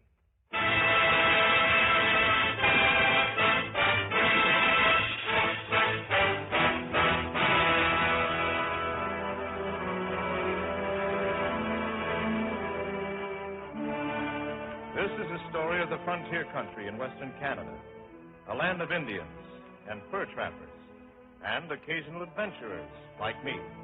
The law of the land is the Northwest Mounted Police. And I happened to meet one of those Mounties at the Totem Pole Hotel. You're Jim Kenyon, ain't you? That's right, Sergeant. We know a lot about you. Used to call you Wild Jim Kenyon, didn't they? That used to be, Sergeant. I've never done anything against the law. Maybe not. What brings you up here, Kenyon? I've struck it rich. Gold? Better than that. A girl named Rosemary. Have you seen her around the hotel? I promised to take her for a sleigh ride tonight. Well, what's the matter, Sergeant? Is there a law up here against falling in love? I advise you to keep away from Rosemary. Why? Oh, you mean that beneath that red coat and those brass buttons there beats the tender romantic heart of a lover? Oh, Sergeant, you amaze me. Why shouldn't I be in love with her? Rosemary is a fine girl. Oh, no, Malone. She's not a fine girl. She's an angel. Oh, sweet Rosemary, it's easy to see why all who learn to know you love you. You're gentle and kind, divinely designed, as graceful as the pines above you.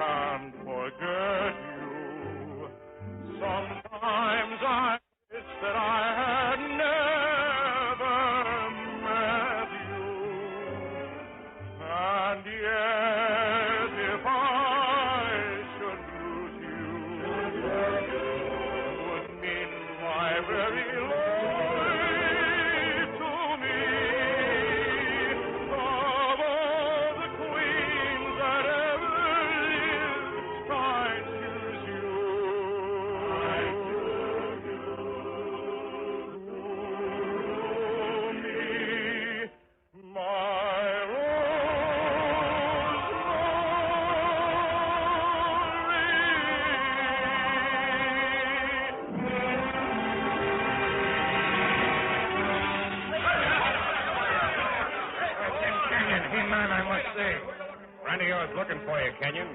That Indian Black Eagle is no friend of mine. You, Kenyon, what about those you take from my land? Now listen, Black Eagle. I kill you. Wait a minute. What's this all about?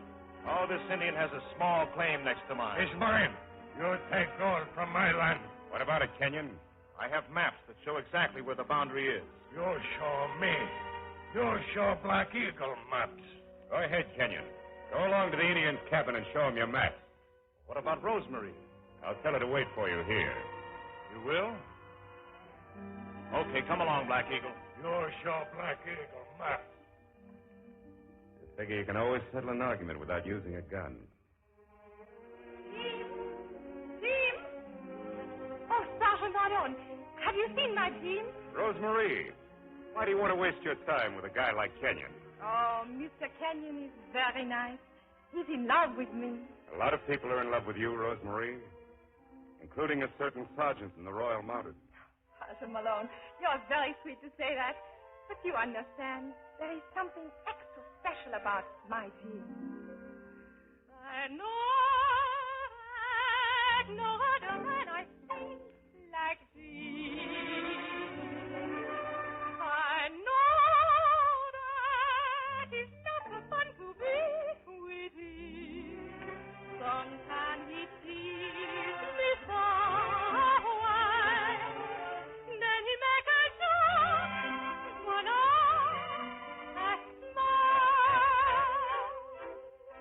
Oh my, but he have a twinkly eye that sees. Oh my, but I ought to do for him. But let them sigh, I hope they're all better go. He's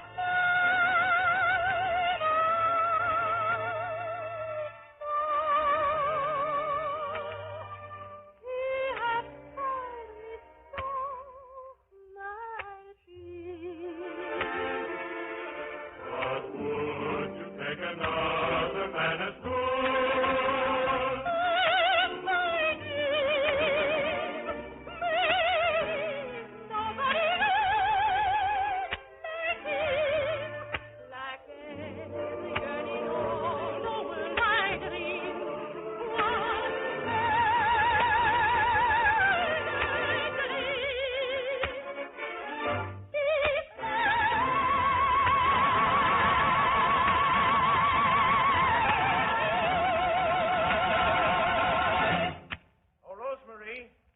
Rosemary, I'll leave you to your boyfriend. I've got to get back on patrol. Rosemary.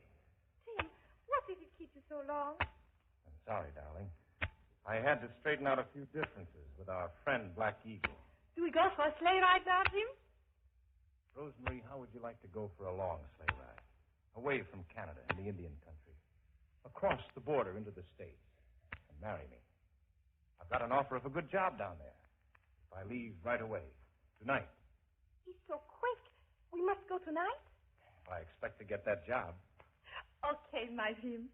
But first I go up to my castle and pack my things. Castle? You didn't tell me you had a castle. It's just old house. Nobody lives there but me. See, up there through the window, it's right up on the cliff. And nearby is big rocks they call Lover's Stone. It's wonderful because you stand up there on this stone and you can hear people calling in the valley 3-4 miles away. Isn't there a legend about that rock? Yes. When Indian boy climb uphill by my castle and sing song down to Indian girl in valley, if she sings song back to him, they are married. Do you think you could teach me that song? I'll teach it to you. It's all this way.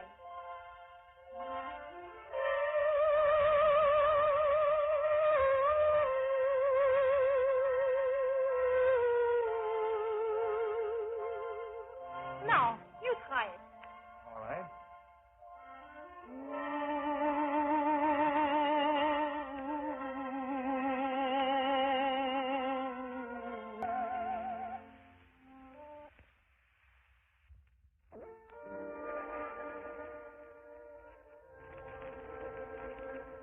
Oh, Rosemary.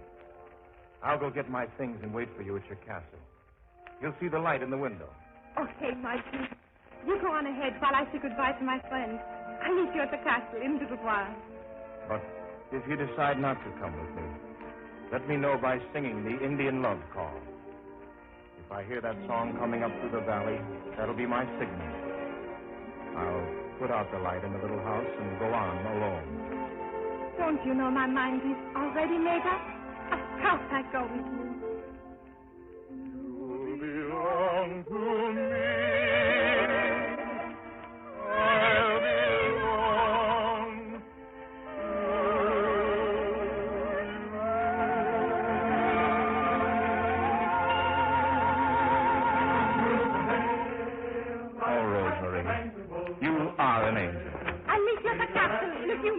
Good. Goodbye, my dear. You make me so happy.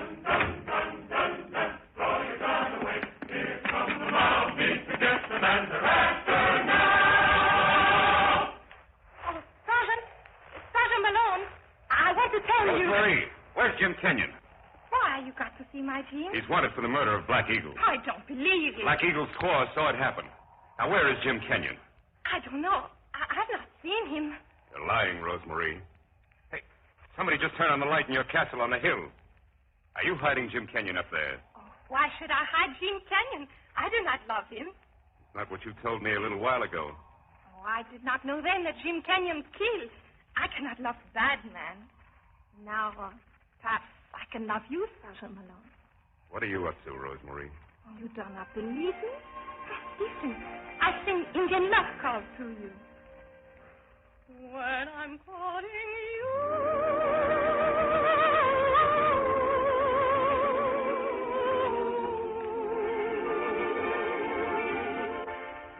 Wait a minute. You're not singing that to me.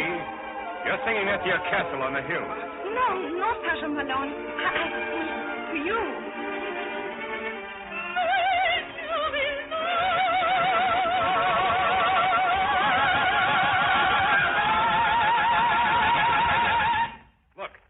We're not on the hill. Jim Kenyon is gone now. You will not see him again. And Rosemary, you will not see him again. Not anymore. You will belong to me. I belong.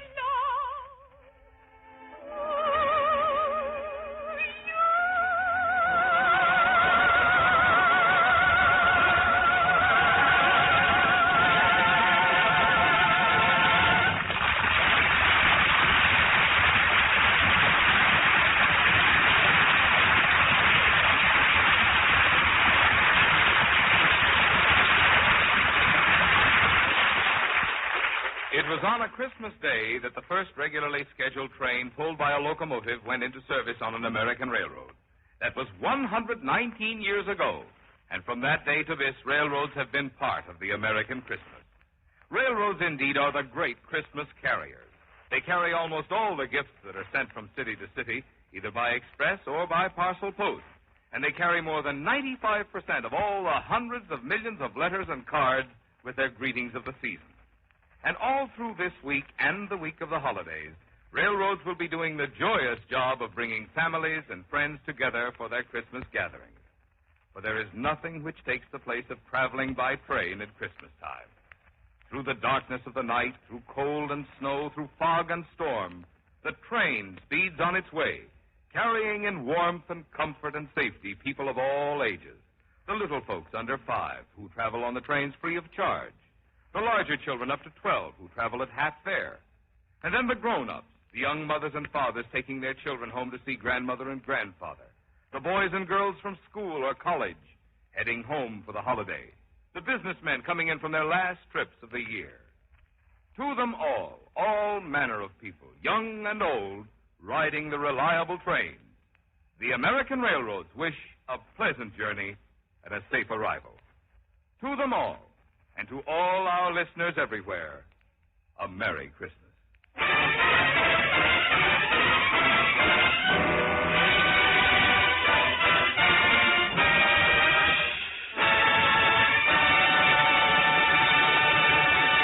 Now, here is Act 2 of Rosemary, starring starring Gordon MacRae as Jim Kenyon and his guest star Patrice Moncel as Rose Marie.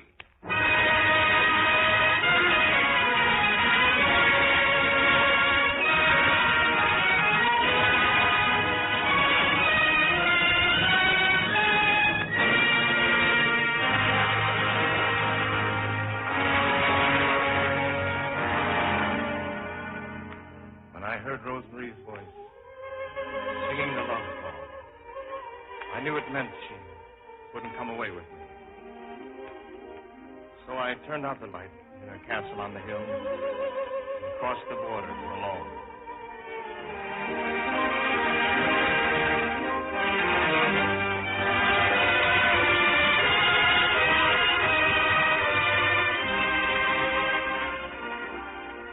I tried to forget Rosemary. Once you cast the spirit of the North Woods, you just can't stay away for long. So I headed back for the Indian country that I loved. And soon I was in front of the old Totem Pole Hotel, with the tom-toms beating a tattoo around me. Long ago, there used to be a tribe of Indian smarties throwing their parties here. Long ago, while young maiden and copper dance with their popper dear. In shadow of Totem Pole here, in shadow of Totem Pole. All night long they'd skip and prance, like bird on wing they would float 'em, call it the totem dance. When my grandpa Chief Chickacotem took Grandma out to a totem, tom-tom. Totem, tom-tom.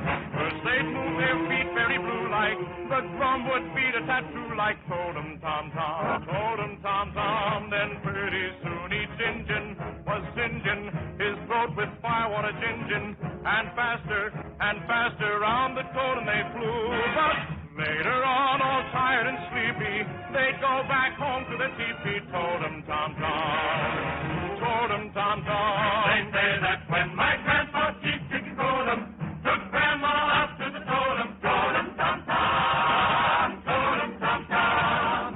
First they'd move their feet very blue like the drums would beat a tattoo like totem, tom-tom. Totem, tom-tom. Then pretty soon each Injun was singeing his throat with firewater gingin'. And faster round the totem they flew.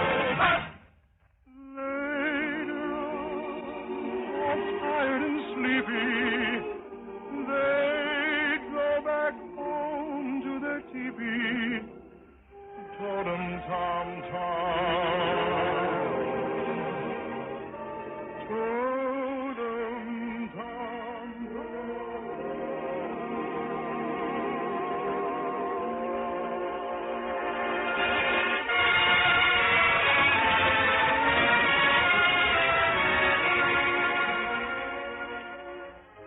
Being back in the Indian country was like coming home again. But I didn't know the surprises and the dangers that were waiting for me. Who is it? It's me, Jim Kenyon. Oh, Jim, I'm so glad to see you.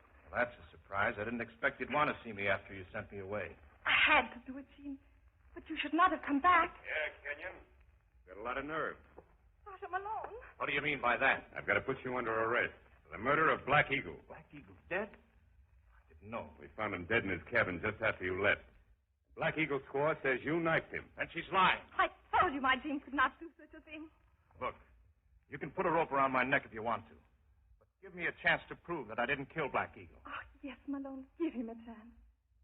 What do you expect me to do? Give me 1 day to get the truth out of Black Eagle's squaw. How do I know you won't skip the border and marry Rose Marie? I'll give you my word. And mine. Okay. I'm a sucker, but I'll take your word. Starting now, you've got 24 hours to prove you aren't a murderer.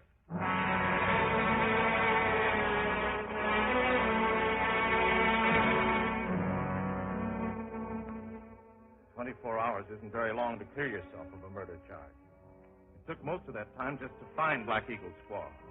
And no matter how I threatened her, she still stuck to her story that I was the man who knifed her husband. Why will she not tell you the truth? I don't know, Rosemary. I think there was some kind of a lover's quarrel. Black Eagle's widow was trying to protect her sweetheart. James, let me go in and talk to her. Perhaps she will tell the truth to me.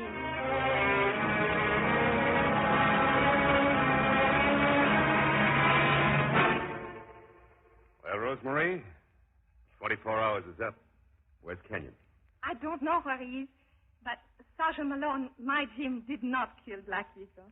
Well, then, who did? Black Eagle's squaw told me everything that happened. She loves another Indian. They fight, and he killed Black Eagle. How did you get the truth out of it? Well, I told her how much I love my Jim, and how I'd die inside if they blame him for a crime he did not do. One woman can tell another woman.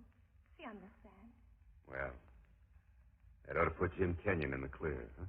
Well, I know you will find the Indian who killed Black Eagle. They say a mountie always gets his man.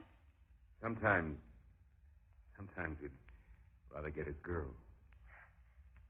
Do you know where he goes, my Jim? Yes, I know. My men have been keeping an eye on him. I'm probably a fool to tell you this. But I think you'll find Jim Kenyon up at a certain castle, overlooking a certain valley, by a certain lover's soul.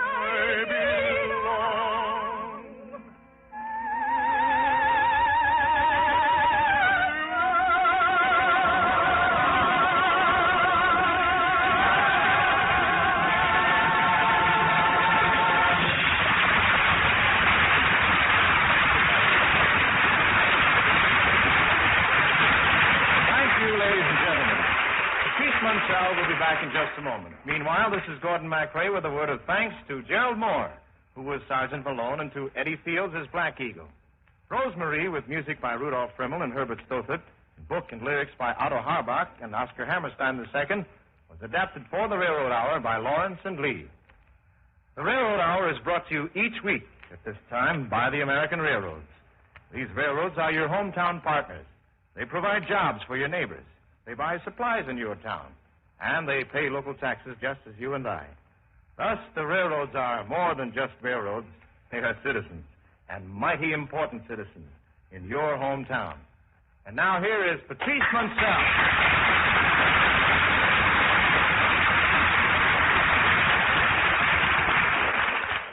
Wasn't it fun to do Rosemary again, Gordon? Yes, it was a thrilling experience, Miss Munsell. Gordon, I'm the one with the accent, remember? I'm sorry, Pat, but you know, after a while, that lingo sort of rubs off on a guy. Is it not so? The most Mexican-sounding French-Canadian. Oh, so, Gordon, what is on the Railroad Hour next week? Well, we have a wonderful special Christmas show, Pat. Walt Disney's famous motion pictures, Snow White and the Seven Dwarfs. And our guest is lovely little Jane Powell. Oh, it sounds like a beautiful Christmas present, Gordon. And you can bet I'll be listening. Good night. Good night, Pat. All aboard. Well, it looks as though we're ready to pull out. So until next week, A Merry Christmas to every one of you.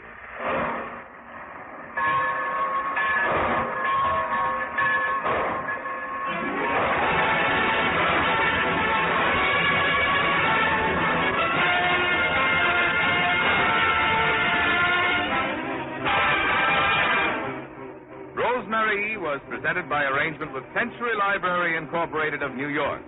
Gordon MacRae appeared through the courtesy of Warner Brothers, producers of The Hasty Heart, starring Ronald Reagan, Patricia Neal, and Richard Todd. Our choir is under the direction of Norman Luboff, and our music is arranged and conducted by Carmen Dragon. This is Marvin Miller saying goodbye until next week for the Association of American Railroads. And now keep tuned for your Monday night of music on NBC.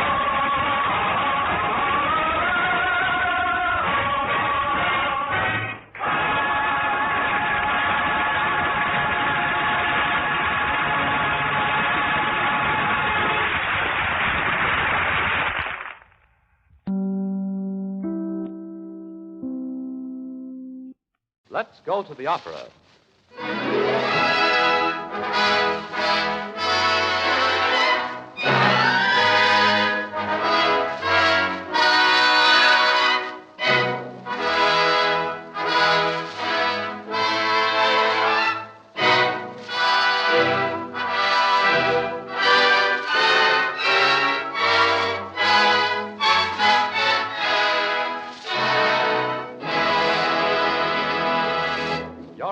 The Book of the Month Club welcomes you to the 22nd in its series of opera programs in English. Our soloists this evening are Mr. Norman Corden of the Metropolitan Opera Association and Miss Barbara Troxell of the Concert Stage. Our music is by Wagner, Verdi, Gounod, Fauré, and Cornelius. And our conductor is Thomas Sherman.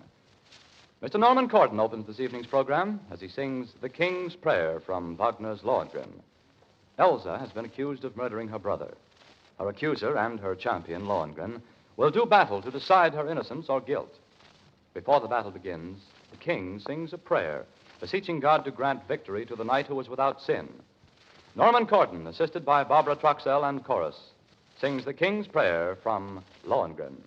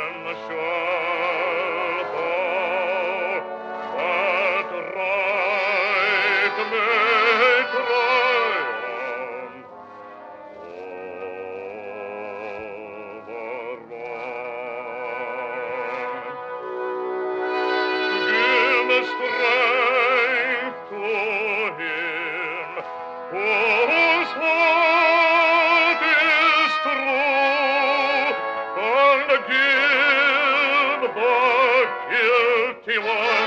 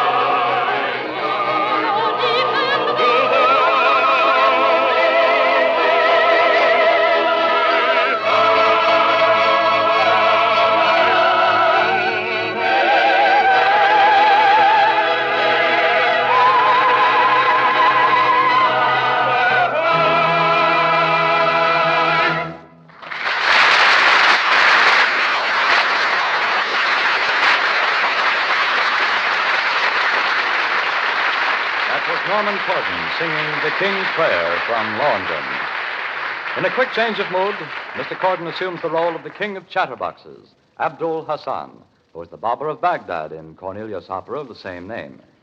In this scene, the barber launches into an uproarious song describing himself as the most intellectual of barbers, at home in every field of learning. Norman Corden as the garrulous barber.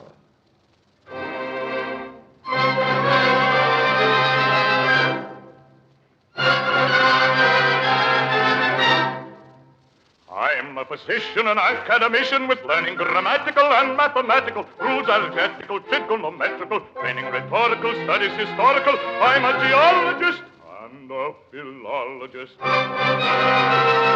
Good at geography, maps, and topography. Linguist and jurist and tourist and jurist. Build a contractor, an artist, an actor, a painter, musician, expert politician, a smart epigrammatist, also a dramatist, equally proper as writer of operas, plays that are what I call melodramatical. I am poetical, peripatetical, dealing Hippocrates, Plato, and Socrates. I can contain them all, I can explain them all, everything practical, autodidactical, combined in me. They're all combined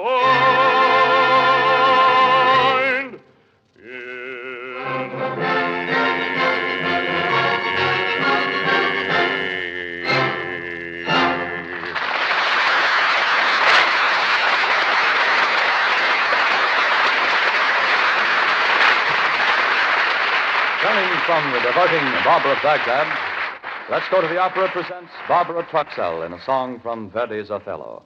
The scene is Desdemona's chamber.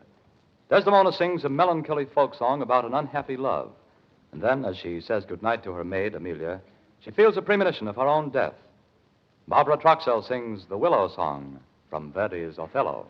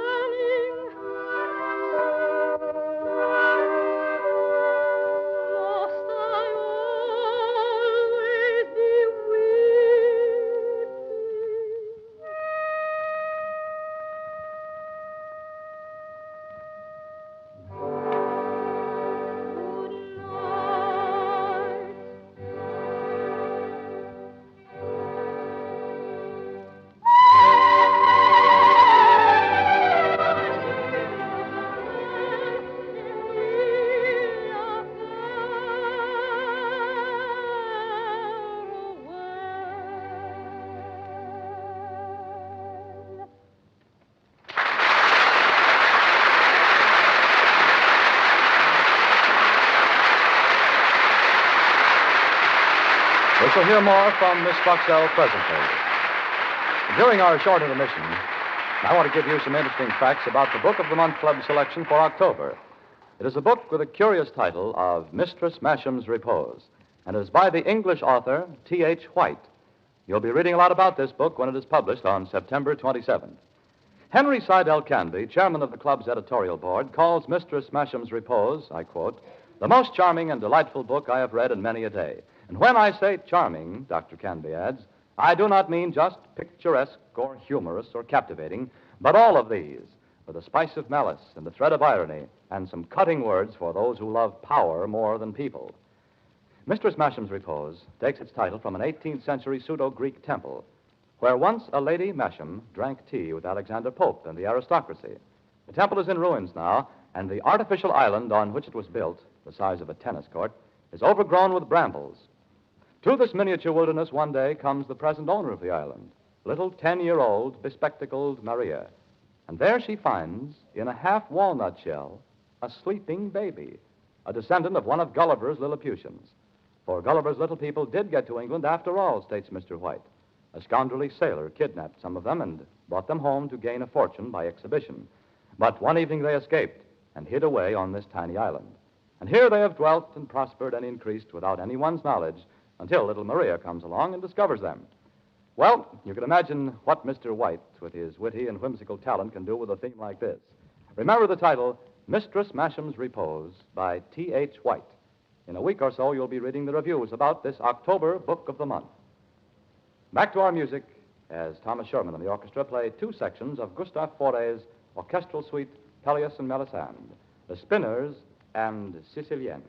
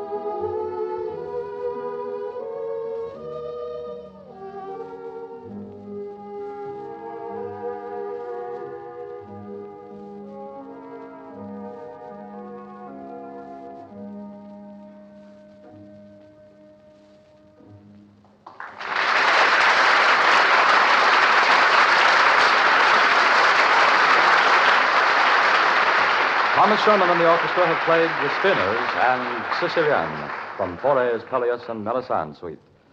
Now, our Let's Go to the Opera soloists return to the stage together to sing the church scene from Gounod's Faust. It is Act 4. Margarita, heartbroken and penitent, comes to the church to pray. But even there, she is not safe from the mockery of the archfiend Mephistopheles. It is too late to ask forgiveness, he tells her. You are lost forever, Margarita. Barbara Troxell as Margarita and Norman Corden as Mephistopheles, assisted by the chorus, sing the church scene from Gounod's Faust.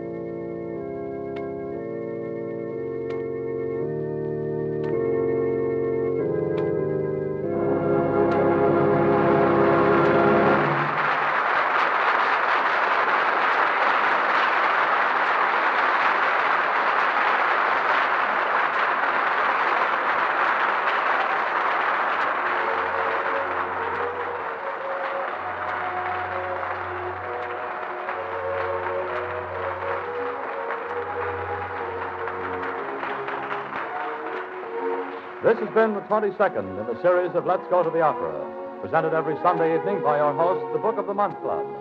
Our soloists this evening were Norman Corden and Barbara Troxell. The orchestra was under the direction of Thomas Sherman. Next week, Let's Go to the Opera will present Clara May Turner and Eugene Conley in songs by Verdi, Puccini, Bizet, and Ponchielli. Let's Go to the Opera is a weekly presentation of the Book of the Month Club. It is produced by Roger Bauer and comes to you from the Mutual Guild Theater in New York City. Next week, Let's Go to the Opera will be broadcast at 7 p.m. Eastern Standard Time.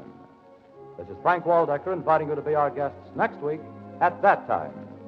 This program is heard in Canada through the facilities of the Canadian Broadcasting Corporation.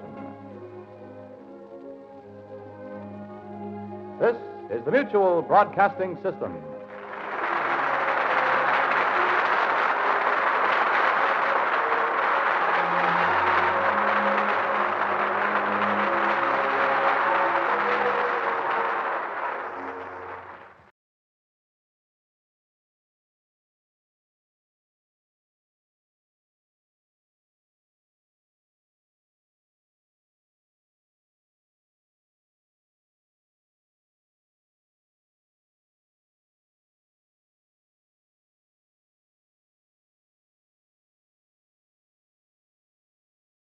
Mademoiselle Modiste, who sold ladies' hats. And here is the Mademoiselle Modiste of the Railroad Hour. Is a Fifi we all take our hats off to. The glamorous star of the Metropolitan and San Francisco Opera Companies, lovely Dorothy Kirsten.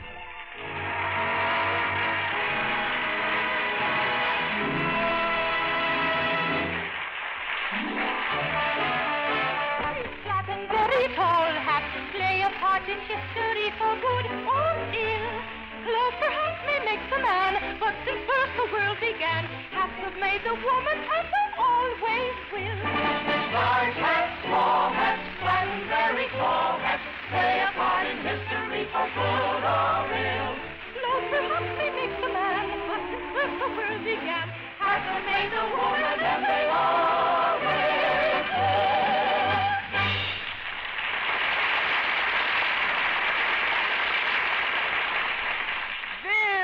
Very pretty, Mademoiselle Fifi. Oh, thank you, Madame Fifi. But I am paying you to sell hats, not to give concerts in my shop. Where does you always be singing? Oh, perhaps I am in love. Or perhaps it's because someday I hope to become a singer. You mean you are thinking of leaving me? After all I have done for you? Oh, please don't think I'm ungrateful, Madame Cecile. It's just that I want to become somebody. Well, then, suppose you go in the back room right now and become somebody helping the hat trimmers. Oui, Madame Cecile. Just as you say. Never seen such a girl. Madame Cecile. Oh, it is you, Monsieur Brent. I was hoping it would be a customer. Well, you don't look very glad to see me. You know, I don't think you like me. I have to like you. Your mother comes from Philadelphia every year to buy her hats here.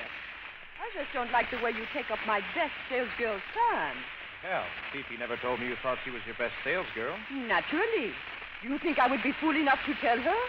She's independent enough as it is. But, she'll get over that once I am her mother-in-law. Her mother-in-law? Yes. I have decided Fifi shall marry my son Gaston. After all, your intentions towards Fifi were not serious. Were they? Well, I don't really know. Oh, I'm sure you would not be foolish enough to think of marriage with anyone before finishing college. No, it isn't that. It's just that I want to be absolutely sure before I get married. You know, when one makes a mistake on an examination, one can always rub it out. But when it comes to marriage, races are a little expensive. Yes. And being a bachelor has so many advantages. Oh, how do you know? My late husband used to remind me of it all the time. And I can tell, you are no different from the rest. You like to be free to do what you want.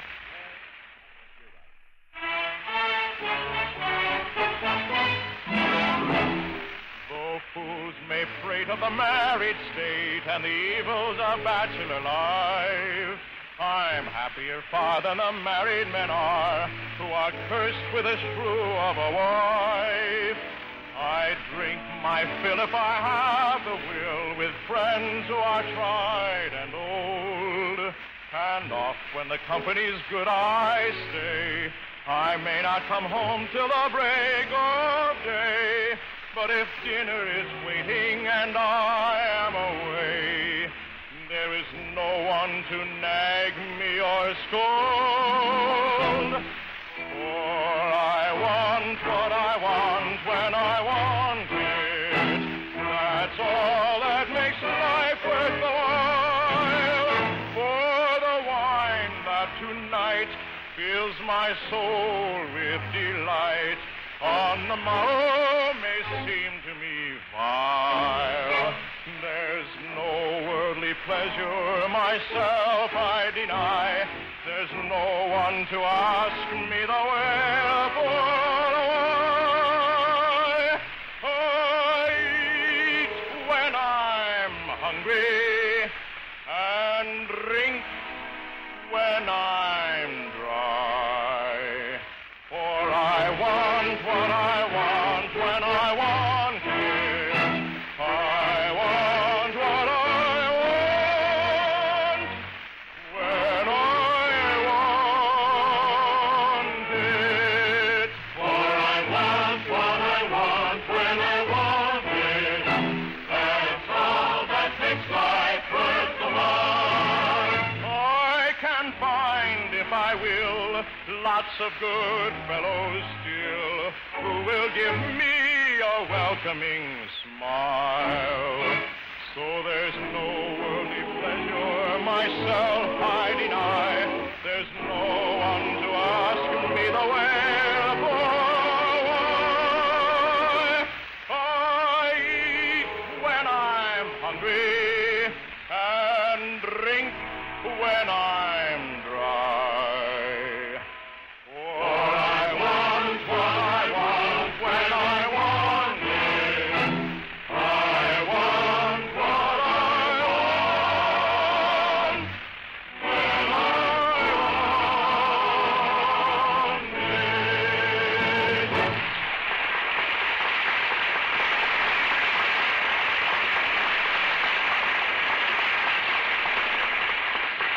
Well, it's nice to know you value your freedom so highly. I will tell Fifi just how you feel. Oh, I'll tell her myself, if you don't mind. She here? No. I sent her on an errand just a few minutes ago.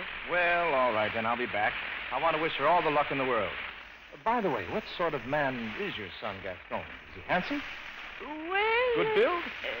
Well... Intelligent? Well... He is a man, though. Technically, yes. Well, I'll see you later, Madame Cecile. Au revoir. Your pardon. Oh, I beg your pardon. I didn't see you coming in. Oh, that is all right. I am used to having people walk all over me. Gaston? Gaston, I was just thinking of you. And I have been thinking of you, ma mère. Yes, I know what that means. Money. Well, if you want another sou from me, you will have to do as I say. What do you say? I want you to marry Fifi. Fifi? Yes. Fifi is absolutely invaluable to me. She could go to one of my rivals and get 3 times the wages I pay her. So, before someone with brains gets her, I want her to marry you. And how much will you pay me to bind the bargain, eh? Not a sou. If you don't give me some money, Modere, I swear I will jump off the Eiffel Tower. Promises. All I get is promises. Madame Cecile? Yes. What can I do for you? My name is Brent, Hiram Brent. I'd like to speak to the young lady you have employed here. I believe her name is Fifi. Fifi? Oh, yes. Gaston, go get Fifi. Oui, Modere. If you don't mind, Madame Cecile, I'd like to speak with her alone. Oh, yes, of course. I will step into the other room. Yes, Mademoiselle Fifi. I'm Richard Brent's father. I understand all the modistes he's been visiting. Oh, he's been doing much more than visiting. Yes, I can imagine. Mademoiselle Modiste, in case you have any illusions about this friendship between you and Richard, I thought it might soften the blow if I were to tell you nothing could ever come of it. What do you mean? Someday, my son will marry a girl with position and money. Well, someday I shall be just as well off as you are, Monsieur Brent. You see, I have a voice, and I can act. Well, now, is that so? What sort of roles would you play? Any role? If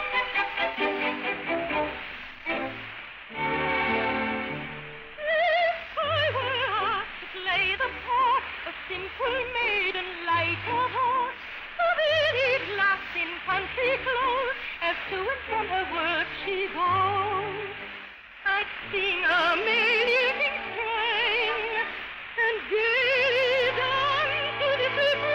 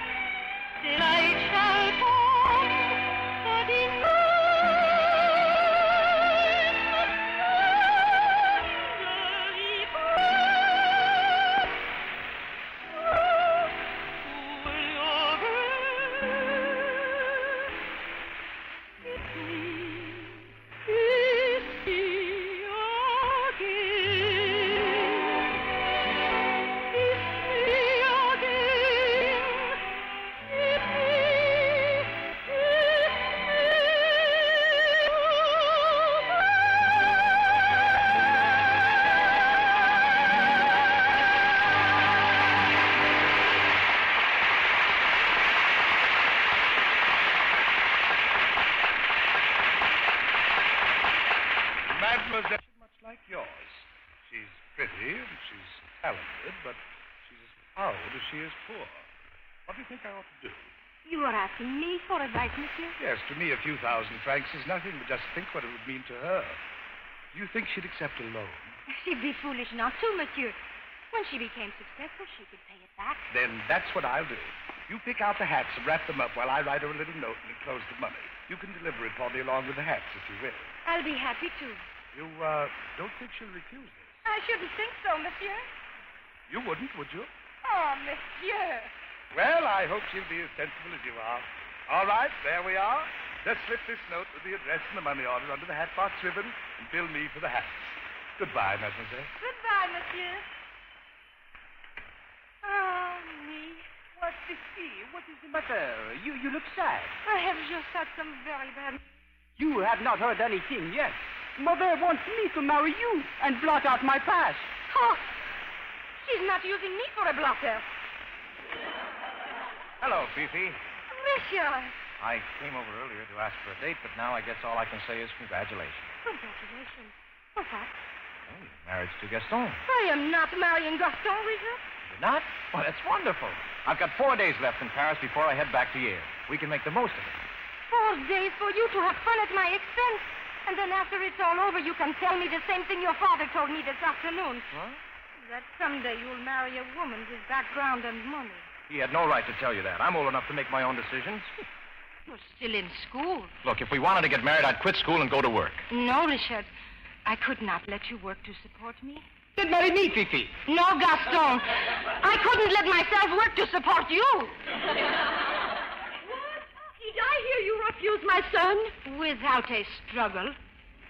You will marry my son or you will leave my shop. What have you to say to that? Goodbye, Madame Cecile. Ah, Fifi. Let's not get excited. Let's be reasonable. You know you can't leave me. I'll raise your wages. I'll do anything. You needn't bother, Madame Cecile. I'm leaving your shop forever as soon as I deliver these hats to... Oh! Fifi! How dare you rip open someone else's personal letter? What does it say? It says, Mademoiselle Fifi, you are the little girl to whom I referred.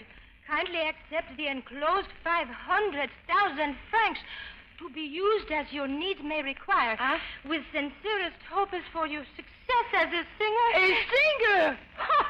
I'll get down on my knees and beg before you ever sing for me. You certainly will. But, Fifi, you just can't walk on like this. You don't become a singer overnight. Why, this is your home. You're leaving your friends.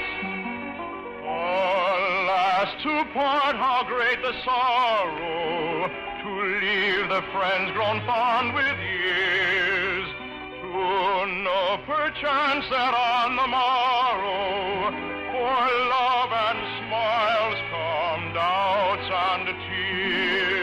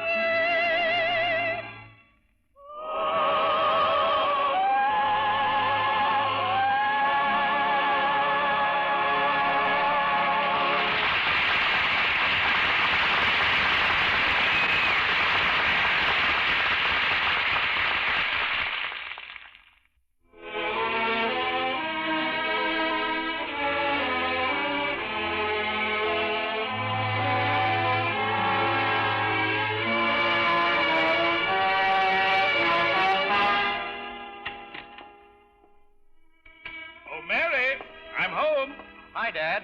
Mother's not home. Richard, what are you doing here? We didn't expect you back from Yale for another 2 days. Oh, finals were over, so I thought I'd head home. I guess I'm a little tired. Richard, you've been a little tired all year. You haven't been the same since we came back from Paris. Are you ill? No. I think what you need is a girl. Well, I'm not interested in girls. You're not ill, you're dead.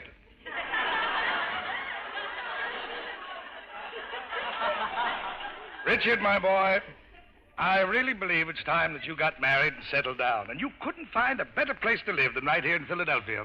Well, it's the time and the place, all right, Dad. If I only had the girl. I wonder if Cupid is silly or stupid, or if the little rascal cannot see.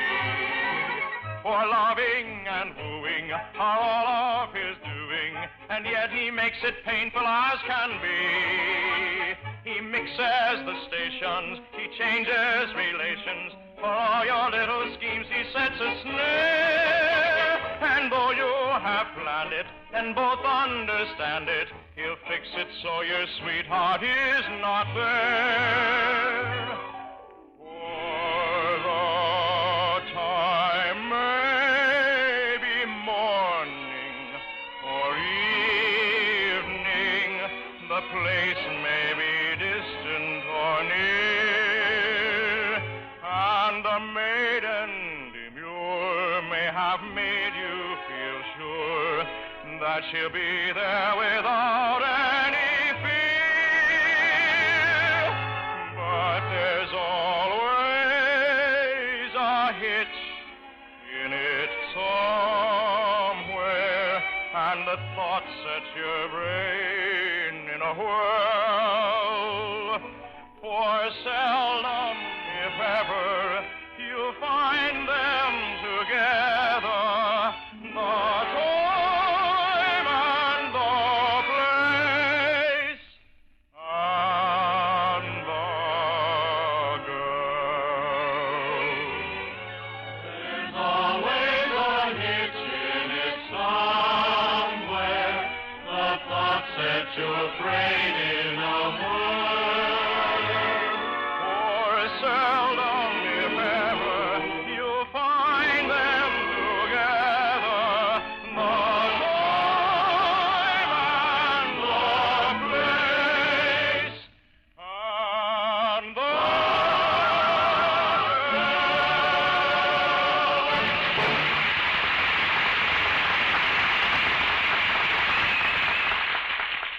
All right, son. I don't need a doctor to diagnose your condition. You're in love.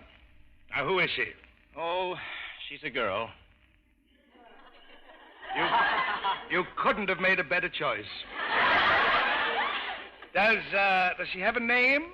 Well, you might as well know, Father. It's Fifi. Fifi, you mean Mademoiselle Modiste? Son, I know she's pretty and colorful and all that. Well, I want some color in my life. Well, you've got money. Buy yourself a paint set. Fifi's forgotten all about you by now. Well, what makes you so sure? Well, for one thing, she's become a famous singer. She went to England with some money I loaned her and became a sensation. The money you loaned her? That's right, my boy. And she tracked down my address and paid me back every cent. If it hadn't been the way she proved the honesty of Frenchwomen, I probably never would have gone into business with Madame Cecile. Now, wait a minute. You're going into business with Madame Cecile? Yes, and a chap named Edward Carlton. I've never met him, but he read about our plans in the London papers and put up the rest of the money. Well, when does all this start? In 2 weeks, we're holding a big charity bazaar and fashion show in Paris to introduce Madame Cecile's new hats. Well, then I could go with you.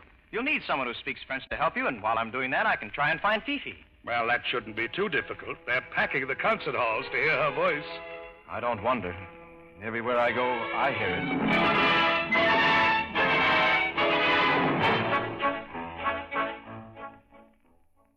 Once a young nightingale fell to repining over a star which so brightly was up in the sky, cold and so high, taking no thought of the poor little nightingale. Still every evening he'd sing to his song.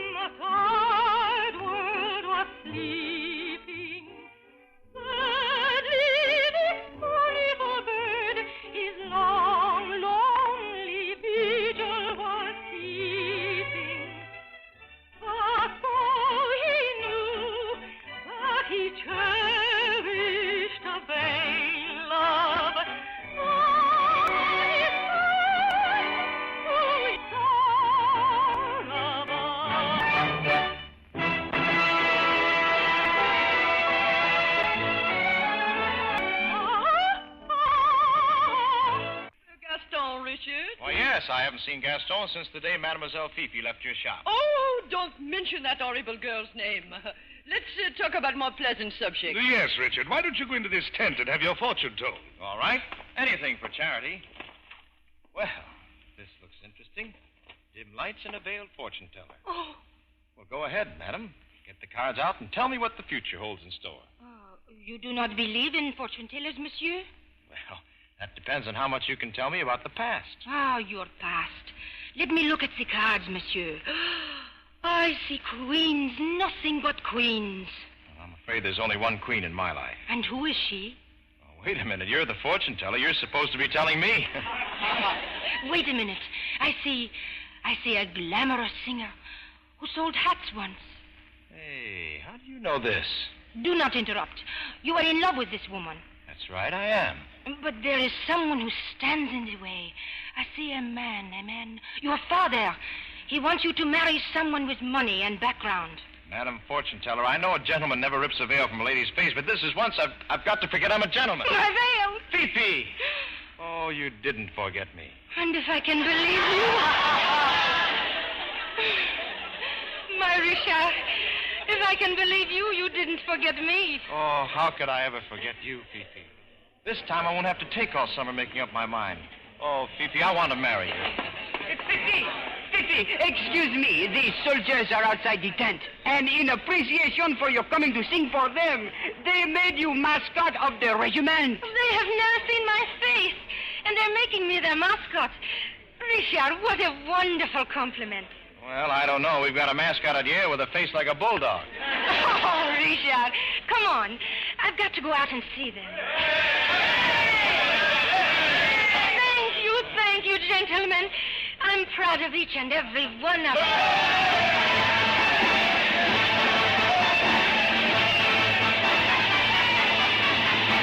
Hark the drum, here they come on parade. At the side hangs their cry, trusty blade. And they look alive, they swing into line. 'Tis no wonder the enemy's afraid.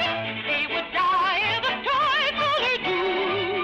Never one to dishonor would stand. And the tongue of the man and the girl they love him on the mustache of the truth. Hark the drum, here we come on parade. Side hang the tribe, trusty blade. There's no wonder the enemy's afraid. They would die in the tricolor blue. Never one who dishonor would serve. I'm the son of the man, I'm the girl he loved, I'm the master.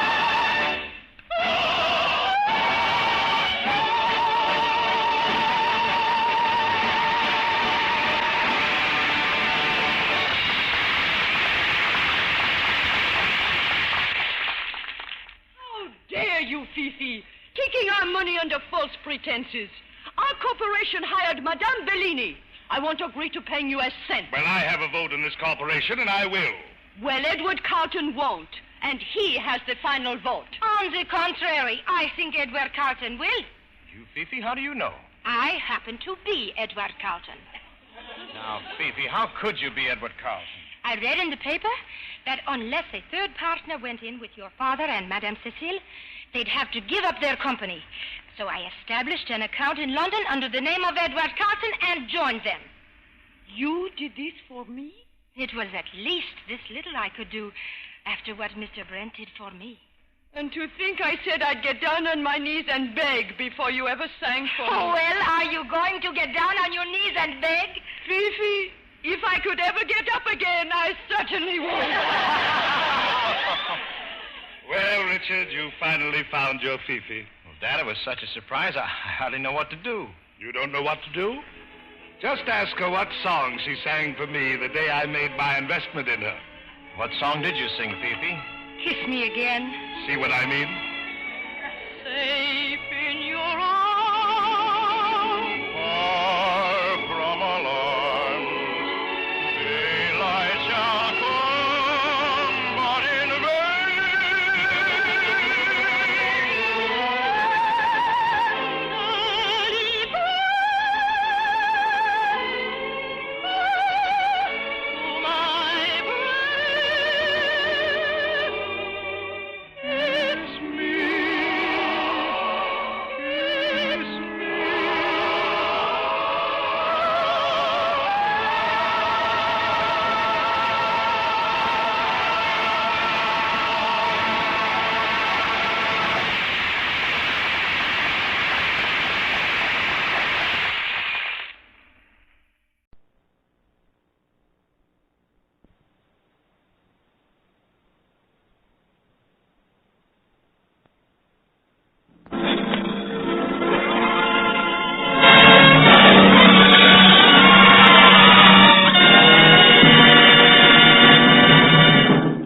Columbia Workshop presents the third of 26 by Corwin.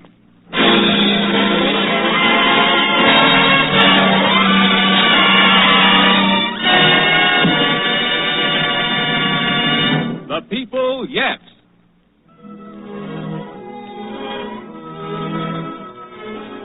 Tonight, Columbia is privileged to present a special radio premiere of a section from a new American opera by Earl Robinson and Norman Corwin. This opera, suggested by Carl Sandburg's volume, The People, Yes, is being prepared for Broadway production. And tonight's broadcast marks the first public performance of the section to be heard.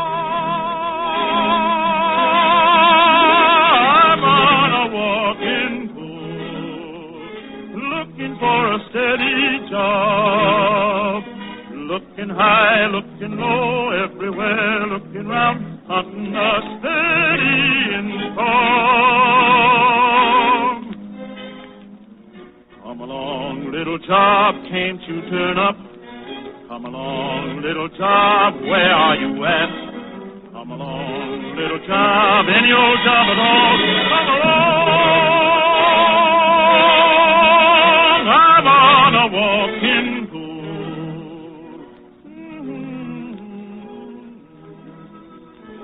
If I sound kind of happy, I guess it's because it feels so good to be alive in the spring, even if I am looking for a job.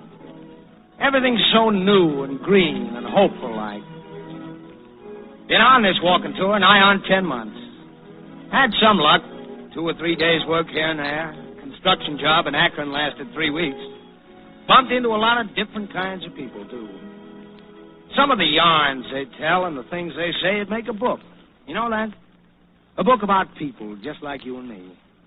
One big story out of a million little stories. Remind me to tell you later about a man named Zeph and the way he explained how people come to be scattered around the way they are.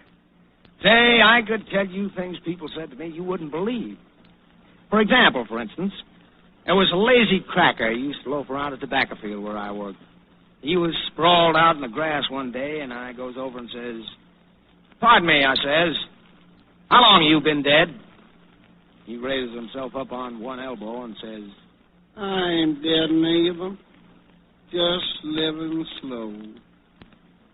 Just living at low speed. I suppose you'd say I'm lazy." Well, I wouldn't put it that way. Well, I would. I sure am lazy. I'm lazier than any 5 men you ever did see. You know how lazy I am? How? Well, I'm so lazy I get up early in the morning so as to have more time to lay around and do nothing. Now, that may not have struck you funny, but when I told Zeph about that, he near laughed his head off. Any of you folks listening down around Highway 23 in Ohio, you know Pete Sweeney? Has a farm near Chillicothe. Real happy guy he was.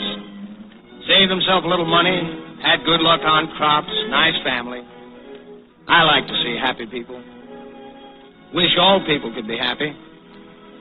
Well, maybe there will be someday when they find out a few things and don't let themselves get scattered around. There was no scattering out Sweeney's way, I can tell you that for a fact. The farmers there got together and decided they needed electricity. So they held a meeting, signed a petition, made a lot of fuss and noise, and the sound reached clear to Washington, D.C.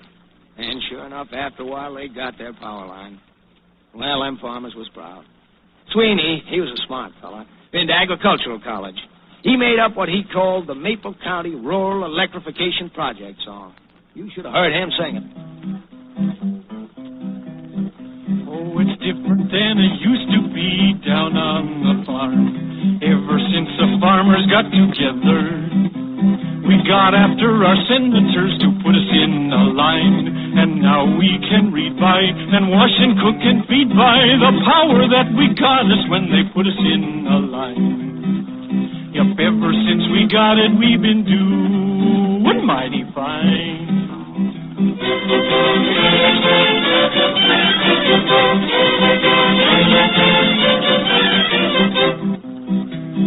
Yes, it's different than it used to be down on the farm. farmers got together.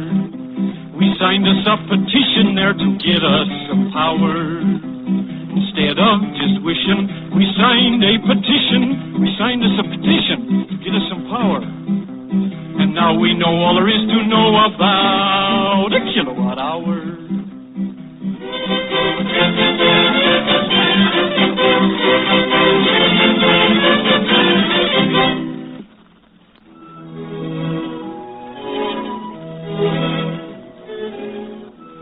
Well, a month after I finished working at Sweeney's, I got a job on a farm in Indiana, working for the widow of a poor farmer named Mrs. Johnson. Drought and grasshoppers cleaned out practically everything she owned. She was a sad woman. Don't know as I ever see such a sad woman. One day I asked her why she didn't buy a cow. Cow? Had one once. Didn't have no feed to feed her, though. So I sang to her. You sang to her? Yeah. Sang to her of the fresh green grass to come. What happened then? Well, that was the tune the old cow died on.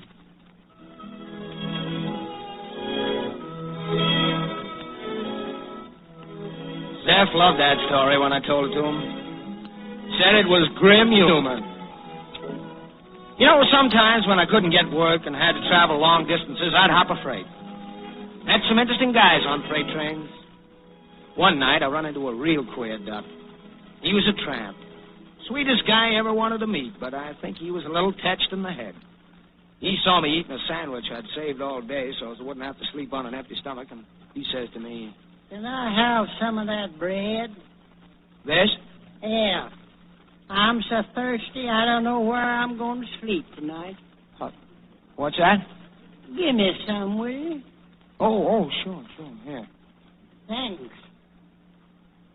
You know, it's good to have appetite again." "Why, you been sick?" "Awful sick. I took so much medicine I was sick a long time after I got well." What was the matter with you?" "Trouble with my feet." "Well, those are pretty fair-looking boots you got there." "Well, they ain't so bad. But I can never get these boots on, though, till after I've wore 'em a while." You can't, huh?" "No. Heck, I'm all wrong anyway." Why? What's the matter?" "Well, the trouble with me is I tried to get a bird in the hand, and all I got was a horse of another color." Here, you better have another hunk of sandwich. "God bless you, my son. God bless you. May you live to eat the hen that scratches over your grave." Thanks.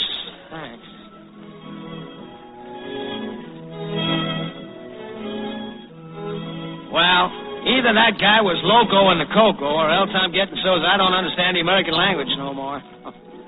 Some guy. Yep. Well, I hiked clear out the coast before I got another job. Got a week's work in a restaurant washing dishes. Never forget the Chinese cook there. Name was Ah Wing Lee or something like that. Heard me singing a tune one day when things was quiet in the kitchen. I think it was Hand Me Down My Walking Cane. You know how it goes. Hand me down my walking cane. Yeah, pretty song. What'd you say? Pretty. You make pretty music. Oh, thanks. That's really nice. I sing too. You do? Yes. Old Chinese song. I make up myself. An old song you made up yourself? Yes. Old words, no music. Well, sing it for me, will you? Yes. I sing. The fishes go deep in the water. Fishes go deep in the water. Maybe hope. The birds go high in the air. Birds go high in the air. Maybe short. Man's heart only is out of reach. Man's heart only is out of reach. The heavens may be measured. The heavens may be measured. The earth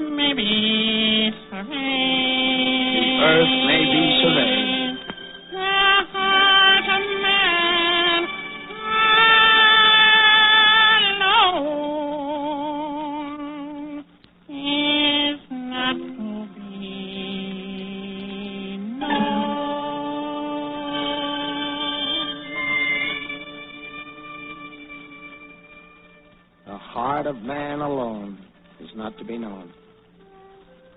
I've thought of that since. Comes back to me times when I'm alone, looking for a barn or an empty shack where I can park for the night. Seems strange there can be so many good-hearted men in the world, real nice fellows. Share their last mess of beans with you, give you a lift, take you out of their way, and yet there's fighting going on with everybody killing everybody else, including women and children who never harmed a flea. Like Zeph told me once, lots of people have dreams and ideas and never get a chance to put into practice, he says. Lots of them. But they never seem to get together with anybody who agrees with them. Zeph says to me, he says, you should have seen this town get together quick when we was threatened by a flood a couple of years ago. Why, we dropped everything we was doing and built a levee so fast you couldn't say Mississippi twice before it was built. When something dangerous all of a sudden threatens us, we forget all our quarreling and work together. Be nice if everybody worked together that way against the slow kind of danger, too. Oh, gosh, here I am giving you what Zeph told me instead of telling you how I come to meet him in the first place. Well, one night I wanders into a river town looking for a job. After buying a cup of coffee, I strolls down the main street and hear some music coming out of the back of a billiard parlor. So I mooches over and stands listening to this man whose name turns out to be Zeph. It was a little while before he noticed me. He built a road. With other working men, he built a road. Now over it many a weary mile, he totes his load. Chasing a job, burden driven on by hunger's goal. Oh, he walks and walks, walks, walks, and tries to figure why he built the road. He built a ship. Oh, hi. You stranger around here? Yep. Wandering man looking for a job. Oh, don't let me interrupt you. I won't if I don't feel like it. You make that song up? That song? That's nothing. I make up all kinds of songs. You do, songs, huh? Yeah. Fighting songs, morning songs, Bible songs. You ever read the Bible much, son? Not much, no. Well, since you're a wandering man, maybe I ought to sing you the Tower of Babel song. That's from the Bible. That explains how there comes to be so many wandering men like you looking for jobs all the time. Say, that's something I never could figure out. I'd sure like to hear that song. Okay, brother. Here, take a chair. Right. Well, it happened like this. A long time ago, the people of the earth, with their main camp in Babylon, they wanted to put up a tower. They wanted something proud to look at. So the people from out of town would send back picture postcards of this tower. On the back, they'd be printed, Tower of Babel, tallest building in the world, 60 million feet high. On a clear day, you can see 5 oceans and 6 continents from the top. Say, wasn't the workers scared to go up that high? Oh, no. Them workers were the bravest men in the world. And they were happy, too. How's that? Because they were getting good wages, short hours, unemployment insurance, sick benefits. And besides, they were doing something for themselves, for the little family of man. See? Uh-huh. They were known as the Happy Tower of Babel Workers Association, Mutual Aid Recreational Educational Society, and the Woman's Auxiliary. And they certainly were happy workers. They had bylaws, constitutions, grievance somehow or another, benefits, while Zeph was social, talking, and they used to dance everything their heads seemed to off grow every dim evening around him. to drop the hat. There was a look in his eyes seemed to light up the place.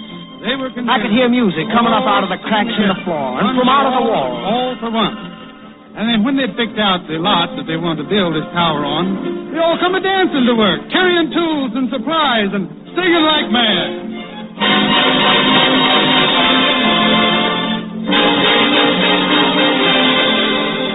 Six-hour day and a 5-day week. 6-hour day and a 5-day week. Yay, yay, that's the way the good Lord likes to run a job. And they dance like this. They're stamping and they're shouting and they're trucking, waving their picks and shovels and pneumatic drills and just jiving around fit to be tied. Verily, verily, we say unto thee, what can ye do while it's gonna be? They will come to pass and flowers bloom, to glory on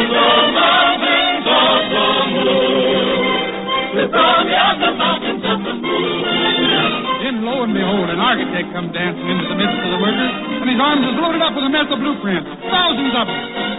I got the blueprint. He's got the blueprint. All brand new prints. All brand new prints. Thousands of prints. Thousands of prints. All but a few prints. All but a few prints. Charles Table. Charles Table. Oh, Charles Table blueprint. Well, the workers just lifted that architect to their shoulders, and they swayed with him in a happy dance. While a big Negro cement mixer, he come a-dancing up in front of the crowd, and he sung them a song. We got the happy blueprint. We got the happy blueprint blue. 'Cause we're planning things the way we choose.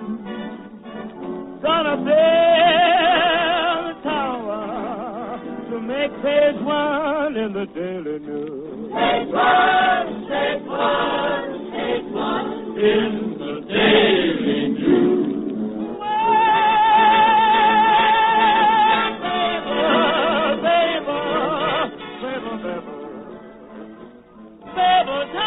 Babylon, baby.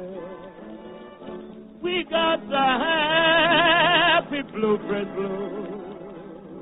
'Cause we planning things the way we choose. The way we choose. Then the architect, he invited the workers to all look at the blueprints.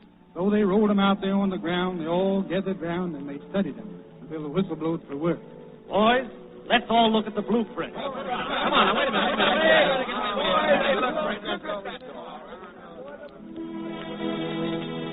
People of the earth, the family of man, wanted to put up something proud to look at. A tower from the flat land of earth, made for the people to live in. The biggest housing project ever seen. No more slums in Babylon. Take away the slums from Babylon. A tower from the flat land of earth, all up through the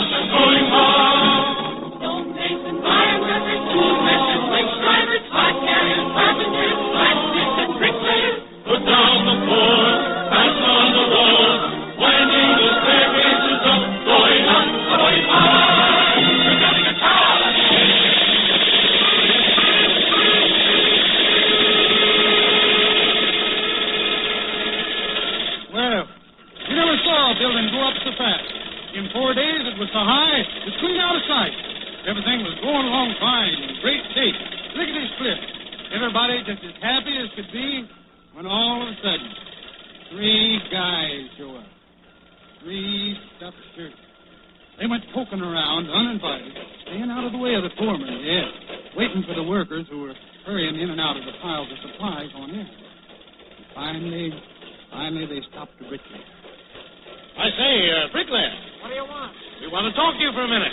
Can't stop. Gotta work. Big job. Well, let's try somebody else. There's a riveter. Take out some money and handle it sort of carelessly. That'll make his eyes pop out.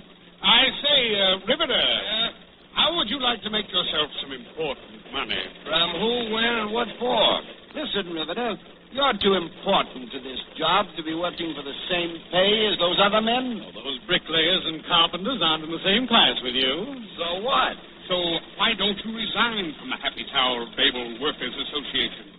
Let us form a Happy Riveters Guild. Sure, guild. That's much nicer than an association. We'll make you the president. Well, what do I have to do? Well, just get all the other riveters to resign with you. You'd be much happier working for us. We'll form a big company called the Tower of Babel Corporation Incorporated. With stockholders and appurtenances thereof. You can be a stuffed shirt like us. None of them others, no stonemasons and tool dressers and winch drivers will belong? I should say not. You're way above them. I am? They don't even speak your language. Well, sure they do. We all speak English. Well, then you better invent some different language. Why don't you riveters all get together and create a language? Call it French. That's right. Look, it's easy. Parlez-vous, oui, pourquoi, combien, Chevrolet, passé. See? Words like that. Hey, that sounds classy. Qu'est-ce que c'est cela? Hey, that's all right. Here, take this money. Don't just look it over. Take it. Oh, okay, thanks. I'll talk it over with the boys. Merci beaucoup. Adéquat. Well, that was easy.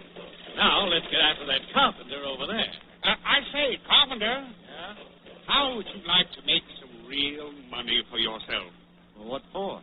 Well, you see, you're far too important to be working for the same pay as the others. What's your proposition? Well, so the dirty work began. The guys that were bribed, they went in and started wrecking the association. And God Almighty could have struck them dead or smitten them deaf and dumb. But God had a different plan in mind. He let all the stuffed shirts have their way. He let all the languages be shuffled. He wanted it to serve as a mighty memorandum of the sinfulness of pride and the wickedness of breaking up an association. And God said to himself, all right, if they want to talk all different languages, they can go ahead. Too bad. I'm sorry.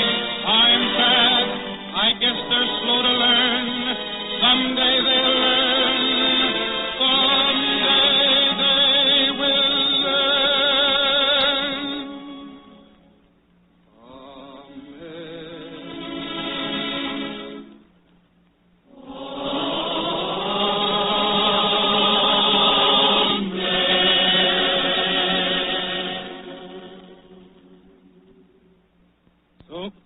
That's the way it happened. You never heard such confusion with all kinds of new languages going on at the same time. Dutch, Greek, Eskimo, Welsh, Pig Latin, Czechoslovakian. When a particular bunch, they like the electricians or the plasterers, pulled out of the association, they elected their own officers. You know what? Well, the officers right away, they decided that they were better than the rank and file. So they spoke their language extra fancy. And they said, why, we're speaking the classical mother tongue. And them dopes, they're just talking dialect. That's how dialects happen to be started. Well, you can imagine what happened. Hey, Pete, let's have the skyhook over this way. Better, can't you hear me? Reckon to be doit. You going crazy, you squarehead? Bring that hook over this way and stop all the palavering. Don't cook. Hey, Manuel, ora para que la reprisa. Talk for nicht in China.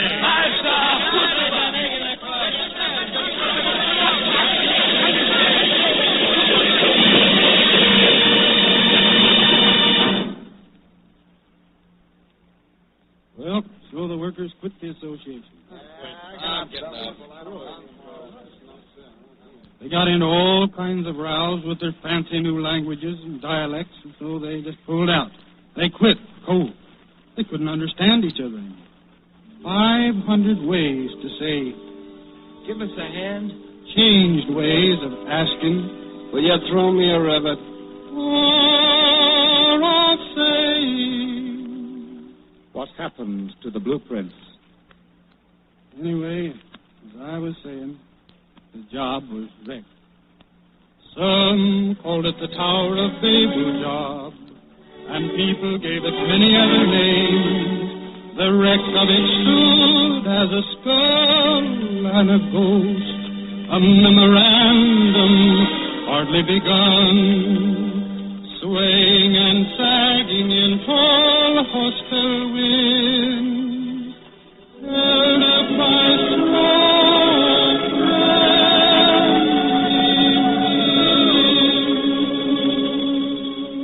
The sandhogs went back to the four corners of the earth. The timbermen went back to the sleepy valleys. Stone masons, hard canyons, craftsmen, with their bundles and belongings and their little ones, all mumbling where to now.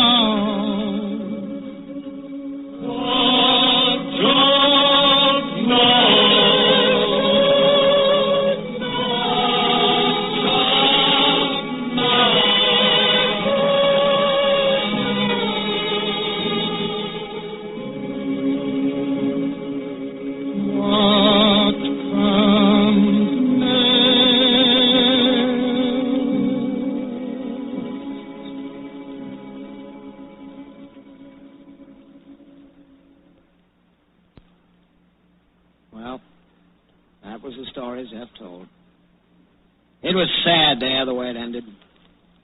Made me realize that I was just like one of them Tower of Babel workers, wondering where to now, what next. But wasn't it nice, that part where all the workers was working together so happy? Gosh. That's the way it's going to be again. I know it in my bones. Just like God said, the people are going to win out someday. And that's a fact. Well, got to get going. Maybe down around your way again sometime soon. If you know of any good job, just let me get at it, brother. Just let me get at it. So long, folks. So long, people.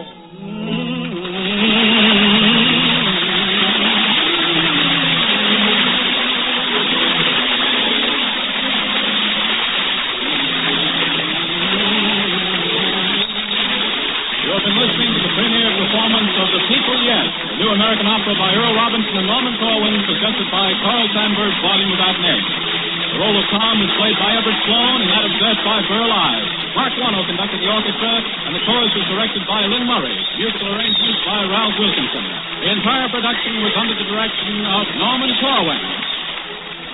Next week at this time, the Columbia Workshop will present the fourth of 26 by Corwin, a new comedy entitled Lip Service and starring the great harmonica virtuoso Larry Adler.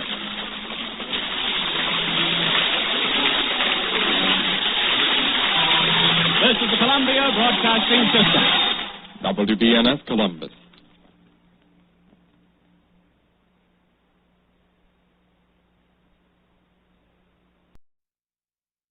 Ladies and gentlemen, the Railroad Hour. And here comes our summer show train with your host, Gordon MacRae.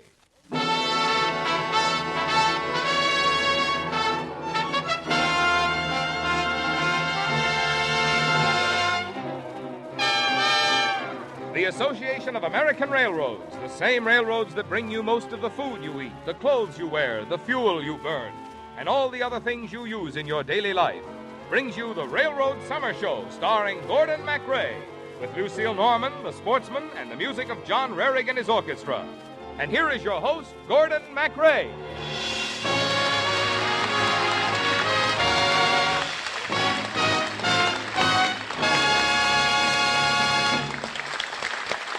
Thank you very much, and good evening, ladies and gentlemen.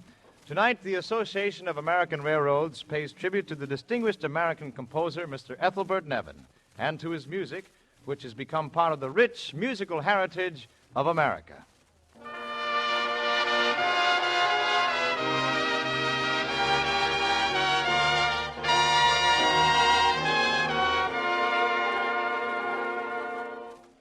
The story of Ethelbert Nevin is the story of an earlier era in American music.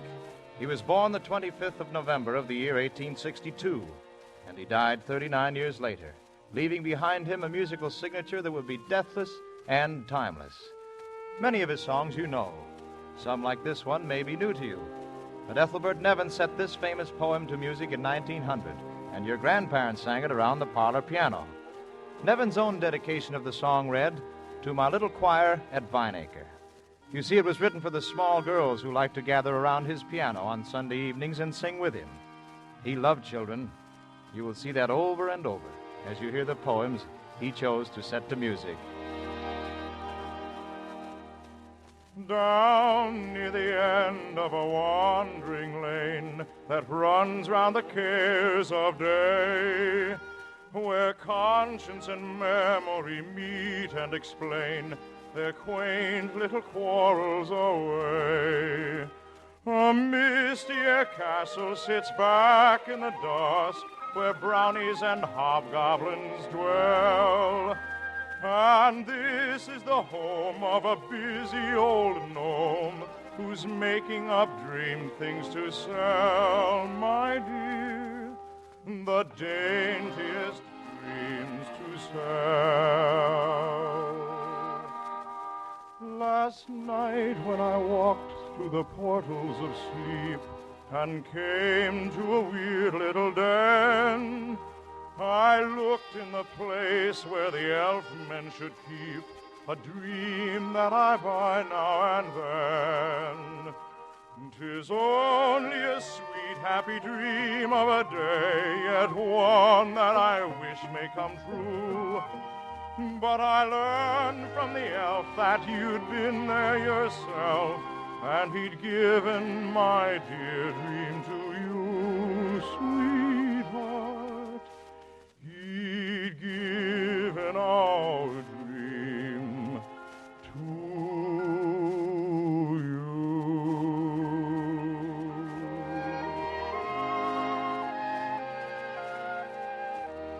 Ethelbert Nevin was born about 15 miles from Pittsburgh at the family home known as Vineacre.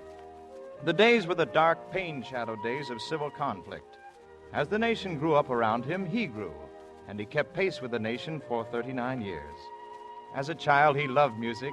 At 3 years old, he was singing songs, and by the time he was 5, he was playing his own accompaniments.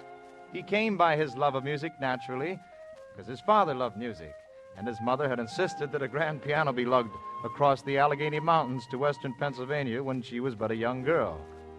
They say it was the first piano in that part of the country.